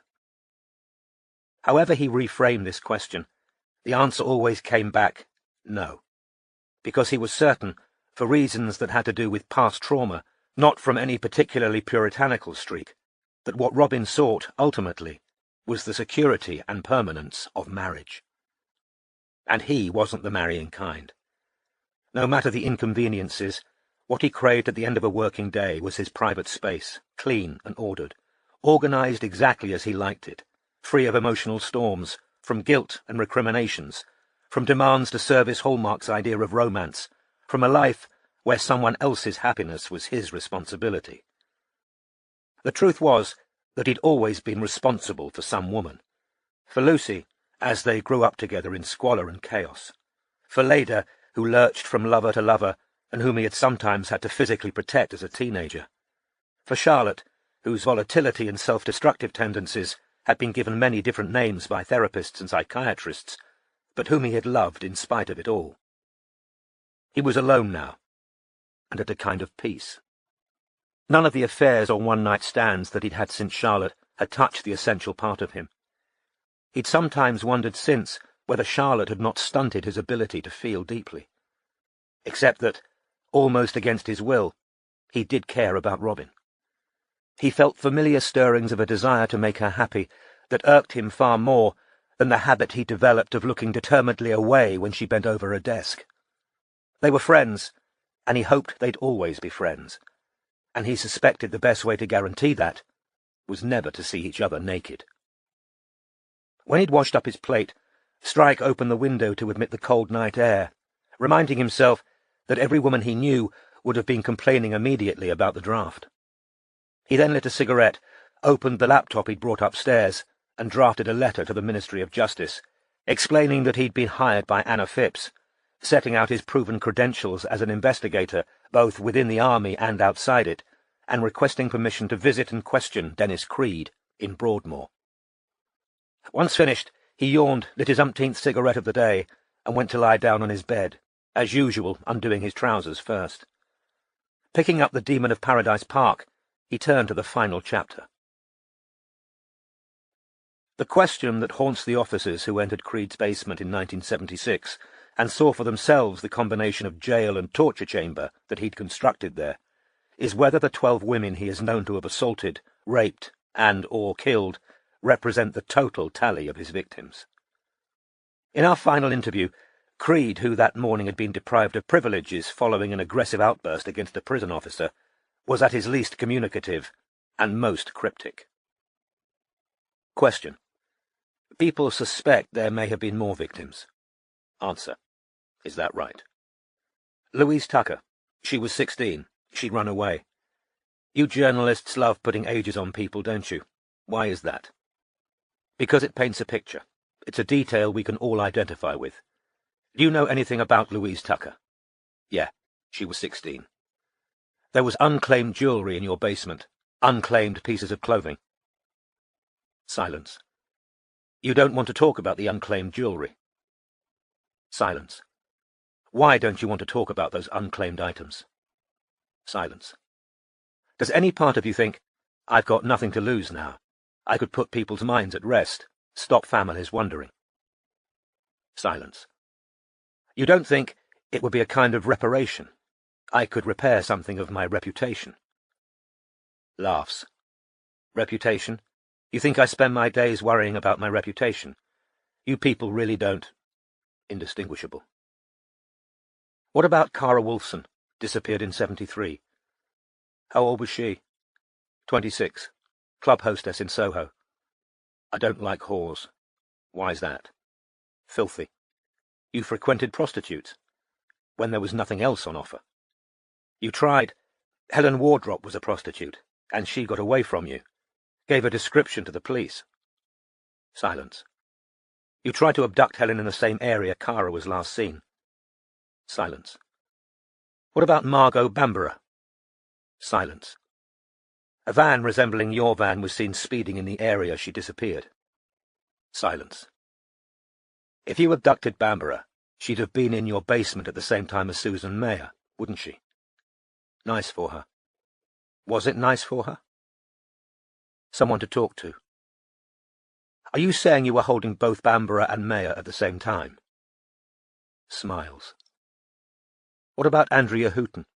Was Bamborough dead when you abducted Andrea? Silence. You threw Andrea's body off cliffs. That was a change in your M.O. Was she the first body you threw off there? Silence. You don't want to confirm whether you abducted Margot Bamborough. Smiles. Strike put down the book and lay for a while, smoking and thinking. Then he reached for Bill Talbot's leather-bound notebook, which he'd earlier thrown onto his bed when taking off his coat. Flicking through the densely packed pages, looking for something comprehensible, something he could connect with, a solid fact or reference point, he suddenly placed a thick finger in the book to stop the pages turning, his attention caught by a sentence written mostly in English, that seemed familiar. 12th. Symbol. Found. Therefore, as expected, killer is... symbol. It was an effort to get up and fetch his own notebook, but this he did. Slumping back onto his bed, he found the sentence that Pat had translated for him from Pitman's shorthand. And that is the last of them, the 12th, and the circle will be closed upon finding the 10th, unknown word, Baphomet. Transcribe in the true book. The unknown word, Strike realized, was the same symbol that followed the word killer in Talbot's notebook. With a feeling of both exasperation and curiosity, Strike picked up his phone and Googled astrological symbols. A few minutes later, having read a couple of astrological web pages with an expression of mild distaste, he'd successfully interpreted Talbot's sentence. It read, 12th, brackets, Pisces, found. Therefore, as expected, killer is Capricorn. Pisces was the 12th sign of the zodiac, Capricorn the 10th. Capricorn was also the sign of the goat, which Talbot, in his manic state, appeared to have connected with Baphomet, the goat-headed deity. "Fuck's sake," muttered Strike, turning to a fresh page in his notebook and writing something. An idea now occurred to him, those strange unexplained dates with crosses beside them on all the male witnesses' statements. He wondered whether he could be bothered to get up and go downstairs to fetch the relevant pages from the boxes of police records. With a sigh, he decided that the answer was yes. He did up his flies, heaved himself to his feet, and fetched the office keys from their hook by the door. 10 minutes later, Strike returned to his bedroom with both his laptop and a fresh notebook. As he settled down on top of the duvet again, he noticed that the screen of his mobile, which was lying on the duvet, was now lit up. Somebody had tried to call him while he'd been downstairs. Expecting it to be Lucy, he picked up the phone and looked at it. He'd just missed a call from Charlotte. Strike laid the phone back down again and opened his laptop. Slowly and painstakingly, he set to work matching the unexplained dates on each male suspect's witness statements with the relevant sign of the zodiac. If his hunch that Talbot had been checking the men's star signs was correct, Stephen Douthwaite was a Pisces, Paul Satchwell was an Aries, and Roy Phipps, who'd been born on the 27th of December, was a Capricorn. Yet Talbot had cleared Roy Phipps of involvement early in the case. "So that makes no fucking sense," muttered Strike to the empty room. He put down his laptop and picked up Talbot's notebook again, reading on from the assertion that Margot's killer must be Capricorn. "Christ almighty," Strike muttered, trying, but not entirely succeeding, to find sense among the mass of esoteric ramblings with the aid of his astrological websites. As far as he could tell, Talbot appeared to have absolved Roy Phipps from suspicion on the grounds that he wasn't really a Capricorn, but some sign that Strike couldn't make head nor tail of, and which he suspected Talbot might have invented. Returning to the notebook, Strike recognized the Celtic cross layout of tarot cards from his youth. Leda fancied herself a reader of tarot. Many times had he seen her lay out the cards in the very formation Talbot had sketched in the middle of the page. He had never, however, seen the cards given astrological meanings before, and wondered whether this, too, had been Talbot's own invention. His mobile buzzed again. He picked it up. Charlotte had sent him a photograph. A naked photograph of herself holding 2 coffees. The accompanying message said, "6 years ago tonight. I wish it was happening again. Happy birthday, Bluey. Kiss." Against his will, Strike stared at the body no sentient heterosexual man could fail to desire, and at the face Venus would envy. Then he noticed the blurring along her lower stomach, where she'd airbrushed out her caesarean scar. This took care of his burgeoning erection. Like an alcoholic pushing away brandy, he deleted the picture and returned to Talbot's notebook. Chapter 23. It is the mind that maketh good or ill, that maketh wretch or happy, rich or poor. For some, that hath abundance at his will, hath not enough, but wants in greatest store. And other, that hath little, asks no more, but in that little is both rich and wise. Edmund Spenser, The Fairy Queen. 11 days later, Robin was woken at 8 a.m. by her mobile ringing, after barely an hour's sleep. She'd spent the night on another pointless vigil outside the house of the persecuted weatherman, and had returned to her flat in Earl's Court to grab a couple of hours' sleep before hurrying out again to interview Una Kennedy with Strike in the cafe at Fortnum and Mason. Completely disorientated, she knocked a couple of items off the bedside table as she groped in the dark for her phone. "Hello? Robin!" said a happy shout in her ear. "You're an aunt." What, sorry?" she muttered. Wisps of her dreams still clung about her. Pat Chauncey had been asking her out to dinner and had been deeply hurt that she didn't want to go. "You're an aunt. Jenny's just had the baby." "Oh," said Robin, and very slowly her brain computed that this was Stephen, her elder brother, on the line. "Oh, that's wonderful. What—" "A girl," said Stephen jubilantly. "Annabelle Marie, 8 pounds 8 ounces. "Wow," said Robin. Is that big? It seems—" "I'm sending you a picture now," said Stephen. "Got it?" "No, hang on," said Robin, sitting up. Bleary-eyed, she switched to speakerphone to check her messages. The picture arrived as she was peering at the screen. A wrinkled, bald red baby, swaddled in a hospital robe, fists balled up, looking furious to have been forced from a place of quiet, padded darkness into the brightness of a hospital ward. "Just got it." "Oh, Stephen, she's beautiful." It was a lie, but nevertheless tears prickled in the exhausted Robin's eyes. "My God, Button," she said quietly. It was Stephen's childhood nickname. "You're a dad." "I know," he said. "Insane, isn't it? When are you coming home to see you?" "Soon," Robin promised. "I'm back for Christmas. Give Jenny all my love, won't you?" "I will, yeah. Gonna call John now. See you soon, Robs." The call was cut.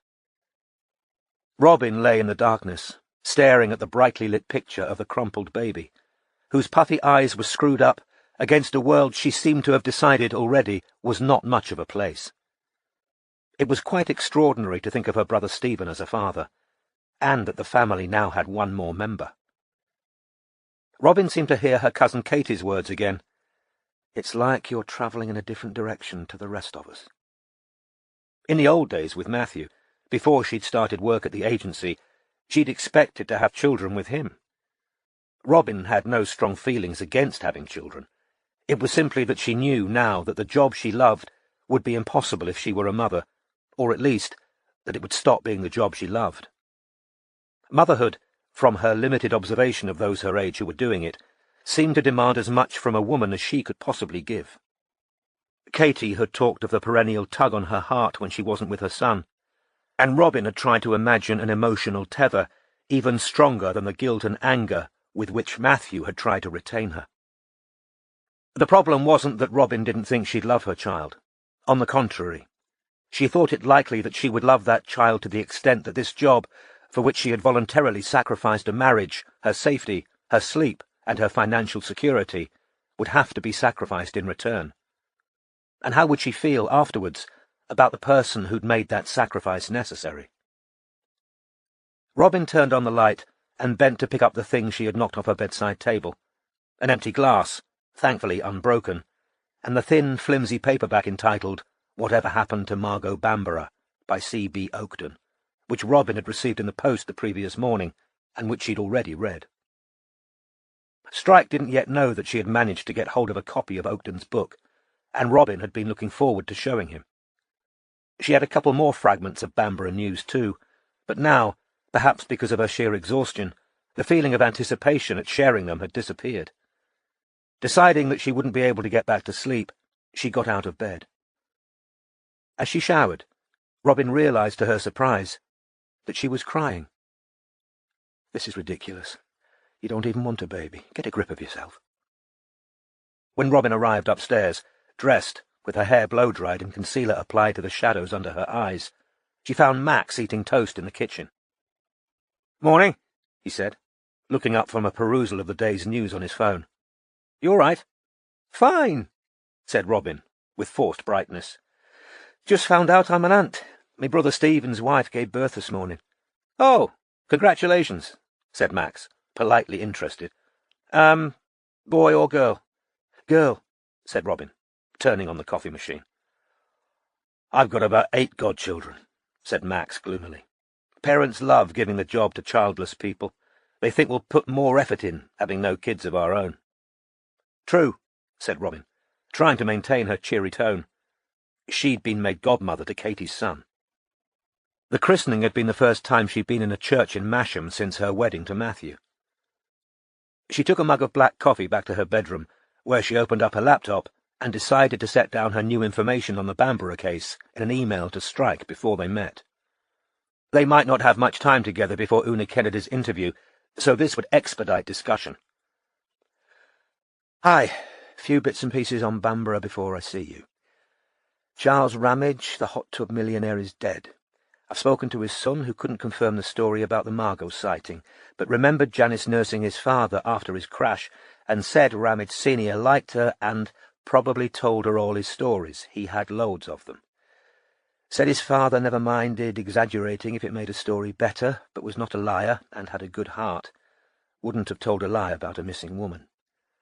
Also confirmed that his father was close friends with a senior police officer, couldn't remember rank or first name, called Green. Ramage Sr.'s widow is still alive and living in Spain, but she's his second wife and the son doesn't get on with her. I'm trying to get a contact number, email address for her. I'm 99% sure I've found the right Amanda White, who's now called Amanda Laws. 2 years ago, she posted a piece on Facebook about people disappearing, which included Margot. She said in the comment that she'd been personally involved in the Margot disappearance. I've sent her a message, but nothing back yet. I've got hold of a copy of Whatever Happened to Margot Bamborough, and read it. It's not long. Judging by what we know about Margot so far, it looks full of inaccuracies. I'll bring it with me this morning. See you in a bit. Kiss. Sleep-deprived, Robin had added the kiss automatically, and had sent the email before she could retract it. It was one thing to put a kiss on a birthday card, quite another to start adding them to work emails. Shit. She could hardly write a PS saying, "Ignore that kiss, my finger did it without me meaning to." That would draw attention to the thing, if Strike hadn't thought anything of it. As she closed her laptop, her mobile screen lit up. She'd received a long, excited text from her mother about baby Annabelle Marie's perfection, complete with a photograph of herself cradling her new granddaughter. Robin's father beaming over his wife's shoulder. Robin texted back, "She's gorgeous."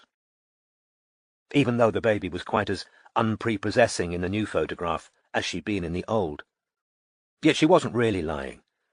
The fact of Annabelle's birth was somehow gorgeous, an everyday miracle, and Robin's mysterious shower tears had been partly an acknowledgement of the fact.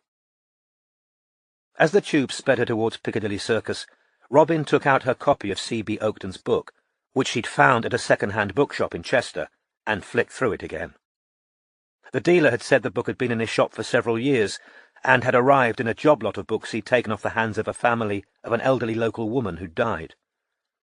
Robin suspected that the dealer hadn't known of the book's murky legal status before Robin's email inquiry, but he appeared to have no particular moral qualms about selling it.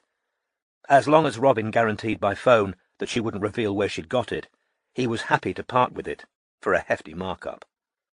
Robin only hoped Strike would think the price justified once he'd read it. Robin's particular copy appeared to have escaped pulping because it had been one of the author's free copies, which must have been given to him before the court decision. An inscription on the flyleaf read, "To Auntie May, with every good wish, C.B. Oakton, brackets, Carl." To Robin, with every good wish seemed an affected, grandiose message to send an aunt. Barely 100 pages long, the flimsy paperback had a photograph of Margot as a bunny girl on the cover, a picture familiar to Robin because it had appeared in so many newspaper reports of her disappearance. Half cut off in this enlarged picture was a second bunny girl, who Robin knew to be Una Kennedy.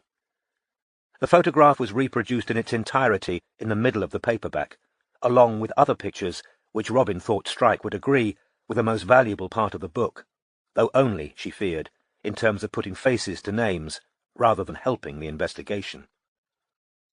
Robin got off the tube at Piccadilly Circus and walked in a strong wind up Piccadilly, beneath swaying Christmas lights, wondering where she might find a baby present for Stephen and Jenny. Having passed no appropriate shops, she arrived outside Fortnum and Mason with an hour to spare before the projected meeting with Una Kennedy. Robin had often passed the famous store since she had lived in London, but never gone inside. The ornate frontage was duck-egg blue, and the windows, dressed for Christmas, some of the most beautiful in the city. Robin peered through clear circles of glass, surrounded by artificial snow, at heaps of jewel-like crystallized fruits, silk scarves, gilded tea canisters, and wooden nutcrackers shaped like fairy-tale princes.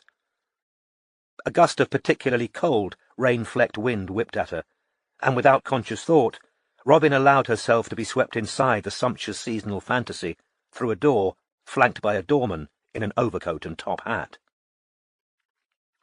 The store was carpeted in scarlet. Everywhere were mountains of duck-egg blue packaging. Close at hand, she saw the very truffles that Morris had bought her for her birthday.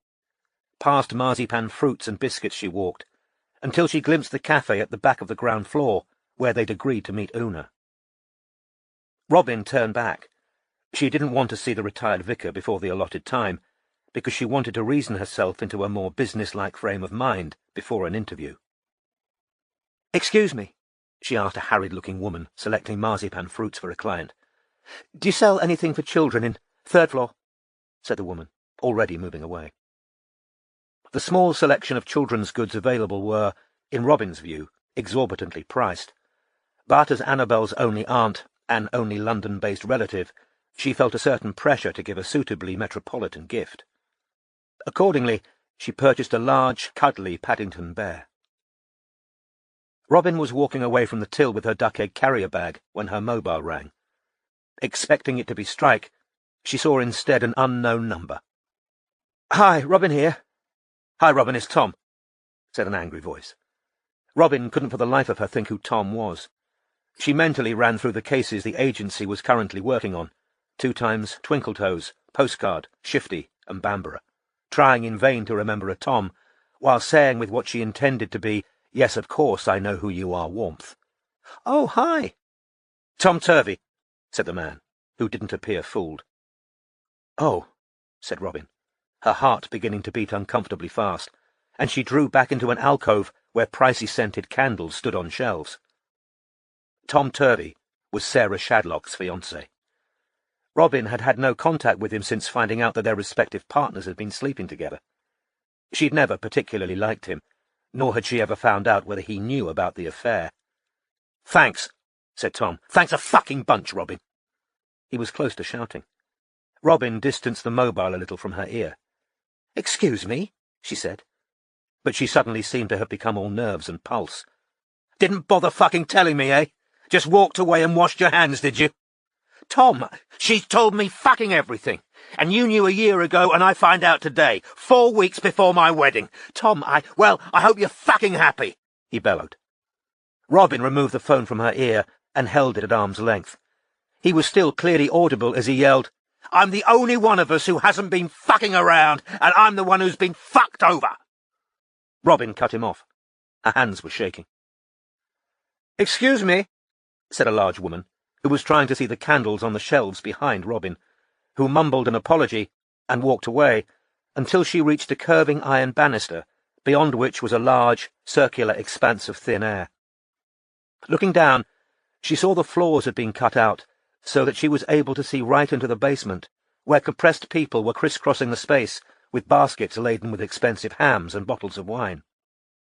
Head spinning, hardly aware of what she was doing, Robin turned and headed blindly back toward the department exit, trying not to bump into tables piled with fragile china.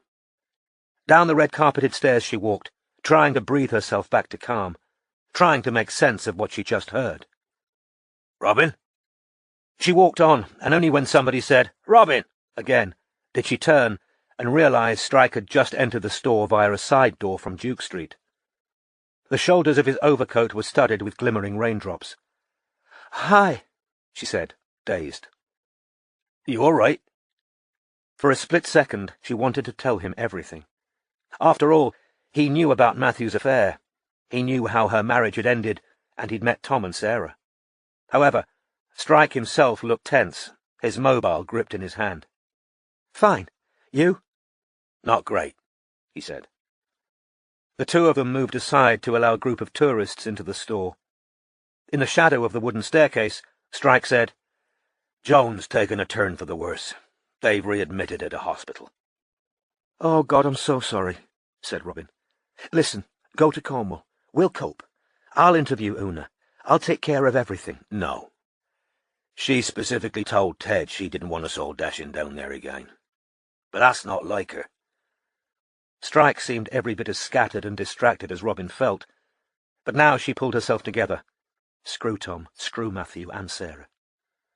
Seriously, Cormoran, go. I can take care of work. They're expecting me in a fortnight for Christmas. Ted says she's desperate to have us all at home. It's supposed to be just for a couple of days, the hospital thing. Well, if you're sure, said Robin. She checked her watch.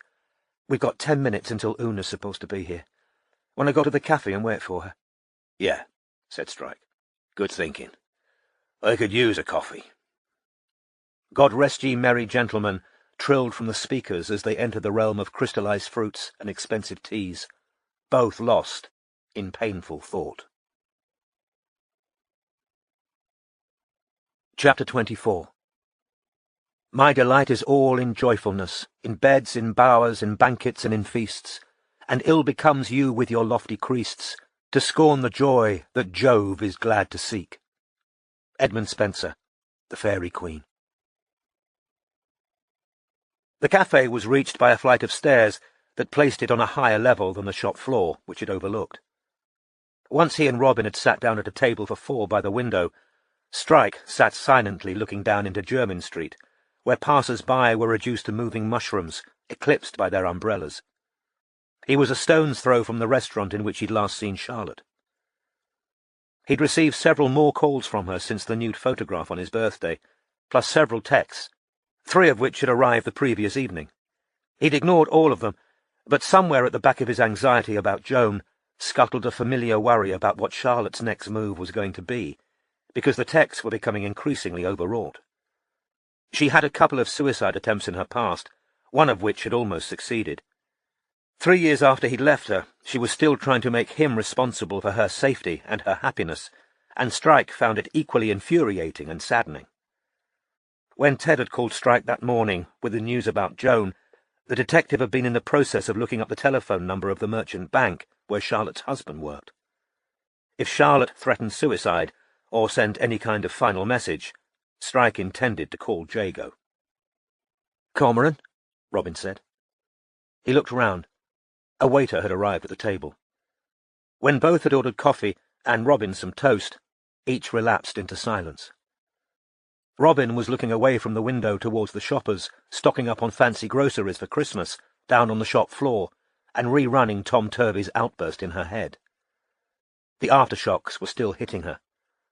4 weeks before my fucking wedding. It must have been called off.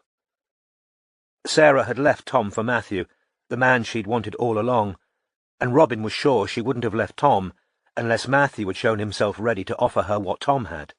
Diamonds and a change of name. I'm the only one of us who hasn't been fucking around. Everyone had been unfaithful, in Tom's opinion, except poor Tom.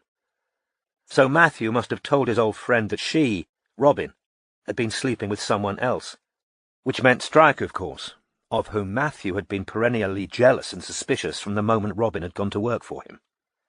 And even now that Tom knew about Matthew and Sarah, after his old friend's duplicity and treachery had been revealed, Tom still believed the lie about Robin and Strike. Doubtless he thought his current misery was all Robin's fault, that if she hadn't succumbed to Strike, the domino effect of infidelity would never have been started. "You sure you're all right?" Robin started and looked around. Strike had come out of his own reverie and was looking at her over his coffee cup. "Fine," she said. "Just knackered. Did you get my email?" "Email?" said Strike, reaching for the phone in his pocket. "Yeah, but I haven't read it yet, sorry. Dealing with other—" "Don't bother now," said Robin hastily, inwardly cringing at the thought of that accidental kiss, even in the midst of her new troubles. "It isn't particularly important. It'll keep. I did find this, though." She took the copy of Whatever Happened to Margot Bamborough out of her bag and passed it over the table. But before Strike could express his surprise, she muttered, give it back now," tugged it back out of his hand, and stuffed it into her bag. A stout woman was heading towards them across the cafe. 2 bulging bags of Christmas fare were dangling from her hands. She had the full cheeks and large square front teeth of a cheerful-looking chipmunk, an aspect that in her youthful photos had added a certain cheeky charm to her prettiness. The hair that had once been long, dark and glossy was now chin-length and white, except at the front, where a dashing bright purple streak had been added. A large silver and amethyst cross bounced on her purple sweater. "Una," said Robin. "That's me," she panted. She seemed nervous. "The queues. Well, what do I expect? Fortnum's at Christmas. But fair play, they do a lovely mustard." Robin smiled. Strike drew out the chair beside him. "Thanks very much," said Una, sitting down. Her Irish accent was attractive and barely eroded by what Robin knew had been a longer residence in England than in the country of her birth. Both detectives introduced themselves. "Very nice to meet you," Una said, shaking hands before clearing her throat nervously. "Excuse me, I was made up to get your message," she told Strike. "Years and years I spent wondering why Roy never hired someone, because he'd got the money to do it, and the police never got anywhere. So little Anna called you in, did she? God bless that girl. What she must have gone through. Oh, hello," she said to the waiter. "Could I have a cappuccino and a bit of that carrot cake? Thank you." When the waiter had gone, Una took a deep breath and said, "I know I'm rattling on. I'm nervous, that's the truth." "There's nothing to be," began Strike. "Oh, yes, there is," Una contradicted him, looking sober. "Whatever happened to Margot, it can't be anything good, can it? Nigh on 40 years I've prayed for that girl, prayed for the truth, and prayed God would look after her, alive or dead. She was the best friend I ever had, and... Sorry, I knew this would happen. Knew it." She picked up her unused cloth napkin and mopped her eyes. "Ask me a question," she said, half laughing. "Save me from myself." Robin glanced at Strike, who handed the interview to her with a look as he pulled out his notebook. "Well, perhaps we can start with how you and Margot met," Robin suggested. "We can, of course," said Una. "That would have been 66.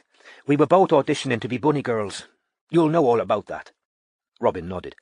"I had a decent figure then, believe it or not," said Una, smiling as she gestured down at her tubby torso, although she seemed to feel little regret for the loss of her waist. Robin hoped Strike wasn't going to take her to task later for not organising her questions according to the usual categories of people, places, and things. But she judged it better to make this feel more like a normal conversation, at least at first, because Una was still visibly nervous. "Did you come over from Ireland to try and get the job?" asked Robin. "Oh, no," said Una. "I was already in London. I kind of run away from home, truth be told. You're looking at a convent girl with a mammy as strict as a prison warder. I had a week's wages from a clothes shop in Derry in me pocket, and me mammy gave me one row too many. I walked out, got on the ferry, came to London and sent a postcard home to tell him I was alive and not to worry. My mammy didn't speak to me for 30 years. I was waitressing when I heard they were opening a Playboy club in Mayfair. Well, the money was crazy good compared to what you could earn in a normal place. £35 a week we started on. That's near enough 600 a week nowadays. There was nowhere else in London was going to pay a working-class girl that. It was more than most of our daddies earned." "And you met Margot at the club?" "I met her at the audition. Knew she'd get hired the moment I looked at her. She had the figure of a model, all legs, and the girl lived on sugar. She was 3 years younger than me, and she lied about her age so they'd take... Oh, thank you very much," said Una, as the waiter placed her cappuccino and carrot cake in front of her. "Why was Margot auditioning?" Robin asked. "Because her family had nothing, and I mean nothing now," Una said. "Her daddy had an accident when she was 4, fell off a stepladder, broke his back, crippled. That's why she had no brothers and sisters. Her mammy used to clean people's houses. My family had more than the Bambaras, and nobody ever got rich farming a place the size of ours. But the Bambaras were not enough to eat poor. She was such a clever girl, but the family needed help. She got herself into medical school, told the university she'd have to defer for a year, then headed straight for the Playboy Club. We took to each other straight away in the audition, because she was so funny." "Was she?" said Robin. Out of the corner of her eye, she saw Strike look up from his notebook in surprise. "Oh, Margot Bamborough was the funniest person I ever knew in my life," said Una. "In my life, now. We used to laugh till we cried. I've never laughed like that since. Proper Cockney accent, and she could just make you laugh until you dropped. So we started work together. And they were strict, mind you," said Una, now forking cake into her mouth as she talked. "Inspected you before you walked out on the floor, uniform on properly, nails done, and then there were rules like you've no idea. They used to put plainclothes detectives in the club to catch us out, make sure we weren't giving out our full names or our phone numbers. If you were any good at it, you could put a tidy bit of money away. Margot graduated a cigarette girl, selling them out of a little tray. She was popular with the men because she was so funny. She hardly spent a penny on herself. She split a lot between a savings account for medical school and the rest she gave her mammy. Worked every hour they'd let her. Bunny Peggy, she called herself, because she didn't want any of the punters to know her real name. I was Bunny Una because nobody knew how to say Una. We got all kinds of offers. You had to say no, of course. But it was nice to be asked, right enough," said Una. And perhaps picking up on Robin's surprise, she smiled and said, "Don't think Margot and I didn't know exactly what we were doing, corseted up with bunny ears in our heads.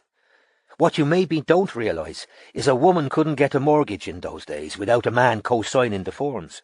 Same with credit cards. I squandered my money at first, but I learned better, learned from Margot. I got smart. I started saving. I ended up buying my own flat with cash. Middle-class girls with their mammies and daddies paying their way, they could afford to burn their bras and have hairy armpits. Margot and I, we did what we had to. Anyway, the Playboy Club was sophisticated. It wasn't a knocking shop. It had licenses it would have lost if things got seedy. We had women guests, too. Men used to bring their wives, their dates.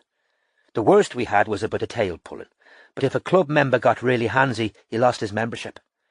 You should have seen what I had to put up with in my job before that. Hands up me skirt when I bent over a table, and worse. They looked after us at the Playboy Club.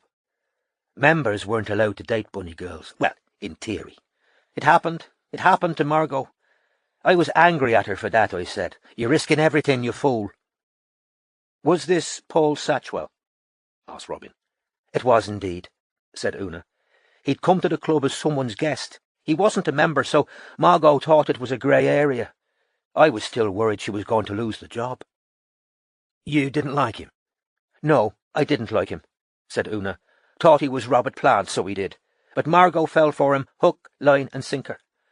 She didn't go out a lot, see, because she was saving.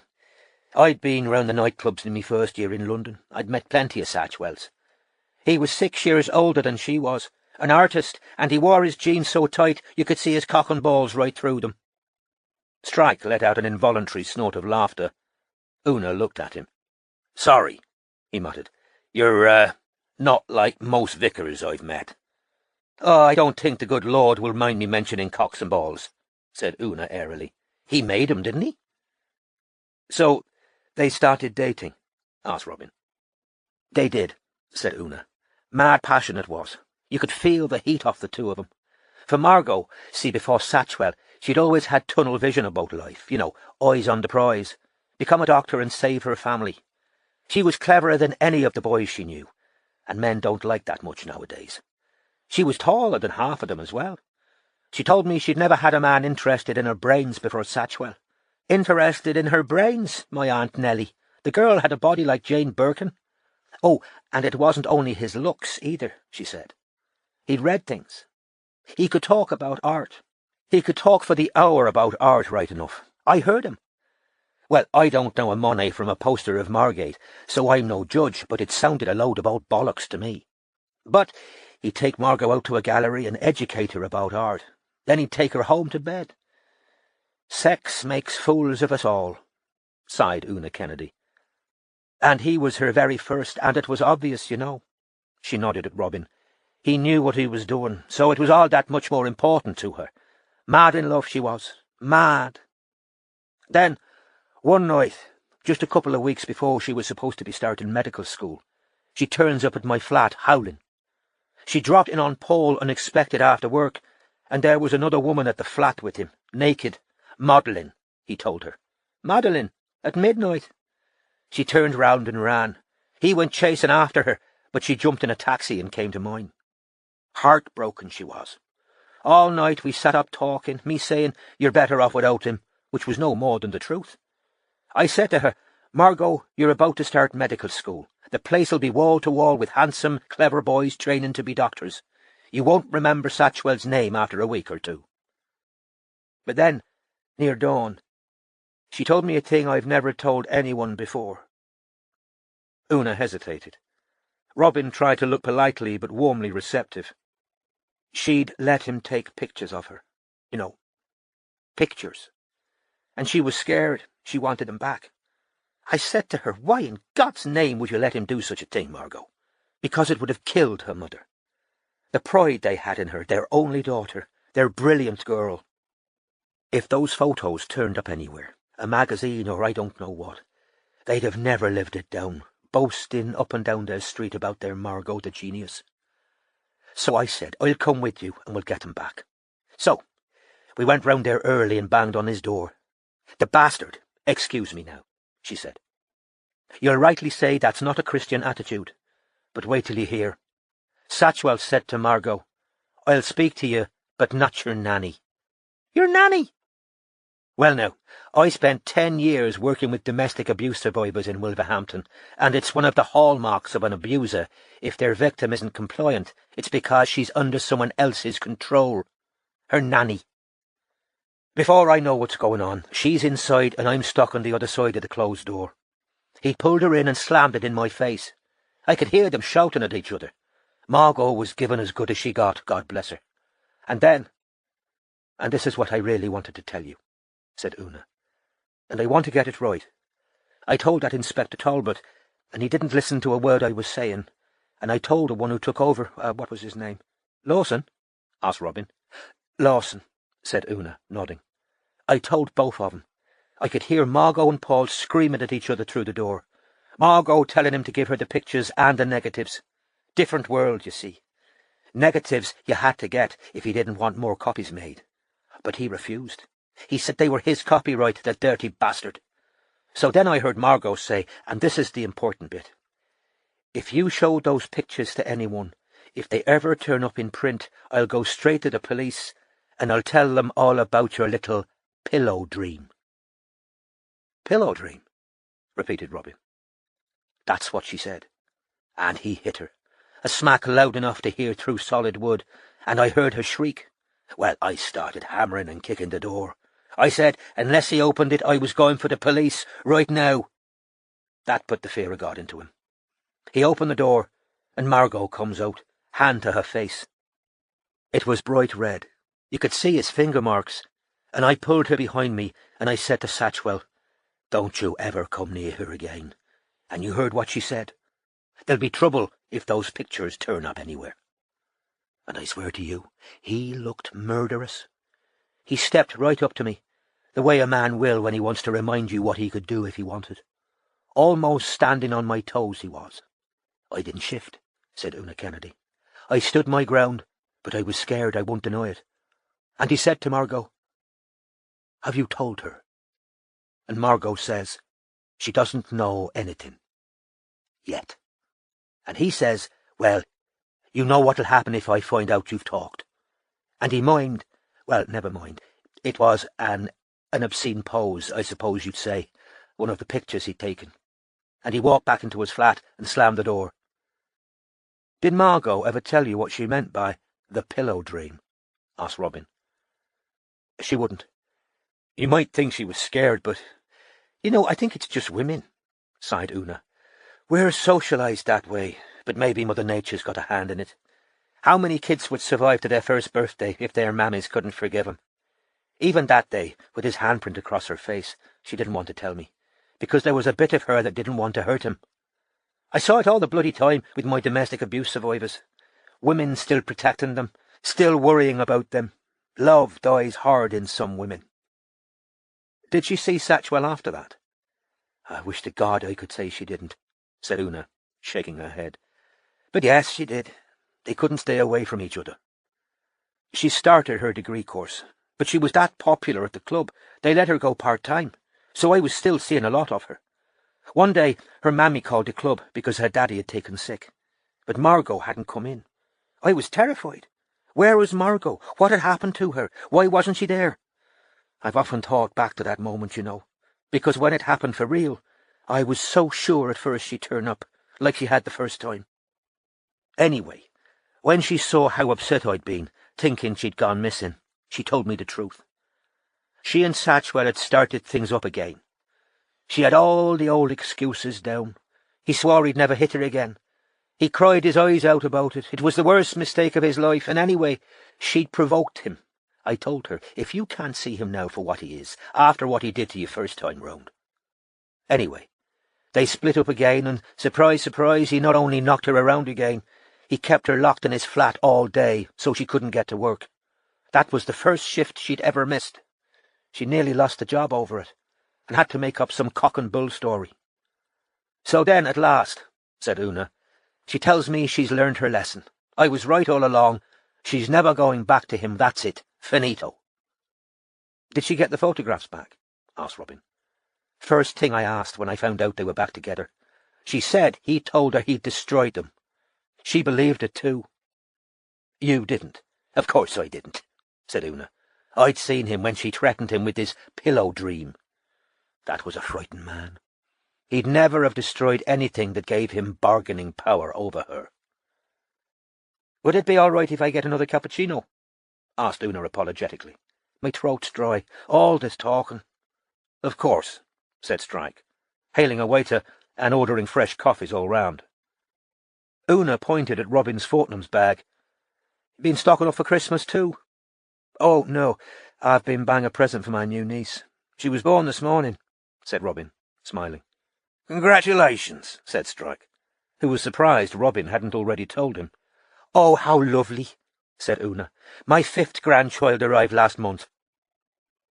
The interval while waiting for the fresh coffees was filled by Una showing Robin pictures of her grandchildren, and Robin showing Una the 2 pictures she had of Annabelle Marie. Gorgeous, isn't she? Said Una, peering through her purple reading glasses at the picture on Robin's phone. She included Strike in the question, but seeing only an angry-looking bald monkey, his acquiescence was half-hearted. When the coffees had arrived and the waiter moved away again, Robin said, While I remember, would you happen to know if Margot had family or friends in Leamington Spa? Leamington Spa? Repeated Una, frowning. Let's see. One of the girls at the club was from... No, that was King's Lynn. They're similar sorts of names, aren't they? I can't remember anyone from there, no. Why? We've heard a man claim to have seen her there, a week after she disappeared. There were a few sightings after, right enough. Nothing in any of them. None of them made sense. Leamington Spa, that's a new one. She took a sip of her cappuccino. Robin asked, Did you still see a lot of each other once Margot went off to medical school? Oh, yeah, because she was still working at the club part-time. How she did it all, studying, working, supporting her family, living on nerves and chocolate, skinny as ever. And then, at the start of her 2nd year, she met Roy. Una sighed. Even the cleverest people can be bloody stupid when it comes to their love lives, she said. In fact, I sometimes think the cleverer they are with books, the stupider they are with sex. Margot thought she'd learned her lesson, that she'd grown up. She couldn't see that it was classic rebound. He might have looked as different from Satchwell as you could get, but really, it was more of the same. Roy had the kind of background Margot would have loved. Books, travel, culture, you know. See, there were gaps in what Margot knew. She was insecure about not knowing about the right fork, the right words, napkin instead of serviette, all that snobby English stuff. Roy was mad for her, mind you. It wasn't all one way. I could see what the appeal was. She was like nothing he'd ever known before. She shocked him, but she fascinated him. The Playboy Club and her work ethic, her feminist ideas, supporting her mammy and daddy. They had arguments, intellectual arguments, you know. But there was something bloodless about the man. Not wet exactly, but... Una gave a sudden laugh. Bloodless. You'll know about his bleeding problem. Yes, said Robin. Von something disease. That's the one, said Una.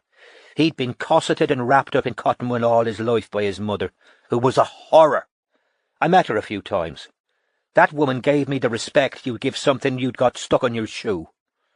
And Roy was... Still waters run deep, I suppose sums it up. He didn't show a lot of emotion. Their flirtation wasn't all sex. It really was ideas with them. Not that he wasn't good-looking. He was handsome in a kind of limp way, as different from Satchwell as you could imagine. Pretty boy, all eyes and floppy hair. But he was a manipulator. A little bit of disapproval here, a cold look there. He loved how different Margot was, but it still made him uncomfortable. He wanted a woman the exact opposite to his mother, but he wanted Mammy to approve. So the fault lines were there from the beginning. And he could sulk, said Una. I hate a sulker now. My mother was the same. 30 years she wouldn't talk to me because I moved to London. She finally gave in so she could meet her grandchildren. But then my sister got tipsy at Christmas and let it slip I'd left the church and joined the Anglicans. We were finished forever. Playboy she could forgive. Proddy, never. Even when they were dating, Roy would stop talking to Margot for days at a time. She told me once he cut her off for a week. She lost patience. She said, I'm off. That brought him round sharp enough. I said, what was he sulking about? And it was the club. He hated her working there.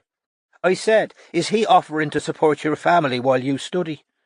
Oh, he doesn't like the idea of other men ogling me, she says. Girls like that idea, that little bit of possessiveness. They think it means he only wants her, when of course it's the other way round. He only wants her available to him. He's still free to look at other girls, and Roy had other people interested in him, girls from his own background. He was a pretty boy with a lot of family money. Well, said Una, look at little cousin Cynthia lurking in the wings. Did you know Cynthia? Asked Robin. Met her once or twice at their house, mousy little thing. She never spoke more than 2 words to me, said Una, but she made Roy feel good about himself, laughing like a drain at all his jokes, such as they were. Margot and Roy must have married right after medical school, did they? That's right. I was a bridesmaid. She went into general practice. Roy was a high flyer. He went into one of the big teaching hospitals. I can't remember which. Roy's parents had this very nice big house with huge lawns and all the rest of it. After his father died, which was just before they had Anna, the mother made it over to Roy.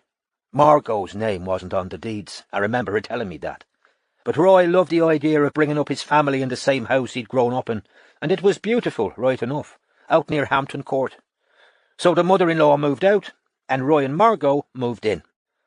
Except, of course, the mother-in-law felt she had the right to walk back in any time she felt like it, because she'd given it to them, and she still looked on it as more hers than Margot's. Did you and Margot still see a lot of each other? Asked Robin. We did, said Una. We used to try and meet at least once every couple of weeks. Real best friends we were. Even after she married Roy, she wanted to hold on to me. They had their middle-class friends, of course, but I think, said Una, her voice thickening, I think she knew I'd always be on her side, you see. She was moving in circles where she felt alone. At home or at work, too? Asked Robin. At home she was a fish out of water, said Una. Roy's house, Roy's family, Roy's friends, Roy's everything. She saw her own mammy and daddy plenty, but it was hard, the daddy being in his wheelchair, to get him out to the big house. I think the Bamburghs felt intimidated by Roy and his mother. So Margot used to go back to Stepney to see them. She was still supporting them financially, ran herself ragged between all her different commitments. And how were things at work? Uphill all the way, said Una. There weren't that many women doctors back then, and she was young and working class, and that practice she ended up at, the St. John's one, she felt alone. It wasn't a happy place, said Una, echoing Dr. Gupta. Being Margot, she wanted to try and make it better. That was Margot's whole ethos. Make it better, make it work, look after everyone, solve the problem. She tried to bring them together as a team, even though she was the one being bullied. Who was bullying her? The old fella, said Una. I can't remember the names now. There were 2 other doctors, isn't that right? The old one and the Indian one. She said he was all right, the Indian fella, but she could feel the disapproval of him too. They had an argument about the pill, she told me. GPs could give it to unmarried women if they wanted. When it was first brought out, it was married women only. But the Indian lad, He still wouldn't hand it out to unmarried women. The first family planning clinic started appearing the same year Margot disappeared. We talked about them. Margot said, thank God for it, because she was sure women coming to their clinic weren't able to get it from either of the other doctors. But it wasn't only them. She had trouble with the other staff. I don't think the nurse liked her either. Janice? Said Robin. Was it Janice? Said Una, frowning. Irene, suggested Strike. She was blonde, said Una. I remember, at the Christmas party. You were there? Said Robin, surprised. Margot begged me to go, said Una. She'd set it up, and she was afraid it was going to be awful. Roy was working, so he couldn't go. This was just a few months after Anna was born. Margot had been on maternity leave, and they'd got another doctor in to cover for her, a man. She was convinced the place had worked better without her. She was hormonal and tired and dreading going back. Anna would only have been 2 or 3 months old. Margot brought her to the party because she was breastfeeding. She'd organised a Christmas party to try and make a bit of a fresh start with them all, break the ice before she had to go back in. Go on about Irene, said Robin, conscious of Strike's pen hovering over his notebook. Well, she got drunk, if she's the blonde one. She brought some man with her to the party. Anyway, towards the end of the night, Irene accused Margot of flirting with the man. Did you ever in your life hear anything more ridiculous? There's Margot standing there with a new baby in her arms and the girl having a proper go at her. Was she not the nurse? It's so long ago. No, Irene was the receptionist, said Robin. I thought that was the little Italian girl. Gloria was the other one. Oh, Margot loved her, said Una. She said the girl was very clever but in a bad situation. She never gave me details. I think the girl had seen her for medical advice, and of course Margot wouldn't have shared anything about her health. She took all of that very seriously. No priest in his confessional treated other people's secrets with more respect. I want to ask you about something sensitive, said Robin tentatively. There was a book about Margot, written in 1985, and you joined with Roy to stop it. Una said at once. I did. It was a pack of lies from start to finish. You know what he wrote, obviously, about... Una might have left the Catholic Church, but she balked at the word. Determination. It was a filthy lie. I never had an abortion, and nor did Margot. She'd have told me if she was thinking about it. We were best friends. Somebody used her name to make that appointment. I don't know who. The clinic didn't recognise her picture. She'd never been there. The very best thing in her life was Anna, and she'd never have got rid of another baby. Never. She wasn't religious, but she'd have thought that was a sin, all right. She wasn't a churchgoer? Robin asked. Atheist true and true, said Una. She thought it was all superstition. Her mammy was chapel, and Margot reacted against it. The church kept women down, was the way Margot looked at it. And she said to me, if there's a God, why do my daddy, who's a good man, have to fall off that stepladder? Why's my family have to live the life we've had? Well, Margot couldn't tell me anything about hypocrisy and religion I didn't already know. I'd left the Catholics by then. Doctrine of papal infallibility. No contraception, no matter if women died having their 11th. My own mammy thought she was God's deputy on this earth, so she did. And some of the nuns at my school were pure bitches. Sister Mary Teresa. See there? Said Una, pushing her fringe out of her eyes to reveal a scar the size of a 5-pence piece. She hit me round the head with a metal set square, blood everywhere. I expect you deserved it, Mammy said. Now, I'll tell you who reminded me of Sister Mary Teresa, said Una. Would she have been the nurse now, the older one at Margot's practice? Do you mean Dorothy? She was a widow, the one I'm thinking of. Yes, that was Dorothy, the secretary. Spit image of Sister Mary Teresa, the eyes on her, said Una. I got cornered by her at the party. They're drawn to the church, women like that. Nearly every congregation's got a couple. Outward observance, inward poison. They say the words, you know, Father, forgive me, for I have sinned. But the Dorothys of this world, they don't believe they can sin. Not really. One thing life's taught me. Where there's no capacity for joy, there's no capacity for goodness, said Una Kennedy. She had it in for Margot, that Dorothy. I told her I was Margot's best friend, and she started asking nosy questions. How we'd met, boyfriends.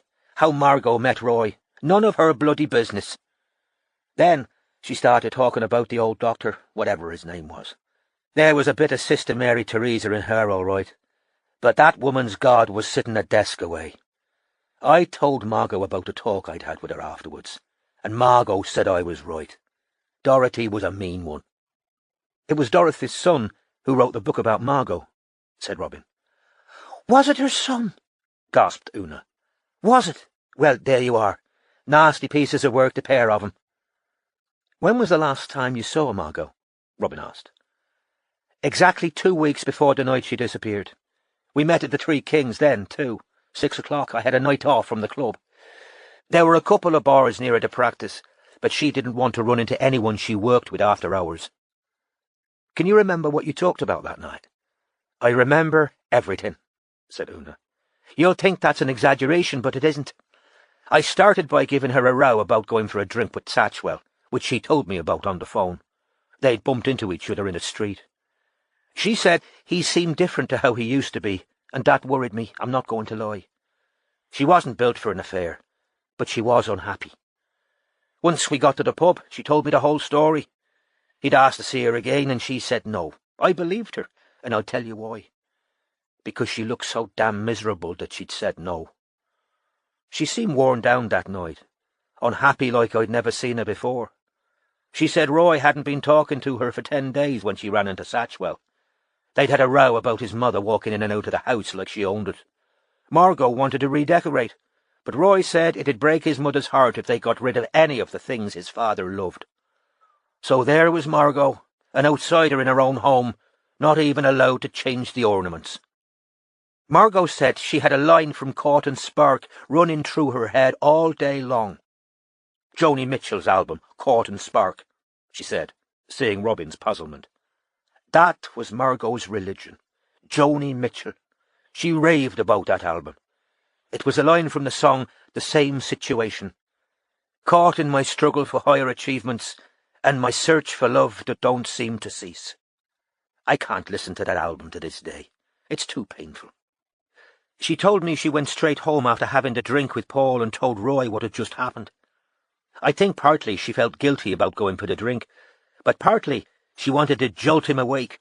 She was tired and miserable, and she was saying someone else wanted me once. Human nature, isn't it? Wake up, she was saying. You can't just ignore me and cut me off and refuse all compromises. I can't live like this. Well, being Roy, he wasn't the type to fire up and start throwing things. I think she'd have found it easier if he had. He was furious, all right, but he showed it by getting colder and more silent. I don't think he said another word to her until the day she disappeared. She told me on the phone when we arranged the drink for the 11th. I'm still living in a silent order. She sounded hopeless. I remember thinking then, she's going to leave him. When we met in the pub that last time, I said to her, Satchwell's not the answer to whatever's wrong with you and Roy. We talked about Anna, too. Margot would have given anything to take a year or two out and concentrate on Anna. And that's exactly what Roy and his mother had wanted her to do. Stay home with Anna and forget working. But she couldn't. She was still supporting her parents. Her mammy was ill now, and Margot didn't want her out cleaning houses anymore. While she was working, she could look Roy in the face and justify all the money she was giving him. But his mother wasn't going to let her precious, delicate son work for the benefit of a pair of chain-smoking EastEnders. Can you remember anything else you talked about? We talked about the Playboy Club, because I was leaving. I'd got me flat and I was thinking of going and studying. Margot was all for it.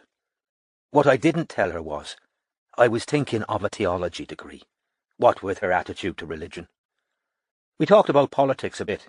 We both wanted Wilson to win the election, and I told her I was worried I still hadn't found the one. Over 30 I was.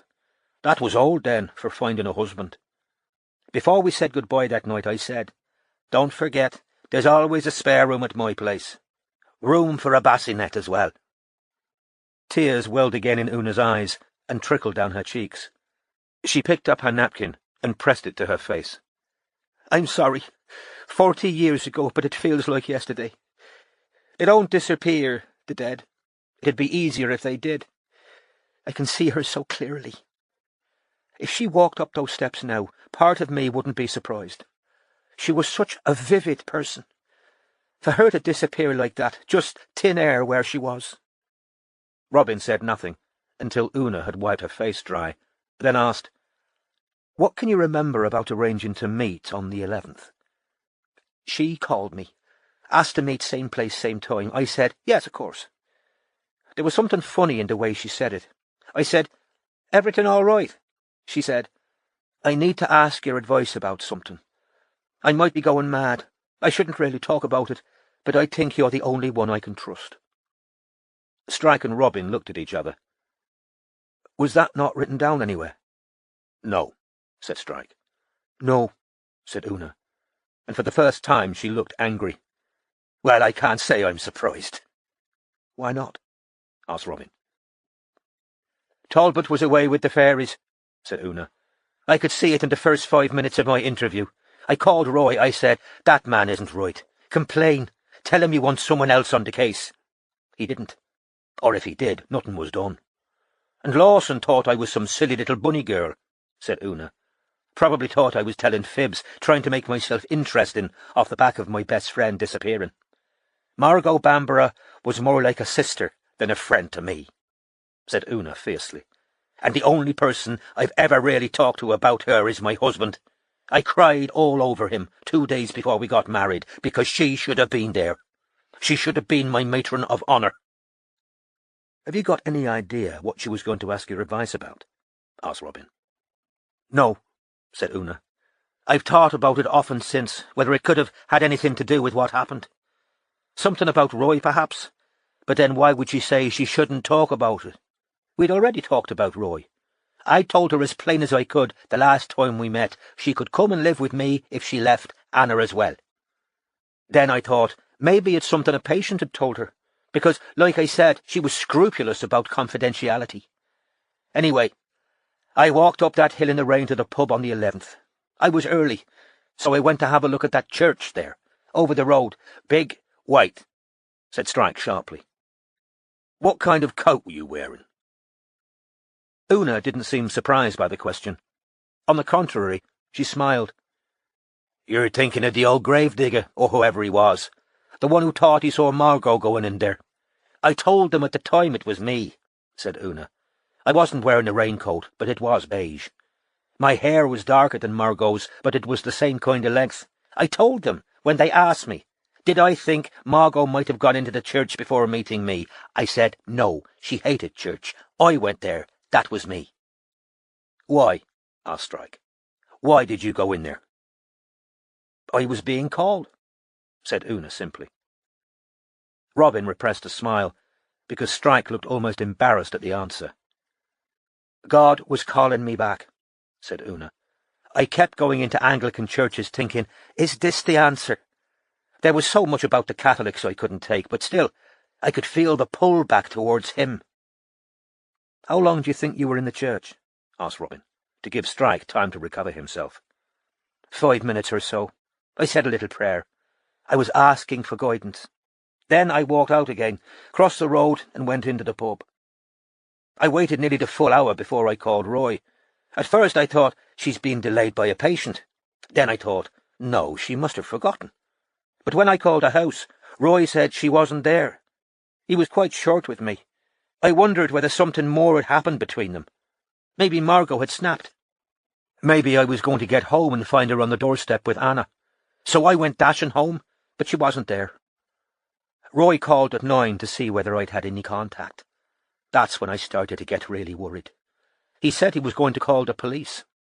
"You'll know the rest," said Una quietly. "It was like a nightmare. You put all your hopes on things that are less and less likely. Amnesia, knocked down by a car and unconscious somewhere. She's run away somewhere to think." But I knew, really. She'd never have left her baby girl, and she'd never have left without telling me. I knew she was dead. I could tell the police thought it was the Essex butcher, but me. "But you?" prompted Robin gently. "Well, I kept thinking, 3 weeks after Paul Satchwell comes back into her life, she vanishes forever. I know he had his little alibi, all his arty friends backing him up. I said to Talbot and Lawson, ask him about the pillow dream. Ask him what that means. The pillow dream he was so frightened Margot would tell people about. "Is that in the police notes?" she asked Strike, turning to look at him.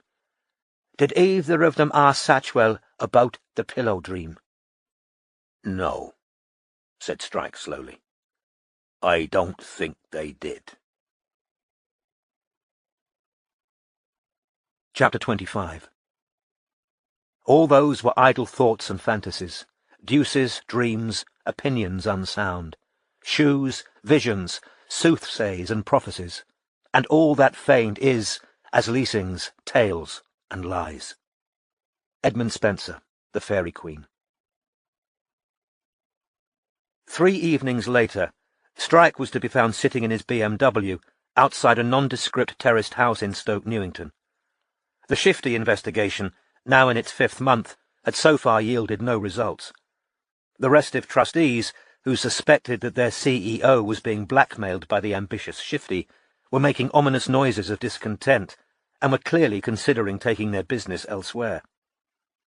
Even after being plied with gin by Hutchins, who'd succeeded in befriending him at the Rifle Club, Shifty had remained as close-lipped as ever about the hold he had over his boss.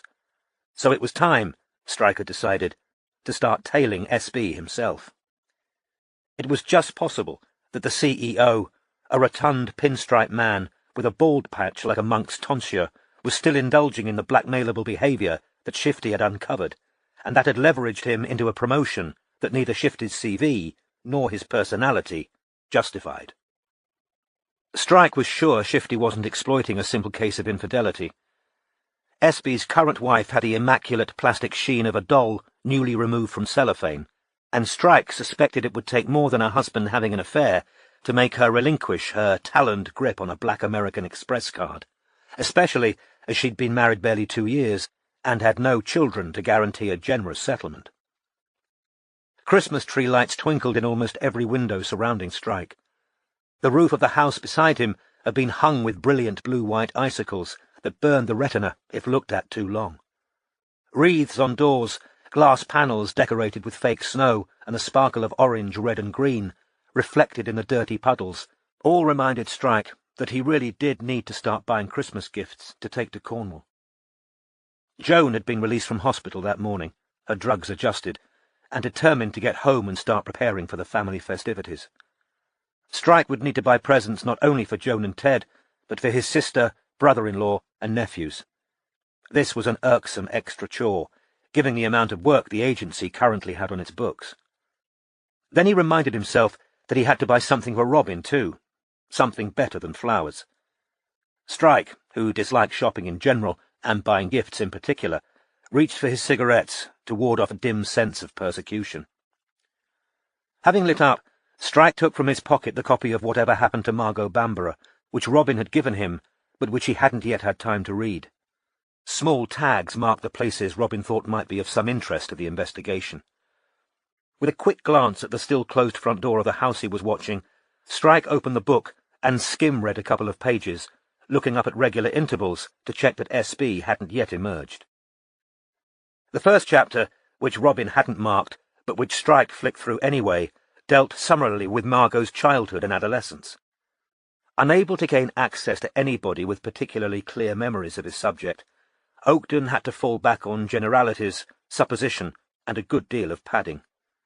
Thus Strike learned that Margot Bamborough would have dreamed of leaving poverty behind, would have been caught up in the giddy atmosphere of the 1960s, and would have been aware of the possibilities for consequence-free sex offered by the contraceptive pill. Word count was boosted by the information that the miniskirt had been popularised by Mary Quant, that London was the heart of a thriving music scene, and that the Beatles had appeared on America's Ed Sullivan Show around the time of Margot's 19th birthday. Margot would have been excited by the possibilities offered to the working classes in this new egalitarian era, C.B. Oakden informed his readers. Chapter 2 ushered in Margot's arrival at the Playboy Club, and here the sense of strain that had suffused the previous chapter vanished. C.B. Oakden evidently found Playboy Bunny Margot a far more inspiring subject than Child Margot, and he devoted many paragraphs to the sense of freedom and liberation she would have felt on lacing herself tightly into her bunny costume, putting on false ears, and judiciously padding the cups of her costume to ensure that her breasts appeared of sufficient fullness to satisfy her employer's stringent demands. Writing 11 years after her disappearance, Oakden had managed to track down a couple of bunny girls who remembered Margot. Bunny Lisa, who was now married with 2 children, reminisced about having a good laugh with her and being devastated by her disappearance. Bunny Rita, who ran her own marketing business, said that she was really bright, obviously going places, and thought it must have been dreadful for her poor family. Strike glanced up again at the front of the house into which S.B. had disappeared. Still no sign of him. Turning back to C.B. Oakden, the bored Strike skipped ahead to the first place Robin had marked as of interest. After her successful stint at the Playboy Club, the playful and flirtatious Margot found it hard to adapt to the life of a general practitioner. At least one employee at the St. John's practice says her manner was out of place in the setting of a consulting room. She didn't keep them at a proper distance. That was the trouble. She wasn't from a background that had a lot of professional people. A doctor's got to hold himself above the patients. She recommended that book, The Joy of Sex, to a woman who went to see her. I heard people in the waiting room talking about it after. Giggling, you know. A doctor shouldn't be telling people to read things like that. It reflects poorly on the whole practice. I was embarrassed for her. The one who was keen on her, the young fellow who kept coming back to see her, buying her chocolates and what have you, if she was telling people about different sex positions, you can see how men got the wrong idea, can't you? There followed several paragraphs that had clearly been cribbed from the press, covering the suicide of Steve Douthwaite's married ex-girlfriend, his sudden flight from his job, and the fact that Lawson had re-interviewed him several times. Making the most of his scant material, Oakden managed to suggest that Douthwaite had been at best disreputable, at worst dangerous, a feckless drifter and an unprincipled ladies' man, in whose vicinity women had a habit of dying or disappearing. It was with a slight snort of sudden amusement, therefore, that Strike read the words, "Now calling himself Stevie Jacks, Douthwaite currently works at Butlin's holiday camp in Clacton-on-Sea." After glancing up again to check that S.B. hadn't yet emerged, Strike read on, "Where he runs events for the campers by day and performs in the cabaret by night. His Longfellow Serenade is a particular hit with the ladies. Dark-haired Douthwaite, / Jacks, remains a handsome man and clearly popular with female campers. I've always liked singing," he tells me in the bar after the show. "I was in a band when I was younger, but it broke up. I came to Butlin's once when I was a kid with my foster family. I always thought it looked a laugh, being a redcoat. Plenty of big-time entertainers got their start here, you know."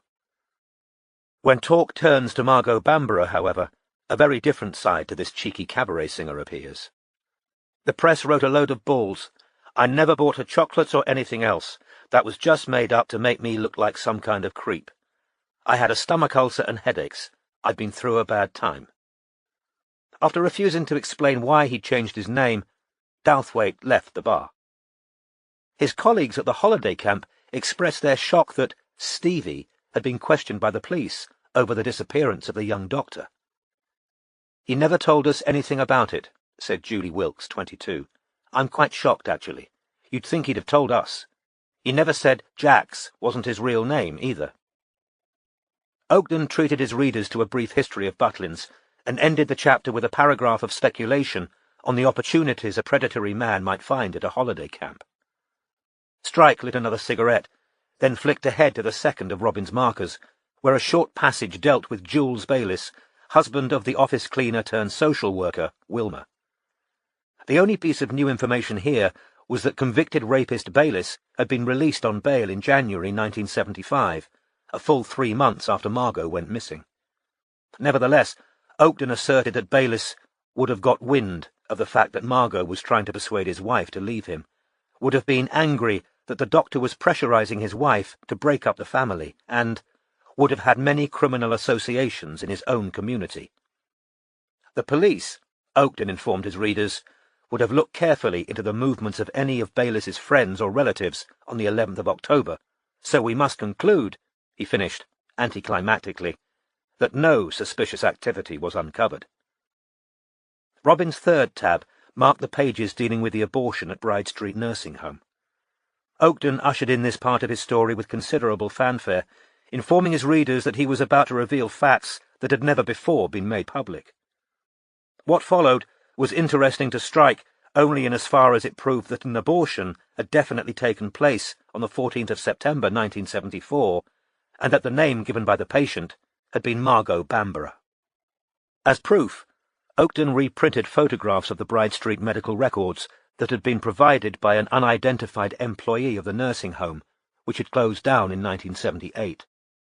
Strike supposed the unnamed employee would no longer have been fearful for their job when Oakden had come offering money for information in the 80s. The unnamed employee also told Oakden that the woman who had had the procedure didn't resemble the picture of Margot that had subsequently appeared in the papers. Oakden then posed a series of rhetorical questions that he and his foolhardy publishers appeared to think circumvented libel laws. Was it possible that the woman who had the abortion had used Margot's name with her support and consent, in which case whom might Margot have been most eager to assist? Was it not most likely that a Roman Catholic would be particularly worried about anyone finding out she had had an abortion? Was it not also the case that complications could arise from such a procedure? Might Margot have returned to the vicinity of the Bride Street nursing home on the 11th of October to visit somebody who had been readmitted to the clinic, or to ask advice on behalf of that person? Could Margot possibly have been abducted not from Clerkenwell, but from a street or two away from Dennis Creed's basement? To which Strike answered mentally, "No, and you deserve to have your book pulped, pal." The string of events suggested by Oakden had clearly been put together in a determined attempt to place Margot in the vicinity of Creed's basement on the night she disappeared. Complications were necessary to explain Margot returning to the nursing home a month after the abortion, but they couldn't be Margot's own, given that she was fit, well, and working at the St. John's practice all the way up to her disappearance. Once attributed to a best friend, however, undefined complications could serve two purposes: to give Margot a reason to head back to the clinic to visit Una, and Una a reason to lie about both women's whereabouts that night.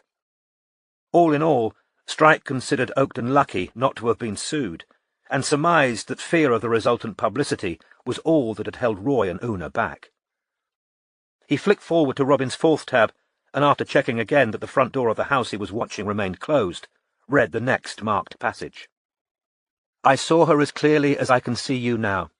She was standing at that window, pounding on it as if she wanted to attract attention. I especially remember because I was reading The Other Side of Midnight at the time, and just thinking about women and what they go through, you know, and I looked up and I saw her. If I close my eyes, she's there. It's like a snapshot in my head, and it's haunted me ever since, to be honest. People have said to me since, 'You're making it up,' or 'You need to let it go.' But I'm not changing my story just because other people don't believe it. What would that make me?" The small printers who then occupied the top floor of the building was run by husband and wife team Arnold and Rachel Sawyer.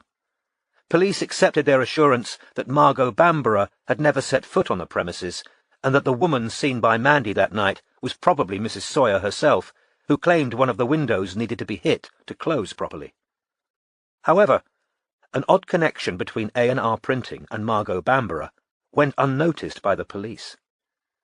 A&R's first major printing job was for the now-closed nightclub Drudge, the very nightclub for which Paul Satchwell, Margot's lover, had designed a risque mural. Satchwell's designs subsequently featured on flyers printed by A&R Printing, so it is likely that he and the Sawyers would have been in touch with each other. Might this suggest— "Fuck's sake," muttered Strike, turning the page and dropping his eyes to a brief paragraph Robin had marked with a thick black line. However, ex-neighbour Wayne Truelove thinks that Paul Satchwell subsequently went abroad. He talked to me about going travelling. I don't think he was making a lot of money from his art, and after the police questioned him, he told me he was thinking of clearing out for a bit. Probably smart, going away. Robin's fifth and final tab came towards the end of the book, and after again checking that SB's car was parked where he had left it, and that the front door of the house had not opened, Strike read, "A month after Margot's disappearance, her husband Roy visited the St. John's practice. Roy, who had been unable to conceal his bad temper at the practice barbecue that summer, was unsurprisingly subdued on this visit. Dorothy remembers, "He wanted to speak to us all, to thank us for cooperating with the police. He looked ill. Hardly surprising. We'd boxed up her personal effects because we had a locum working out of her room. The police had already searched it. We put her personal effects together. There was hand cream and her framed degree certificate, and a photo of him, Roy, holding their daughter. He looked through the box and got a bit emotional, but then he picked up this thing that she'd had on her desk. It was one of those little wooden figures, like a Viking. He said, 'Where did this come from? Where did she get this?' None of us knew, but I thought he seemed upset by it. He probably thought a man had given it her. Of course, the police were looking into her love life by then. Awful thing, not to be able to trust your wife." Strike glanced up yet again at the house, saw no change, and flicked at the end of the book, which concluded in a final burst of speculation, supposition, and half-baked theory. On the one hand, Oakden implied that Margot had brought tragedy on herself, that fate had punished her for being too sexual and too bold, for cramming herself into a corset and bunny ears, for hoisting herself hubristically out of the class into which she had been born. On the other hand, she seemed to have lived her life surrounded by would-be killers. No man associated with Margot escaped Oakden's suspicion, whether it was charming but feckless Stevie Douthwaite turned Jax, domineering blood specialist Roy Phipps, resentful rapist Jules Bayliss, hot-tempered womanizer Paul Satchwell, or notorious sex monster Dennis Creed. Strike was on the edge of closing the book when he noticed a line of darker page edges in the middle, suggesting photographs, and opened it again. Other than the familiar press headshot and the picture of Margot and Una in their bunny girl costumes, Una curvaceous and grinning broadly, Margot statuesque with a cloud of fair hair, there were only 3 photos. All were of poor quality, and featured Margot only incidentally. The first was captioned, "The author, his mother, and Margot." Square-jawed, iron-grey-haired, and wearing winged glasses, Dorothy Oakden stood facing the camera, with her arm around a skinny, freckle-faced boy with a page-boy haircut, who had screwed up his face into a grimace that distorted his features. Strike was reminded of Luke, his eldest nephew. Behind the Oakdens was a long expanse of striped lawn, and in the distance, a sprawling house with many pointed gables.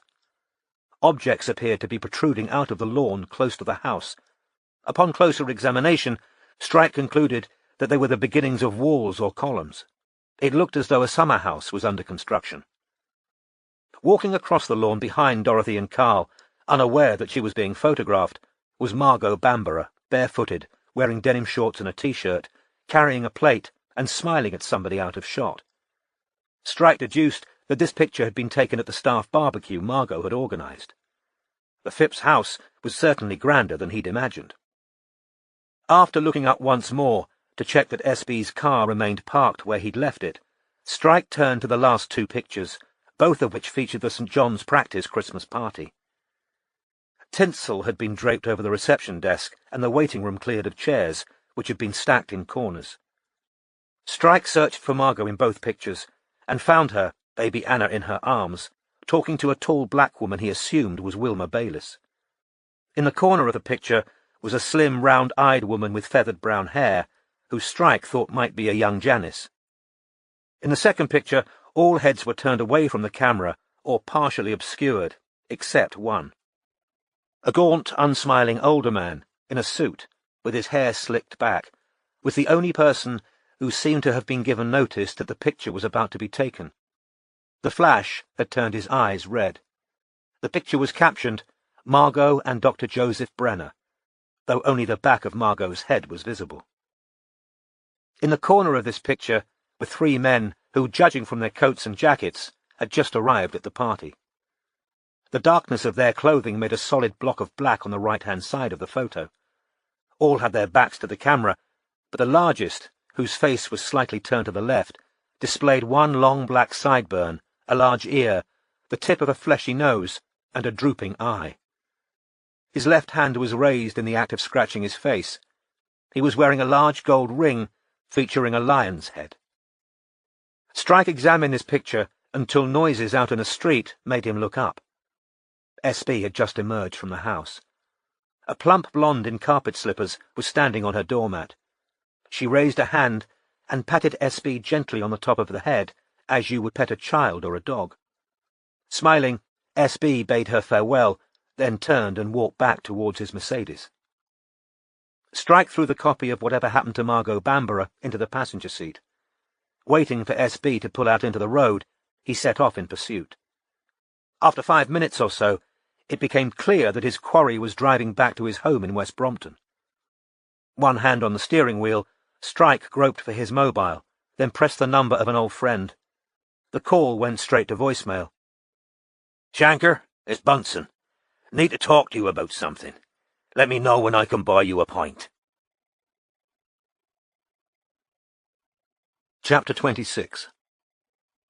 All were fair knights, and goodly well beseen, but to fair Britomart they all but shadows been. Edmund Spenser, The Fairy Queen. With 5 active cases on the agency's books, and only 4 days to go until Christmas, 2 of the agency's subcontractors succumbed to seasonal flu. Morris fell first. He blamed his daughter's nursery, where the virus had swept like wildfire through toddlers and parents alike. He continued to work until a high temperature and joint pain forced him to telephone in his apologies, by which time he'd managed to pass the bug to a furious Barclay, who in turn had transmitted it to his own wife and young daughter. "Stupid arsehole should have stayed at home instead of breathing all over me in the car," Barclay ranted hoarsely over the phone to Strike early on the morning of the 20th, while Strike was opening up the office. The last full team meeting before Christmas was to have taken place at 10 o'clock, but as 2 of the team were now unable to attend, Strike had decided to cancel. The only person he hadn't been able to reach was Robin, who he assumed was on the tube. Strike had asked her to come in early so they could catch up with the Bamborough case before everyone else arrived. "We're supposed to be flying to Glasgow the morrow," Barclay rasped, while Strike put on the kettle.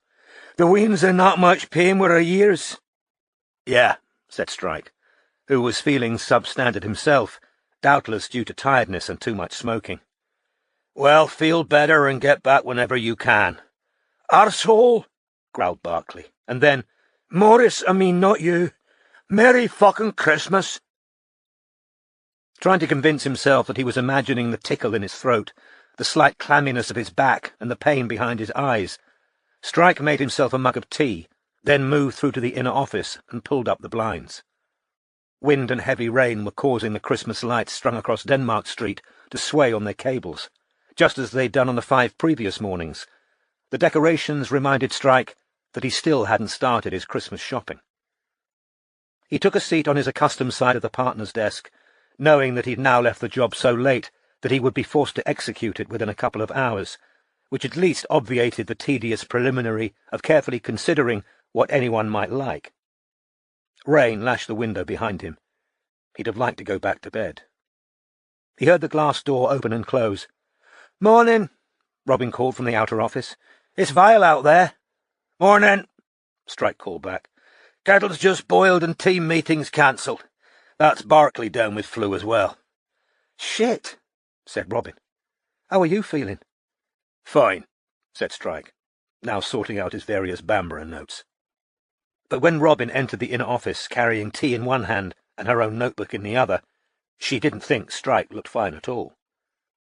He was paler than usual, his forehead looked shiny, and there were grey shadows around his eyes.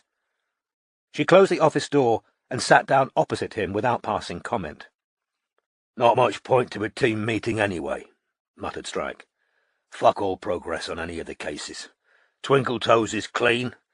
The worst you can say about him is he's with her for the money, but her dad knew that from the start. 2 times girlfriend isn't cheating, and Christ only knows what shift he's got on SB. You saw my email about the blonde in Stoke Newington?" "Yes," said Robin, whose face had been whipped into high colour by the squally weather. She was trying to comb her hair back into some semblance of tidiness with her fingers. "Nothing come up on the address?" "No. If I had to guess, I'd say she's a relative. She patted him on the head as he left. Dominatrix? Suggested Robin. There wasn't much she hadn't learned about the kinks of powerful men since joining the agency. It occurred to me, but the way he said goodbye, they looked cosy. But he hasn't got a sister and she looked younger than him. Would cousins pat each other on the head? Well, Sunday night's all wrong for a normal counsellor or a therapist, but patting's quasi-parental. Life coach? Psychic? That's a thought, said Strike, stroking his chin. Stockholders wouldn't be impressed if he's making business decisions based on what his fortune-teller in Stoke Newington's telling him. I was going to put Morris onto the woman over Christmas, but he's out of action. Hutchins is on 2 times girl, and I'm supposed to be leaving for Cornwall day after tomorrow. You're off to Masham. When? Tuesday? No, said Robin, looking anxious. Tomorrow, Saturday. We did discuss this back in September, remember? I swapped with Morris so I could— Yeah, I remember, lied Strike. His head was starting to throb, and the tea wasn't making his throat feel much more comfortable. No problem. But this, of course, meant that if he was going to give Robin a Christmas present, he'd have to buy it and get it to her by the end of the day.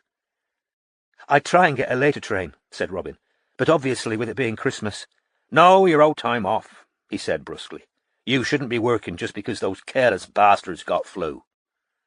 Robin, who had a strong suspicion that Barclay and Morris weren't the only people in the agency with flu, said, Do you want more tea? What? No, said Strike, feeling unreasonably resentful at her for, as he saw it, forcing him to go shopping. And postcards a washout. We've got literally nothing. I might have something on postcard. What? Said Strike, surprised. Our weatherman got another postcard yesterday, sent to the television studio. It's the 4th one bought in the National Portrait Gallery shop, and it's got an odd message on it. She pulled the postcard from her bag and handed it over the desk to Strike. The picture on the front reproduced a self-portrait of Joshua Reynolds, his hand shading his eyes in the stereotypical pose of one staring at something indistinct. On the back was written, I hope I'm wrong, but I think you sent someone to my work holding some of my letters. Have you let someone else see them? I really hope you haven't. Were you trying to scare me? You act like you're so kind and down to earth, no airs and graces. I'd have thought you'd have the decency to come yourself if you've got something to say to me. If you don't understand this, ignore. Strike looked up at Robin. Does this mean— Robin explained that she'd bought the same 3 postcards that Postcard had previously sent from the gallery shop, then roamed the gallery's many rooms, holding the postcards so that they were visible to all the guides she passed, until an owlish woman in thick-lensed glasses had appeared to react at the sight of them and disappeared through a door marked Staff Only. I didn't tell you at the time, Robin said, because I thought I might have imagined it, and she also looked exactly like the kind of person I'd imagined Postcard to be. So I was worried I was doing a Talbot, chasing me old mad hunches. But you're not off your rocker, are you? That was a bloody good idea, going to the shop, and this— he brandished the postcard of the Reynolds— suggests you hit the bullseye first throw. I didn't manage to get a picture of her, said Robin, trying not to show how much pleasure Strike's praise had given her. But she was in room 8, and I can describe her. Big glasses, shorter than me, thick brown hair bobbed, probably 40-ish. Strike made a note of the description. Might nip along there myself before I head for Cornwall, he said. Right, let's get on with Bamborough. But before either could say another word, the phone rang in the outer office. Glad to have something to complain about, Strike glanced at his watch, heaved himself to his feet and said, It's 9 o'clock. Pat should— But even as he said it, they both heard the glass door open, Pat's unhurried tread, and then, in her usual rasping baritone, Cormoran Strike Detective Agency? Robin tried not to smile as Strike dropped back into his chair. There was a knock on the door, and Pat stuck her head inside. Morning. Got a Gregory Talbot on hold for you. Put him through, said Strike. Please, he added, detecting a martial look in Pat's eye. And close the door. She did so. A moment later, the phone rang on the partner's desk, and Strike switched it to speakerphone. Hi, Gregory. Strike here. Yes, hello, said Gregory, who sounded anxious. What can I do for you? Well, you know how we were clearing out the loft? Yes, said Strike. Well, yesterday I unpacked an old box, said Gregory, sounding tense, and I found something hidden under Dad's commendations and his uniform. Not hidden, said a querulous female voice in the background. I didn't know it was there, said Gregory, and now my mother— Let me talk to him, said the woman in the background. My mother would like to talk to you, said Gregory, sounding exasperated. A defiant, elderly female voice replaced Gregory's. Is this Mr. Strike? It is.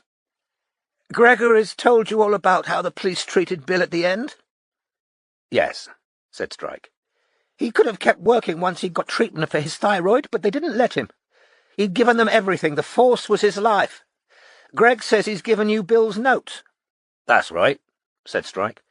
Well, after Bill died, I found this can in a box in the shed, and it had the Creed mark on it. You've read the notes. You know Bill used a special symbol for Creed. Yes, said Strike. I couldn't take everything with me into sheltered accommodation. They give you virtually no storage space, so I put it into the boxes to go in Greg and Alice's attic. I quite forgot it was there until Greg started looking through his dad's things yesterday. The police have made it quite clear that they weren't interested in Bill's theories, but Greg says you are, so you should have it. Gregory came back on the line. They heard movement that seemed to indicate that Gregory was moving away from his mother. The door closed.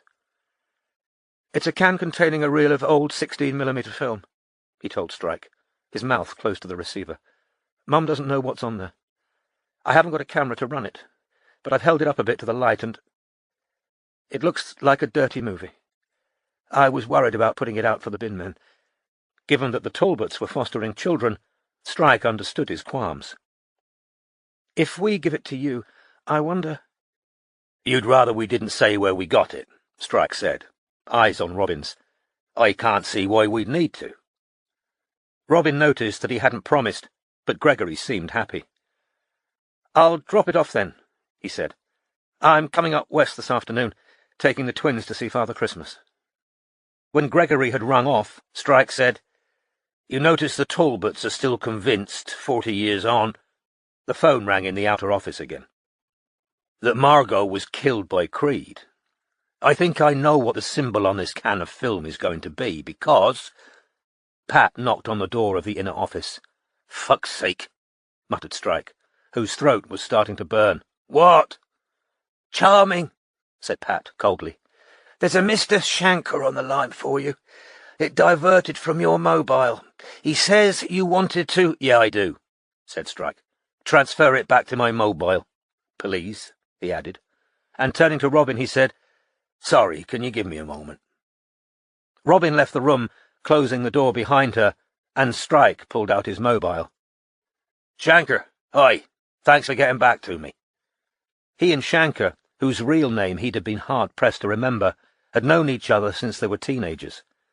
Their lives had been moving in diametrically different directions even then, Strike heading for university, army, and detective work, Shanker pursuing a career of ever-deepening criminality. Nevertheless, a strange sense of kinship had continued to unite them, and they were, occasionally, useful to each other. Strike paying Shanker in cash for information or services that he could get no other way. What's up, Bunsen? I wanted to buy you a pint and show you a photo, said Strike. Up your way later today as it goes, going to Hamley's. Got the wrong fucking monster hide-all for Sahara. Everything except Hamley's had been gibberish to Strike. OK. Call me when you're ready for a drink. Fair dues. The line went dead. Shanker didn't tend to bother with goodbyes. Robin returned carrying 2 fresh mugs of tea and closed the door with her foot. Sorry about that, said Strike, absent-mindedly wiping sweat off his top lip. What was I saying? That you think you know what symbol's on Talbot's can of old film. Oh, yeah, said Strike. Symbol for Capricorn. I've been having a go at deciphering these notes, he added, tapping the leather-bound notebook sitting beside him. And he took Robin through the reasons Bill Talbot had come to believe that Margot had been abducted by a man born under the sign of the goat. Talbot was ruling out suspects on the basis that they weren't Capricorns? Asked Robin in disbelief. Yeah, said Strike, frowning, his throat burning worse than ever. He took a sip of tea. Except that Roy Phipps is a Capricorn, and Talbot ruled him out too. Why? I'm still trying to decipher it all. But he seems to have been using a weird symbol for Phipps that I haven't been able to identify on any astrological site so far. But the notes explain why he kept interviewing Janice. Her star sign's Cancer. Cancer is Capricorn's opposing sign, and Cancerians are psychic and intuitive, according to Talbot's notes. Talbot concluded that, as a Cancerian, Janice was his natural ally against Baphomet, and that she might have supernatural insights into Baphomet's identity, hence the dream diary. Even more significant in his mind was that Saturn, Capricorn's ruler— Robin hid a smile behind her mug of tea. Strike's expression, as he outlined these astrological phenomena, would have been appropriate to a man asked to eat weeks-old seafood, was in Cancer on the day of Margot's disappearance. From this, Talbot deduced that Janice knew or had had contact with Baphomet, hence the request for a list of her sexual partners. Wow, said Robin quietly. I'm just giving you a hint of the nuttery, but there's plenty more. I'll email you the important points when I finish deciphering it. But what's interesting is that there are hints of an actual detective trying to fight through his illness. He had the same idea that occurred to me, that Margot might have been lured somewhere on the pretext of someone needing medical assistance, although he dresses it all up in mumbo-jumbo. There was a stellium in the 6th house, the house of health, which he decided meant danger associated with illness. What's a stellium? Group of more than 3 planets. The police did check out patients she'd seen a lot of in the run-up to the disappearance. There was Douthwaite, obviously, and a demented old woman on Gopsall Street, who kept ringing the surgery for something to do, and a family who lived on Herbal Hill, whose kid had had a reaction to his polio vaccination. Doctors, said Robin, have contact with so many people. Yeah, said Strike, and I think that's part of what went wrong in this case. Talbot took in a huge amount of information and couldn't see what to discard. On the other hand, the possibility of her being lured into a house on a medical pretext or attacked by an angry patient isn't crazy. Medics walk unaccompanied into all kinds of people's houses. And look at Douthwaite. Lawson really fancied him as Margot's abductor or killer. And Talbot was very interested in him too.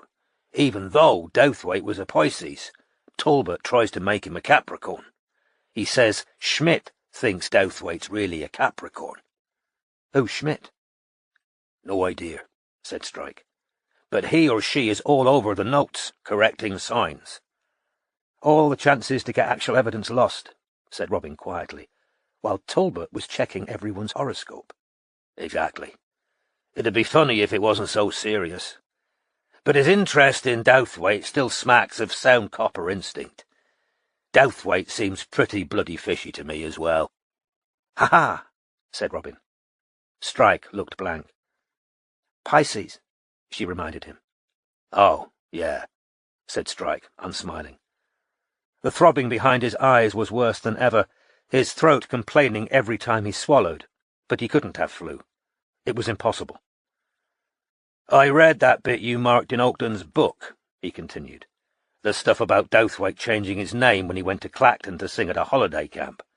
But I can't find any trace of a Steve, Stephen, or Stevie Jacks after 1976 either. One name change might be understandable after a lot of police attention. 2 starts to look suspicious. You think? Said Robin. We know he was a nervous type, judging from his medical records. Maybe he was spooked by Ogden turning up at Butlin's. But Ogden's book was pulped. Nobody beyond a couple of Butlin's redcoats ever knew Stevie Jacks had been questioned about Margot Bamborough. Maybe he went abroad, said Robin. Died abroad. I'm starting to think that's what happened to Paul Satchwell as well. Did you see? Satchwell's ex-neighbour said he went off travelling. Yeah, said Strike. Any luck on Gloria Conti yet? Nothing, sighed Robin. But I have got a couple of things, she went on, opening her notebook. "They don't advance us much, but for what they're worth. I've now spoken to Charlie Ramage's widow in Spain, the hot tub millionaire who thought he saw Margot in a Leamington Spa graveyard." Strike nodded, glad of a chance to rest his throat. "I think Mrs. Ramage has either had a stroke or likes a lunchtime drink." She sounded slurred, but she confirmed that Charlie thought he'd seen Margot in a graveyard and that he discussed it afterwards with a policeman friend, whose name she couldn't remember. Then suddenly she said, "No, wait. Mary Flanagan. It was Mary Flanagan he thought he saw." I took her back over the story, and she said, yes, that was all correct, except that it was Mary Flanagan, not Margot Bamborough, he thought he'd seen. "I've looked up Mary Flanagan," said Robin, "and she's been missing since 1959. It's Britain's longest ever missing person case." "Which of them would you say seemed more confused?" asked Strike. "Mrs. Ramage or Janice?" "Mrs. Ramage, definitely," said Robin. "Janice definitely wouldn't have confused the two women, would she? Whereas Mrs. Ramage might have done. She had no personal interest. To her, they were just two missing people whose names began with M." Strike sat frowning, thinking it over. Finally he said, his tonsils burning, "If Ramage was a teller of tall tales generally, his policeman mate can't be blamed for not taking him seriously. This is at least confirmation that Ramage believed he'd once met a missing woman." He frowned so intensely that Robin said, "Are you in pain?" "No. I'm wondering whether it'd be worth trying to see Irene and Janice separately. I'd hope never to have to talk to Irene Hickson again. At the very least, we should keep looking for a connection between Margot and Leamington Spa. Did you say you had another lead?" "Not much of one. Amanda Laws, or Amanda White, as she was when she supposedly saw Margot at that window on Clerkenwell Road, answered my email. I'll forward a reply if you want to read it, but basically she's angling for money." "Is she now?" "She dresses it up a bit. Says she told the police and nobody believed her. Told Oakton and he didn't give her a penny, and she's tired of not being taken seriously, and if we want her story, she'd like to be paid for it this time. She claims she's endured a lot of negative attention, being called a liar and a fantasist, and she's not prepared to go through all of that again unless she gets compensated." Strike made a second note. "Tell her it isn't the agency's practice to pay witnesses for their cooperation," said Strike. "Appeal to her better nature. If that doesn't work, she can have £100. "I think she's hoping for thousands." "And I'm hoping for Christmas in the Bahamas," said Strike, as rain dotted the window behind him. "That all you've got?" "Yes," said Robin, closing her notebook. "Well, I've drawn a blank on the Benny-abusing patient who claimed to have killed Margot. Applethorpe. I think Irene must have got the name wrong. I've tried all the variants that have occurred to me, but nothing's coming up. I might have to call her back. I'll try Janice first, though." "You haven't told me what you thought of the Oakton book." "Bog-standard opportunist," said Strike, "who did well to squeeze 10 chapters out of virtually nothing. But I'd like to track him down if we can." "I'm trying," sighed Robin. "But he's another one who seems to have vanished off the face of the planet. His mother seemed to be his primary source, didn't she? I don't think he persuaded anyone who really knew Margot to talk to him." "No," said Strike. "You'd highlighted nearly all the interesting bits." "Nearly?" said Robin sharply. "All," Strike corrected himself. "You spotted something else?" "No," said Strike. But seeing that she was unconvinced, he added, "I've just been wondering whether someone might have put a hit on her." "Her husband?" said Robin, startled. "Maybe," said Strike. "Or are you thinking about the cleaner's husband, Jules Bayliss, and his alleged criminal connections?" "Not really." "Then why—" "I just keep coming back to the fact that if she was killed, it was done very efficiently, which might suggest—" "A contract killer," said Robin. "You know, I read a biography of Lord Lucan recently. They think he hired someone to kill his wife." "And the killer got the nanny by mistake," said Strike, who was familiar with the theory. "Yeah. Well, if that's what happened to Margot, we're looking at an assassin a damn sight more efficient than Lucan's. Not a trace of her left behind. Not so much as a drop of blood." There was a momentary silence, while Strike glanced behind him to see the rain and wind still buffeting the Christmas lights outside, and Robin's thoughts flew to Roy Phipps, the man whom Una had called bloodless, conveniently bedridden on the day of Margot's disappearance. "Well, I need to get going," said Strike, pushing himself up out of his chair. "I should too," sighed Robin, collecting her things. "You're coming back into the office later, though?" Strike asked. He needed to give her the as-yet unbought Christmas present before she left for Yorkshire. "I wasn't planning to," said Robin. "Why?" "Come back in," Strike said, trying to think of a reason. He opened the door into the outer office. "Pat?" "Yes," said Pat, without looking round. She was once more typing fast and accurately, her electronic cigarette waggling between her teeth. "Robin and I both need a head out now, but a man called Gregory Talbot's about to drop off a can of 16mm film. Do you think you can track down a projector that'll play it, ideally before 5 o'clock? Pat swung slowly around on her desk chair to look at Strike, her monkeyish face set, her eyes narrowed. "You want me to find a vintage film projector by 5 o'clock? "That's what I said." Strike turned to Robin. "Then we can have a quick look at whatever Talbot had hiding in the attic before you leave for Masham." "Okay," said Robin. "I'll come back at 4. Chapter 27. His name was Talus, made of iron mould, immovable, resistless, without end, who in his hand an iron flail did hold, with which he threshed out falsehood, and did truth unfold. Edmund Spenser, The Fairy Queen. Some 2.5 hours later, Strike stood beneath the awning of Hamleys on Regent Street, shopping bags by his feet, telling himself firmly that he was fine, in spite of ample empirical evidence that he was in fact shivering. Cold rain was spattering all around him onto the dirty pavements, where it was kicked out of puddles by the marching feet of hundreds of passing pedestrians. It splashed over curbs in the wake of passing vehicles and dripped down the back of Strike's collar, though he stood, theoretically, beneath shelter. While checking his phone yet again for some sign that Shanker hadn't forgotten they were supposed to be meeting for a drink, he lit a cigarette, but his raw throat didn't appreciate the sudden ingestion of smoke. With a foul taste in his mouth, he ground out the cigarette after one drag. There was no message from Shanker, so Strike picked up his bulky shopping bags and set off again, his throat burning every time he swallowed. He'd imagined, optimistically, that he might have finished all his shopping within 2 hours, but midday had come and gone, and he still wasn't done. How did people decide what to buy when the speakers were all shrieking Christmas tunes at you, and the shops were full of too much choice, and all of it looked like junk? Endless processions of women kept ranging across his path, choosing items with apparently effortless ease. Were they genetically programmed to seek and find the right gift? Was there nobody he could pay to do this for him? His eyes felt heavy, his throat ached, and his nose had started running. Unsure where he was going or what he was looking for, he walked blindly onwards.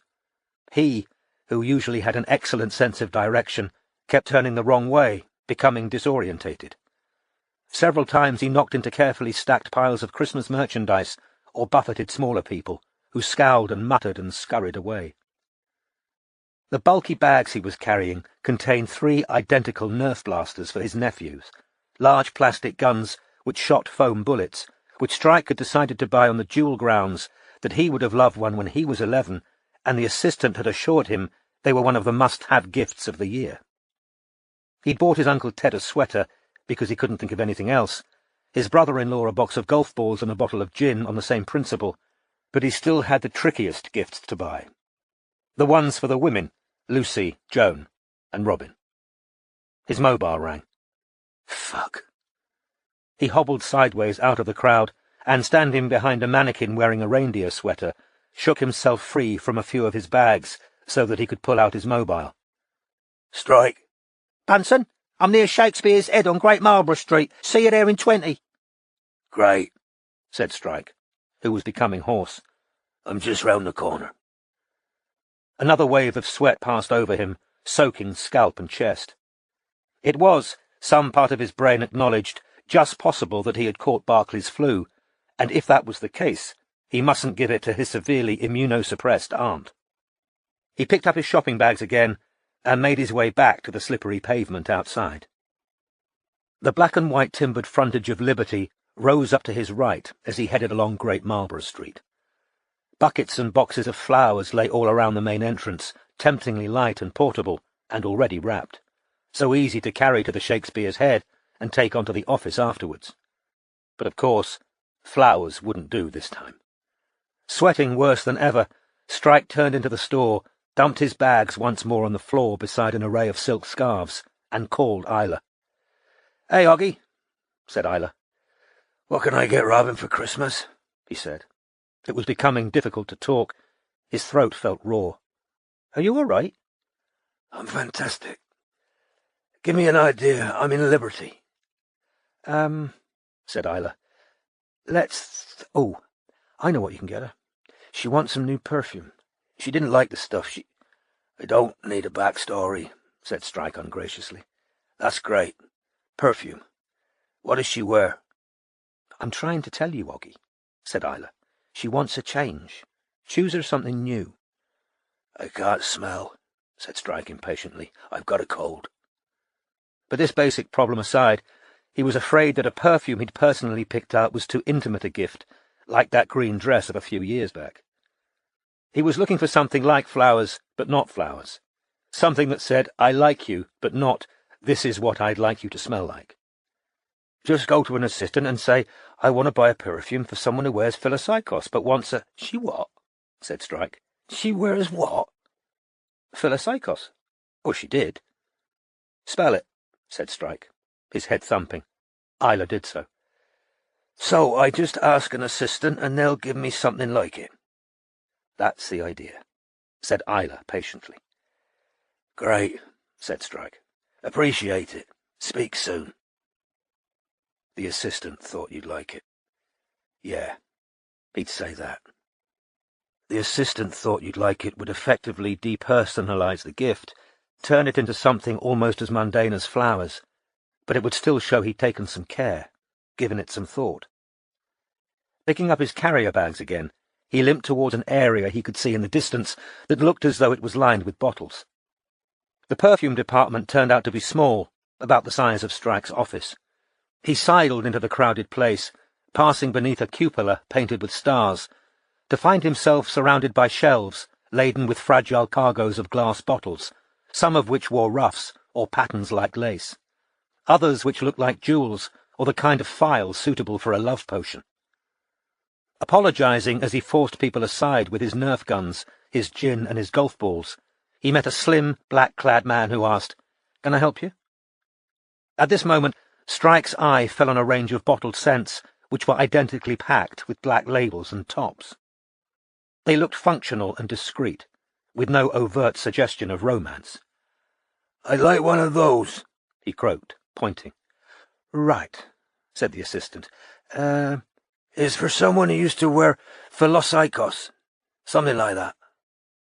"Okay," said the assistant, leading Strike over to the display. "Well, what about—" "No," said Strike, before the assistant could remove the top of the tester. The perfume was called Carnal Flower. "She said she didn't like that one," Strike added, with the conscious aim of appearing less strange.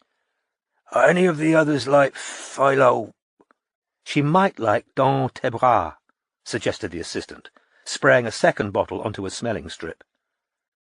"Doesn't that mean—" "In your arms," said the assistant.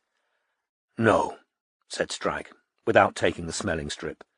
"Are any of the others like Musc ravageur?" "You know what? I'll leave it," said Strike, sweat prickling anew beneath his shirt. "Which exit is the nearest to Shakespeare's Head?" The unsmiling assistant pointed Strike towards the left. Muttering apologies, Strike edged back out past women who were studying bottles and spraying on testers, turned a corner, and saw, with relief, the pub where he was meeting Shanker, which lay just beyond the glass doors of a room full of chocolates. Chocolates, he thought, slowing down and incidentally impeding a group of harried women. Everyone likes chocolates. Sweat was now coming over him in waves, and he seemed to feel simultaneously hot and cold. He approached a table piled high with chocolate boxes, looking for the most expensive one that would show appreciation and friendship. Trying to choose a flavour, he thought he recalled a conversation about salted caramel, so he took the largest box he could find and headed for the till. 5 minutes later, another bag hanging from his hands, Strike emerged at the end of Carnaby Street, where music-themed Christmas decorations hung between buildings.